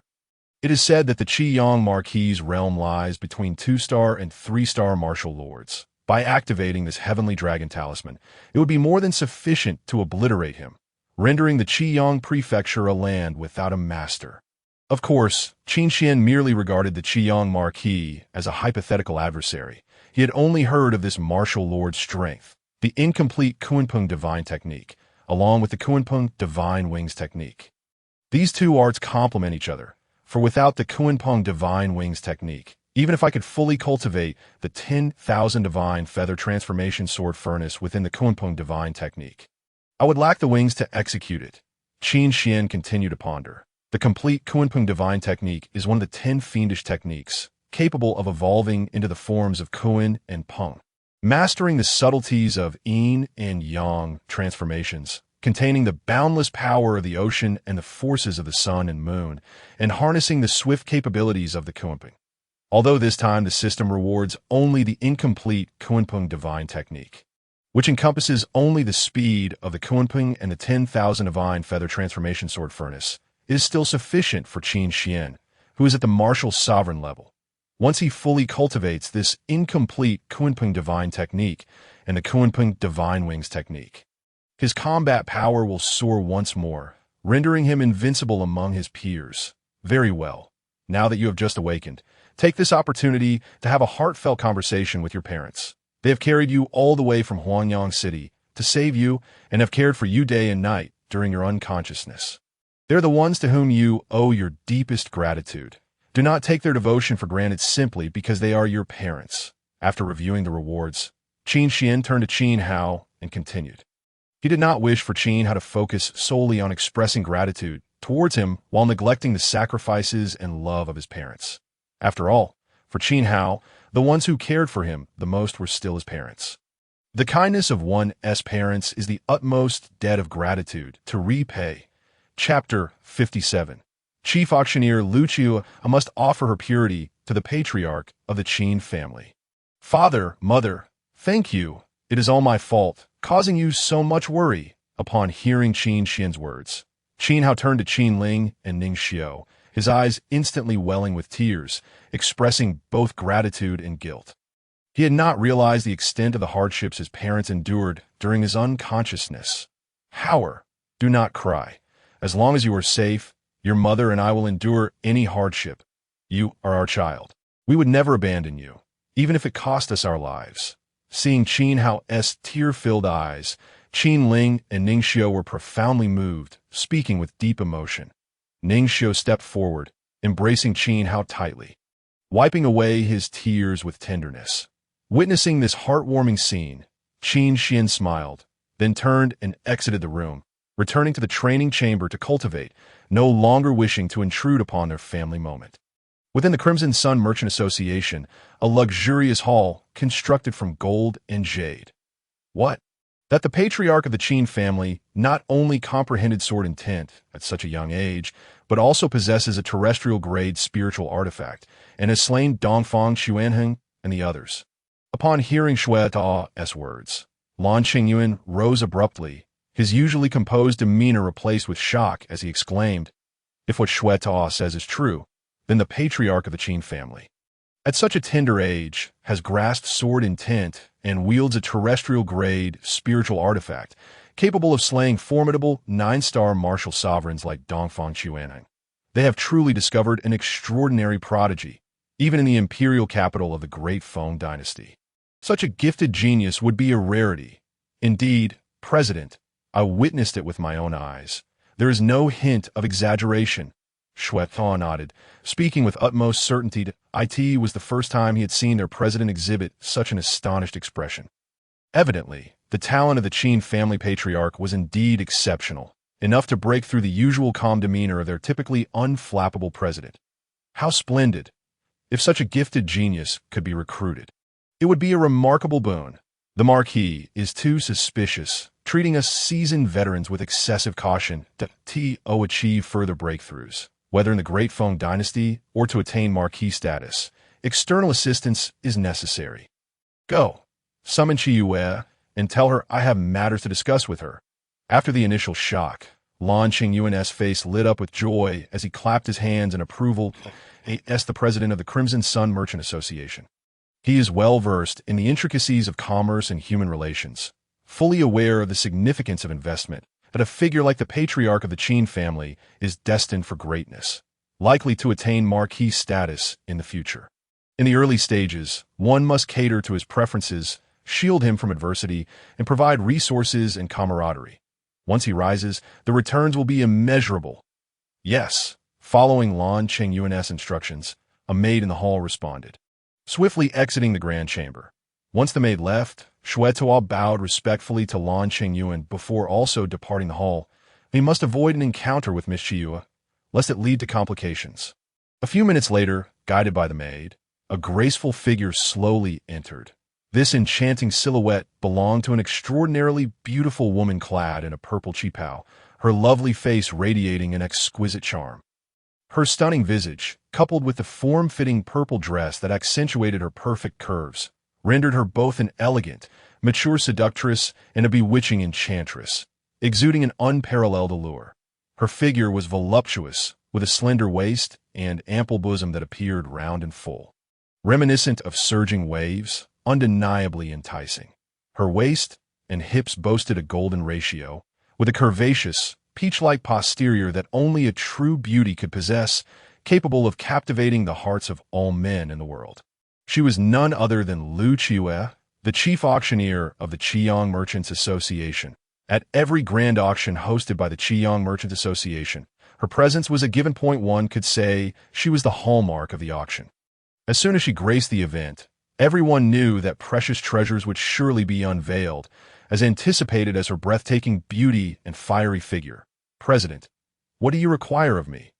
Upon entering the hall, Lu Qiuye slightly bowed to Lan Qingyuan before inquiring that I need you to personally deliver this invitation to the Qin family in Tianyang City, inviting the patriarch, Qin Xian, to attend the auction in the county city a month from now.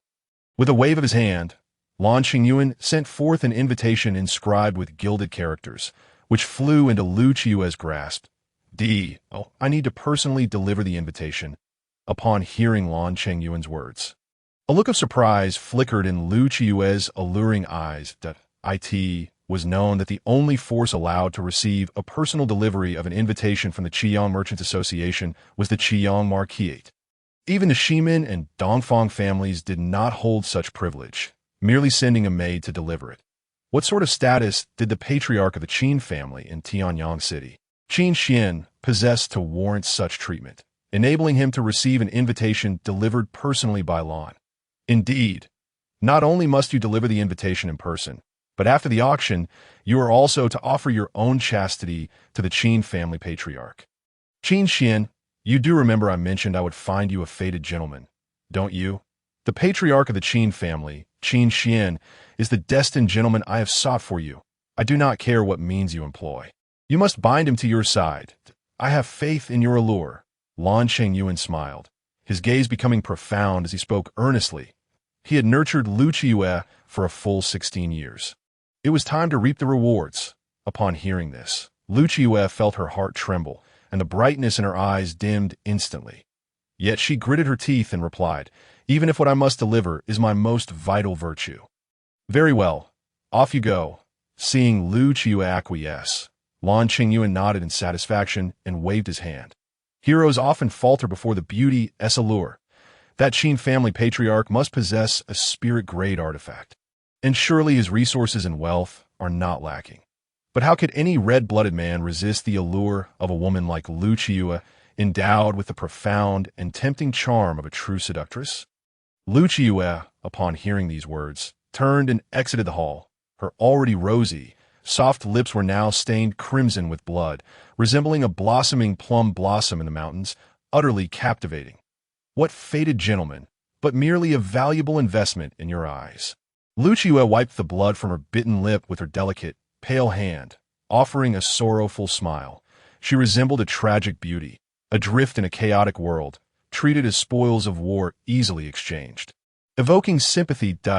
In the realm of the county city, within the Forging Spirit Pavilion, was it again the Qiyang Merchants Association, Tianyang City, Qin Manor. Boom! Within the training room, a tremendous force surged skyward, and a thunderous roar akin to a shattering barrier suddenly resonated. Three-star martial sovereign, not bad. Sitting cross-legged on a mat, Qin Xian slowly exhaled a breath of turbid air, his eyes reflecting satisfaction. Within less than a month, he had consecutively broken through 2 minor realms. Such progress was indeed commendable. Patriarch, over 10 days ago, the chief auctioneer of the Qiyang Merchants Association delivered an invitation, inviting you to attend an auction in the county city 5 days from now. Will you be going?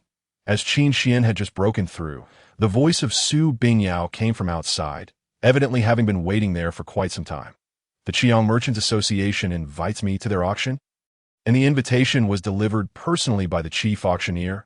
Upon hearing Su Bingyao's words, Qin Xian furrowed his brow in confusion. He had never been to the county city, nor had he ever encountered anyone from the Qiyang Merchants Association. How could he receive an invitation to attend their auction? Patriarch, will you go or not? When my sister Bingwei and I were in the county city, we also heard of the chief auctioneer of the Qiyang Merchants Association. She is a remarkable woman of beauty, status, and strength. It is said that the only force she has personally delivered invitations to is the Qiyang Marquise. Her visit to Tianyang City to deliver an invitation is proof of the Qiyang Merchants Association's esteem and goodwill towards you. Su Bingyao continued, recognizing Qin Xian's perplexity. Lu Qiu, the chief auctioneer of the Qiyang Merchants Association, was renowned in the county city, a fact both she and Su Bingyao were well aware of. Upon hearing Su Bingyao's words, Qin Xian fell into contemplation. The chief auctioneer, who only delivered invitations to the Qiyang Marquise, had personally come to the remote Tianyang City to deliver an invitation to him, a patriarch of a family with no reputation in the county city. Something felt amiss. Something was indeed very wrong. The Qiyang Merchants Association was a hub for merchants. Merchants prioritize profit and disregard personal ties. Without benefit, why would they extend goodwill towards him? And he was situated far away in Tianyang City. Having never interacted with anyone from the county city, how could the Qiyang Merchants Association perceive any profit in him? The only people he had interacted with from the county city seemed to be from the Dongfang family. Wait, could it be related to that fleeing, blood-robed, bald martial sovereign? With this thought, Qin Xian's eyes gradually brightened, as if he had deduced the reason the Qiyang Merchants Association had sent him an invitation. Let us go. Since I have received this invitation, how can I not attend? It just so happens that I wish to witness the grandeur of the county city, after piecing together all the reasons. Qin Xian's gaze deepened as he held the invitation in his hand. Now that he had broken through to the 3-star martial sovereign realm, equipped with sword intent and several secret techniques, his combat prowess was formidable. That he also possessed a 5th-grade heavenly dragon talisman, a powerful weapon capable of vanquishing formidable foes, sufficient to handle various crises. Moreover, in the county city, not only would there be an auction to procure rare treasures, but there were also the Shimin family, with whom Su Bingyue and Su Bingyao shared a blood feud, and clues regarding the whereabouts of the stolen arid martial spirit bone belonging to Qin Hao. Thus, this journey to the county city was imperative. You and Bingyue should prepare your belongings. This time, it would be unwise to attract too much attention. Just the 2 of you will accompany me.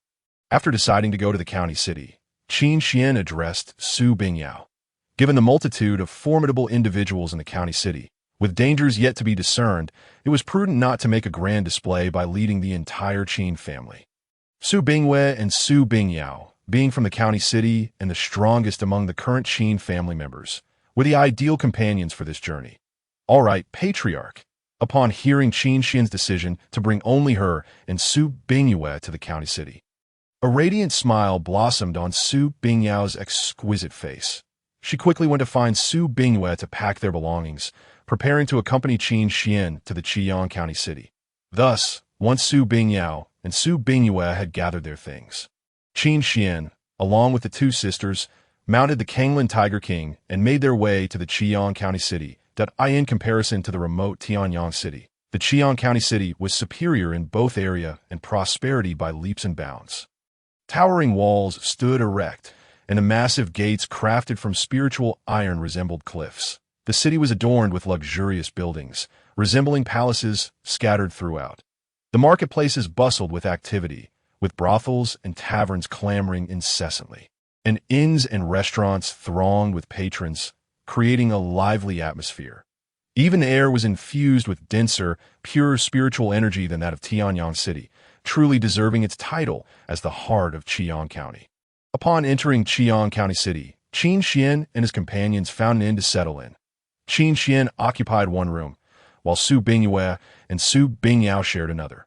The Kanglan Tiger King, having shrunk in size, lay curled outside Qin Xian's door, keeping watch. "Let us go. First, let us visit the various forging pavilions and workshops in the city." After the room was tidied up by the sisters Su Bingyue and Su Bingyao, Qin Xian took the profound-grade spiritual weapon belonging to the Lord of Huangyang City and addressed the two sisters. With 3 days remaining until the auction begins, it presents an opportune moment to investigate the whereabouts of the Huangwu Spirit Bone. He had thoroughly grasped the forging techniques and materials of this profound-grade spiritual weapon. Should he encounter another spiritual weapon crafted with the same methods and materials, he would instantly recognize it. At that point, he would be able to trace back who had bestowed this profound-grade spiritual weapon upon the Lord of Huangyang as remuneration. Yes, clan leader. Upon hearing Qin Xian's words, Su Bingyue and Su Bingyao nodded in agreement. Promptly donning their veils to obscure their appearances, they then set out with Qin Xian to the refining pavilion and the blacksmith workshops in the city to pursue leads. Their decision to wear veils stemmed from a fear of being recognized, particularly by members of the Ximen family. Although the likelihood was slim, an encounter with someone from the Ximen family could lead to troublesome consequences, which they wished to avoid. This was not the ideal moment for vengeance against the Ximen family.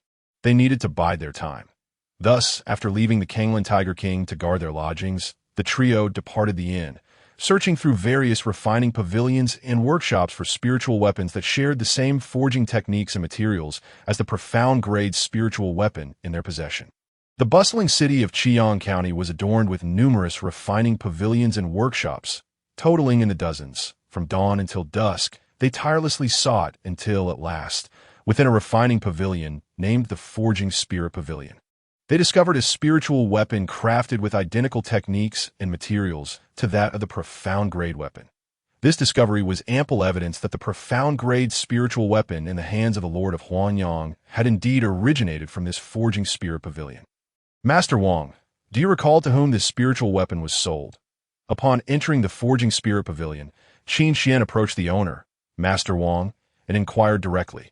Master Wang, a short and somewhat stout man with small eyes, appeared exceptionally shrewd. His crafting skills were at the initial level of the 4th tier, capable of producing upper-grade profound weapons, placing him among the top 10 formidable craftsmen in the expansive county.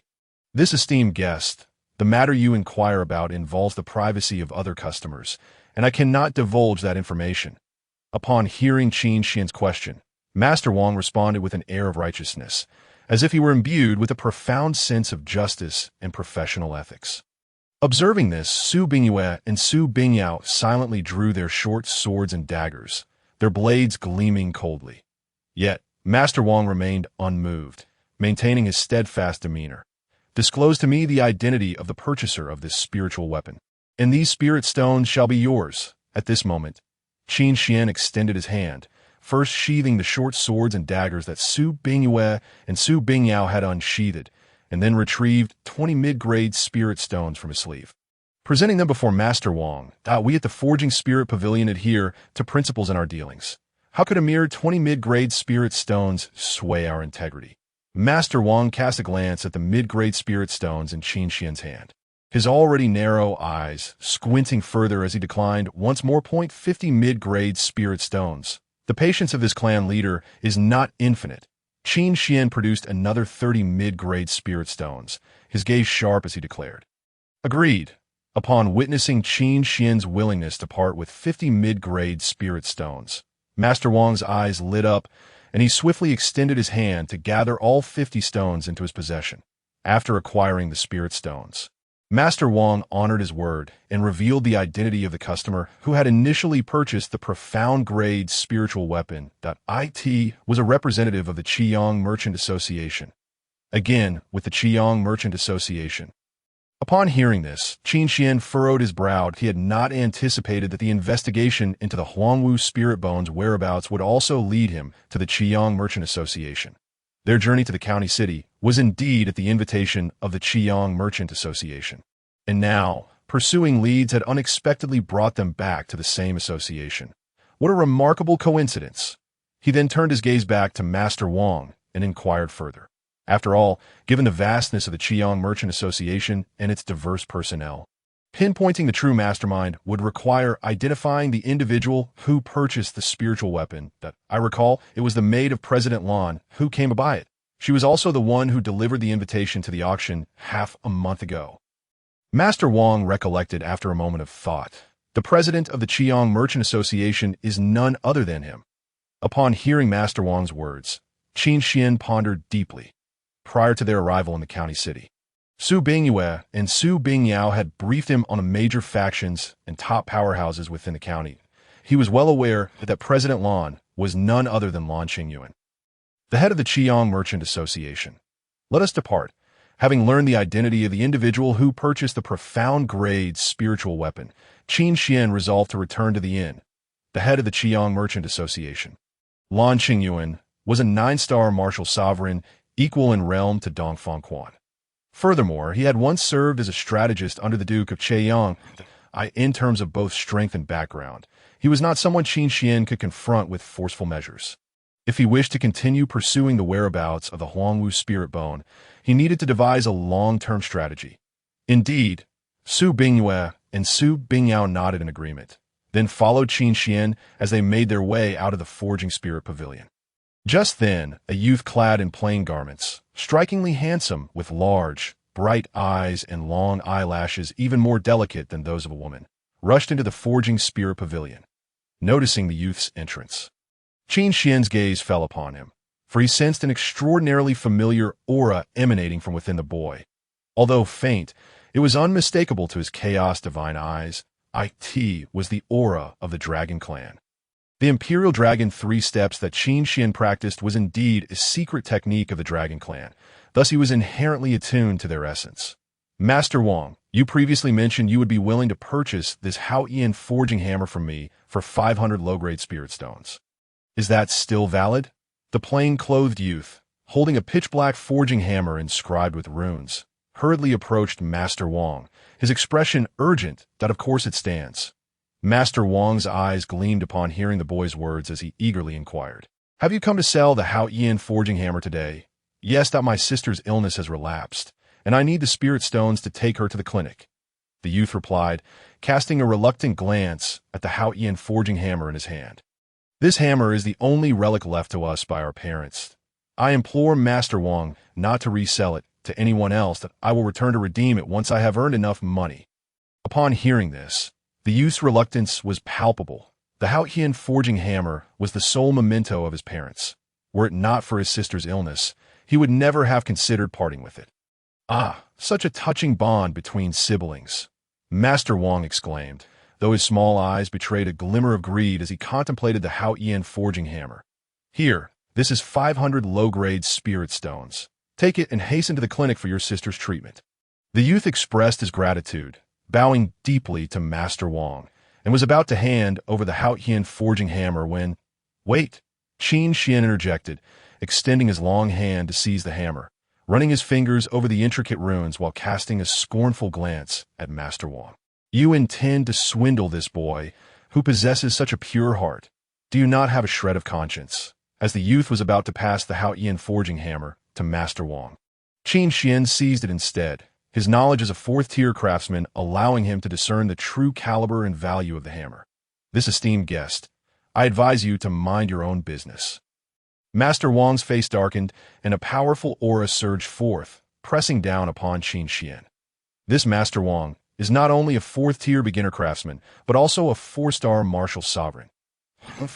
This Xiaoyao forging hammer is a top-tier hammer among fourth-tier tools, worth at least 500 mid-grade spirit stones. Yet you offer this boy a mere 500 low-grade spirit stones. Such a stark disparity speaks to your unscrupulousness. Today, this clan leader shall intervene. Facing the suddenly irate Master Wang, Qin Xian's gaze turned steely, a vast aura of spiritual power rising around him as if he were a divine king descending upon the mortal realm, unwaveringly confronting Master Wang with a cold voice. This Xiaoyao forging hammer I shall acquire for 500 mid-grade spirit stones. With an imposing presence, Qin Xian waved his hand, causing 500 mid-grade spirit stones to materialize before the youth. Hovering in front of him, the youth's eyes widened in astonishment. Utterly taken aback, 500 mid-grade spirit stones could not only completely heal his sister's ailment, but would also ensure that both he and his sister could live comfortably for the rest of their lives. How precious the Xiaoyao forging hammer left by his parents truly was. You are not even craftsman. What use do you have for this Xiaoyao forging hammer? Upon sensing the formidable aura emanating from Qin Xian, Manager Wang could not help but express a tinge of fear. Although Qin Xian was merely at the 3-star martial sovereign level, a rank below him, an inexplicable sense of dread washed over him. It felt as if any attempt to strike first would lead to his demise, sending chills down his spine and rendering him hesitant to act rashly.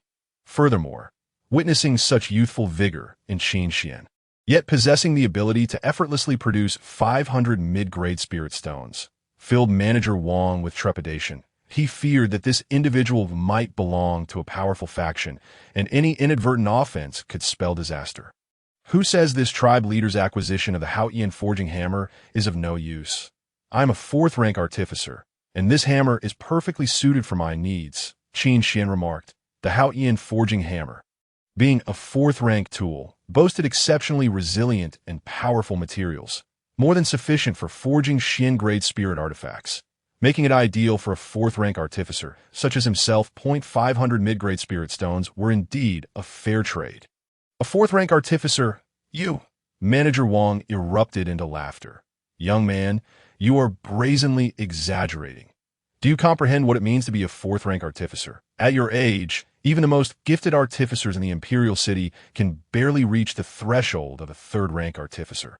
As for a 4th rank, without decades of forging experience, it is utterly impossible to achieve. If you truly are a 4th-rank artificer, then I shall provide you the 500 mid-grade spirit stones, and consider this Xiaoyao forging hammer a gift. Upon hearing Qin Xian claim to be a 4th-rank artificer, Manager Wang burst into a hearty laugh. As a 4th-rank artificer himself, he was acutely aware of the challenges one faced in breaking through such ranks. At Qin Xian's age, he had just managed to become a 2nd-rank artificer, making Qin Xian's assertion seem utterly ludicrous. Ding! The system detected the host facing skepticism. A task has been issued. Forge a Xian-grade top-tier spirit artifact to prove oneself. Upon hearing Manager Wang's words, even the system could not remain indifferent, promptly issuing a task for Qin Xian to validate his claims. Very well. It is settled. If I am not a 4th-rank artificer, I shall present this Xiaoyao forging hammer with both hands. With the system's notification resonating in his mind, Qin Xian felt his spirits lifted and promptly declared. Today, not only had he unearthed clues regarding the whereabouts of the archaic martial spirit bone within the forging pavilion, but he was also set to acquire a 4th-rank hammer for free, along with a system reward. Truly a triple blessing. You dare to gamble with me, Manager. You are indeed relentless.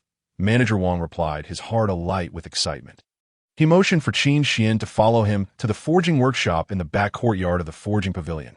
With the Xiaoyan forging hammer in hand, Qin Xian stepped forth towards the workshop, followed closely by sisters Su Bingyue and Su Bingyao, who looked upon him with immense admiration.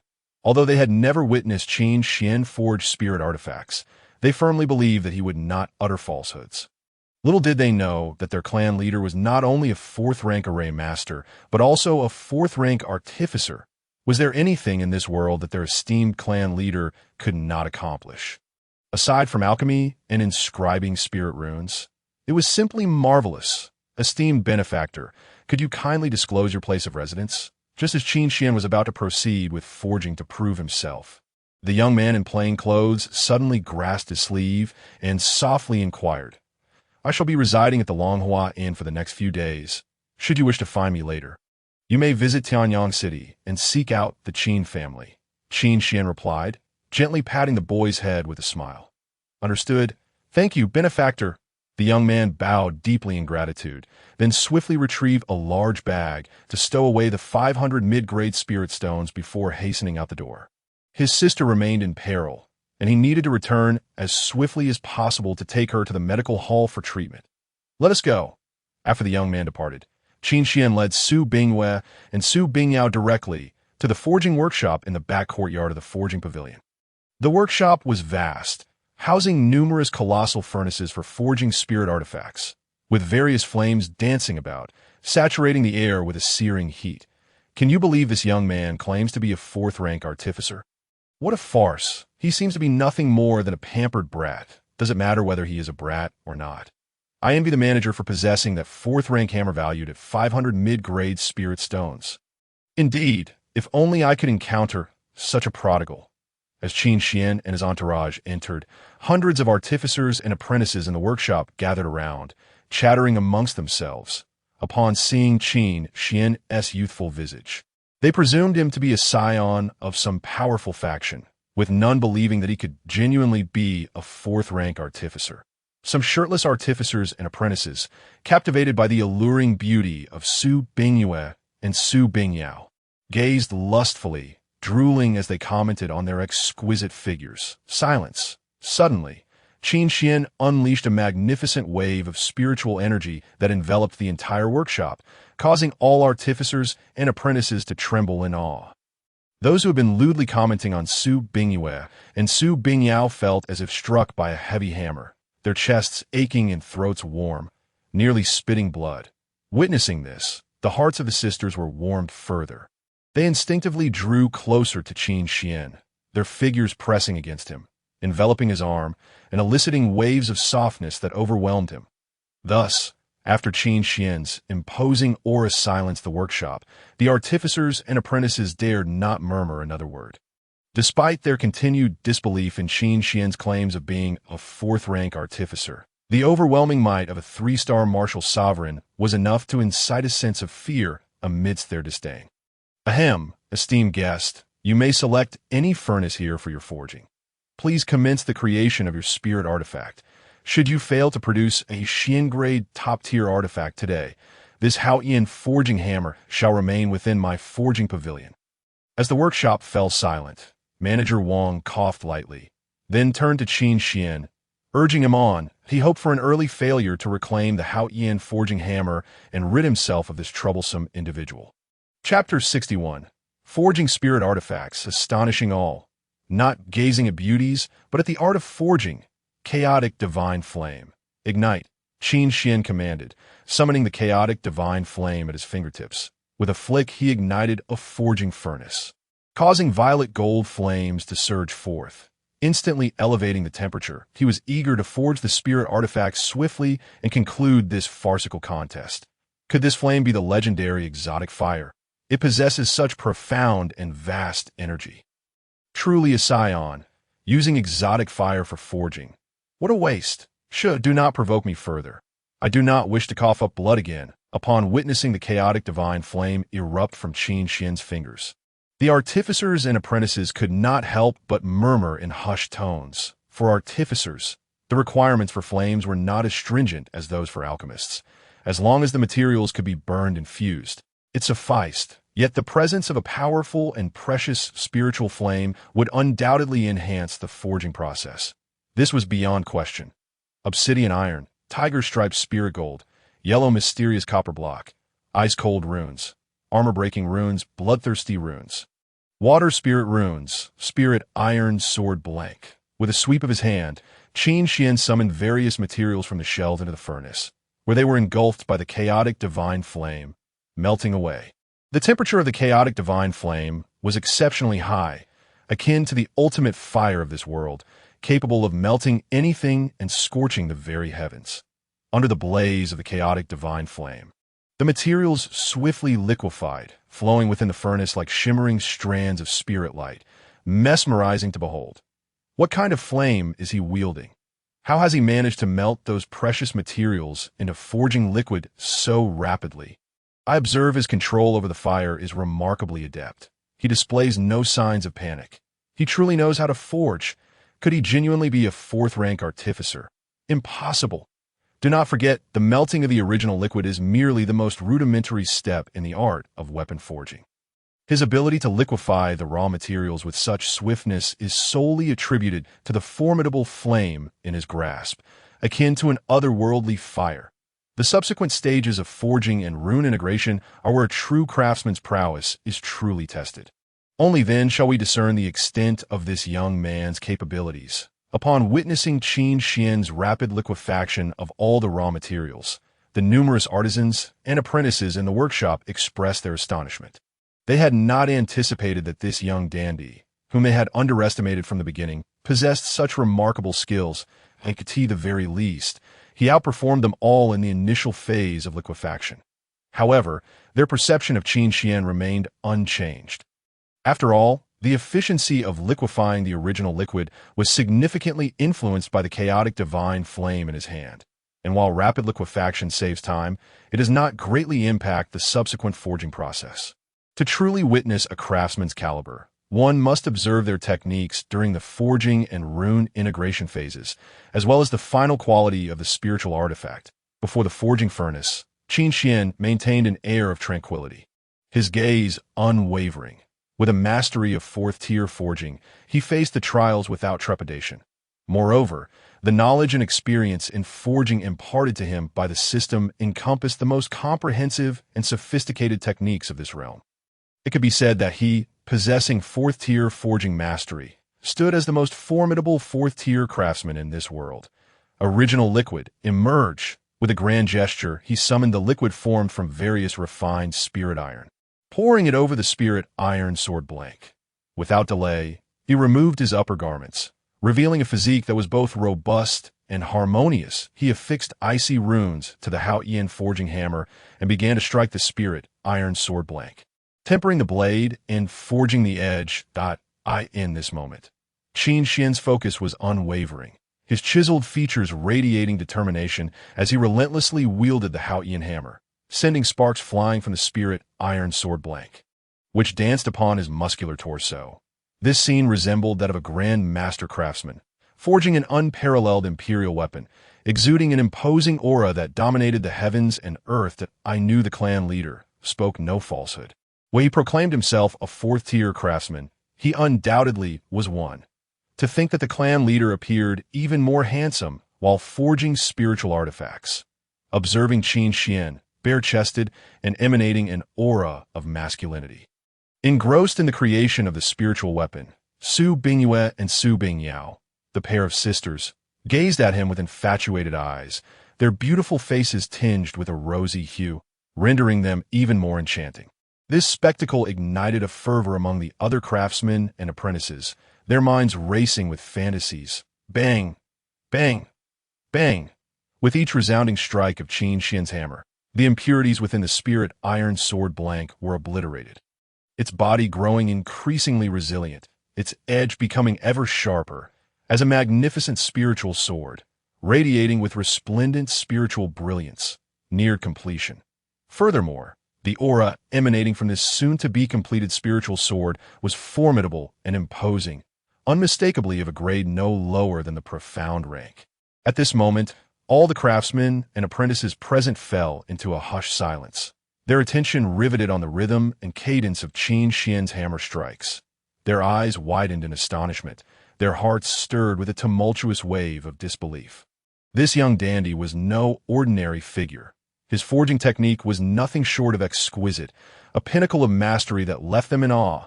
Even their esteemed manager at the refining pavilion could not boast such profound techniques.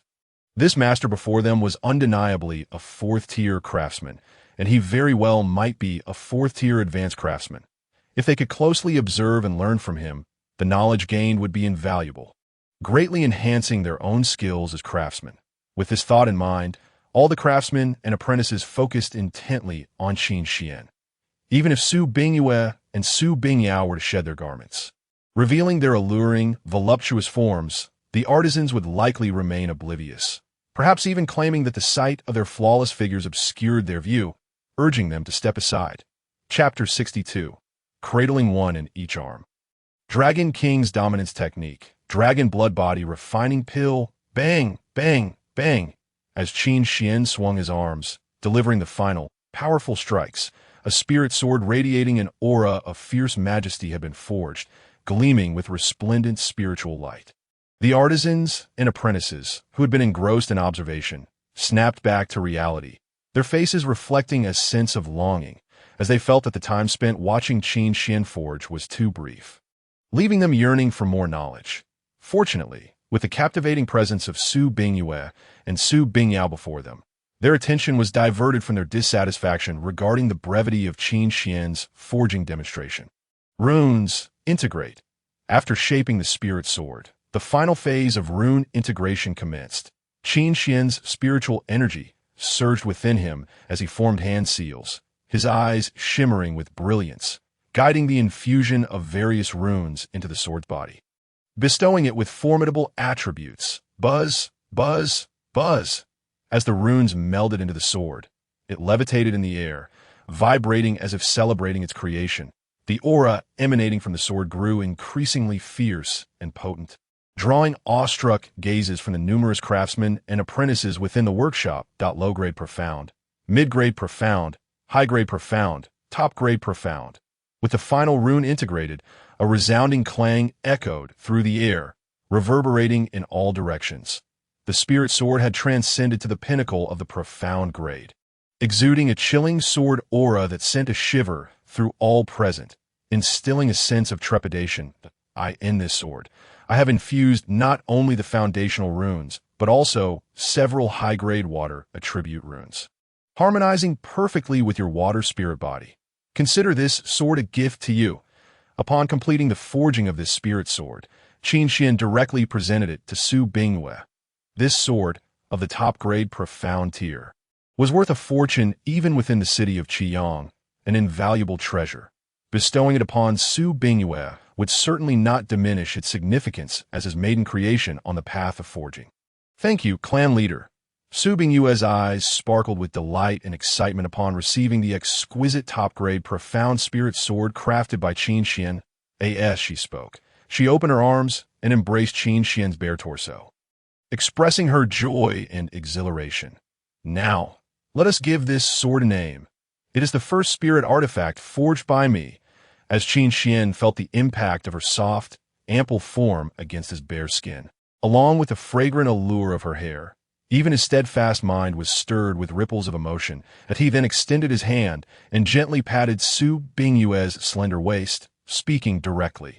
Let it be named the Heart's Admiration Sword.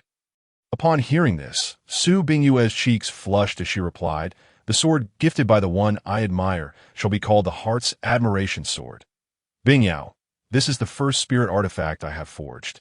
Hence I chose to craft the most familiar weapon, the sword, and it is not to show favoritism towards either of you.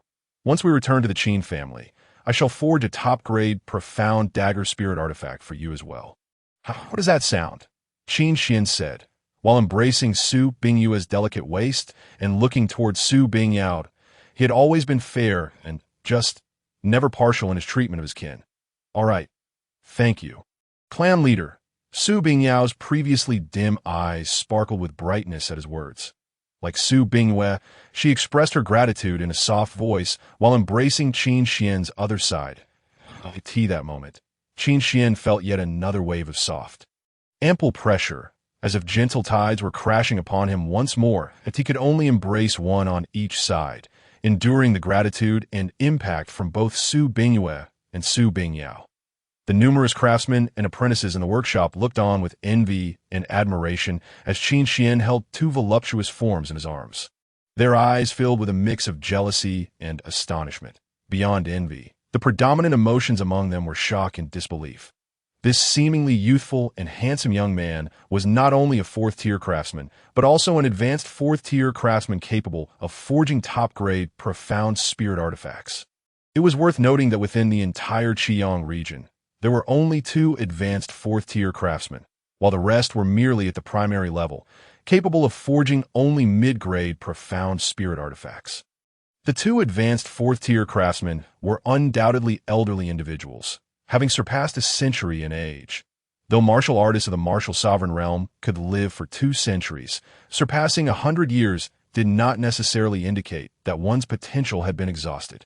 However, compared to Qin Xian, who appeared to be merely in his 30s, the disparity was stark that it was likely that even within the refining alliance of the Great Feng Empire, no craftsman could match Qin Xian's extraordinary talent and boundless potential. As they reflected on their initial disdain and mockery of Qin Xian, their faces flushed with embarrassment as they felt an overwhelming sense of shame. What were they? How could they have dared to ridicule such a remarkable talent in the art of forging? Master, I was blind to your greatness. Please forgive my ignorance. This is 600 middle-grade spirit stones. Please accept them as for the extra 100 middle-grade spirit stones. Consider them my apology to you. At this moment, Manager Wang suddenly knelt before Qin Xian, presenting the 600 middle-grade spirit stones with tear-filled eyes and an expression of undeniable pain, as he sincerely apologized to Qin Xian. A 4th-grade high-level artificer at such a young age as Qin Xian holds an exceedingly noble status, one that even in the imperial capital would be revered by royal families and esteemed guests, let alone within the city of Qiyang. His humble forged spirit pavilion, should Qin Xian desire, could be brought to its knees with a mere word, causing all artificing pavilions and workshops in Qiyang to ostracize him until the forged spirit pavilion crumbled. Such is the influence of a promising 4th-grade high-level artificer. How could he not be fearful? Though you may be unscrupulous, your crimes do not warrant death, and seeing your remorse, I, the clan leader, shall refrain from pursuing the matter. Remember to conduct business with integrity in the future. Do not let such deceit occur again. Should I learn of further wrongdoings, I shall not spare you. Observing Manager Wang's sudden prostration and his offering of 600 middle-grade spirit stones, Qin Xian released Su Bingyue and Su Bingyao from his gentle embrace. With a wave of his hand, he stored the 600 middle-grade spirit stones into his system space, his gaze turning sharp as he warned Manager Wang. Rest assured, Master, in the future, I will conduct my business with integrity and will no longer deceive others. Upon hearing this, Manager Wang's face brightened, and he hastily replied in agreement, witnessing the dramatic shift in attitude. With Manager Wang now exuding obsequiousness, Su Bingyue and Su Bingyao exchanged knowing smiles. The satisfaction of witnessing such a reversal was truly delightful. Indeed, the clan leader is impressive. Ding! Congratulations, host, on completing the task. Forge a top-tier, profound-grade spirit weapon to prove yourself. Task reward: Dragon Clan Technique, Dragon King's Dominance Art, Dragon Blood Body Refining Pill. At that moment, the system notification of task completion echoed in Qin Xian's mind. Dragon King's Dominance Art, a technique of the Dragon Clan.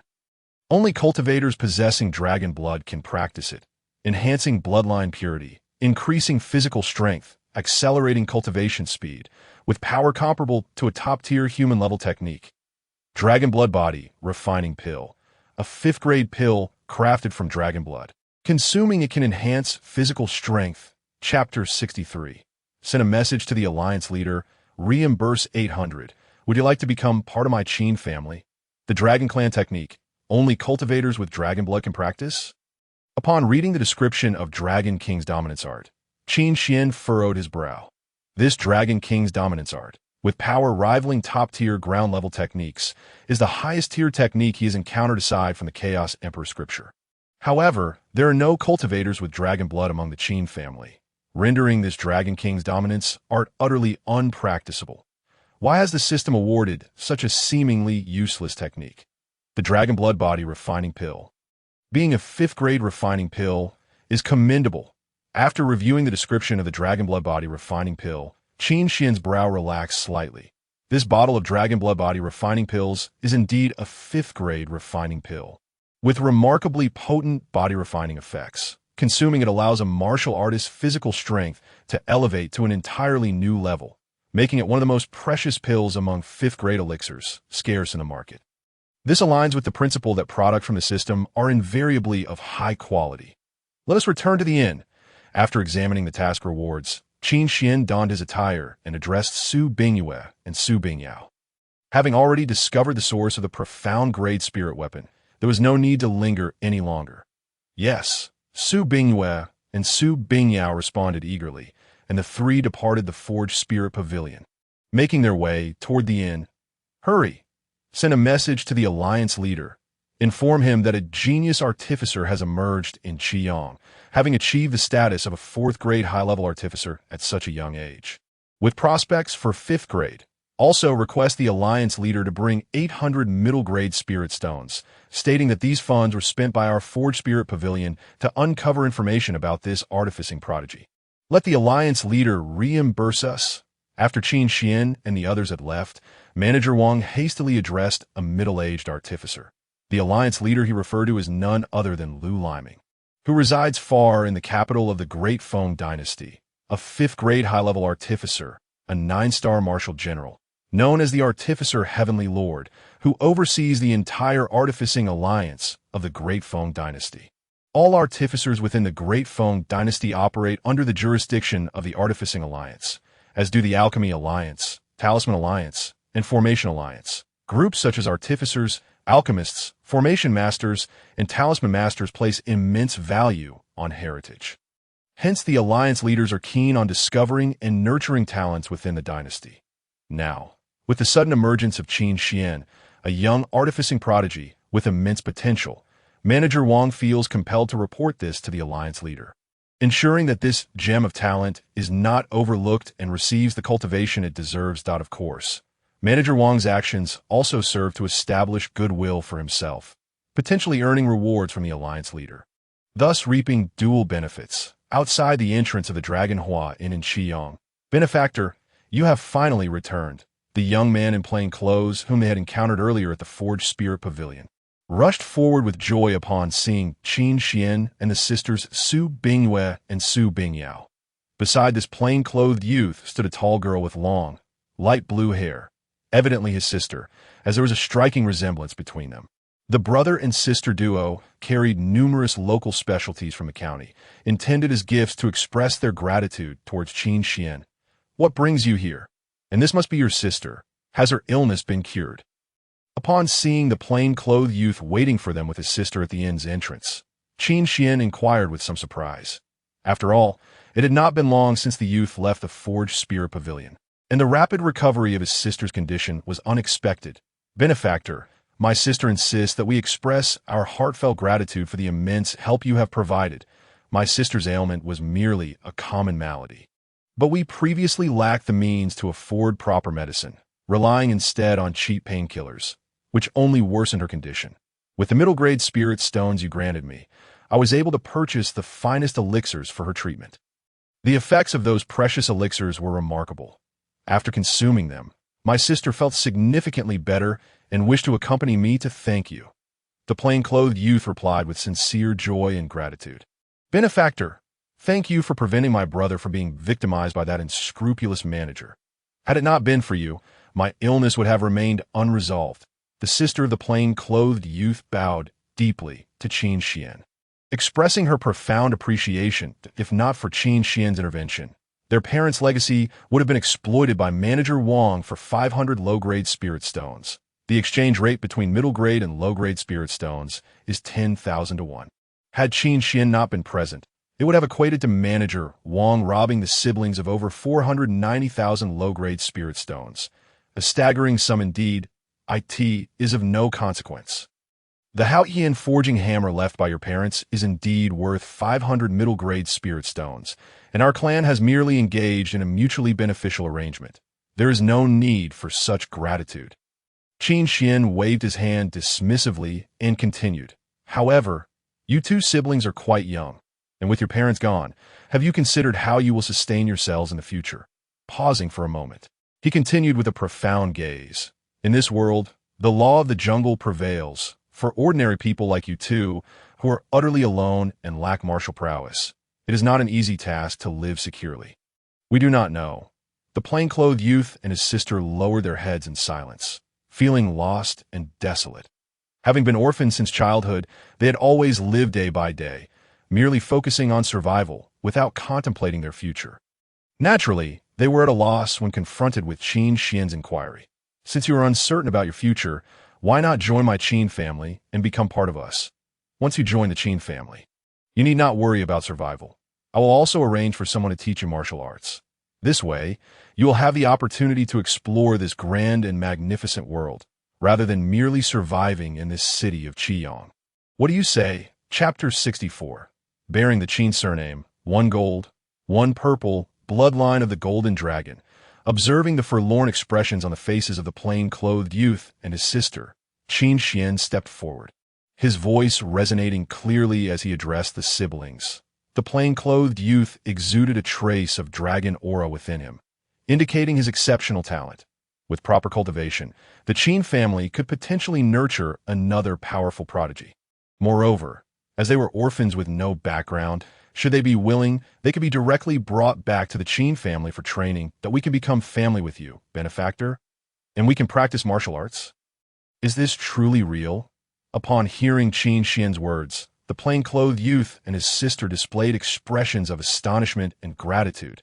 Family, from a tender age, they were orphans, having never laid eyes upon their biological parents, let alone fathoming the warmth of familial bonds. Qin Xian's heartfelt words profoundly resonated within the depths of their souls. It is indeed true. As long as you are willing, you shall henceforth be members of the Qin family, and the Qin household shall be your home. The clan leader is yet unaware of the names of you siblings. Do you possess names? Upon witnessing the glimmer of hope in their eyes, Qin Xian smiled and remarked, Splendid. Sister, we finally have a home. Our names have been lost to us since we can remember, as our parents have long since departed from our lives. They left behind only 2 relics, the Xiaoyao forge hammer and this jade pendant, inscribed on both sides with the characters Wu Lin and Wu Tong. Thus, I have taken the name Wu Tong, and my brother is Wu Lin. Upon hearing Qin Xian's words, Wu Lin was filled with immense joy, his large, expressive eyes radiating excitement. That Wu Tong then produced a golden jade pendant and replied to Qin Xian, Since your parents did not bestow upon you names and only left you relics, I, as the clan leader, shall grant you the Qin surname. Henceforth, you shall be known as Qin Wu Lin and Qin Wu Tong. Is that agreeable? Gazing at the inscriptions on the golden jade pendant in Wu Tong's hand, Qin Xian pondered for a moment before his eyes brightened, and he spoke in a warm voice. Qin Wu Lin, Qin Wu Tong, we thank you for your kindness. Upon receiving their new names from Qin Xian, both Qin Wu Lin and Qin Wu Tong were overwhelmed with emotion, their eyes shimmering with gratitude. They had lived as nameless orphans, akin to drifting weeds, seemingly superfluous in this world. Yet today, having been bestowed with the Qin surname by Qin Xian, they finally felt a sense of significance in this vast world. Dear brother Wu Lin and sister Wu Tong, you are now members of the Qin family. Why still refer to the clan leader as a benefactor? From now on, you must call him clan leader like us. I'm Su Bingyue, and this is my sister Su Bingyao. Welcome, brother Wu Lin and sister Wu Tong, to the Qin family. We are now one family.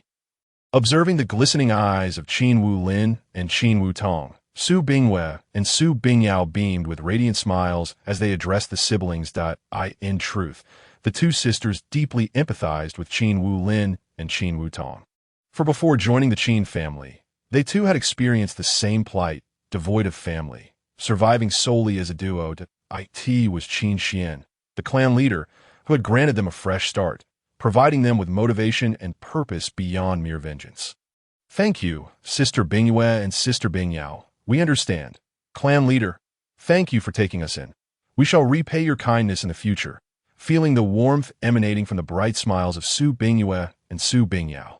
Qin Wulin and Qin Wutong felt a surge of comfort. They wiped away the tears from their eyes and turned to Su Bingyue, Su Bingyao, and Qin Xian. Ding! Congratulations, host, for encountering clan members with golden talent ratings. Qin Wulin, Realm, None, Comprehension, 8 stars talent, Golden Dragon Bloodline, Natural Mastery of Forging, Golden Dragon Bloodline.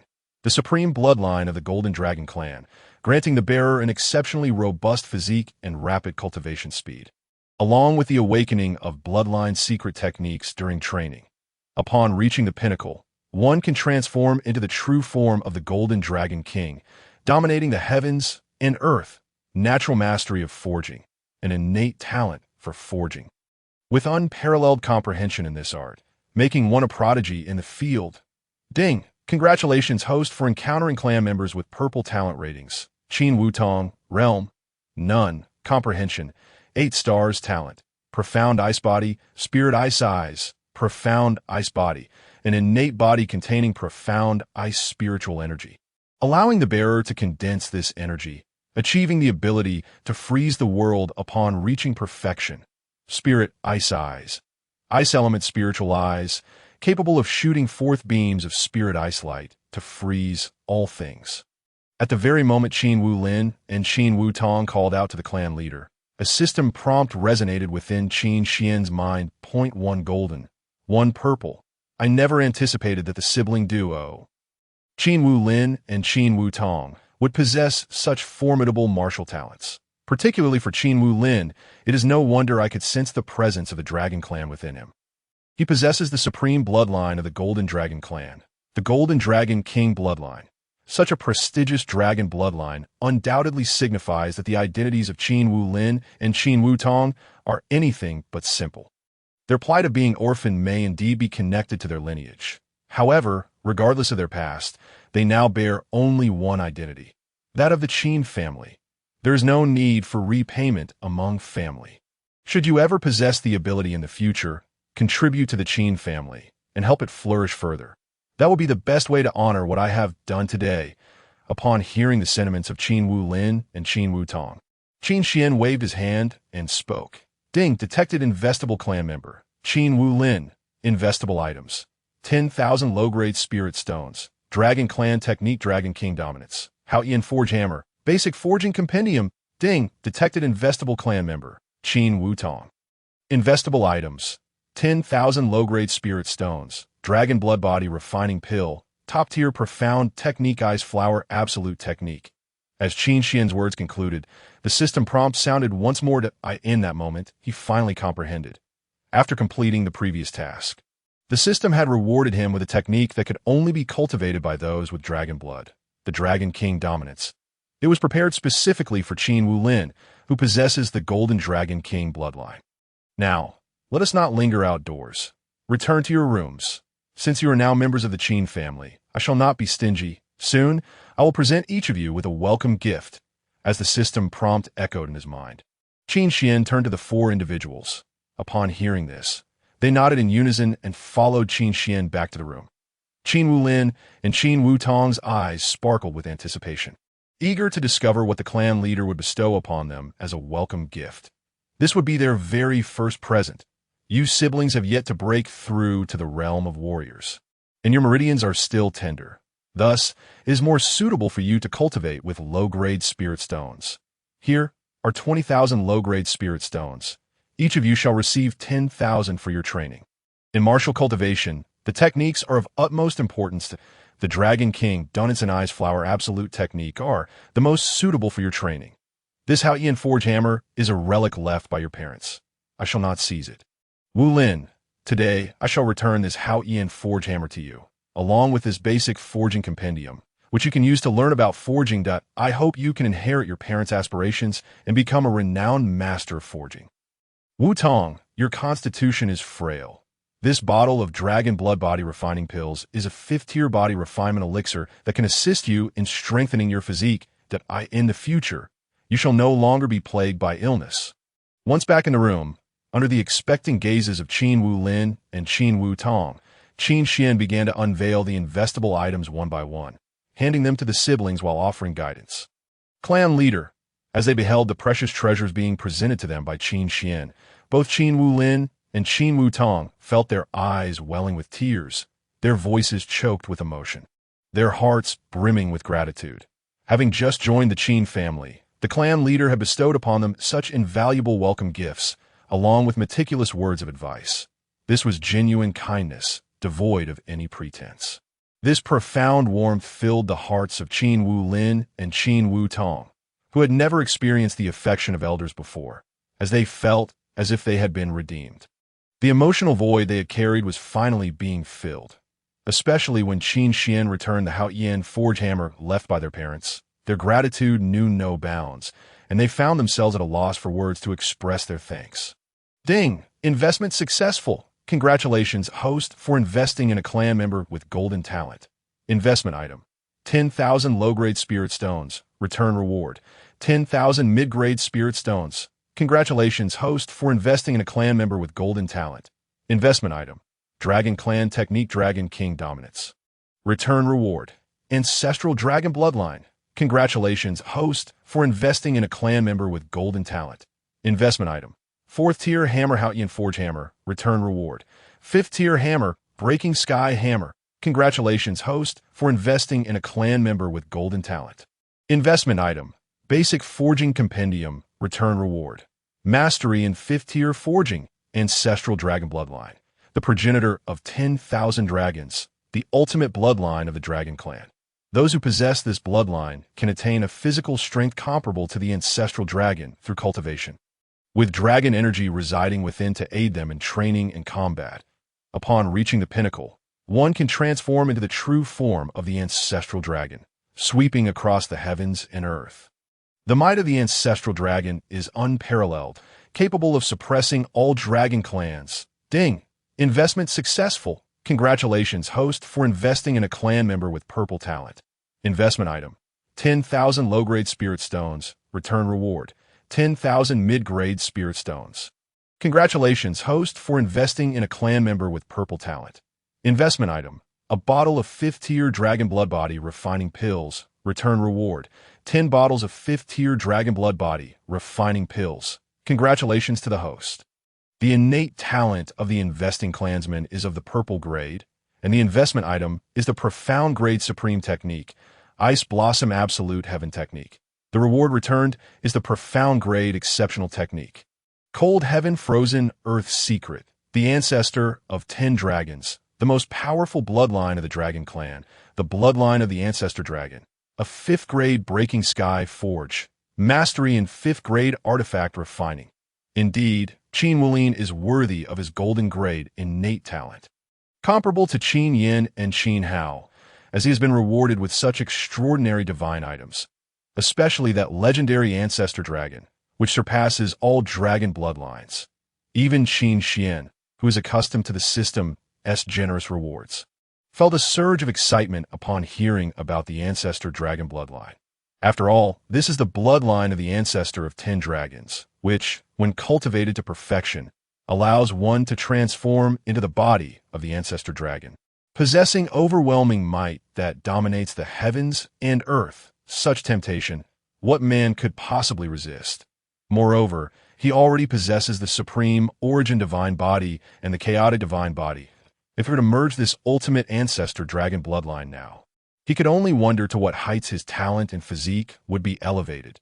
Perhaps even the heirs of those imperial dynasties and immortal families would not match his extraordinary endowment. In addition to the ancestor dragon bloodline, he also received a 5th grade forge and mastery in artifact refining, both of which are exceedingly precious rewards that, in contrast, Qin Wutong's returned rewards seem rather meager. However, she did receive 10 bottles of Dragon Blood Body Refining Pills, which can be distributed to the Qin clan members, significantly enhancing their physical strength, which is commendable. There is no need for further expressions of gratitude. You are already members of the Qin clan, and, as the clan leader, it is my duty to nurture you. Bingyue, please instruct Wulin and Wudong on how to operate the techniques and sense the spiritual energy. Their innate talents are formidable, and I hope that before we attend the auction, These siblings can break through to the realm of martial artists.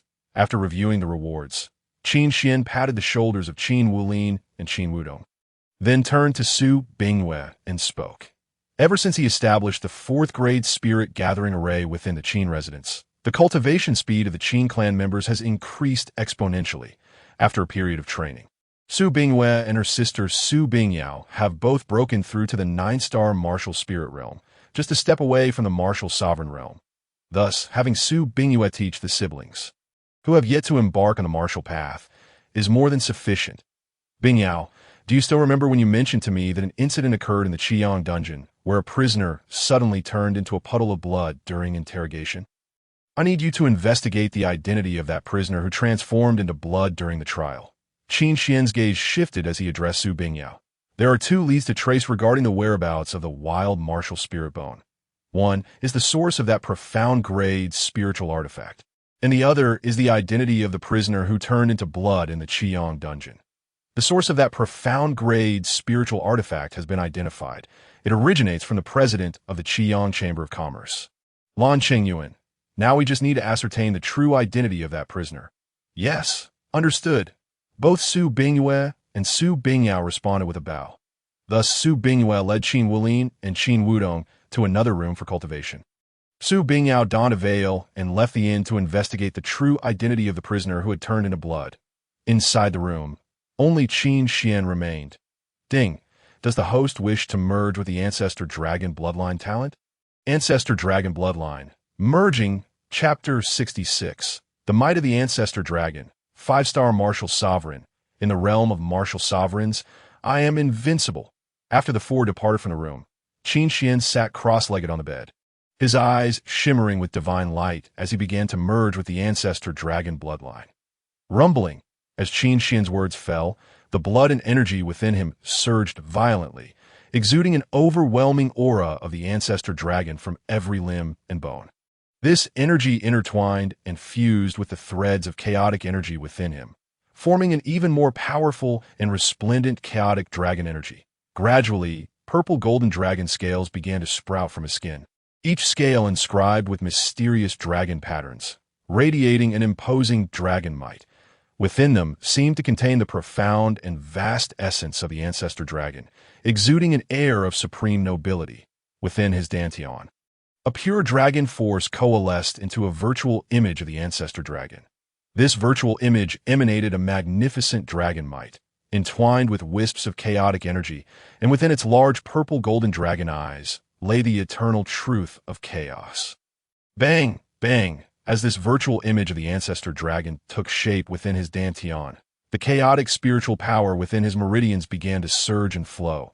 Bolstered by the resplendent dragon force, he broke through 2 barriers in an instant, achieving a breakthrough to the 4-star Martial Sovereign, 5-star Martial Sovereign. Once the turbulent chaotic spiritual power and dragon force settled, Qin Xian's eyes sparkled with delight. He clenched his right hand, and purple golden dragon power coiled around it, seemingly embodying the might of the Ancestor Dragon, capable of suppressing all living beings. In the realm of martial sovereigns, I am invincible. Feeling the immense power surging within him, Qin Xian's gaze sharpened, and he declared with a resonant voice. Although he was unsure just how formidable he had become within the realm of martial sovereigns, he was undoubtedly unparalleled. As for the martial marquis stronghold, he had yet to encounter one, and thus could not gauge their strength, leaving him uncertain if he could prevail against them. Regardless, with his current strength, he was more than capable of dominating Qiang County. Ding! Does the host wish to merge with the Mastery of Artifact Refining, 5th grade, talent?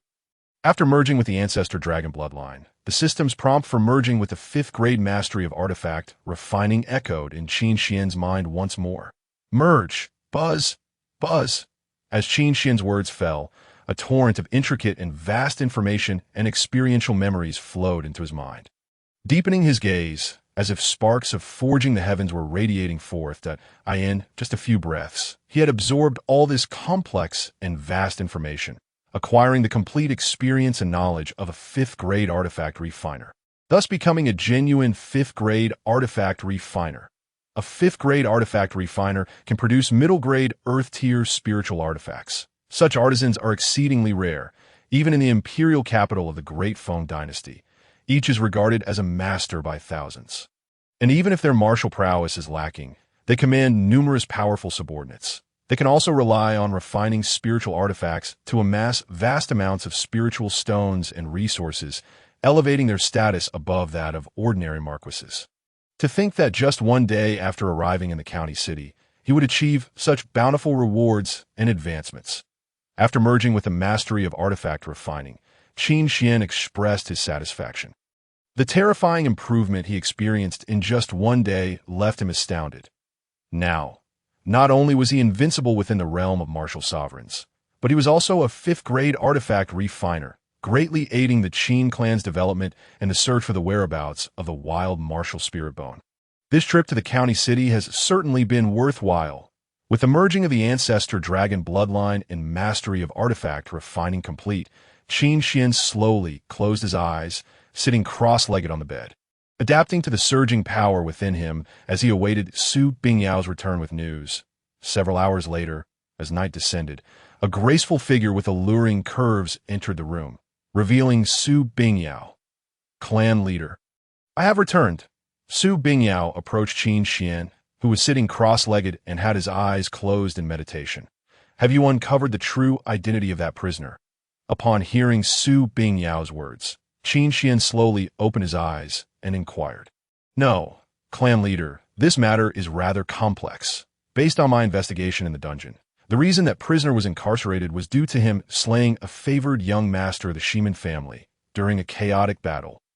The conflict arose when a young master from the Dongfang family clashed with the slain young master of the Ximen family, leading to a public brawl between the two families. After being imprisoned, that prisoner claimed to be a strong figure from the Dongfang family, asserting that he had acted to protect the Dongfang young master, which led to the fury of Ximen Wenhuai, who directly attacked the Dongfang family, resulting in Dongfang Xuanhe's failed breakthrough to the martial marquis realm, leaving him with no hope for the rest of his life. When Dongfang Xuanhe emerged from his seclusion and learned of the situation, he declared that the prisoner who had slain the young master of the Ximen family was not one of their own, but rather a victim of framing. To clarify the matter, the Qian Marquis personally intervened and dispatched individuals to interrogate the prisoner in the dungeon, seeking the mastermind behind the scenes. What followed was the well-known incident where the prisoner suddenly transformed into a puddle of blood just as he was about to reveal the mastermind, leaving no evidence.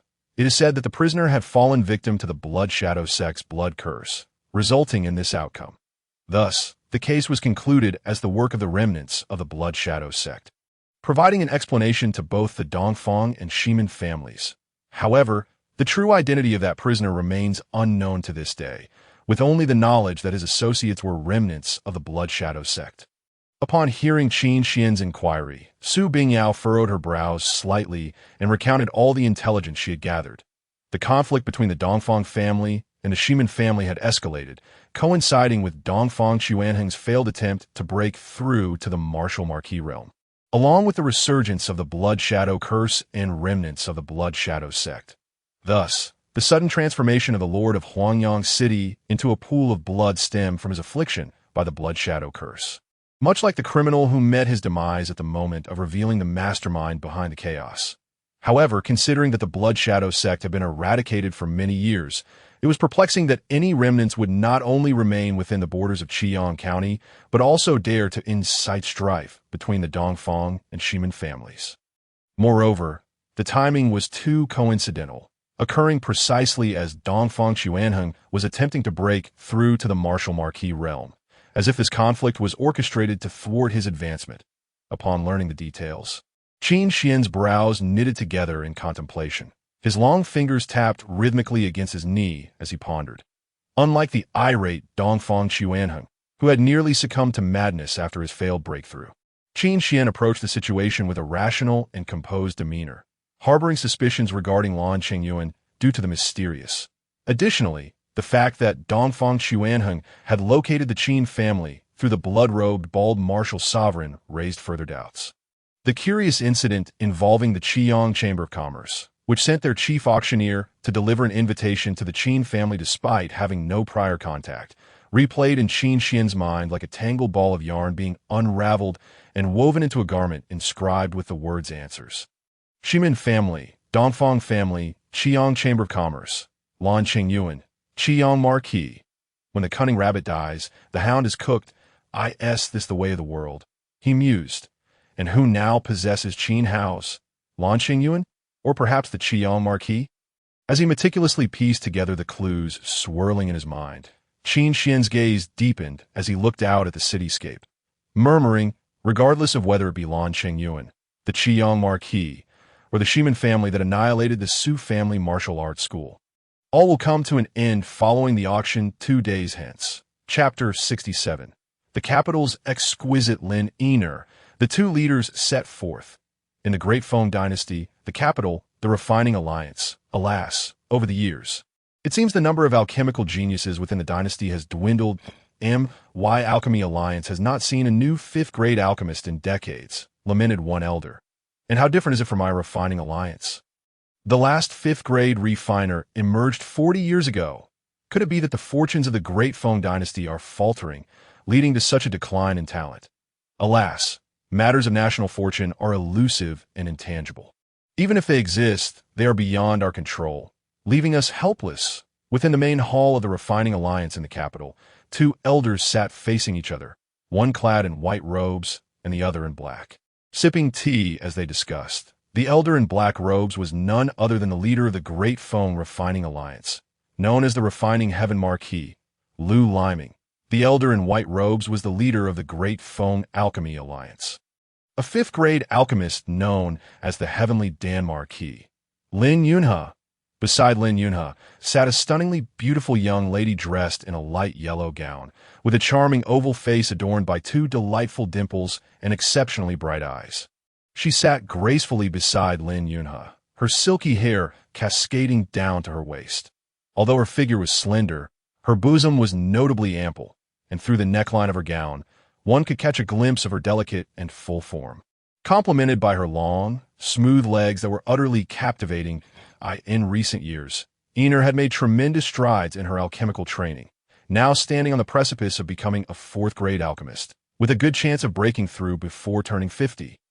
After a sigh, Lu Liming looked at the exquisite young lady beside Lin Yunhe and smiled, praising her.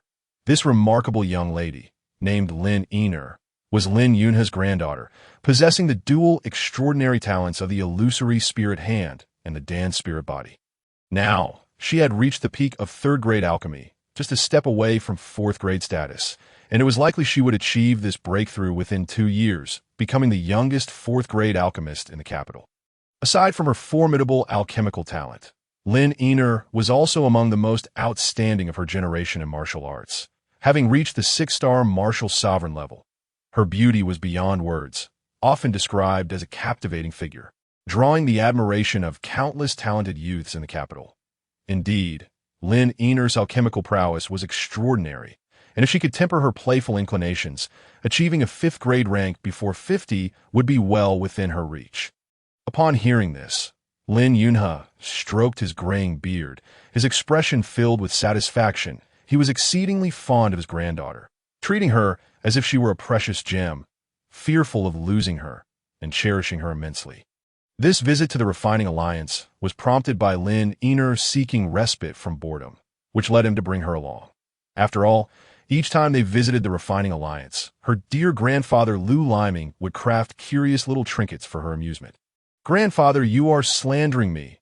I am not overly playful. I merely dislike lingering too long before the alchemical furnace," Lin Yiner retorted playfully. "Besides, with you, the Heavenly Dan Marquis, in the Lin family, we are not in need of another 5th-grade alchemist." Upon hearing Lin Yunhe's words, Lin Yiner blinked her sparkling eyes and mischievously chimed in the higher-level alchemical chambers.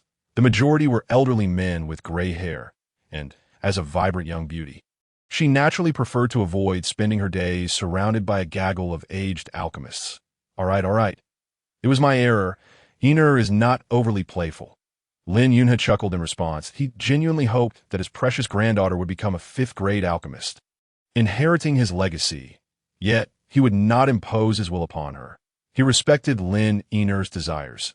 Just as Lin Yiner had stated, with him, the heavenly Dan Marquis, in the Lin family, they would remain prosperous without burdening his beloved granddaughter. Alliance Leader, urgent news from the Qiang Forging Pavilion. A genius of refining has emerged in Qiang County, and they hope you will attend. At that moment, a guard from the Refining Alliance hurried into the main hall. Reporting to Lu Liming, the genius of refining has appeared in Qiang County.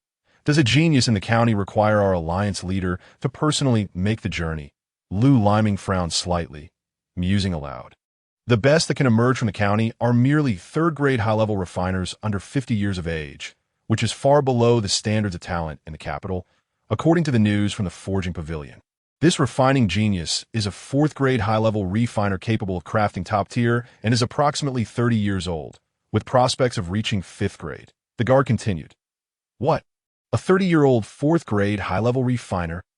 Quickly, bring my purple cloud-winged lion to me. I shall head to Qiang County at once. Upon hearing this, Lu Liming sprang to his feet, his excitement palpable, his eyes alight with enthusiasm, urging the guard to fetch his steed, a 30-year-old fourth-grade high-level refiner. Who would have thought that in the remote Qiang County, such a prodigious refining talent would emerge? Truly, it is a blessing for the Refining Alliance. Yes, Alliance Leader. By the way, Alliance Leader Wang Papipi from the Forging Pavilion requested that you bring 800 mid-grade spirit stones, claiming it is for the expenses incurred while seeking the genius, and hopes you will reimburse them. The guard suddenly recalled the matter as he was about to leave to fetch Lu Liming's steed. 800. Send 8,000 mid-grade spirit stones instead. Lu Liming declared boldly with a wave of his hand. As long as the news of that refining genius is true, I would not hesitate to reimburse 8,000 mid-grade spirit stones. Let alone just 800. Lin brother, you heard that. I may have to take my leave. Lu Liming turned to Lin Yunhe and Lin Yiner. Do not worry. A 30-year-old fourth-grade high-level refiner of such talent. If I were you, I would also be unable to resist rushing to Qiang County. Lin Yunhe replied with a wave of his hand, smiling. As the leader of the Alchemy Alliance, he understood Lu Liming's excitement. Grandfather, I have yet to venture outside the capital in all these years. Why don't we accompany Grandfather Lu to Qiang County today? After all, there have been no significant events in the Alchemy Alliance recently. What do you say? Lin Yiner exclaimed, her beautiful eyes sparkling with excitement at the prospect of an outing. Qiang County is not an issue. It is just that I have been idle lately. So it would be nice to take you out for some fun. Lin Yunhe pondered for a moment before nodding in agreement. Fantastic. Thank you, Grandfather. Upon receiving Lin Yunhe's agreement, Lin Yiner's exquisite and enchanting visage instantly blossomed into a radiant smile, captivating all who beheld her. Thus, as news from the Spirit Forging Pavilion reached the imperial capital, it was announced that two of the most distinguished and powerful martial lords within the Defeng dynasty had simultaneously departed from the capital and descended upon Qiang County. Chapter 68. Unrestrained, the esteemed guests of the Qiang Chamber of Commerce, the luxurious room number 1 in Qiang County City at the Qiang Chamber of Commerce. Today marked the day of their grand auction.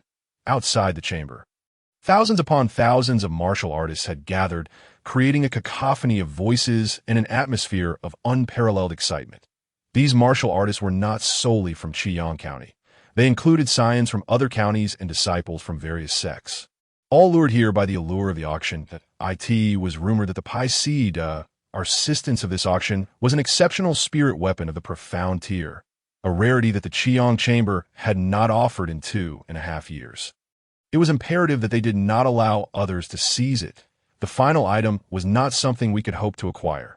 The young scions from other counties had come equipped with substantial wealth, and one could only imagine the fierce competition that awaited. Besides the final item, various fourth-tier elixirs, spirit beast mounts, martial spirit slaves, enchanting beauties, and fourth-tier alchemical cauldrons and hammers were also up for auction. All treasures of incalculable value. Enchanting beauties? I must take a closer look. Humph. No matter how alluring the beauty, can she rival the enchantress, UFA? If only I could share a moment of passion with UFA, it would be worth dying for. Outside the auction hall, numerous martial artists streamed in, engaging in lively discussions. This auction was not only notable for the multitude of rare treasures on offer, but also because the illustrious chief auctioneer, Lu Qiue, was presiding over the event. The grandeur of the occasion left all attendees in eager anticipation. Even those whose funds were insufficient to acquire their desired treasures felt their visit worthwhile simply to catch a glimpse of the stunning beauty and captivating figure of Lu Qiue. Who would have thought so many would attend this auction? At this moment, Qin Xian, accompanied by the sisters Su Bingyue and Su Bingyao, along with siblings Qin Wulin and Qin Wudong, arrived at the entrance of the Qiyang Chamber of Commerce. Observing the throngs of people ahead, he furrowed his brow and remarked, "This year's auction is undoubtedly the largest held by the Qiyang Chamber in nearly a decade. It is said that numerous rare treasures will be auctioned. And with extensive promotion, many scions and sect disciples from other counties have come, resulting in this immense crowd." Upon hearing this, Su Bingyue turned to Qin Xian and explained, "No wonder there are so many people. Let us go inside and see what rare treasures are being auctioned." Qin Xian nodded in agreement and began to stride toward the auction hall. The others followed suit, moving together into the venue. "Mrs., my young master wishes to invite you both to join him at the auction. We hope you will grace us with your presence." At that moment, a group of elegantly dressed individuals approached. The leader was a young man clad in a red robe, brandishing a gilded folding fan, his face adorned with an air of arrogance.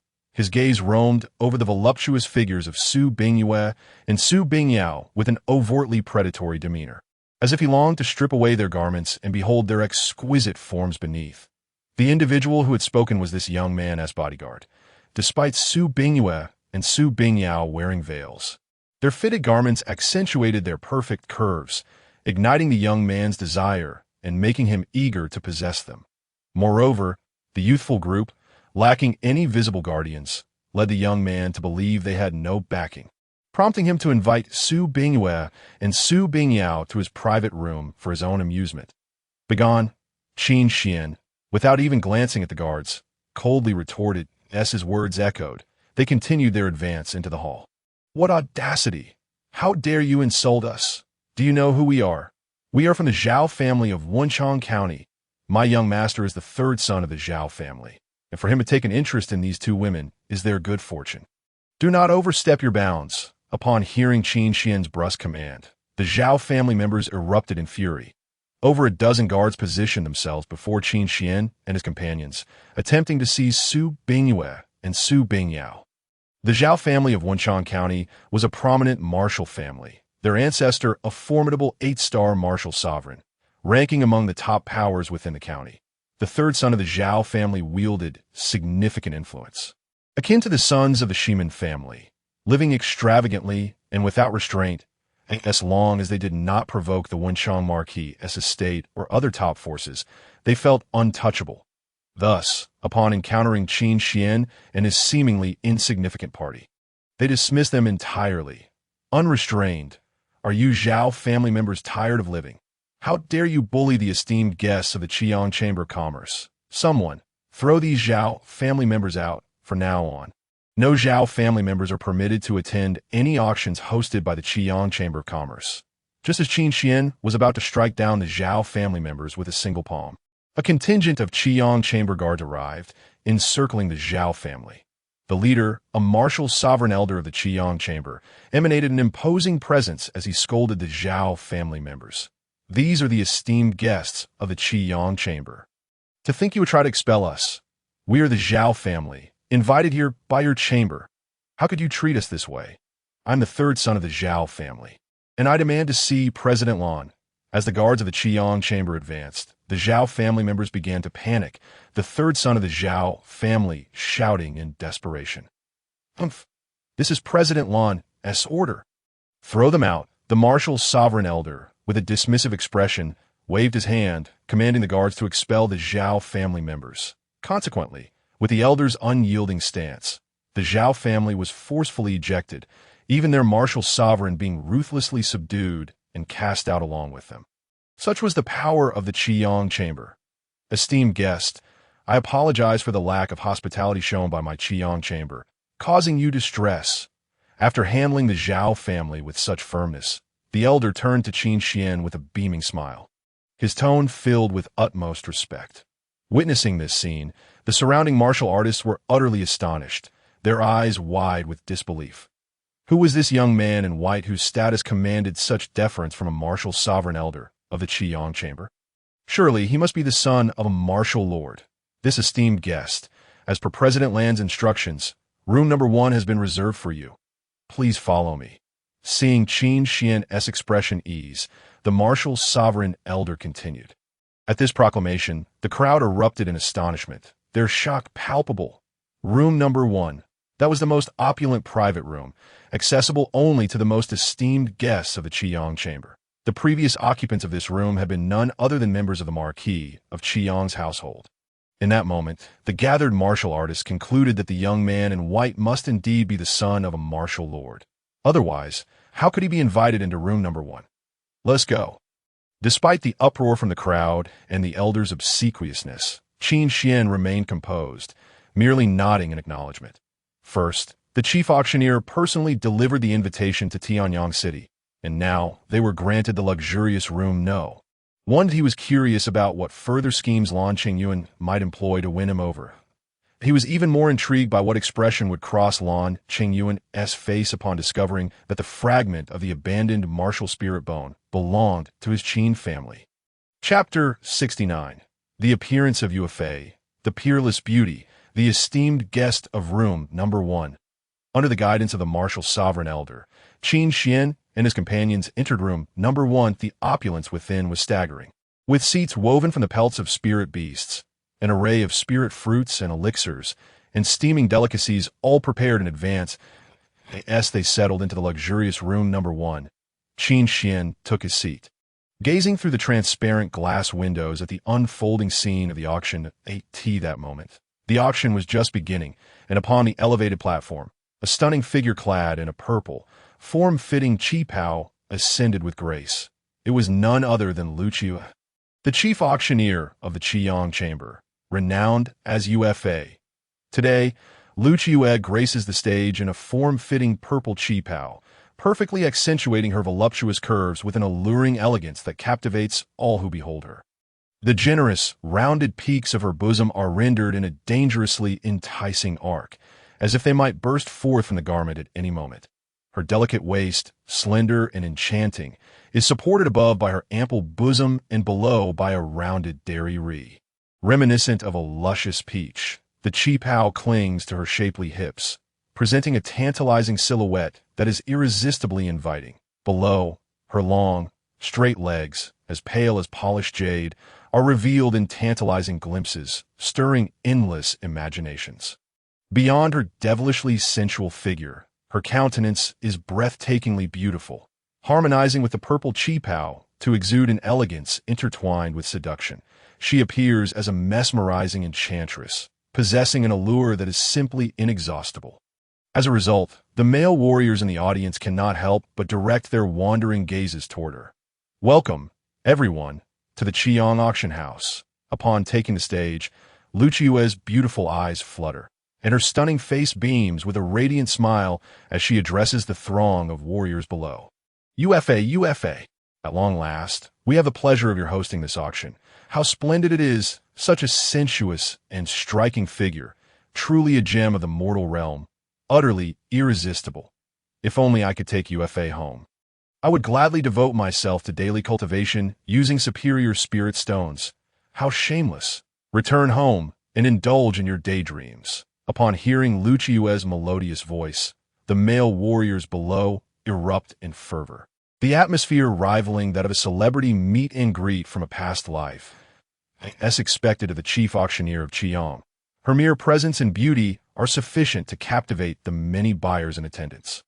Seated in a leather chair, Qin Xian sips from a glass of fine wine, poured for him by the Qiyang Merchant Association. His gaze is fixed upon Lu Qiyu as he contemplates, acknowledging that even he, a man with discerning tastes, cannot deny that Lu Qiyu possesses a figure and beauty that could bring ruin to a nation. She is, without a doubt, a rare beauty. Beside him, the sisters Su Bingyue and Su Bingyao are already regarded as extraordinary beauties, their figures and features exquisite in their own right. Yet in comparison to Lu Qiyu, they still pale somewhat. While there may not be a significant disparity in their innate beauty, each possesses their own unique charm and style. However, in terms of figure, Lu Qiuyue is decidedly more voluptuous and her curves more pronounced. Moreover, her postnatal grace and makeup far surpass that of Su Bingyue and Su Bingyao. Lu Qiuyue's elegant demeanor and enchanting makeup render her even more bewitching and captivating, instantly seizing the hearts of men and igniting a fierce desire within them. Qin Xian can easily envision the frenzy that will ensue when Lu Qiuyue commences the auction of items. I sincerely thank everyone for your unwavering support. Today, I shall present the first item for auction. The inaugural item is the renowned Breakthrough Pill, capable of allowing a martial sovereign to directly ascend one minor realm without any adverse effects. It is lauded as the most precious of the fourth-grade pills. The starting bid for this Breakthrough Pill is 5,000 medium-grade spirit stones. Each increment must be no less than 500 medium-grade spirit stones. And now, the floor is open for bids. Lu Qiuyue gracefully accepts the jade plate from an attendant, delicately unveiling the red cloth that conceals the aromatic, lustrous Breakthrough Pill within. Much like the spirit-breaking pill, it allows martial artists of the corresponding realm to surpass one minor realm without side effects, yet can only be consumed once in a lifetime. This offers a tantalizing temptation for those martial sovereigns whose potential is waning or nearing their limits. 5,500, 6,000, 6,500, 8,000. As anticipated, Lu Qiuyue's words prompt a flurry of bids from the eager warriors below, the price escalating rapidly amidst fierce competition. Qin Xian, seated in a private room, is taken aback that the first item presented by the Qiang Merchant Association is the exceedingly rare Breakthrough Pill, instantly elevating the auction atmosphere to a fever pitch point 20,000. Just as the warriors below continue to increase their bids by 500 a time. Qin Xian raises the stakes with a decisive shout of 20,000 medium-grade spirit stones, a 5-star martial sovereign. He can consume this Breakthrough Pill to directly elevate himself to a 9-star martial sovereign. Since the system has yet to reward him with a Breakthrough Pill, he is determined to secure it for himself. That bid comes from Room 1. It is said that the esteemed guest in Room 1 is a descendant of a certain martial lord, a figure of great nobility. Indeed, I heard that earlier the young master of the Zhao family from Wenchang County was thrown out for offending the guest in Room 1. Thrown out? You must have misheard. I heard he was killed outright. Even the martial sovereign of the Zhao family was slain by an elder of the Qiang Merchant Association. What do you mean, thrown out? He was flayed alive. The guest in Room 1 has a fierce temper. We must not compete with him. As Qin Xian's bid reverberates through the room, a palpable shock ripples among the attendees. Truly, the guest from Room 1 is a force to be reckoned with, bidding 20,000 medium-grade spirit stones with unparalleled bravado. The rumors of his earlier confrontation with the Zhao family only add to the aura of intimidation surrounding him, leading many to believe that he is indeed a martial lord's progeny with a volatile temperament. Consequently, when Qin Xian's bid is announced, a hush falls over the assembly. Some warriors are too intimidated to continue bidding, while others simply lack the financial means. 3.2. At that moment, Lu Qiuyue, standing upon the platform, begins her countdown, preparing to finalize the auction at 25,000. However, just as Lu Qiuyue is about to conclude the bidding, a frail voice resonates from the crowd, boldly raising the bid by 5,000 medium-grade spirit stones. Who is that? Does he wish for death, daring to challenge the guest in Room 1 for the Breakthrough Pill? Perhaps it's a martial sovereign nearing his limits, who would risk offending the descendant of a martial lord to bid on this pill. That makes sense. He must be a martial sovereign, or he wouldn't possess such wealth. This could very well be his life savings. As the source of the voice is revealed, a figure completely shrouded in a voluminous black cloak and hood, their face obscured by a veil. The warriors gaze upon this mysterious individual with a mix of admiration and trepidation. To dare to bid against the descendant of a martial lord displays remarkable courage. What are you all staring at? If you have money, bid. If not, step aside. This auction is merely a contest of wealth. The cloaked figure shrugs, their voice carrying an air of defiance, causing admiration to swell among the warriors present. Such audacity! Once this auction concludes, that martial lord's progeny will surely seek you out. Absolutely. 30,000. Seated in his private chamber, Qin Xian remains unfazed by the cloaked figure's voice, continuing to bid with a calm demeanor. Such an amount of spirit stones does not trouble him, especially considering his recent rewards, which amount to several 100,000 medium-grade spirit stones. Should anyone wish to contest the bid, feel free. My wealth can easily crush you. 30,000? If you have so much wealth, I shall no longer bid. Upon hearing Qin Xian's offer of 30,000 medium-grade spirit stones, the cloaked figure waves dismissively, indicating their inability to continue bidding. Witnessing this unfold, the admiration previously directed at the cloaked figure swiftly diminishes among the warriors. I asked that all? I expected more. 3, 2, 1. Congratulations to the esteemed guest in Room 1 for securing the breakthrough pill at the price of 30,000 medium-grade spirit stones. As the cloaked figure withdraws from the bidding, no further challengers emerge, and with Lu Qiue's gavel strike, the coveted breakthrough pill is finally claimed by Qin Xian. At this moment, the mysterious bidder, still enveloped in their wide black robe, trembles slightly, as though suppressing laughter. Hee, how delightful!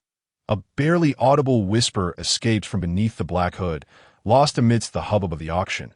The subsequent items will be presented by auctioneer Xiaoyao, and when the grand finale comes, Lu Qiue will once again grace the stage for all to behold. However, just as the first auction item, the broken Zhongdan, was claimed by Qin Xian, Lu Qiue subtly bowed to the multitude of martial artists below from the elevated platform. As her words faded, she turned and descended the stage, vanishing from the sight of the assembled warriors. What is happening? Why has Yu Fei left the stage? What about the auctioneer Xiaoyao? Return Yu Fei to us. Indeed, we came here specifically for Yu Fei. Why should she leave the stage? Xiaoyao seems to be dressed rather scantily. Xiaoyao appears quite charming as well. Surely she will return once the grand finale item is presented. After Lu Qiue stepped down, the audience erupted in a clamor. After all, it was the first time in the numerous large-scale auctions hosted by the Qiang Chamber of Commerce that Lu Qiue had exited midway, only to return for the final item that, in previous auctions, Lu Qiue had hosted from the very first item to the last. What on earth was happening today? This unexpected maneuver incited a frenzy among the martial artists. Fortunately, the auctioneer Xiaoyao, clad in minimal attire and possessing exceptional hosting skills, managed to pacify the crowd. What is the Qiang Chamber of Commerce up to? Observing Lu Qiue's departure, Qin Xian furrowed his brow. Clearly, having the renowned chief auctioneer Lu Qiue step down only to replace her with someone less esteemed was perplexing even to him. Creak. At that moment, the door to the VIP room No. 1 slowly swung open and a captivatingly alluring figure sauntered in. It was none other than Lu Qiue, who had just vacated the auction stage. Upon seeing Lu Qiue appear in their room, Su Bingyue, Su Bingyao, Qin Wulin, and Qin Wutong were all taken aback, puzzled as to why the chief auctioneer Lu Qiue would come to their private chamber. Only Qin Xian's expression relaxed as he suddenly understood the intent behind this move. So this is what the Qiang Chamber of Commerce is attempting. Aiming for me. Patriarch Qin Xian, this VIP room was hastily prepared, and I neglected to send a maid to attend to you. Chairman Lan has sent Qiue to serve you as an apology, and I hope you do not mind her presence, Lu Qiue said, her enchanting figure clad in a form-fitting purple qipao, her ample bosom subtly swaying and her peach-like posterior tracing a perfect curve in the air. She approached Qin Xian, her charming face adorned with a gentle smile as she directly addressed him. Initially, she had assumed that Chairman Lan's choice of servant for the esteemed patriarch would be an elderly man with white hair. To her surprise, she encountered a young man of strikingly ethereal beauty, which alleviated her previous discomfort. After this encounter, she considered it a repayment of her gratitude towards Chairman Lan for her training. As the chief auctioneer of the Qiang Chamber of Commerce, Lu Qiue was not only renowned, but also held a prestigious status, coupled with looks and physique that were the envy of all. Surely, the patriarch would not disdain her. Witnessing Lu Qiue gracefully approach, her alluring visage and captivating form elicited a smile from Qin Xian, who expressed his delight with a radiant grin. He had contemplated waiting until the auction concluded to meet Lu Qiue and Chairman Lan. Yet he was taken aback by Lu Qiue's early arrival, prompting him to expedite matters to Su Bingyue, Su Bingyao, Walin, and Wudong. Please excuse us for a moment. I have some matters to discuss privately with Qiyu. As Lu Qiyu stepped closer, Qin Xian turned to Su Bingyue and the others, reiterating his request. Understood, Patriarch. Although curious about the nature of the discussion between Qin Xian and Lu Qiyu, Su Bingyue and the others complied. Leaving the VIP room and closing the door behind them. At that moment, the lavish VIP room number 1 was left with only Qin Xian and Lu Qiyu, one man and one woman. I wonder what Patriarch Qin Xian wishes to discuss with Qiyu. With the others dismissed, Lu Qiyu felt emboldened, knowing she had come for this very purpose.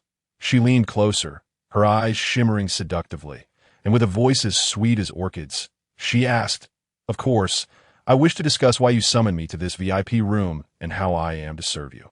Though Qin Xian remained pure in this life, his experiences from 2 lifetimes made him no easy prey for Lu Qiyu's charms. In response to her alluring presence, he boldly reached out, embracing her voluptuous form. "What does Patriarch Qin Xian desire from Qiyu? I shall fulfill your every wish." Feeling the masculine aura emanating from Qin Xian's robust physique, Lu Qiyu's cheeks flushed crimson, amplifying her allure. Resembling a bewitching siren, irresistibly captivating. Though she had come bearing Chairman Lan's orders to offer herself to Qin Xian, she had never been this close to a man before. Now, facing Qin Xian, her body felt weak and unsteady. "I wish to know who currently possesses the Huangwu spirit bone." However, just as Lu Qiyu's desires began to rise, Qin Xian's voice turned cold. "What is the Huangwu spirit bone? I have no knowledge of it." Startled by Qin Xian's sudden shift in demeanor, Lu Qiyu's previously ignited desires extinguished, her tone filled with astonishment. Unfazed by her bewilderment, Qin Xian's voice grew even more frigid. He suspected Lu Qiyu was feigning ignorance. Deliberately concealing the whereabouts of the Huangwu spirit bone, bang! In an instant, he seized Lu Qiyu's delicate neck, pressing her against the glass wall of the room. This glass wall was one-way transparent, allowing those outside to see into the auction venue. While the auction attendees remained oblivious to the scene unfolding within the VIP room, in the auction hall, numerous martial artists were fervently bidding, entirely unaware that their goddess of allure, the chief auctioneer Lu Qiyu, was currently being held against the window by a man in a most undignified manner, filled with shame. Boom! Suddenly, with Qin Xian gripping her delicate neck, Lu Qiyu was pressed unceremoniously against the glass. Flushed with embarrassment and fury, a surge of formidable energy erupted from her lithe body, toppling the furniture within the room in chaotic disarray. 2-star martial sovereign and the chief auctioneer of the Qiyang Chamber of Commerce. Lu Qiyu never lacked for cultivation resources, ensuring her prowess was formidable. Yet before Qin Xian, she was but a small fish in a vast ocean. With a resounding rumble, as Lu Qiyu's power surged forth, Qin Xian unleashed an overwhelming pressure that utterly dissipated her might. Now, having merged with the bloodline of the ancestral dragon, the aura he exuded was imbued with an unparalleled and supreme draconic majesty. Upon sensing this formidable presence, terror flooded Lu Qiyu's exquisite eyes. The man behind her transformed from a warm and handsome youth into an overwhelming primal beast, instilling a profound fear deep within her soul. A suppression that felt primal. Patriarch Qin Xian, I truly do not know what the Huangwu spirit bone is, nor do I know who possesses it. At this moment, Lu Qiyu ceased her resistance, pleading softly. She felt unjustly wronged, for she genuinely had no knowledge of the Huangwu spirit bone. Ew. As the chief auctioneer of the Qiyang Chamber of Commerce and a trusted aide to Lan Qingyuan, surely he would not withhold such vital information from you. Were you not the one who delivered the invitation to my Qin family? Qin Xian raised a hand, his fingertips swirling with sharp sword energy. With a swift motion, he sliced open Lu Qiyu's purple chi pao at the chest, revealing her fair, delicate skin beneath. If you do not disclose the whereabouts of the Huangwu spirit bone, I shall strip you bare and cast you into the auction hall. So all may witness the illustrious Lu Qiyu, the renowned chief auctioneer of the Qiyang Chamber of Commerce, in her nakedness. As Qin Xian's sword energy glimmered with lethal sharpness, he continued to slice downward. threatening to unveil the garment that concealed her modesty. That I truly do not know about the Huangwu spirit bone. Chairman Lan does not divulge everything to me. Please, have mercy. Lu Qiue's defenses crumbled entirely, tears streaming down her stunningly beautiful face as she pleaded in despair. Humph. You claim ignorance of the Huangwu spirit bone. What about the matter of Lan Qingyuan harboring the remnants of the Blood Shadow sect? Qin Xian's palm exerted a gentle pressure, causing Lu Qiue's delicate figure to press firmly against the crystalline floor-to-ceiling window, presenting an irresistibly alluring scene reminiscent of spring's embrace. He discerned that Lu Qiue was indeed unaware of the matter concerning the wild martial spirit bone. As the esteemed and graceful chief auctioneer, her heart must be filled with pride and dignity. To cast her naked into the venue would likely render her feelings akin to death itself. Thus, he deftly shifted the conversation, beginning to interrogate her about the remnants of the Blood Shadow sect. Should it be confirmed that Lan Qingyuan indeed harbored remnants of the Blood Shadow sect, then the excavation of Qin Hao's wild martial spirit bone would undoubtedly be linked to him. Remnants of the Blood Shadow sect? What do you mean? President Lan harbors remnants of the Blood Shadow sect. Impossible! President Lan detests the Blood Shadow sect more than anyone. How could he possibly harbor its remnants? Upon hearing Qin Xian's words, Lu Qiue, who had initially been gripped by fear, suddenly became agitated, confidently asserting that Lan Qingyuan could never harbor such remnants, as if she possessed knowledge of a deeper narrative between him and the Blood Shadow sect. On what basis can you be so certain that Lan Qingyuan would never harbor remnants of the Blood Shadow sect? Observing Lu Qiue's fervor, Qin Xian's eyes gleamed with interest, prompting him to press further. President Lan's parents were slain by an elder of the Blood Shadow sect. He, like me, harbors the utmost loathing for that sect. Lu Qiue responded passionately to Qin Xian's probing. Lan Qingyuan's parents were killed by an elder of the Blood Shadow sect. Did you witness this with your own eyes? And why do you despise the Blood Shadow sect as well? Qin Xian continued to question while maintaining his grip on her delicate form. Her evident agitation suggested there was indeed a story worth unraveling, perhaps the key to connecting all the dots. I did not witness it firsthand. It was President Lan who recounted it to me. My hatred for the Blood Shadow sect stems from their heinous deeds, their penchant for indiscriminate slaughter. My entire Lu family was annihilated by a wretched remnant of the Blood Shadow sect. Had it not been for President Lan's timely intervention to rescue me and slay that remnant, my lineage would have been entirely extinguished, and I would not be the moon concubine I am today. However, I am aware that President Lan saved me, perhaps only for my Xian charm physique. Yet he has nurtured me, and I shall repay this kindness. Lu Qiue continued, recounting how, when her family was unjustly slaughtered by remnants of the Blood Shadow sect, Lan Qingyuan had avenged them by slaying the assailant. With a sudden force, Qin Xian withdrew his hand from her and tossed her onto the fur-covered bench. That moment, Lu Qiue, clad in a partially disheveled purple qipao, revealed a hint of her alluring beauty. Her carefully arranged hair fell chaotically, tears glistening in her beautiful eyes, rendering her an embodiment of tragic beauty. This scene was a veritable masterpiece, enough to stir insatiable desires within any man, igniting a fierce urge to possess and ravage this enchanting moon concubine. Yet, Qin Xian did not gaze upon Lu Qiue. Instead, he fell into a deep contemplation, the narrative of her family's unjust demise at the hands of the Blood Shadow sect, Lan Qingyuan's apparent interest in Lu Qiue's Xian physique, and the audacious act of slaying the remnant. All these events seemed laden with theatricality. Was there not a possibility that the very remnant responsible for the Lu family slaughter was indeed one that Lan Qingyuan had nurtured? Could it be that all his machinations were merely a means to bind her to him, to engender in her a sense of gratitude that would compel her to serve the Qiyang Chamber of Commerce? To serve him, Lan Qingyuan? After a moment of reflection, Qin Xian turned his gaze back to Lu Qiue, intently murmuring, based on prior clues, I have come to understand more about Lan Qingyuan. He is a cunning strategist, orchestrating events from behind the scenes, meticulously controlling everything. The conflict between the Dongfang and Shimin families was predominantly instigated by him, not only igniting discord but also stifling their growth. ensuring that Dongfang Quanheng's failure to break through as a martial marquis left no one to threaten the position of Xiaoyao. Such a schemer fortuitously intervened in the massacre of the Liu family and audaciously rescued Liu Qiue, cultivating her as the chief auctioneer of the Qiang Chamber of Commerce. I cannot bring myself to believe that all of this was merely happenstance. Impossible, absolutely impossible. I witnessed President Lan slay that remnant of the Blood Shadow sect with my own eyes. How could it be that all of this was orchestrated by him? Upon hearing Qin Xian's assertions, Liu Qiue's heart trembled violently, her pupils constricting in disbelief.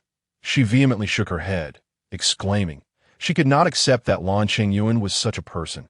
Her trust in him was steadfast, and the thought that she had unknowingly been serving her true enemy for over a decade was unbearable. Is the remnant of the Blood Shadow sect that annihilated your family a bald martial sovereign, clad in blood-red robes, with a larger knuckle on his right hand, a rugged face marked by a sword scar on his left cheek?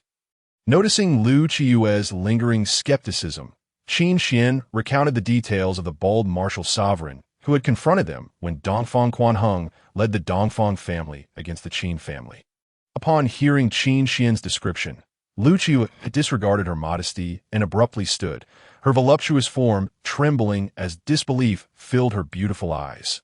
Seeing her reaction, Qin Xian was now certain that the bald martial sovereign who had attacked the Liu family was indeed the remnant of the Blood Shadow sect. The wild martial spirit bone must surely be in the possession of either Lan Qingyuan or Xiaoyao. If you still doubt, I possess further evidence from my investigations. You are a clever woman. I believe you can discern the truth behind my claims. At this moment, Liu Qiue stood on the precipice of complete belief, merely a step away. Consequently, Qin Xian proceeded to lay out all the clues he had uncovered, the origins of the mysterious spirit weapon from the Forged Spirit Pavilion. The prisoners turned to blood within the dungeon during the conflict between the Ximen and Dongfang families, the remnant of the Blood Shadow sect leading Dongfang Quanheng to the Qin family, and Lan Qingyuan's sudden dispatch of Liu Qiue to deliver an invitation to the Qin family. Father, mother, Qiue has been foolish. I am so sorry. Upon absorbing the weight of Qin Xian's evidence, Liu Qiue's belief solidified. Her family slaughter was not a senseless act of violence by the remnant of the Blood Shadow sect, but rather the machinations of the fiend that was Lan Qingyuan. In that moment, her composure shattered completely. Tears streamed down her exquisitely beautiful face, her silver teeth biting in her rosy lips, evoking deep sympathy. Chapter 73.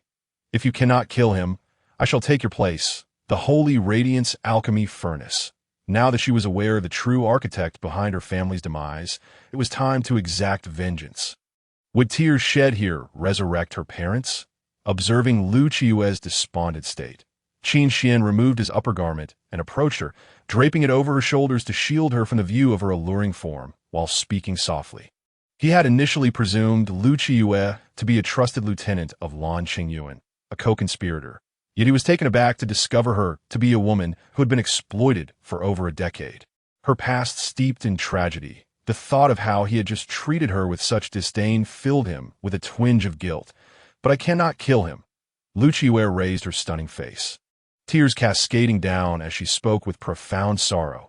Lan Qingyuan is not only a 9-star martial sovereign, but also the absolute confidant of Qiang Hoi in the realm of Qiang County.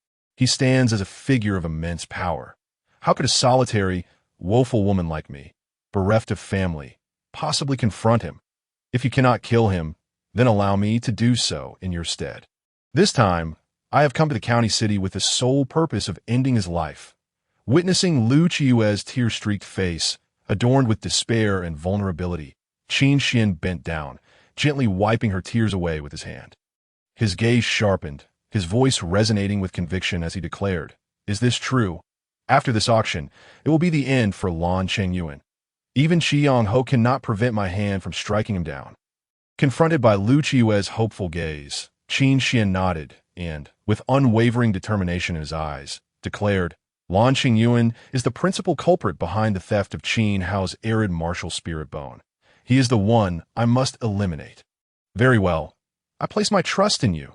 Thank you." Witnessing the resolute glimmer in Qin Xian's eyes, Lu Qiyu felt an involuntary surge of trust for him, as if he inherently possessed an air of reliability. All right, please tidy yourself up. Today's auction should mark your final event as the host of the Qiyang Merchant Association. Let it conclude splendidly.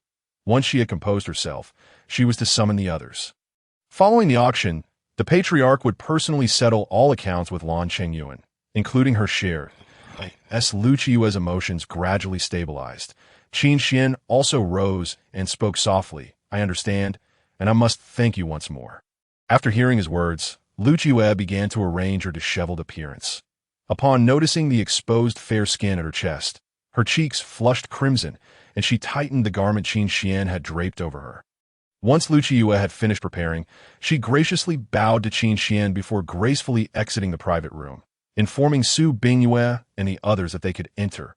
Patriarch, what did you discuss with Lu Qiyu just now? As Su Bingyue and Su Bingyao entered the room, they curiously inquired of Qin Xian.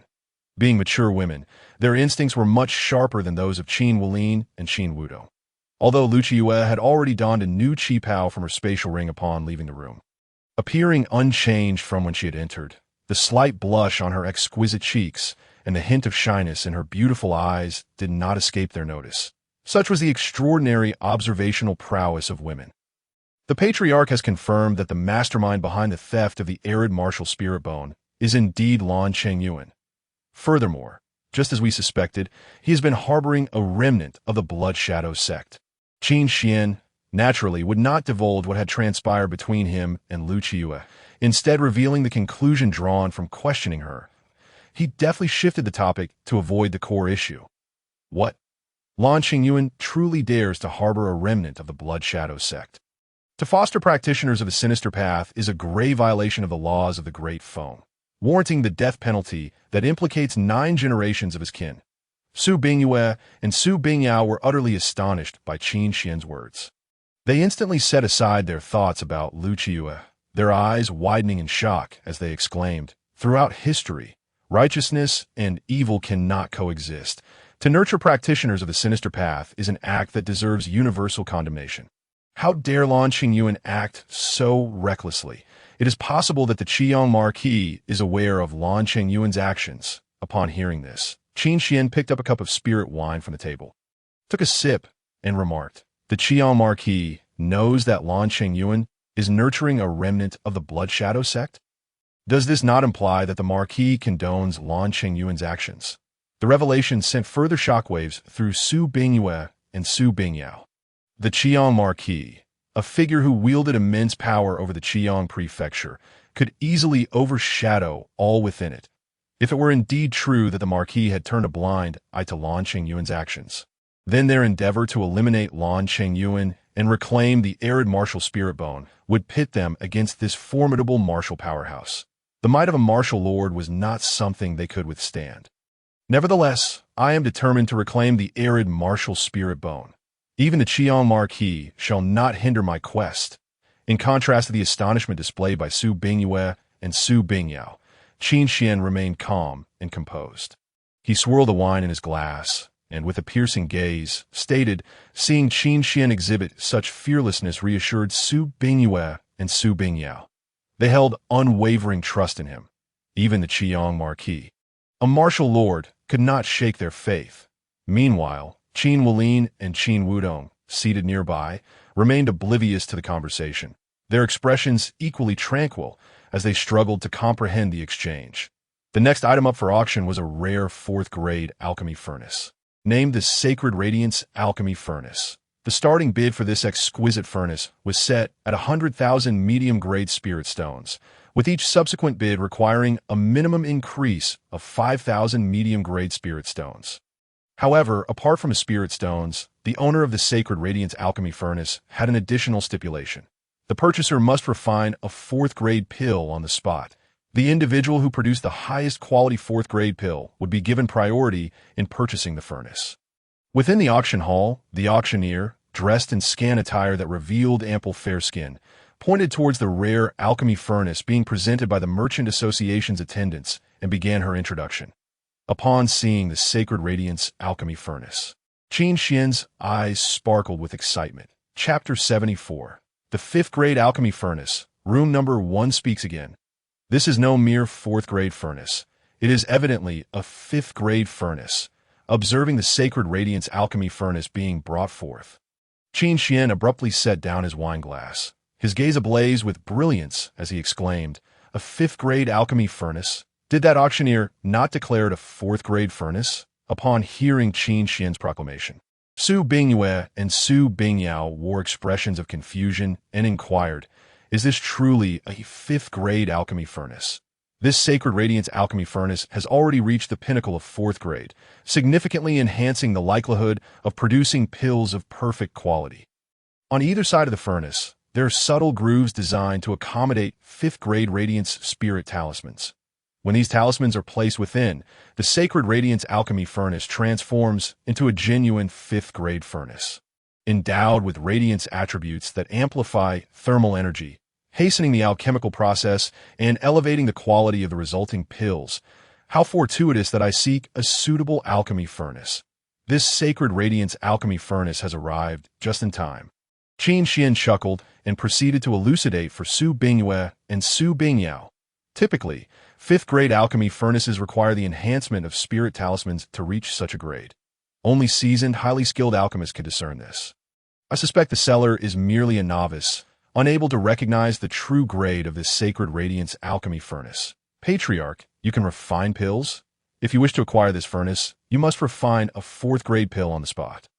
Upon hearing Qin Xian's intention to bid on the furnace, Su Bingyue and Su Bingyao were taken aback and asked, "Refining a fourth-grade pill on the spot is a feat achievable only by a fourth-grade alchemist. Could it be that our patriarch is also a fourth-grade alchemist?" The thought sent shockwaves through their minds. Rest assured, I am indeed capable of refining pills, which is why I wish to obtain this sacred radiance alchemy furnace. A fourth-grade pill is no challenge at all. This furnace is a genuine fifth-grade alchemy furnace, yet the starting bid is a mere 100,000 medium-grade spirit stones and a fourth-grade pill. If I can acquire it, it would be a remarkable bargain. Qin Xian continued. Were an ordinary fourth-grade alchemy furnace, I might not be so intrigued. However, the sacred radiance alchemy furnace is indisputably a fifth-grade furnace, a treasure of immeasurable value, even in the capital of the great Feng Empire. How could I possibly pass up the opportunity presented by an unsuspecting seller? At that moment, Su Bingyue and Su Bingyao were rendered speechless by Qin Xian's revelations. Their patriarch was indeed a fourth-grade alchemist. How utterly astonishing. No wonder he was said to be a reincarnated celestial. The stipulation of refining a fourth-grade pill on the spot seemed to indicate that the furnace was intended solely for fourth-grade alchemists. Indeed, in our Qiang prefecture, there are only 5 fourth-grade alchemists, and even when including those from other prefectures, the number hardly exceeds 10. Do you not understand? The seller is specifically aiming for that fourth-grade pill. This furnace was never meant for us. The auction hall was abuzz with chatter, as numerous martial artists engaged in animated discussions. How infuriating. I was so close to acquiring that fifth-grade furnace. If only I brought my grandfather along. Amidst the throng, a figure clad in a flowing black robe and adorned with a dark hood was furiously stamping her feet.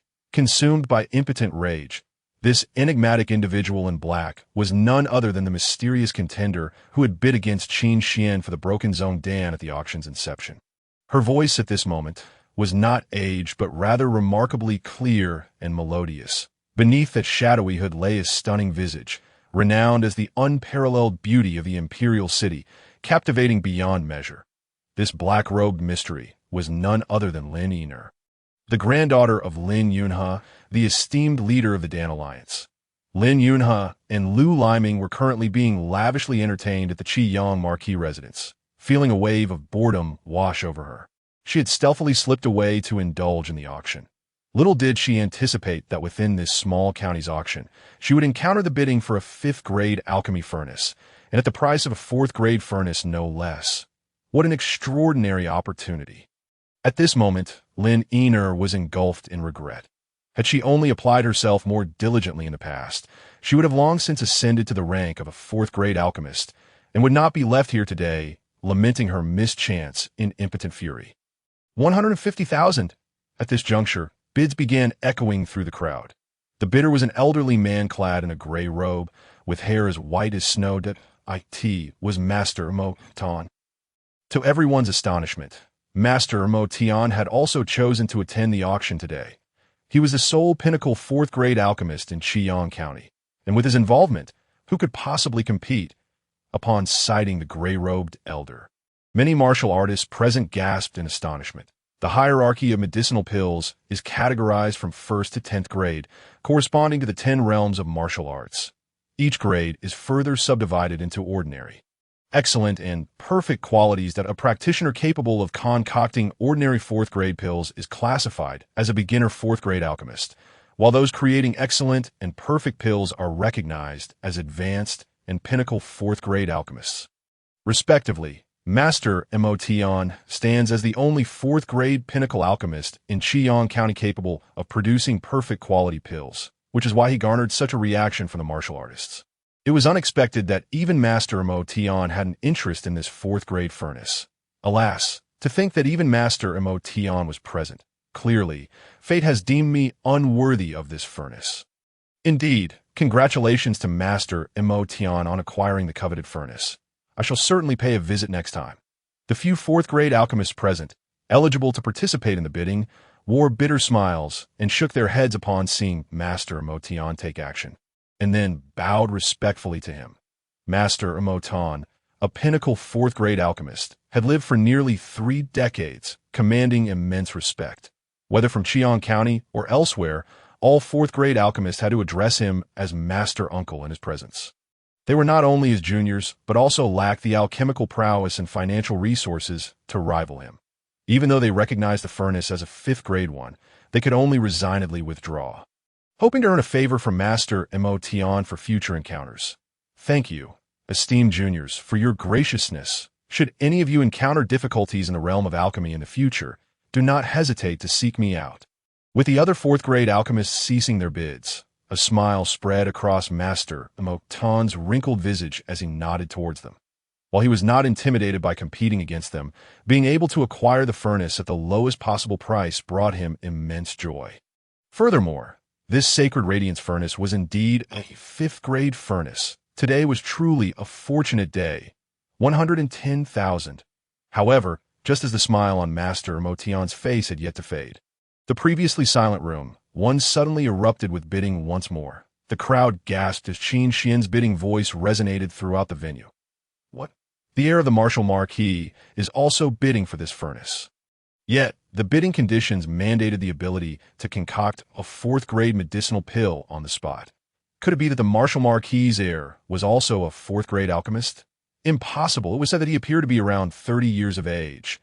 How could he possibly be a 4th-grade alchemist? Surely he was just making a fool of himself. Chapter 75.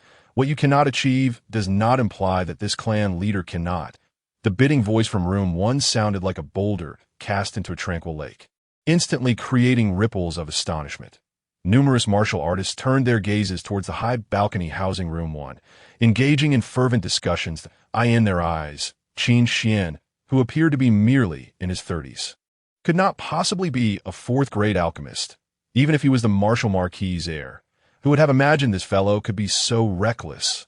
Even Lin Einer, concealed within the crowd, blinked her beautiful eyes towards room 1, murmuring, I wonder which Martial Marquis' son from our great Feng dynasty is willing to reveal himself. Master Emotion's expression darkened immediately as he fixed his gaze on room 1, declaring in a booming voice. As a pinnacle 4th-grade alchemist, he was mere steps away from the 5th-grade realm. With such esteemed status, even a Martial Marquis would offer him some courtesy, let alone the Marquis' offspring. He was eager to ascertain which young lord from which Marquis' estate dared to display such a lack of decorum and audacity. If one has wealth, one bids. If one lacks wealth, one yields. Isn't this auction merely a contest of financial power? Does this clan leader not possess sufficient funds to bid? Moreover, I am the clan leader of the Qin family from Tianyang City, not a Martial Marquis' heir. At this moment, a voice once more echoed from room 1, reverberating throughout the venue. Good, good, good. Upon hearing this voice, Lin Einer's eyes widened in astonishment, and she repeatedly uttered the word good. The speaker had echoed her sentiments perfectly. What? the clan leader of the Tianyang City Qin family. Not a martial marquis heir. If he was not a martial marquis heir, why had the Qiang Merchant Association invited him into Room 1? Just what kind of power did the Tianyang City Qin family wield? I remember Tianyang City is merely a remote small city within Qiang County. The strongest martial artist there seems to only be at the martial spirit realm. The expressions of the other martial artists were equally astonished as they exclaimed, "Oh, it turns out that the guest in Room 1 is not a martial marquis heir, but the clan leader of a small city." What sort of farce was the Qiang Merchant Association orchestrating by admitting such a person into the VIP room? Absurd. The prerequisite for bidding on this furnace was the ability to produce a fourth-grade medicinal pill on the spot. You ignorant junior. You cannot even comprehend the prerequisite conditions for bidding and yet dare to make a bid. How utterly disrespectful. Upon hearing Qin Xian's declaration of not being a martial marquis heir, Master Mo Tian's confidence surged. He adopted the tone of a senior reprimanding a junior, chastising Qin Xian. Disrespectful? You, an old relic relying on age, have the audacity to demand respect from this clan leader? And how do you know that this clan leader cannot concoct a fourth-grade medicinal pill? Just as Master Mo Tian's reprimand faded, a more forceful and clear voice emerged. This time, the voice did not emanate from the speaker, but resonated throughout the auction venue. The multitude of martial artists within the auction hall turned their attention towards the source of the voice. They beheld a tall, striking young man in white gracefully descending the staircase. His eyes sparkled with brilliance, and his presence exuded an air of authority, akin to a divine being cloaked in white. Impudent! How dare you show such disrespect towards Master Mo Tian? At such a tender age, you are truly unaware of your own limitations. Foolishly claiming you can concoct a fourth-grade medicinal pill, you presume yourself to be a fourth-grade alchemist like us? In the face of Qin Xian's retort, before Master Mo Tian could respond, several fourth-grade alchemists collectively rebuked him. They knew that at Qin Xian's age, achieving the status of a third-grade alchemist was already a remarkable feat, let alone a fourth-grade alchemist. If Qin Xian were truly a fourth-grade alchemist, he would have long been recognized by the Alchemy Alliance in the capital, a group of frogs in a well, unaware of the vastness of the world. What you cannot achieve does not imply that this clan leader cannot. Unfazed by the outcry from the fourth-grade alchemists, Qin Xian scoffed, speaking coldly. He could not be bothered to engage with those sycophants. Old fool, I have no desire to waste words with you, that if you wish to contend for this furnace. Either present more spirit stones than I, or let us compare who can produce a higher quality medicinal pill. Should you continue to rely on your age, do not blame this clan leader for speaking harshly. After dismissing the fourth-grade alchemists, he then turned directly to Master Mo Tian. Rather than engage in a war of words, why not leverage financial prowess or skill to silence this old man? What? He dares to challenge Master Mo Tian to a contest of who can concoct the higher quality fourth-grade medicinal pill. Is he out of his mind? Does he not realize that Master Mo Tian is a pinnacle fourth-grade alchemist capable of producing perfect quality fourth-grade medicinal pills? The moment Qin Xian's words left his lips, the entire venue was engulfed in astonishment. Master Mo Tian was undoubtedly the premier alchemist in Qiang County, with an exceptionally high success rate for perfect quality fourth-grade pills. The audacity of this young man in white to challenge Master Mo Tian was nothing short of madness. Even Lin Yiner, hidden beneath her dark hood, was left agape, gazing at Qin Xian with admiration for his audacity. Good. It appears that due to my years of neglect in the art of alchemy, you young ones have forgotten the formidable presence I once held in this realm, emboldening you to dare to provoke me in such a manner. Today, I shall make it abundantly clear that the path of alchemy is not one that an arrogant and ignorant junior like you can tread upon. Upon hearing these words, Mo Tian was incensed. After years of being a pinnacle fourth-tier alchemist, it was the first time someone dared to compare the quality of their pills with his, especially someone who appeared to be merely in their 30s. Exhibiting such audacity and ignorance, he was resolute in exhibiting the dignity of a senior and teaching this junior a lesson, ensuring their humiliation before the crowd. Chapter 76. The July celebration of Patriarch Qin's triumphant start. 1 million medium-grade spirit stones? Arrogant junior, come forth. With a cold snort, Tian unleashed his formidable aura, stepping into the air and ascending to the auction stage. Qin Xian, unfazed, similarly took to the skies, resembling a proud Kunpeng.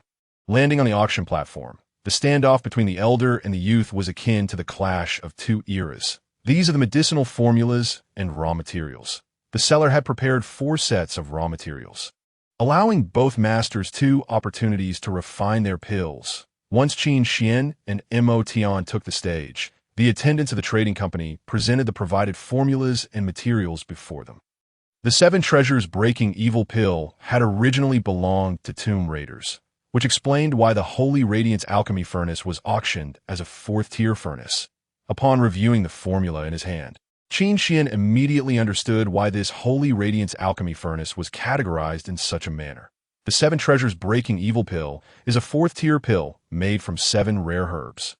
Its sole purpose is to dispel the sinister energy from a warrior's body, with higher quality pills possessing more potent effects. The sinister energy typically manifests only in ancient tombs buried for several hundred or even thousands of years, and those who encounter it are often tomb raiders themselves. This seller was likely a tomb raider, lacking knowledge of the alchemy furnace, hence mistaking the Holy Radiance alchemy furnace for a 4th-tier one. His search for an alchemist to create the 7 treasures breaking evil pill was probably due to himself or his companions having encountered this sinister energy. I need only one chance to act. Mo Tian, exuding pride, retrieved a 4th-tier alchemy furnace from his spatial ring, took only 1 set of raw materials, and began refining the 7 treasures breaking evil pill that I require the use of this Holy Radiance alchemy furnace. Qin Xian, too, took only 1 set of raw materials.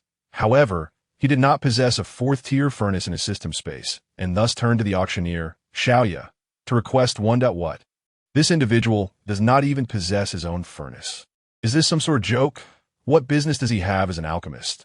What kind of reputable alchemist lacked a furnace? Is he merely toying with us? How splendid! A potion master!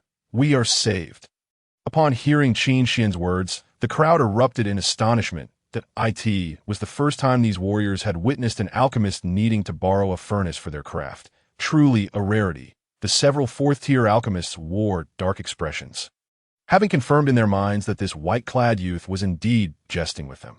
This person is quite amusing. Only Lin Yin'er, concealed beneath her black hood, chuckled softly, finding Qin Xian to be exceptionally intriguing. The auctioneer, Xiaoyao, clad in scant attire, was momentarily taken aback upon hearing Qin Xian's request. Not a master, and you dare to take the stage without a furnace? This requires further consultation, Xiaoyao continued, mentioning that the Holy Radiance alchemy furnace was an item currently up for auction and, by all rights, could not be lent to Qin Xian. However, given that he was a distinguished guest from Room 1, she hesitated to refuse outright and decided to consult with the elders of the trading company. It can be borrowed. The July celebration of Patriarch Qin's triumphant start. Just then, a graceful figure emerged from backstage. It was Lu Qiyu.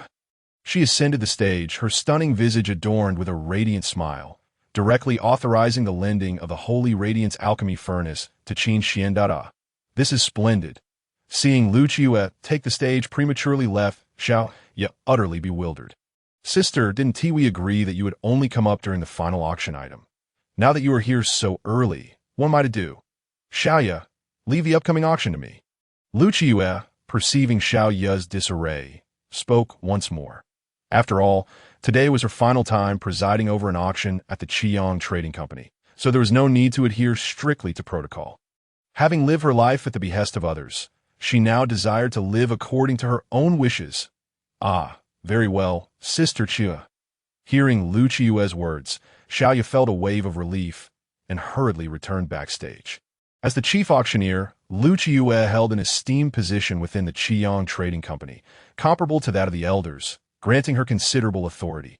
Yu Fei, the Moon Empress has taken the stage early. How wonderful! While I find Xiaoyao's attire quite appealing, it is Lu Qiyu's unparalleled beauty and alluring figure that truly captivates my heart. Yet, how could the Moon Empress so steadfastly support that white-clad youth? Surely, they do not share some clandestine relationship? No. Let us not entertain such ominous thoughts. The Moon Empress belongs to all of us, and I shall not allow her to be claimed by another. The sight of Lu Qiue taking the stage early filled many warriors with excitement, even if they did not fully comprehend the implications. After all, Lu Qiue was undeniably more pleasing to the eye, evoking greater admiration. However, they never anticipated that Lu Qiue would openly support Qin Xian before the crowd. It must be noted that Lu Qiue, as the chief auctioneer of the Qiyang Trading Company, represented the company with every gesture. How could she so overtly express her personal stance? And what exactly is the relationship between this white-clad youth and the Moon Empress? It is truly envy-inducing. Rest assured, I, the patriarch, never engage in ventures lacking confidence. Witnessing Lu Qiue's early ascent to lend him the Holy Radiance Alchemy Furnace, Qin Xian nodded appreciatively and smiled at her in the next moment. With a grand gesture, he summoned the Holy Radiance Alchemy Furnace before him. His fingertips ignited with chaotic divine flames, causing the furnace to erupt in a blaze of divine fire, illuminating the entirety of the auction venue. Upon witnessing the chaotic divine flames conjured by Qin Xian, every alchemist present was captivated. This flame seems more formidable than those ranked on the exotic fire list. In your hands, this flame is truly a hidden gem. Neglected in its true power, Mo Tian, who had begun his own alchemical process, could not suppress a flicker of desire in his aged eyes upon seeing Qin Xian's chaotic divine flames, remarking coldly, "Alchemists have far stricter requirements for flames than artifact masters. Such a rare and powerful flame as the one in Qin Xian's possession stirred a longing within him, igniting a desire to claim it for himself. What? Does Master Mo Tian also covet the spiritual flame in my possession? How about this? If the 7 treasures breaking evil pill you refine possesses a quality surpassing that of mine, I shall graciously relinquish this spiritual flame to you." The glint of avarice and desire in Mo Tian's eyes did not escape Qin Xian's notice. With a smirk, he continued to manipulate the chaotic divine flames within the furnace while responding with a smile. "Very well. It seems the patriarch is up to his tricks once more." The sisters Su Bingyue and Su Bingyao, observing the smile on Qin Xian's face and noting how he addressed Mo Tian now as Master Mo Tian instead of that old fool, understood that today would not bode well for the esteemed Master Mo Tian. "What? Junior, are you speaking the truth? As long as the quality of the pill I refine exceeds yours, you will grant me that spiritual flame?" Mo Tian exclaimed, his voice filled with surprise that he had been pondering how to seize that precious spiritual flame from this junior. Little did he expect this audacious youth would offer it so readily. What an unexpected delight! Indeed, it is true. But what if the quality of the pills you refine, Master Mo Tian, falls short of those I produce? Qin Xian replied with a smile, revealing his true intentions. So you were lying in wait for me here. You truly are insufferably arrogant. If the quality of my pills does not surpass yours, I shall grant you any terms you desire." Mo Tian retorted with a cold snort. Realizing that this junior had intended to challenge him all along, 1 million medium-grade spirit stones. Chapter 77. The 4th-tier realm shocks all. Pill achieved with perfect quality, merely for a draw should the quality of the pill I refine exceed that of yours. I shall demand 1 million medium-grade spirit stones from you. Qin Xian's gaze sharpened, his voice devoid of any urgency, as if the demand for 1 million medium-grade spirit stones were as trivial as asking for a mere 100. What? 1 million medium-grade spirit stones? That is an outrageous demand. Good heavens! The world of the affluent is incomprehensible to me. To demand 1 million medium-grade spirit stones in a single breath is something I've never even glimpsed before. Do not speak of yourself. Even the esteemed Master Mo Tian would find it a daunting task to procure 1 million medium-grade spirit stones without incurring significant strain. Nevertheless, it is of no consequence. After all, Master Mo Tian is certain to emerge victorious. I perceive that this young man merely wishes to intimidate Master Mo Tian into retreating. Upon hearing Qin Xian's words, the gathering of martial artists erupted into a cacophony of astonishment, exclaiming in disbelief that 1 million medium-grade spirit stones are worth their very lives. Yet, this white-clad youth speaks of it with such calm and composure. What immense wealth he must possess! It is settled. I assure you, I shall never concede defeat. Young one, prepare to relinquish both the alchemy furnace and the flames shortly. Upon hearing this, Tion did not hesitate to acquiesce. While medium-grade spirit stones represented a substantial fortune for him, he had never entertained the notion of losing. After all, he was a peak fourth-tier alchemist, capable of concocting perfect quality elixirs. How could he fear defeat at the hands of Qin Xian, a mere youth yet to mature fully? I extend my gratitude for your medium-grade spirit stones, Master Tion. Seeing Tion's agreement, Qin Xian smiled and began to manipulate the chaotic divine flame, focusing intently on refining the 7 treasures breaking evil elixir within the alchemy furnace. Such arrogance! Soon enough, this young man shall weep. Tion, with a cold huff, turned his attention back to his alchemy. Thus, as Qin Xian and Tion skillfully controlled the flames within their respective furnaces, the temperature of the auction hall steadily rose. Qin Xian stood before the sacred radiance alchemy furnace, skillfully employing the fire control technique to ensure the chaotic divine flame maintained the perfect temperature to extract the essence of the 7 herbs. He then formed hand seals to amalgamate the essences of the herbs, gradually molding them into elixirs, the delightful fragrance wafting from the furnace invigorating the hearts of all present. This white-clad youth seems to truly be a fourth-tier alchemist. Such meticulous control over the flames, perfectly extracting the essences from the 7 fourth-tier herbs and seamlessly shaping them into elixirs. This technique undoubtedly belongs to a fourth-tier alchemist. What manner of person is he? He appears no older than 30, yet he is already a distinguished fourth-tier alchemist. How could he merely be the patriarch of a remote town? Indeed, it seems that even the talented alchemists within the imperial capital's alchemy alliance cannot rival his profound understanding of the craft. Meanwhile, the other alchemists present were overwhelmed with shock as they witnessed the elixirs gradually taking shape within the sacred radiance alchemy furnace. Such an extraordinarily gifted alchemist. Why had they never heard of him before? Even Lin Yin'er, the genius of the imperial capital's alchemy scene, could not help but cover her cherry lips beneath her black hood, her exquisitely beautiful face filled with astonishment. Even among the alchemy alliance, she had never encountered such a young fourth-tier alchemist. How could such a prodigious talent emerge from this small county town? After the auction, she must inform her grandfather of this matter. A talent of such caliber would surely be welcomed into the alchemy alliance for rigorous training. Curse be it, this young man truly is a fourth-tier alchemist.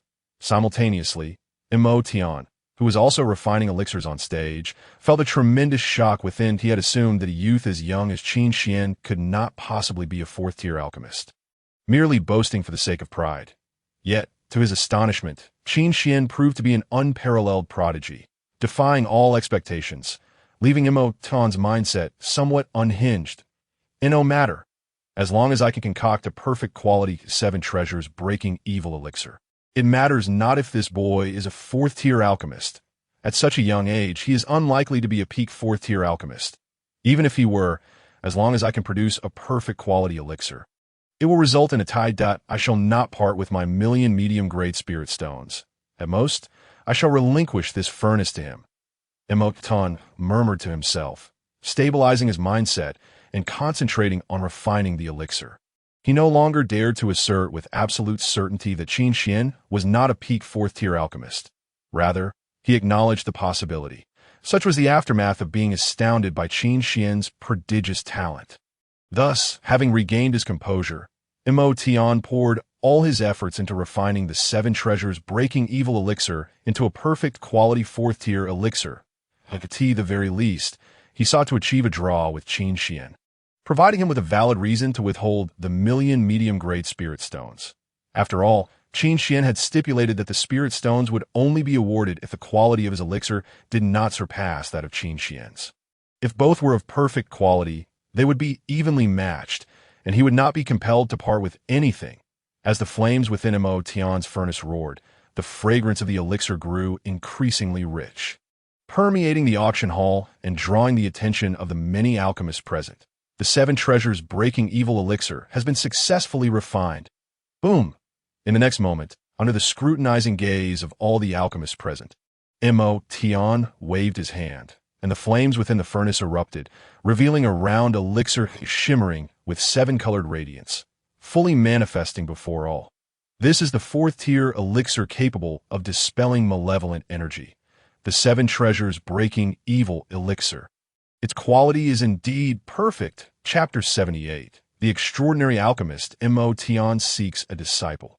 This is a perfect quality 7 treasures breaking evil elixir. Truly, Master Mo succeeded in refining a perfect quality elixir with just a single batch of raw herbs. His success rate is enviably high. With Master Mo's alchemical prowess, he would surely secure a place within the Alchemy Alliance in the imperial capital. Now that Master Mo has refined a perfect quality 7 treasures breaking evil elixir, he has positioned himself in an invulnerable state. The question now remains, can this individual likewise refine a perfect quality 7 treasures breaking evil elixir to achieve parity with Master Mo? Attempting to refine a perfect quality elixir in a single opportunity is no small feat. After all, Master Mo's age and rich experience contribute to his success. Upon witnessing Mo's accomplishment, the assembled alchemists erupted in admiration. Indeed, he is the foremost alchemist of Qiyang County, capable of producing a perfect quality elixir in a single attempt. Such mastery truly earns him the title of master. Young one, do not be anxious. At your age, achieving the realm of 4th-tier alchemist is already a remarkable feat. The future belongs to you, but for now, it is still mine. After refining the perfect quality 7 treasures breaking evil elixir, Mo's demeanor improved dramatically, even brimming with pride, as if he longed to exclaim his triumph. While stroking his long beard, he cast a glance at Qin Xian and, adopting a self-important elder's tone, addressed him. Qin Xian, however, paid him no mind, remaining unfazed and focused on his own alchemical work. The 7 treasures breaking evil elixir within his furnace was on the verge of completion, and he had no desire to engage with Mo any further. Soon, he would present his elixir to wipe that smug expression off Mo's face. Patriarch, press on. Do not let that old man distract you. Qin Xian, I believe in you. You will surely refine a perfect quality 7 treasures breaking evil elixir. While Qin Xian dismissed Mo, Su Bingwei, Su Bingyao, and Lu Qiuyue could not contain their enthusiasm upon witnessing Qin Xian's provocation by Mo. They rallied behind him with encouragement. Qin Wulin and Qin Wudong, too, clenched their fists, silently cheering for Qin Xian in their hearts.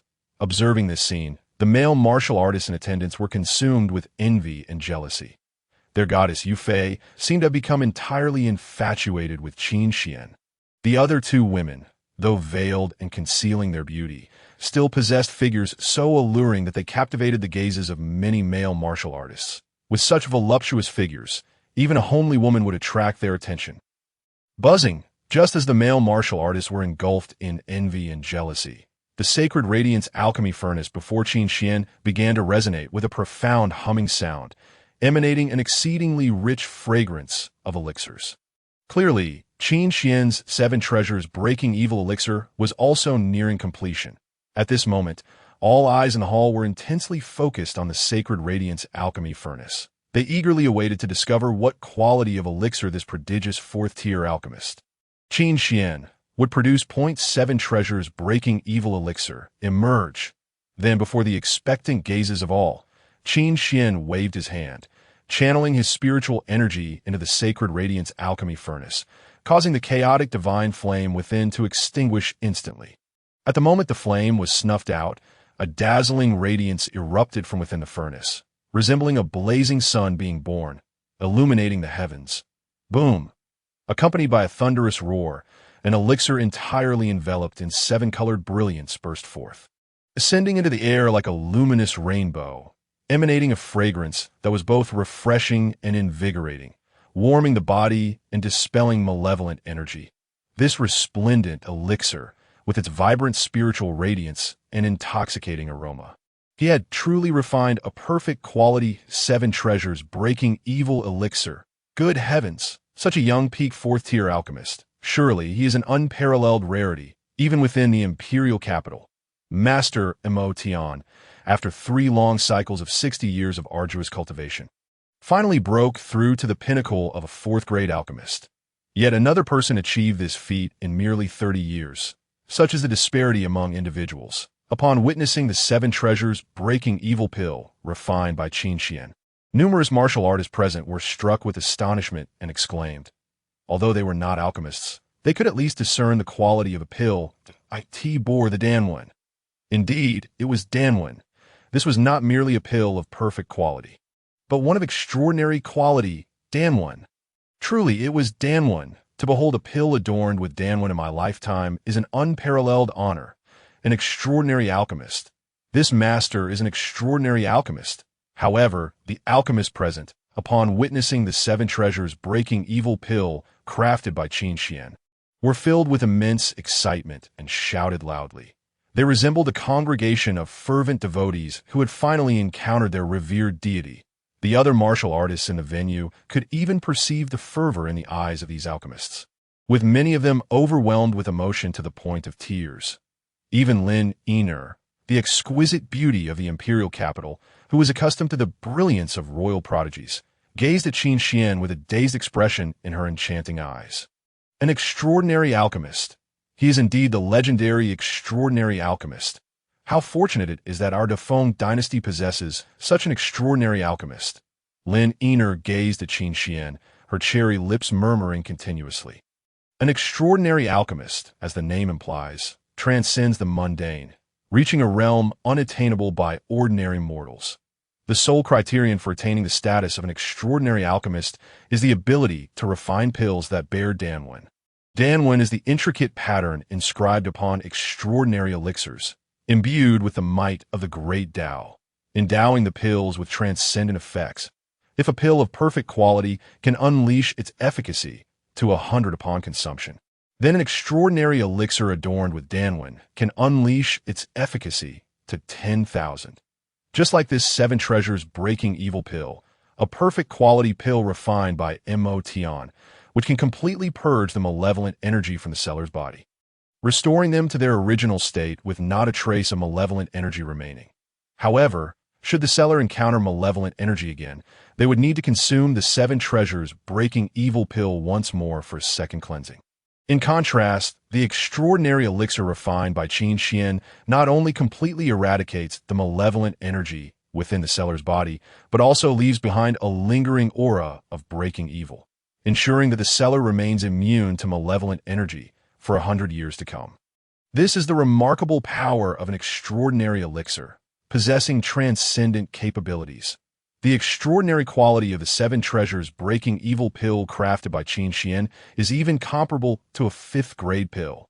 Prior to Qin Xian, no one within the entire Defeng dynasty had been able to refine an extraordinary elixir. Not even Lin Yin'er's grandfather, the esteemed Tian Dan Marquis and leader of the Alchemist Alliance, could achieve such a feat. Only within the legendary ancient alchemical sects and immortal dynasties could one find extraordinary alchemists. Thus, all the alchemists present, upon realizing that Qin Xian was capable of refining extraordinary elixirs, were filled with fervent excitement as if they were in the presence of a divine being. Bang! Master Qin, I am but an old fool. Please forgive my ignorance after enduring 3 decades of hardship in the alchemical path. I had thought it impossible to reach the 5th-grade realm in this lifetime. Yet, to witness the extraordinary realm as my life approaches its end is truly a stroke of fortune for this old man. I beseech Master Qin to accept me as a disciple. I am willing to offer all my savings, as well as the accumulated wealth of the Mo family over the centuries, to you. Even the Mo family and I shall be at your service. I humbly request your forgiveness for my earlier rudeness and implore you to take me as your disciple. Just as the alchemists were engulfed in excitement, Mo Tian, who stood on the high platform alongside Qin Xian, suddenly knelt before him, tears streaming down his face as he repented for his previous actions while earnestly requesting to be taken as a disciple. Witnessing this scene, all the martial artists present, including Su Bingyue, Su Bingyao, Qin Wulin, Qin Wudong, and Lu Qiuyue, were wide-eyed in utter shock. The nearly 200-year-old Mo Tian knelt before Qin Xian and begged to be his disciple. This is utterly insane. Chapter 79. Qin Xian's eldest disciple, Another one ripens with age. The old tricks are still sharp. Why didn't I think of kneeling to Master Qin and asking to be his disciple earlier? Indeed, this is disastrous. Master Emotion was the first to kneel, instantly raising the threshold for Master Qin's discipleship, leaving us with no face to ask him for acceptance. Alas, why didn't I think of it sooner? The non-alchemist martial artists in the venue were profoundly shaken upon witnessing Emotion kneeling and pleading for Qin Xian to accept him as a disciple. Conversely, the alchemists, upon seeing Emotion's act, were left lamenting, regretting that they hadn't knelt before him first. This is a genuine, extraordinary alchemist. If one could become a disciple of an extraordinary alchemist and receive guidance, their alchemical mastery would surely soar to extraordinary heights. Master Qin Xian is truly remarkable. He is incredibly impressive, deserving of being called a reincarnated celestial. Lu Qiue, Su Bingwei, and Su Bingyao, the three sisters, gazed at Qin Xian's tall figure with admiration shining in their eyes.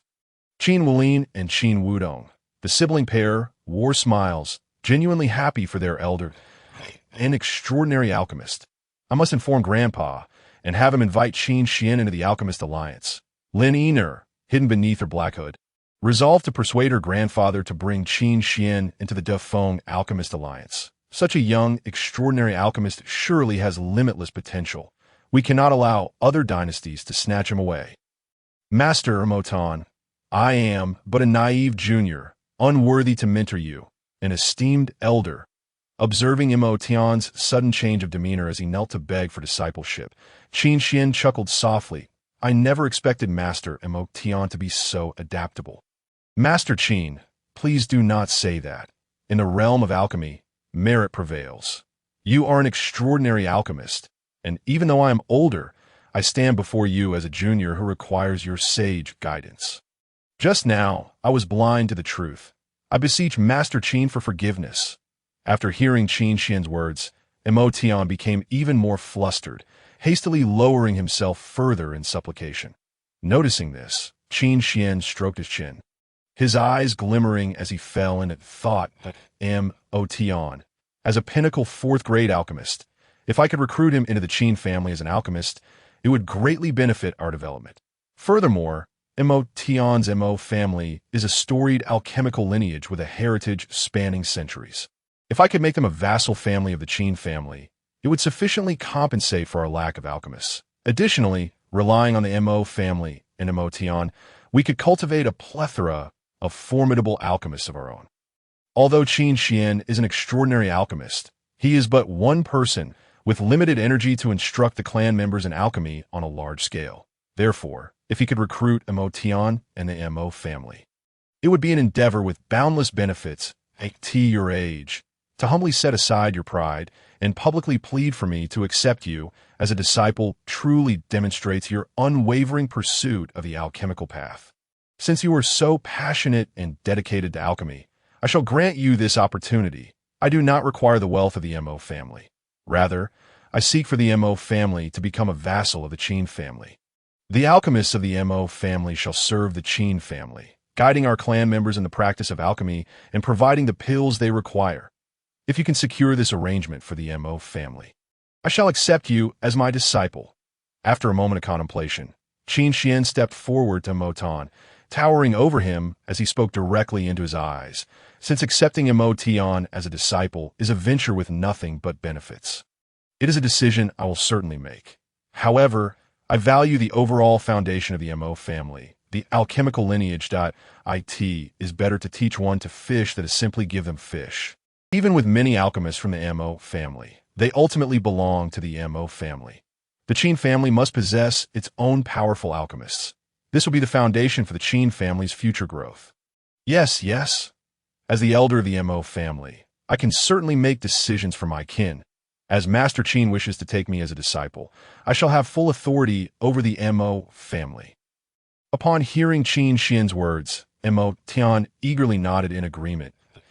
As the highest-ranking elder of the Mo family, the current scale of the Mo family is indeed supported by his status as the foremost alchemist of Qiyang County, allowing him to make decisions for the entire family.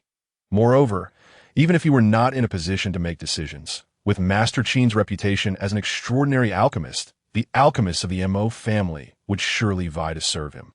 Excellent. From this day forth, you, Mo Tian, shall be my eldest disciple. I shall impart my extraordinary alchemical knowledge to you, aiding you in breaking through to the 5th grade and beyond in the field of alchemy. Ding! Congratulations to the host for encountering a clan member with green talent rating. Mo Tian, Realm, 6-star Martial Sovereign, Comprehension, 5-star Talent. Mastery of Alchemy, Pinnacle 4th grade, Alchemical Experience, 3rd grade, Wisdom ripening with age. Alchemy Experience, 3 Jiazi possessing 3 Jiazi of experience in the art of alchemy, with extensive knowledge and expertise in pill refining, significantly enhancing the probability of successfully crafting pills. Additionally, adept in guiding junior practitioners in their alchemical pursuits. Chapter 80. The auction concludes, and Yu Fei enters the room again, the radiant sun furnace. Upon witnessing Mo Tian's sincere demeanor, Qin Xian nodded slightly, his expression turning solemn as he spoke with a grave tone. Although Mo Tian often flaunted his seniority and held a haughty attitude, his fervent passion for the art of alchemy was undeniable. He even went so far as to kneel before thousands of martial artists at the auction, a testament to his earnestness, which merited Qin Xian's acceptance of him as a disciple. When Qin Xian agreed to take him on as a pupil, a notification echoed in his mind. Following his acceptance, Mo Tian was recognized by the system as a member of the Qin family, for Qin Xian was the patriarch, and thus his disciple was naturally considered a part of the clan. Disciple Mo Tian pays respects to Master. Thank you, Master, for taking me as your disciple. I shall not disappoint your high expectations and will serve you and the Qin family diligently.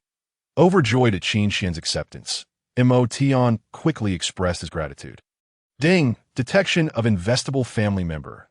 Mo Tian. Investable item. Radiant Sun Furnace. As Mo Tian sincerely thanked him, the system notification regarding investable family members chimed in. Unexpectedly, the Radiant Sun Furnace was destined to fall into Mo Tian's hands, indicating a profound connection between him and this furnace. However, the auction was still in progress, and Qin Xian could only claim the furnace once the event concluded. Very well. Rise, and let us return to the private room. After the auction, I have a gift for you as a token of your apprenticeship. Qin Xian waved his hand, a gentle surge of spiritual energy lifting Mo Tian to his feet. Yes, Master, Mo Tian responded with great enthusiasm, eagerly anticipating discussions on the art of alchemy with his extraordinary master. With that, Qin Xian led Mo Tian, along with Su Bingyue, Su Bingyao, and the siblings Qin Wulin and Qin Wudong, back to the Tianzi No, one private room. The martial artists within the auction hall gazed in disbelief at Mo Tian's aged visage, following behind Qin Xian like a devoted grandson, a scene that struck them as utterly absurd. Only the alchemists present lamented their missed opportunity, regretting not being as perceptive as Mo Tian and being the first to kneel and seek guidance. Many alchemists attempted to replicate Mo Tian's act of kneeling before Qin Xian on their way back to the private room. Yet all were graciously declined by Qin Xian. Mo Tian was the foremost alchemist of Qiyang County, standing at the pinnacle of the 4th rank with aspirations of reaching the 5th, the Mo family. Being the most powerful alchemical clan in Qiyang County, boasted numerous alchemists and a rich heritage. Only someone of Mo Tian's caliber and the Mo family's depth could be worthy of Qin Xian's mentorship. Others were simply not qualified. Moreover, given the current standing of the Qin family, having the Mo family as a vassal was more than sufficient. Truly, Qin Xian is an extraordinary patriarch, a genius beyond compare. Gazed Lu Qiue, genuinely impressed by his departing figure. Suddenly, her face flushed crimson. The mere sight of Qin Xian reminded her of the tantalizing inquiry they had exchanged earlier in the Tianzi No, one private room, stirring feelings of shyness within her. Esteemed guests, for the next segment of the auction, Yu Fei will be your host. I hope everyone finds their desired items at this auction. Lu Qiue shook her head, suppressing her bashful thoughts, and donned a charming smile as she continued to host. This auction marked her final event at the Qiyang Chamber of Commerce. Once it concluded, Qin Xian would take her to settle matters with Lan Chengyuan.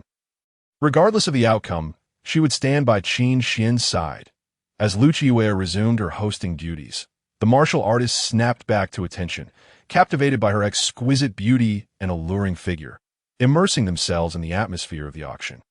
Only Lin Yin'er, shrouded in her black hood, restrained her playful impulses, her beautiful eyes fixated intently on the Tianzi number 1 room. Once the auction concluded, she intended to bring this extraordinary alchemist to her grandfather. Master, I have some questions I wish to seek your guidance on. Inside the Tianzi number 1 private room, Mo Tian resembled a diligent student, articulating all his unresolved doubts regarding the path of alchemy.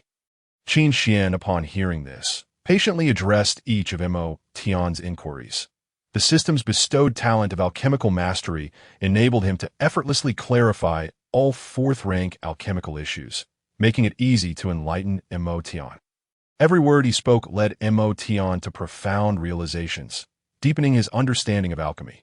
This, in turn, fostered a greater respect and admiration within Mo Tian for Qin Xian, affirming that his decision to become Qin Xian's disciple was indeed wise. As time passed, the auction finally reached its conclusion. The final item was a superior-grade mystical artifact, yet Qin Xian refrained from bidding. Earlier, during the investment in family members, the system had returned numerous high-grade artifacts, rendering the Qin family well-equipped with mystical tools, with many still lying unused in their warehouse. Patriarch Qin Xian, here are the breaking sect pills and the radiant sun furnace you successfully bid on. After the auction, the door to the Tianzi number 1 room swung open once more. This time, it was the alluring figure of Lu Qiyu, yet she was not there to offer her virtue, but to deliver the items Qin Xian had purchased. Yu Fei, how much do these 2 items cost? I shall settle the bill. Mo Tian promptly rose to his feet, eager to pay as he approached Lu Qiyu. Having lived nearly 2 centuries, his astuteness in worldly matters was profound. And he understood that as a disciple, it was his duty to cover his master's expenses. He had already given Qin Xian 100,000 mid-grade spirit stones, as this debt was incurred before he became Qin Xian's disciple and must be settled. Having been with the Qiang Chamber of Commerce for so many years, I have some savings. Consider these 2 items a gift from me to Patriarch Qin Xian that I hope you will not find them lacking. However, just as Mo Tian insisted on paying, Lu Qiyu flashed a charming smile and turned to Qin Xian, speaking sweetly.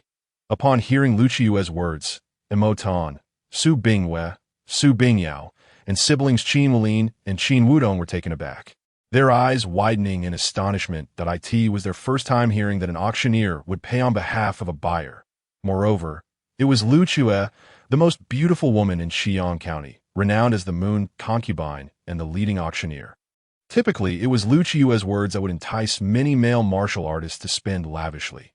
Yet today, within this private room, it was Lu Qiyu who was willingly spending extravagantly for Qin Xian, fearing he might disapprove. Truly, their patriarch possessed an irresistible charm. Even Lu Qiyu, accustomed to the world, could not resist. What you offer, I shall not refuse. Qin Xian chuckled in response, accepting the spatial ring containing the breaking sect pills and the radiant sun furnace from Lu Qiyu. This radiant sun furnace is a gift for you as a token of your apprenticeship. He then fondled the spatial ring and extracted the radiant sun furnace, addressing Mo Tian. Master, this is indeed a 5th-rank furnace. Mo Tian exclaimed, realizing that Qin Xian intended to gift him such a valuable item.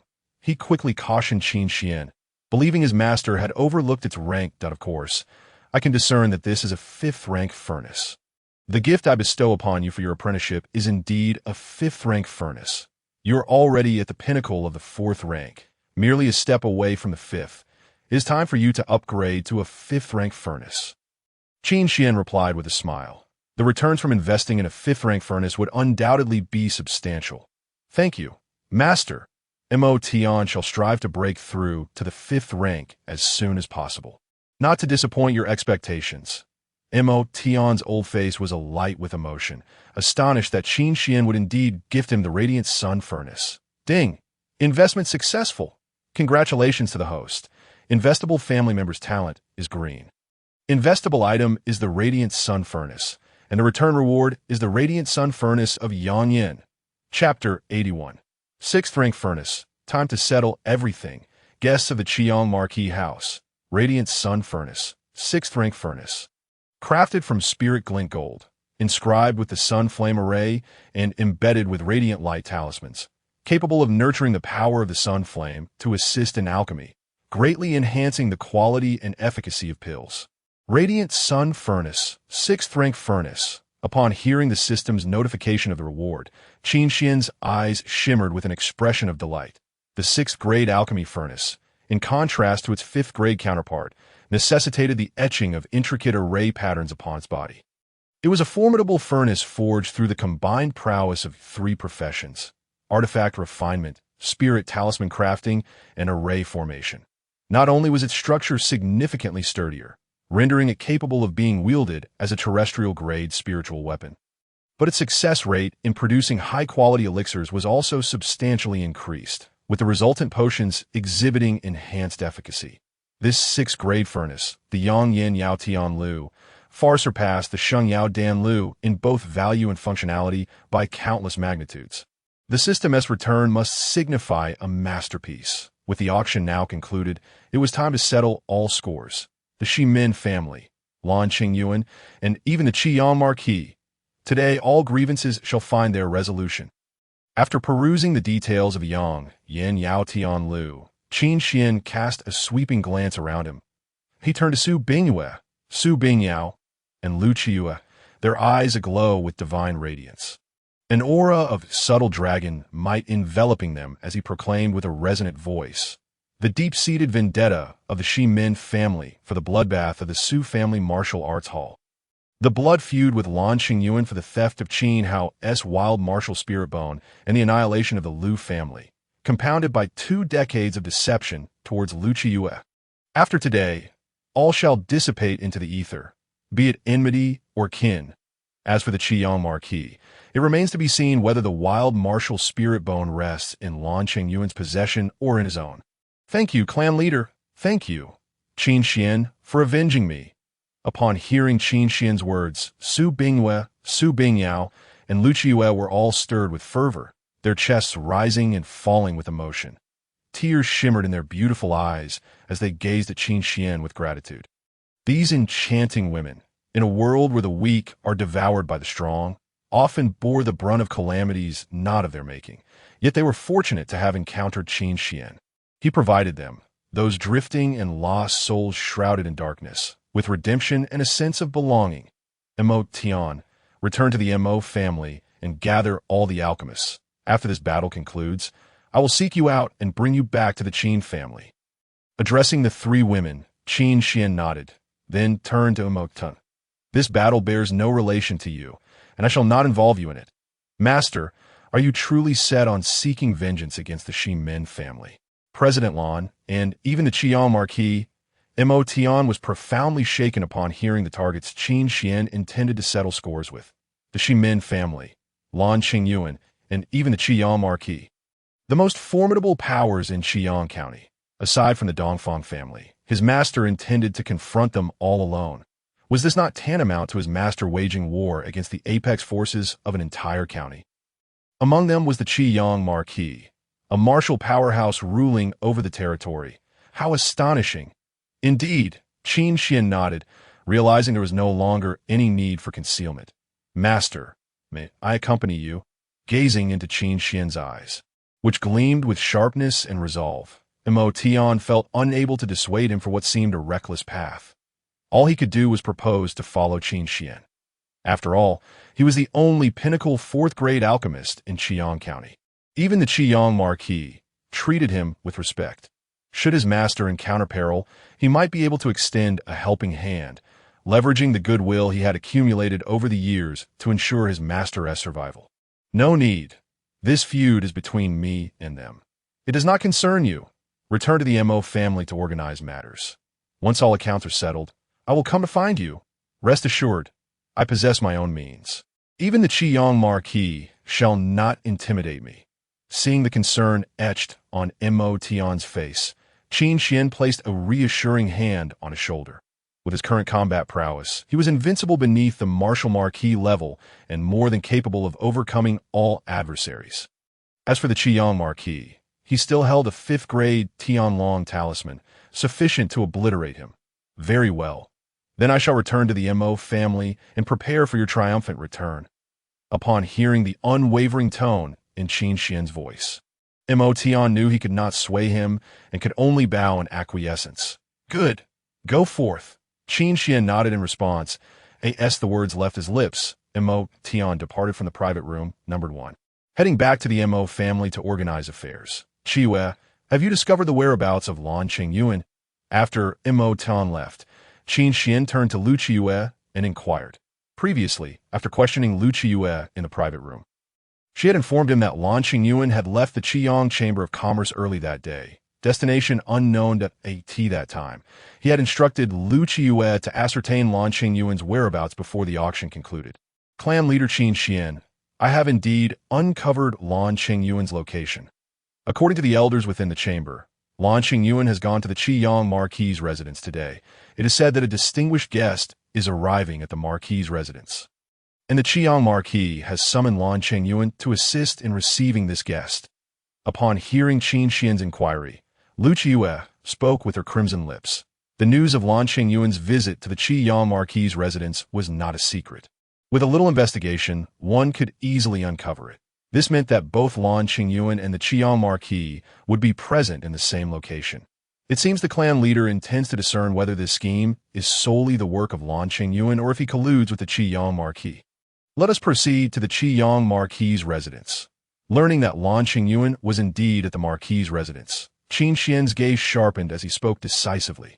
With Lan Qingyuan at the Marquis' residence, it would alleviate some complications. With that, Qin Xian, along with Lu Qiyue, Su Bingyue, Su Bingyao, and the siblings Qin Wulin and Qin Wudong, set forth to the Qiyang Marquis' residence. Along the way, Lu Qiyue, Su Bingyue, and Su Bingyao gazed at the blood-red sun that was gradually sinking below the horizon. In their beautiful eyes, there flickered a glimmer of hope as if they were witnessing the dawn. Though the blazing sun may set, their lives were on the cusp of renewal. Look, do those two women not resemble the Su sisters who once harmed the third young master?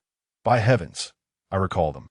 Those are the Su sisters. Quickly, return to the family and inform the third master that we have located the Su sisters.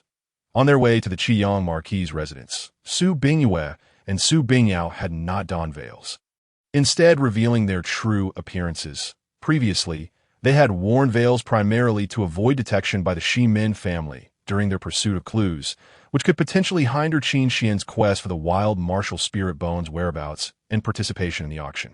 Now that the auction had concluded and it was time for reckoning, there was no longer any need for them to hide their identities, given that the Shimin family held numerous enterprises within the county. With their kin stationed at each, it was unsurprising that Su Bingyue and Su Bingyao would be recognized. Qin Xian and his companions had anticipated this, but it mattered little now. Whoever came first would meet their demise. Rumbling, you two little harlots dare to return to the county. Today, I shall ensure that you are captured and brought back to the Shimin family, where you will be subjected to the most unspeakable torments, living a fate worse than death, just as Qin Xian and his entourage were but a street away from the Qiyang Marquis' residence. A thunderous roar echoed from behind them, accompanied by an overwhelming aura. A fierce group, intent on vengeance, charged forward, encircling them. These individuals were none other than the Shimin family's forces, alerted to the presence of the Su sisters and intent on capturing them. Their sole aim was to seize Su Bingyue and Su Bingyao, subjecting them to unimaginable suffering to avenge the third young master of the Shimin family. Are these all formidable members of the Shimin family? Who are they surrounding? Which unfortunate soul has drawn the ire of the Shimin family? It seems blood will once again be spilled upon the long street. Alas, such pitiful souls! The onlookers along the street murmured among themselves. Clearly, they had long suffered under the oppressive might of the Shimin family and were now accustomed to such displays. Years ago, the Su family martial arts hall was annihilated, allowing these two little harlots to escape, leaving my son's soul restless in the afterlife. Today, you dare return. I shall ensure you endure endless torment. And after your suffering, I will flay your skins and shred your bodies to pieces to appease my son's spirit. A middle-aged man clad in a purple martial robe stepped forward from the ranks of the Shimen family. He was robust, exuding a formidable aura, his eyes filled with a fierce, murderous intent, eager to inflict suffering upon Su Bingyue and Su Bingyao. He was none other than Shimen Qing, the father of the third young master of the Shimen family. Shimen Qing was a 7-star martial sovereign, and at this moment his aura surged forth, enveloping the surroundings and causing the onlookers to tremble in fear. Dragons beget dragons, and phoenixes beget phoenixes. Indeed, the father of a beast is still a beast. Since you miss your son so dearly, allow me to send you to meet him. Kill Dao, sword technique, 3 styles of the Star River Annihilation, regarding the group of brutes from the Shimen family. Qin Xian had grown weary of uttering further words. Manifesting the heavenly murder blood sword in his grasp, he stepped forward, wielding his long sword with a horizontal slash. In that instant, an endless torrent of crimson sword aura erupted into the heavens and the earth, enveloping the air with a fierce sword intent, pressing inexorably towards Shimen Qing. Where the sword aura surged, bloodshed sprawled infinitely, reminiscent of a collapsing galaxy, unleashing cataclysmic power that none could withstand, none could hinder. Upon sensing the overwhelming might contained within Qin Xian's strike, Shimen Qing's countenance shifted drastically, consumed by terror. From this strike, he caught a whiff of death's breath. He unsheathed the spirit artifact long knife at his waist, intending to defend against the sword aura while uttering something. However, beneath the onslaught of the blood-red sword light, he was reduced to mere fragments of flesh, akin to a minuscule star extinguished amidst a cosmic collapse, crashing to the ground and splattering blood across the long street. Sword intent? This is sword intent. Witnessing Shimen Qing's demise at the hands of Qin Xian's blade, the remaining powerful members of the Shimen family were engulfed in profound fear and astonishment. They could scarcely comprehend how, within the city of Qiyang, a prodigious genius capable of comprehending sword intent had emerged. It is known that such exceptional talents are exceedingly rare, even within the imperial capital. How could such a prodigy manifest in their humble county? Taixu step. 10,000 dragons suppressing prison fist.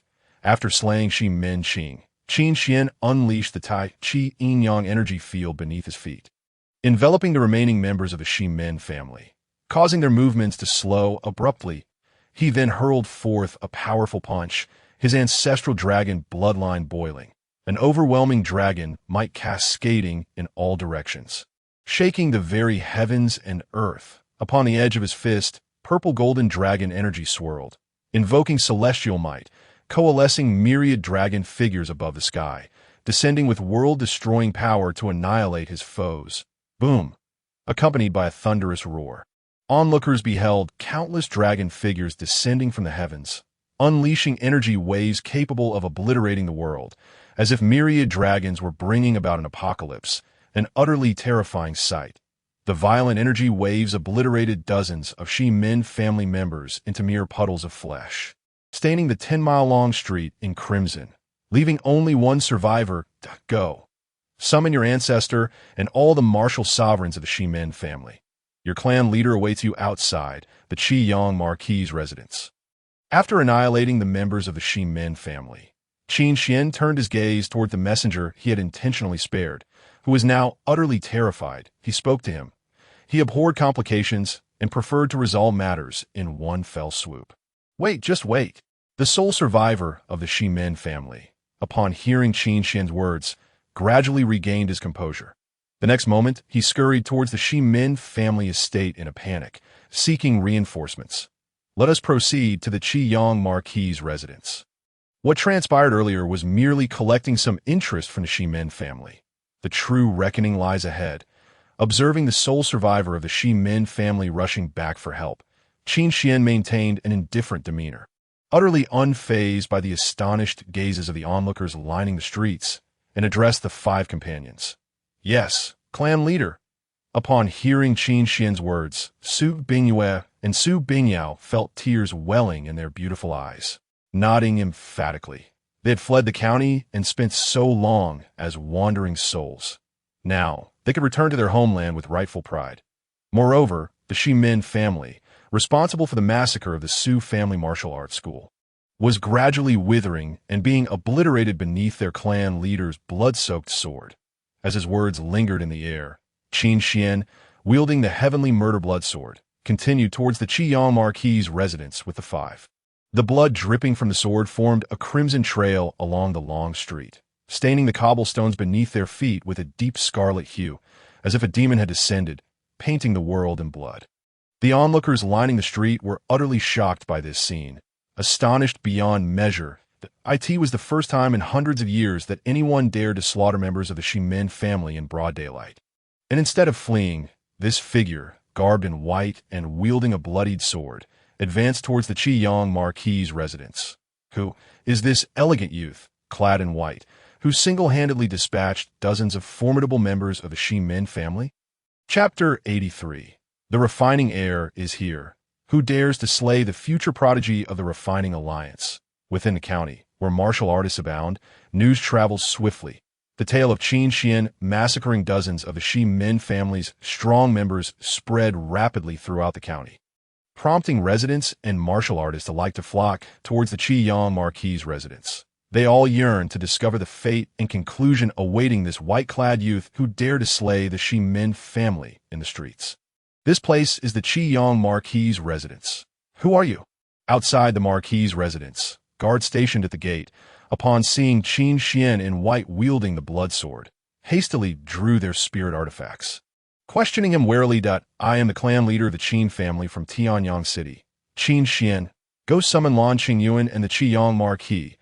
Arriving at the Marquis' residence, Qin Xian's gaze was cold and indifferent as he addressed the guards. You dare? Who do you think you are, to demand the Marquis to see you? Get lost immediately, lest you force us to take action. Upon hearing Qin Xian's request for the Qiyang Marquis to personally meet him, the guards erupted in anger. What Qin family leader from Tianyang City? Never heard of it. How dare you expect the Marquis to meet you personally? Buzz! Just as the guard finished speaking, a sword light akin to a dart severed his head from his body. In an instant, blood gushed forth, staining the stone lions at the entrance. Bullying the weak deserves death. Do you wish to end up like him, or will you obediently summon Lan Qingyuan and the Qiyang Marquis? After decapitating the guard who had just reprimanded him, Qin Xian's gaze sharpened, his voice icy as he addressed the remaining guards. Quickly, go summon the Marquis. Witnessing their colleague behead in an instant, the guards were paralyzed with fear. And before Qin Xian's words could fully leave his lips, they rushed into the Marquis' residence to find the Qiyang Marquis. What the hell? He actually dared to kill a guard of the Marquis' residence. Isn't this courting death? Indeed, to slay a guard of the Marquis' residence right at the entrance is akin to publicly slapping the Marquis in the face. This person is undoubtedly doomed. Where did this ruthless individual come from? First, he slaughtered members of the Shimin family in the streets, and now he brazenly beheads a guard before the Marquis' residence. Does he wish to challenge the pinnacle of power in the entire Qiyang County? Truly, he had just called for both President Lan and the Marquis to come out. It seems he has offended all the top powers of Qiyang County, except for the Dongfang family. The surrounding residents and martial artists, witnessing Qin Xian's audacity in beheading a guard, were filled with shock and began to discuss among themselves. Killing a guard of the Marquis' residence is a far graver offense than slaughtering members of the Shimin family in the streets. One must understand that within Qiyang County, the Qiyang Marquis is the sovereign of millions. Anyone who dares to offend the Marquis might faces only the path of death, with no alternatives. Rumble, you two little harlots. Years ago you killed my most cherished great-grandson in the streets.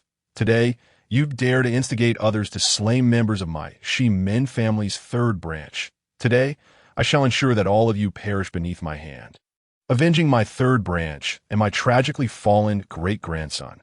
Just as the guards rushed into the Marquis' residence to report to the Qiyang Marquis, an overwhelming and vast aura surged from the end of the long street. It was none other than Shimin Wenhui, the ancestor of the Shimin family, leading over a dozen martial sovereign strongmen from the Shimin family towards them, Shimin Wenhui, at the same realm as Dongfang Quan. Both being 9-star martial sovereigns, possessed formidable strength. Upon arriving at the Marquis' residence, his spiritual power surged, soaring into the skies, unleashing a tremendous and brutal pressure that left the observing residents and martial artists trembling in fear. Even outside the Marquis's residence, his gaze remained fierce as he glared at Qin Xian, speaking in a voice filled with fury. Years ago, two of my most beloved great-grandsons were killed, one by the Su sisters, the other by remnants of the Blood Shadow sect. This had already driven me to the brink of madness, wishing to overturn heaven and earth. Today, on this long street of the county, my Shimen family's third branch has been slaughtered entirely by this white-clad youth before me. Upon hearing this news, he was nearly driven insane.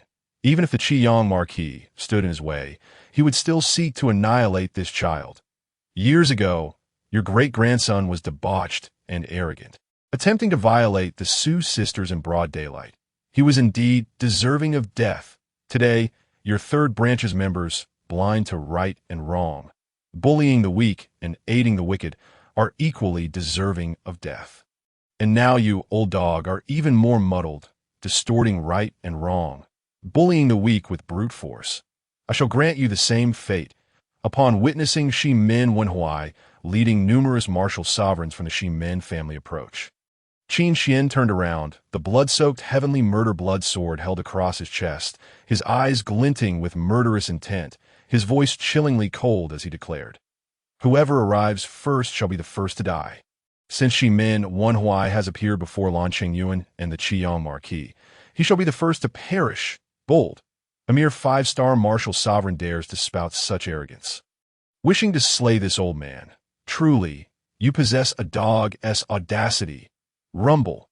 Upon hearing Qin Xian's words, Shimen Wenhuai's fury intensified. As he spoke in a vehement tone, he unleashed a powerful strike, accompanied by a tempestuous force that surged forth, aiming to obliterate Qin Xian with a single blow. In response, Qin Xian's eyes sparkled with divine radiance. His inner spiritual energy surged, and a dragon's might filled the air as he prepared to engage in battle with his sword. Thunderous roars echoed. "How dare you?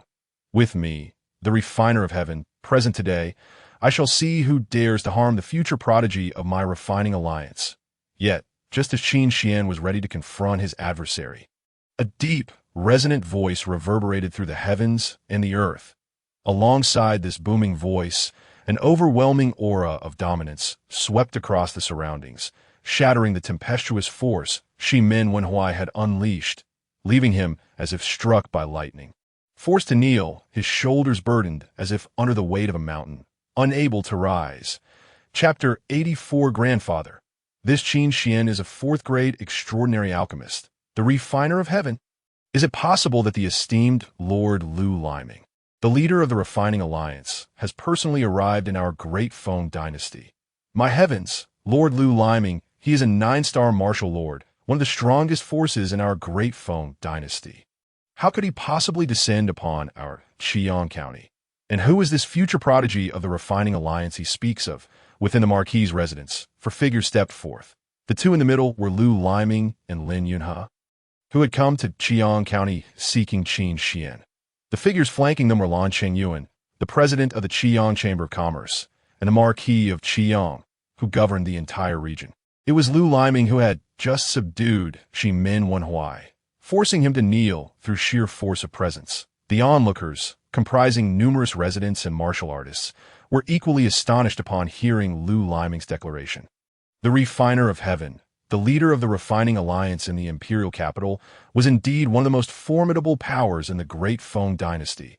The arrival of such a distinguished and powerful figure in Xi'an County was truly astonishing. Wenhuai, why did you take action against the young friend Qin Xian? Beside Lu Liming stood a robust, middle-aged man clad in a crimson robe.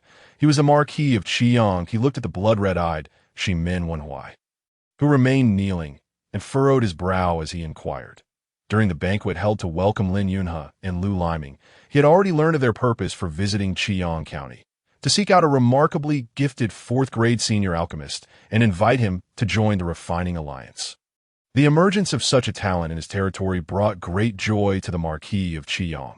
However, he hadn't anticipated that this prodigious alchemist might be somewhat unruly. Initially, he had slain the guards of the Marquis's estate over a trivial disagreement, which had incited Shimen Wenhuai's wrath. What on earth is happening? That wretched scoundrel beside him is the very culprit who committed murder against my great-grandson in the streets years ago. In order to protect those two wretches, this boy just massacred all the members of my Ximen family's third branch. How could I possibly spare him? Ximen Wenhuai's bloodshot eyes fixated on Qin Xian as he spoke vehemently. Oh, is this true? Lu Liming's eyes narrowed slightly, his voice taking on an authoritative tone as he turned to Qin Xian. Upon arriving in Xiang County, he had received Qin Xian's portrait from the manager of the Forging Spirit Pavilion and was well aware that this young man before him was the alchemist they sought. However, while he admired Qin Xian's refining talent and intended to invite him to the Refining Alliance to cultivate him into their next fifth-grade alchemist, he would not condone any misconduct or malevolence. If Qin Xian was indeed guilty of indiscriminate killing, he would not hesitate to suppress him. The truth? Let this clan leader reveal the actual facts.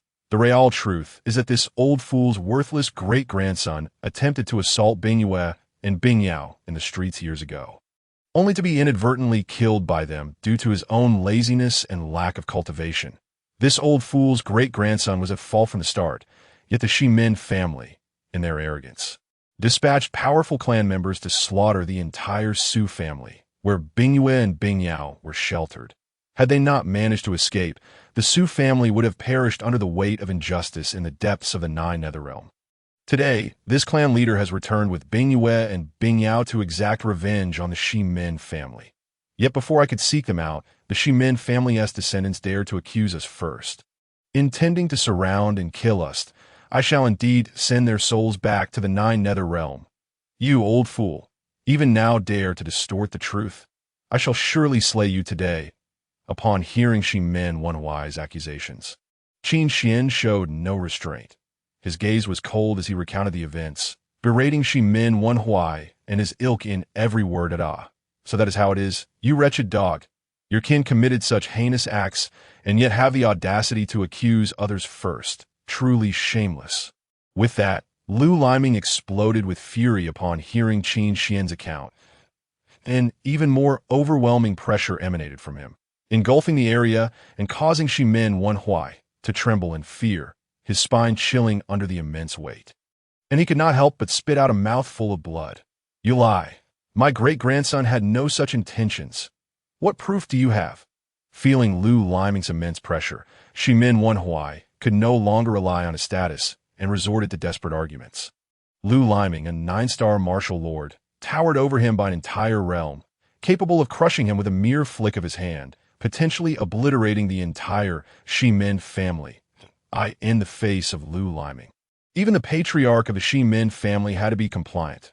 Refiner of heaven, this matter is too distant in the past, and neither side possesses evidence.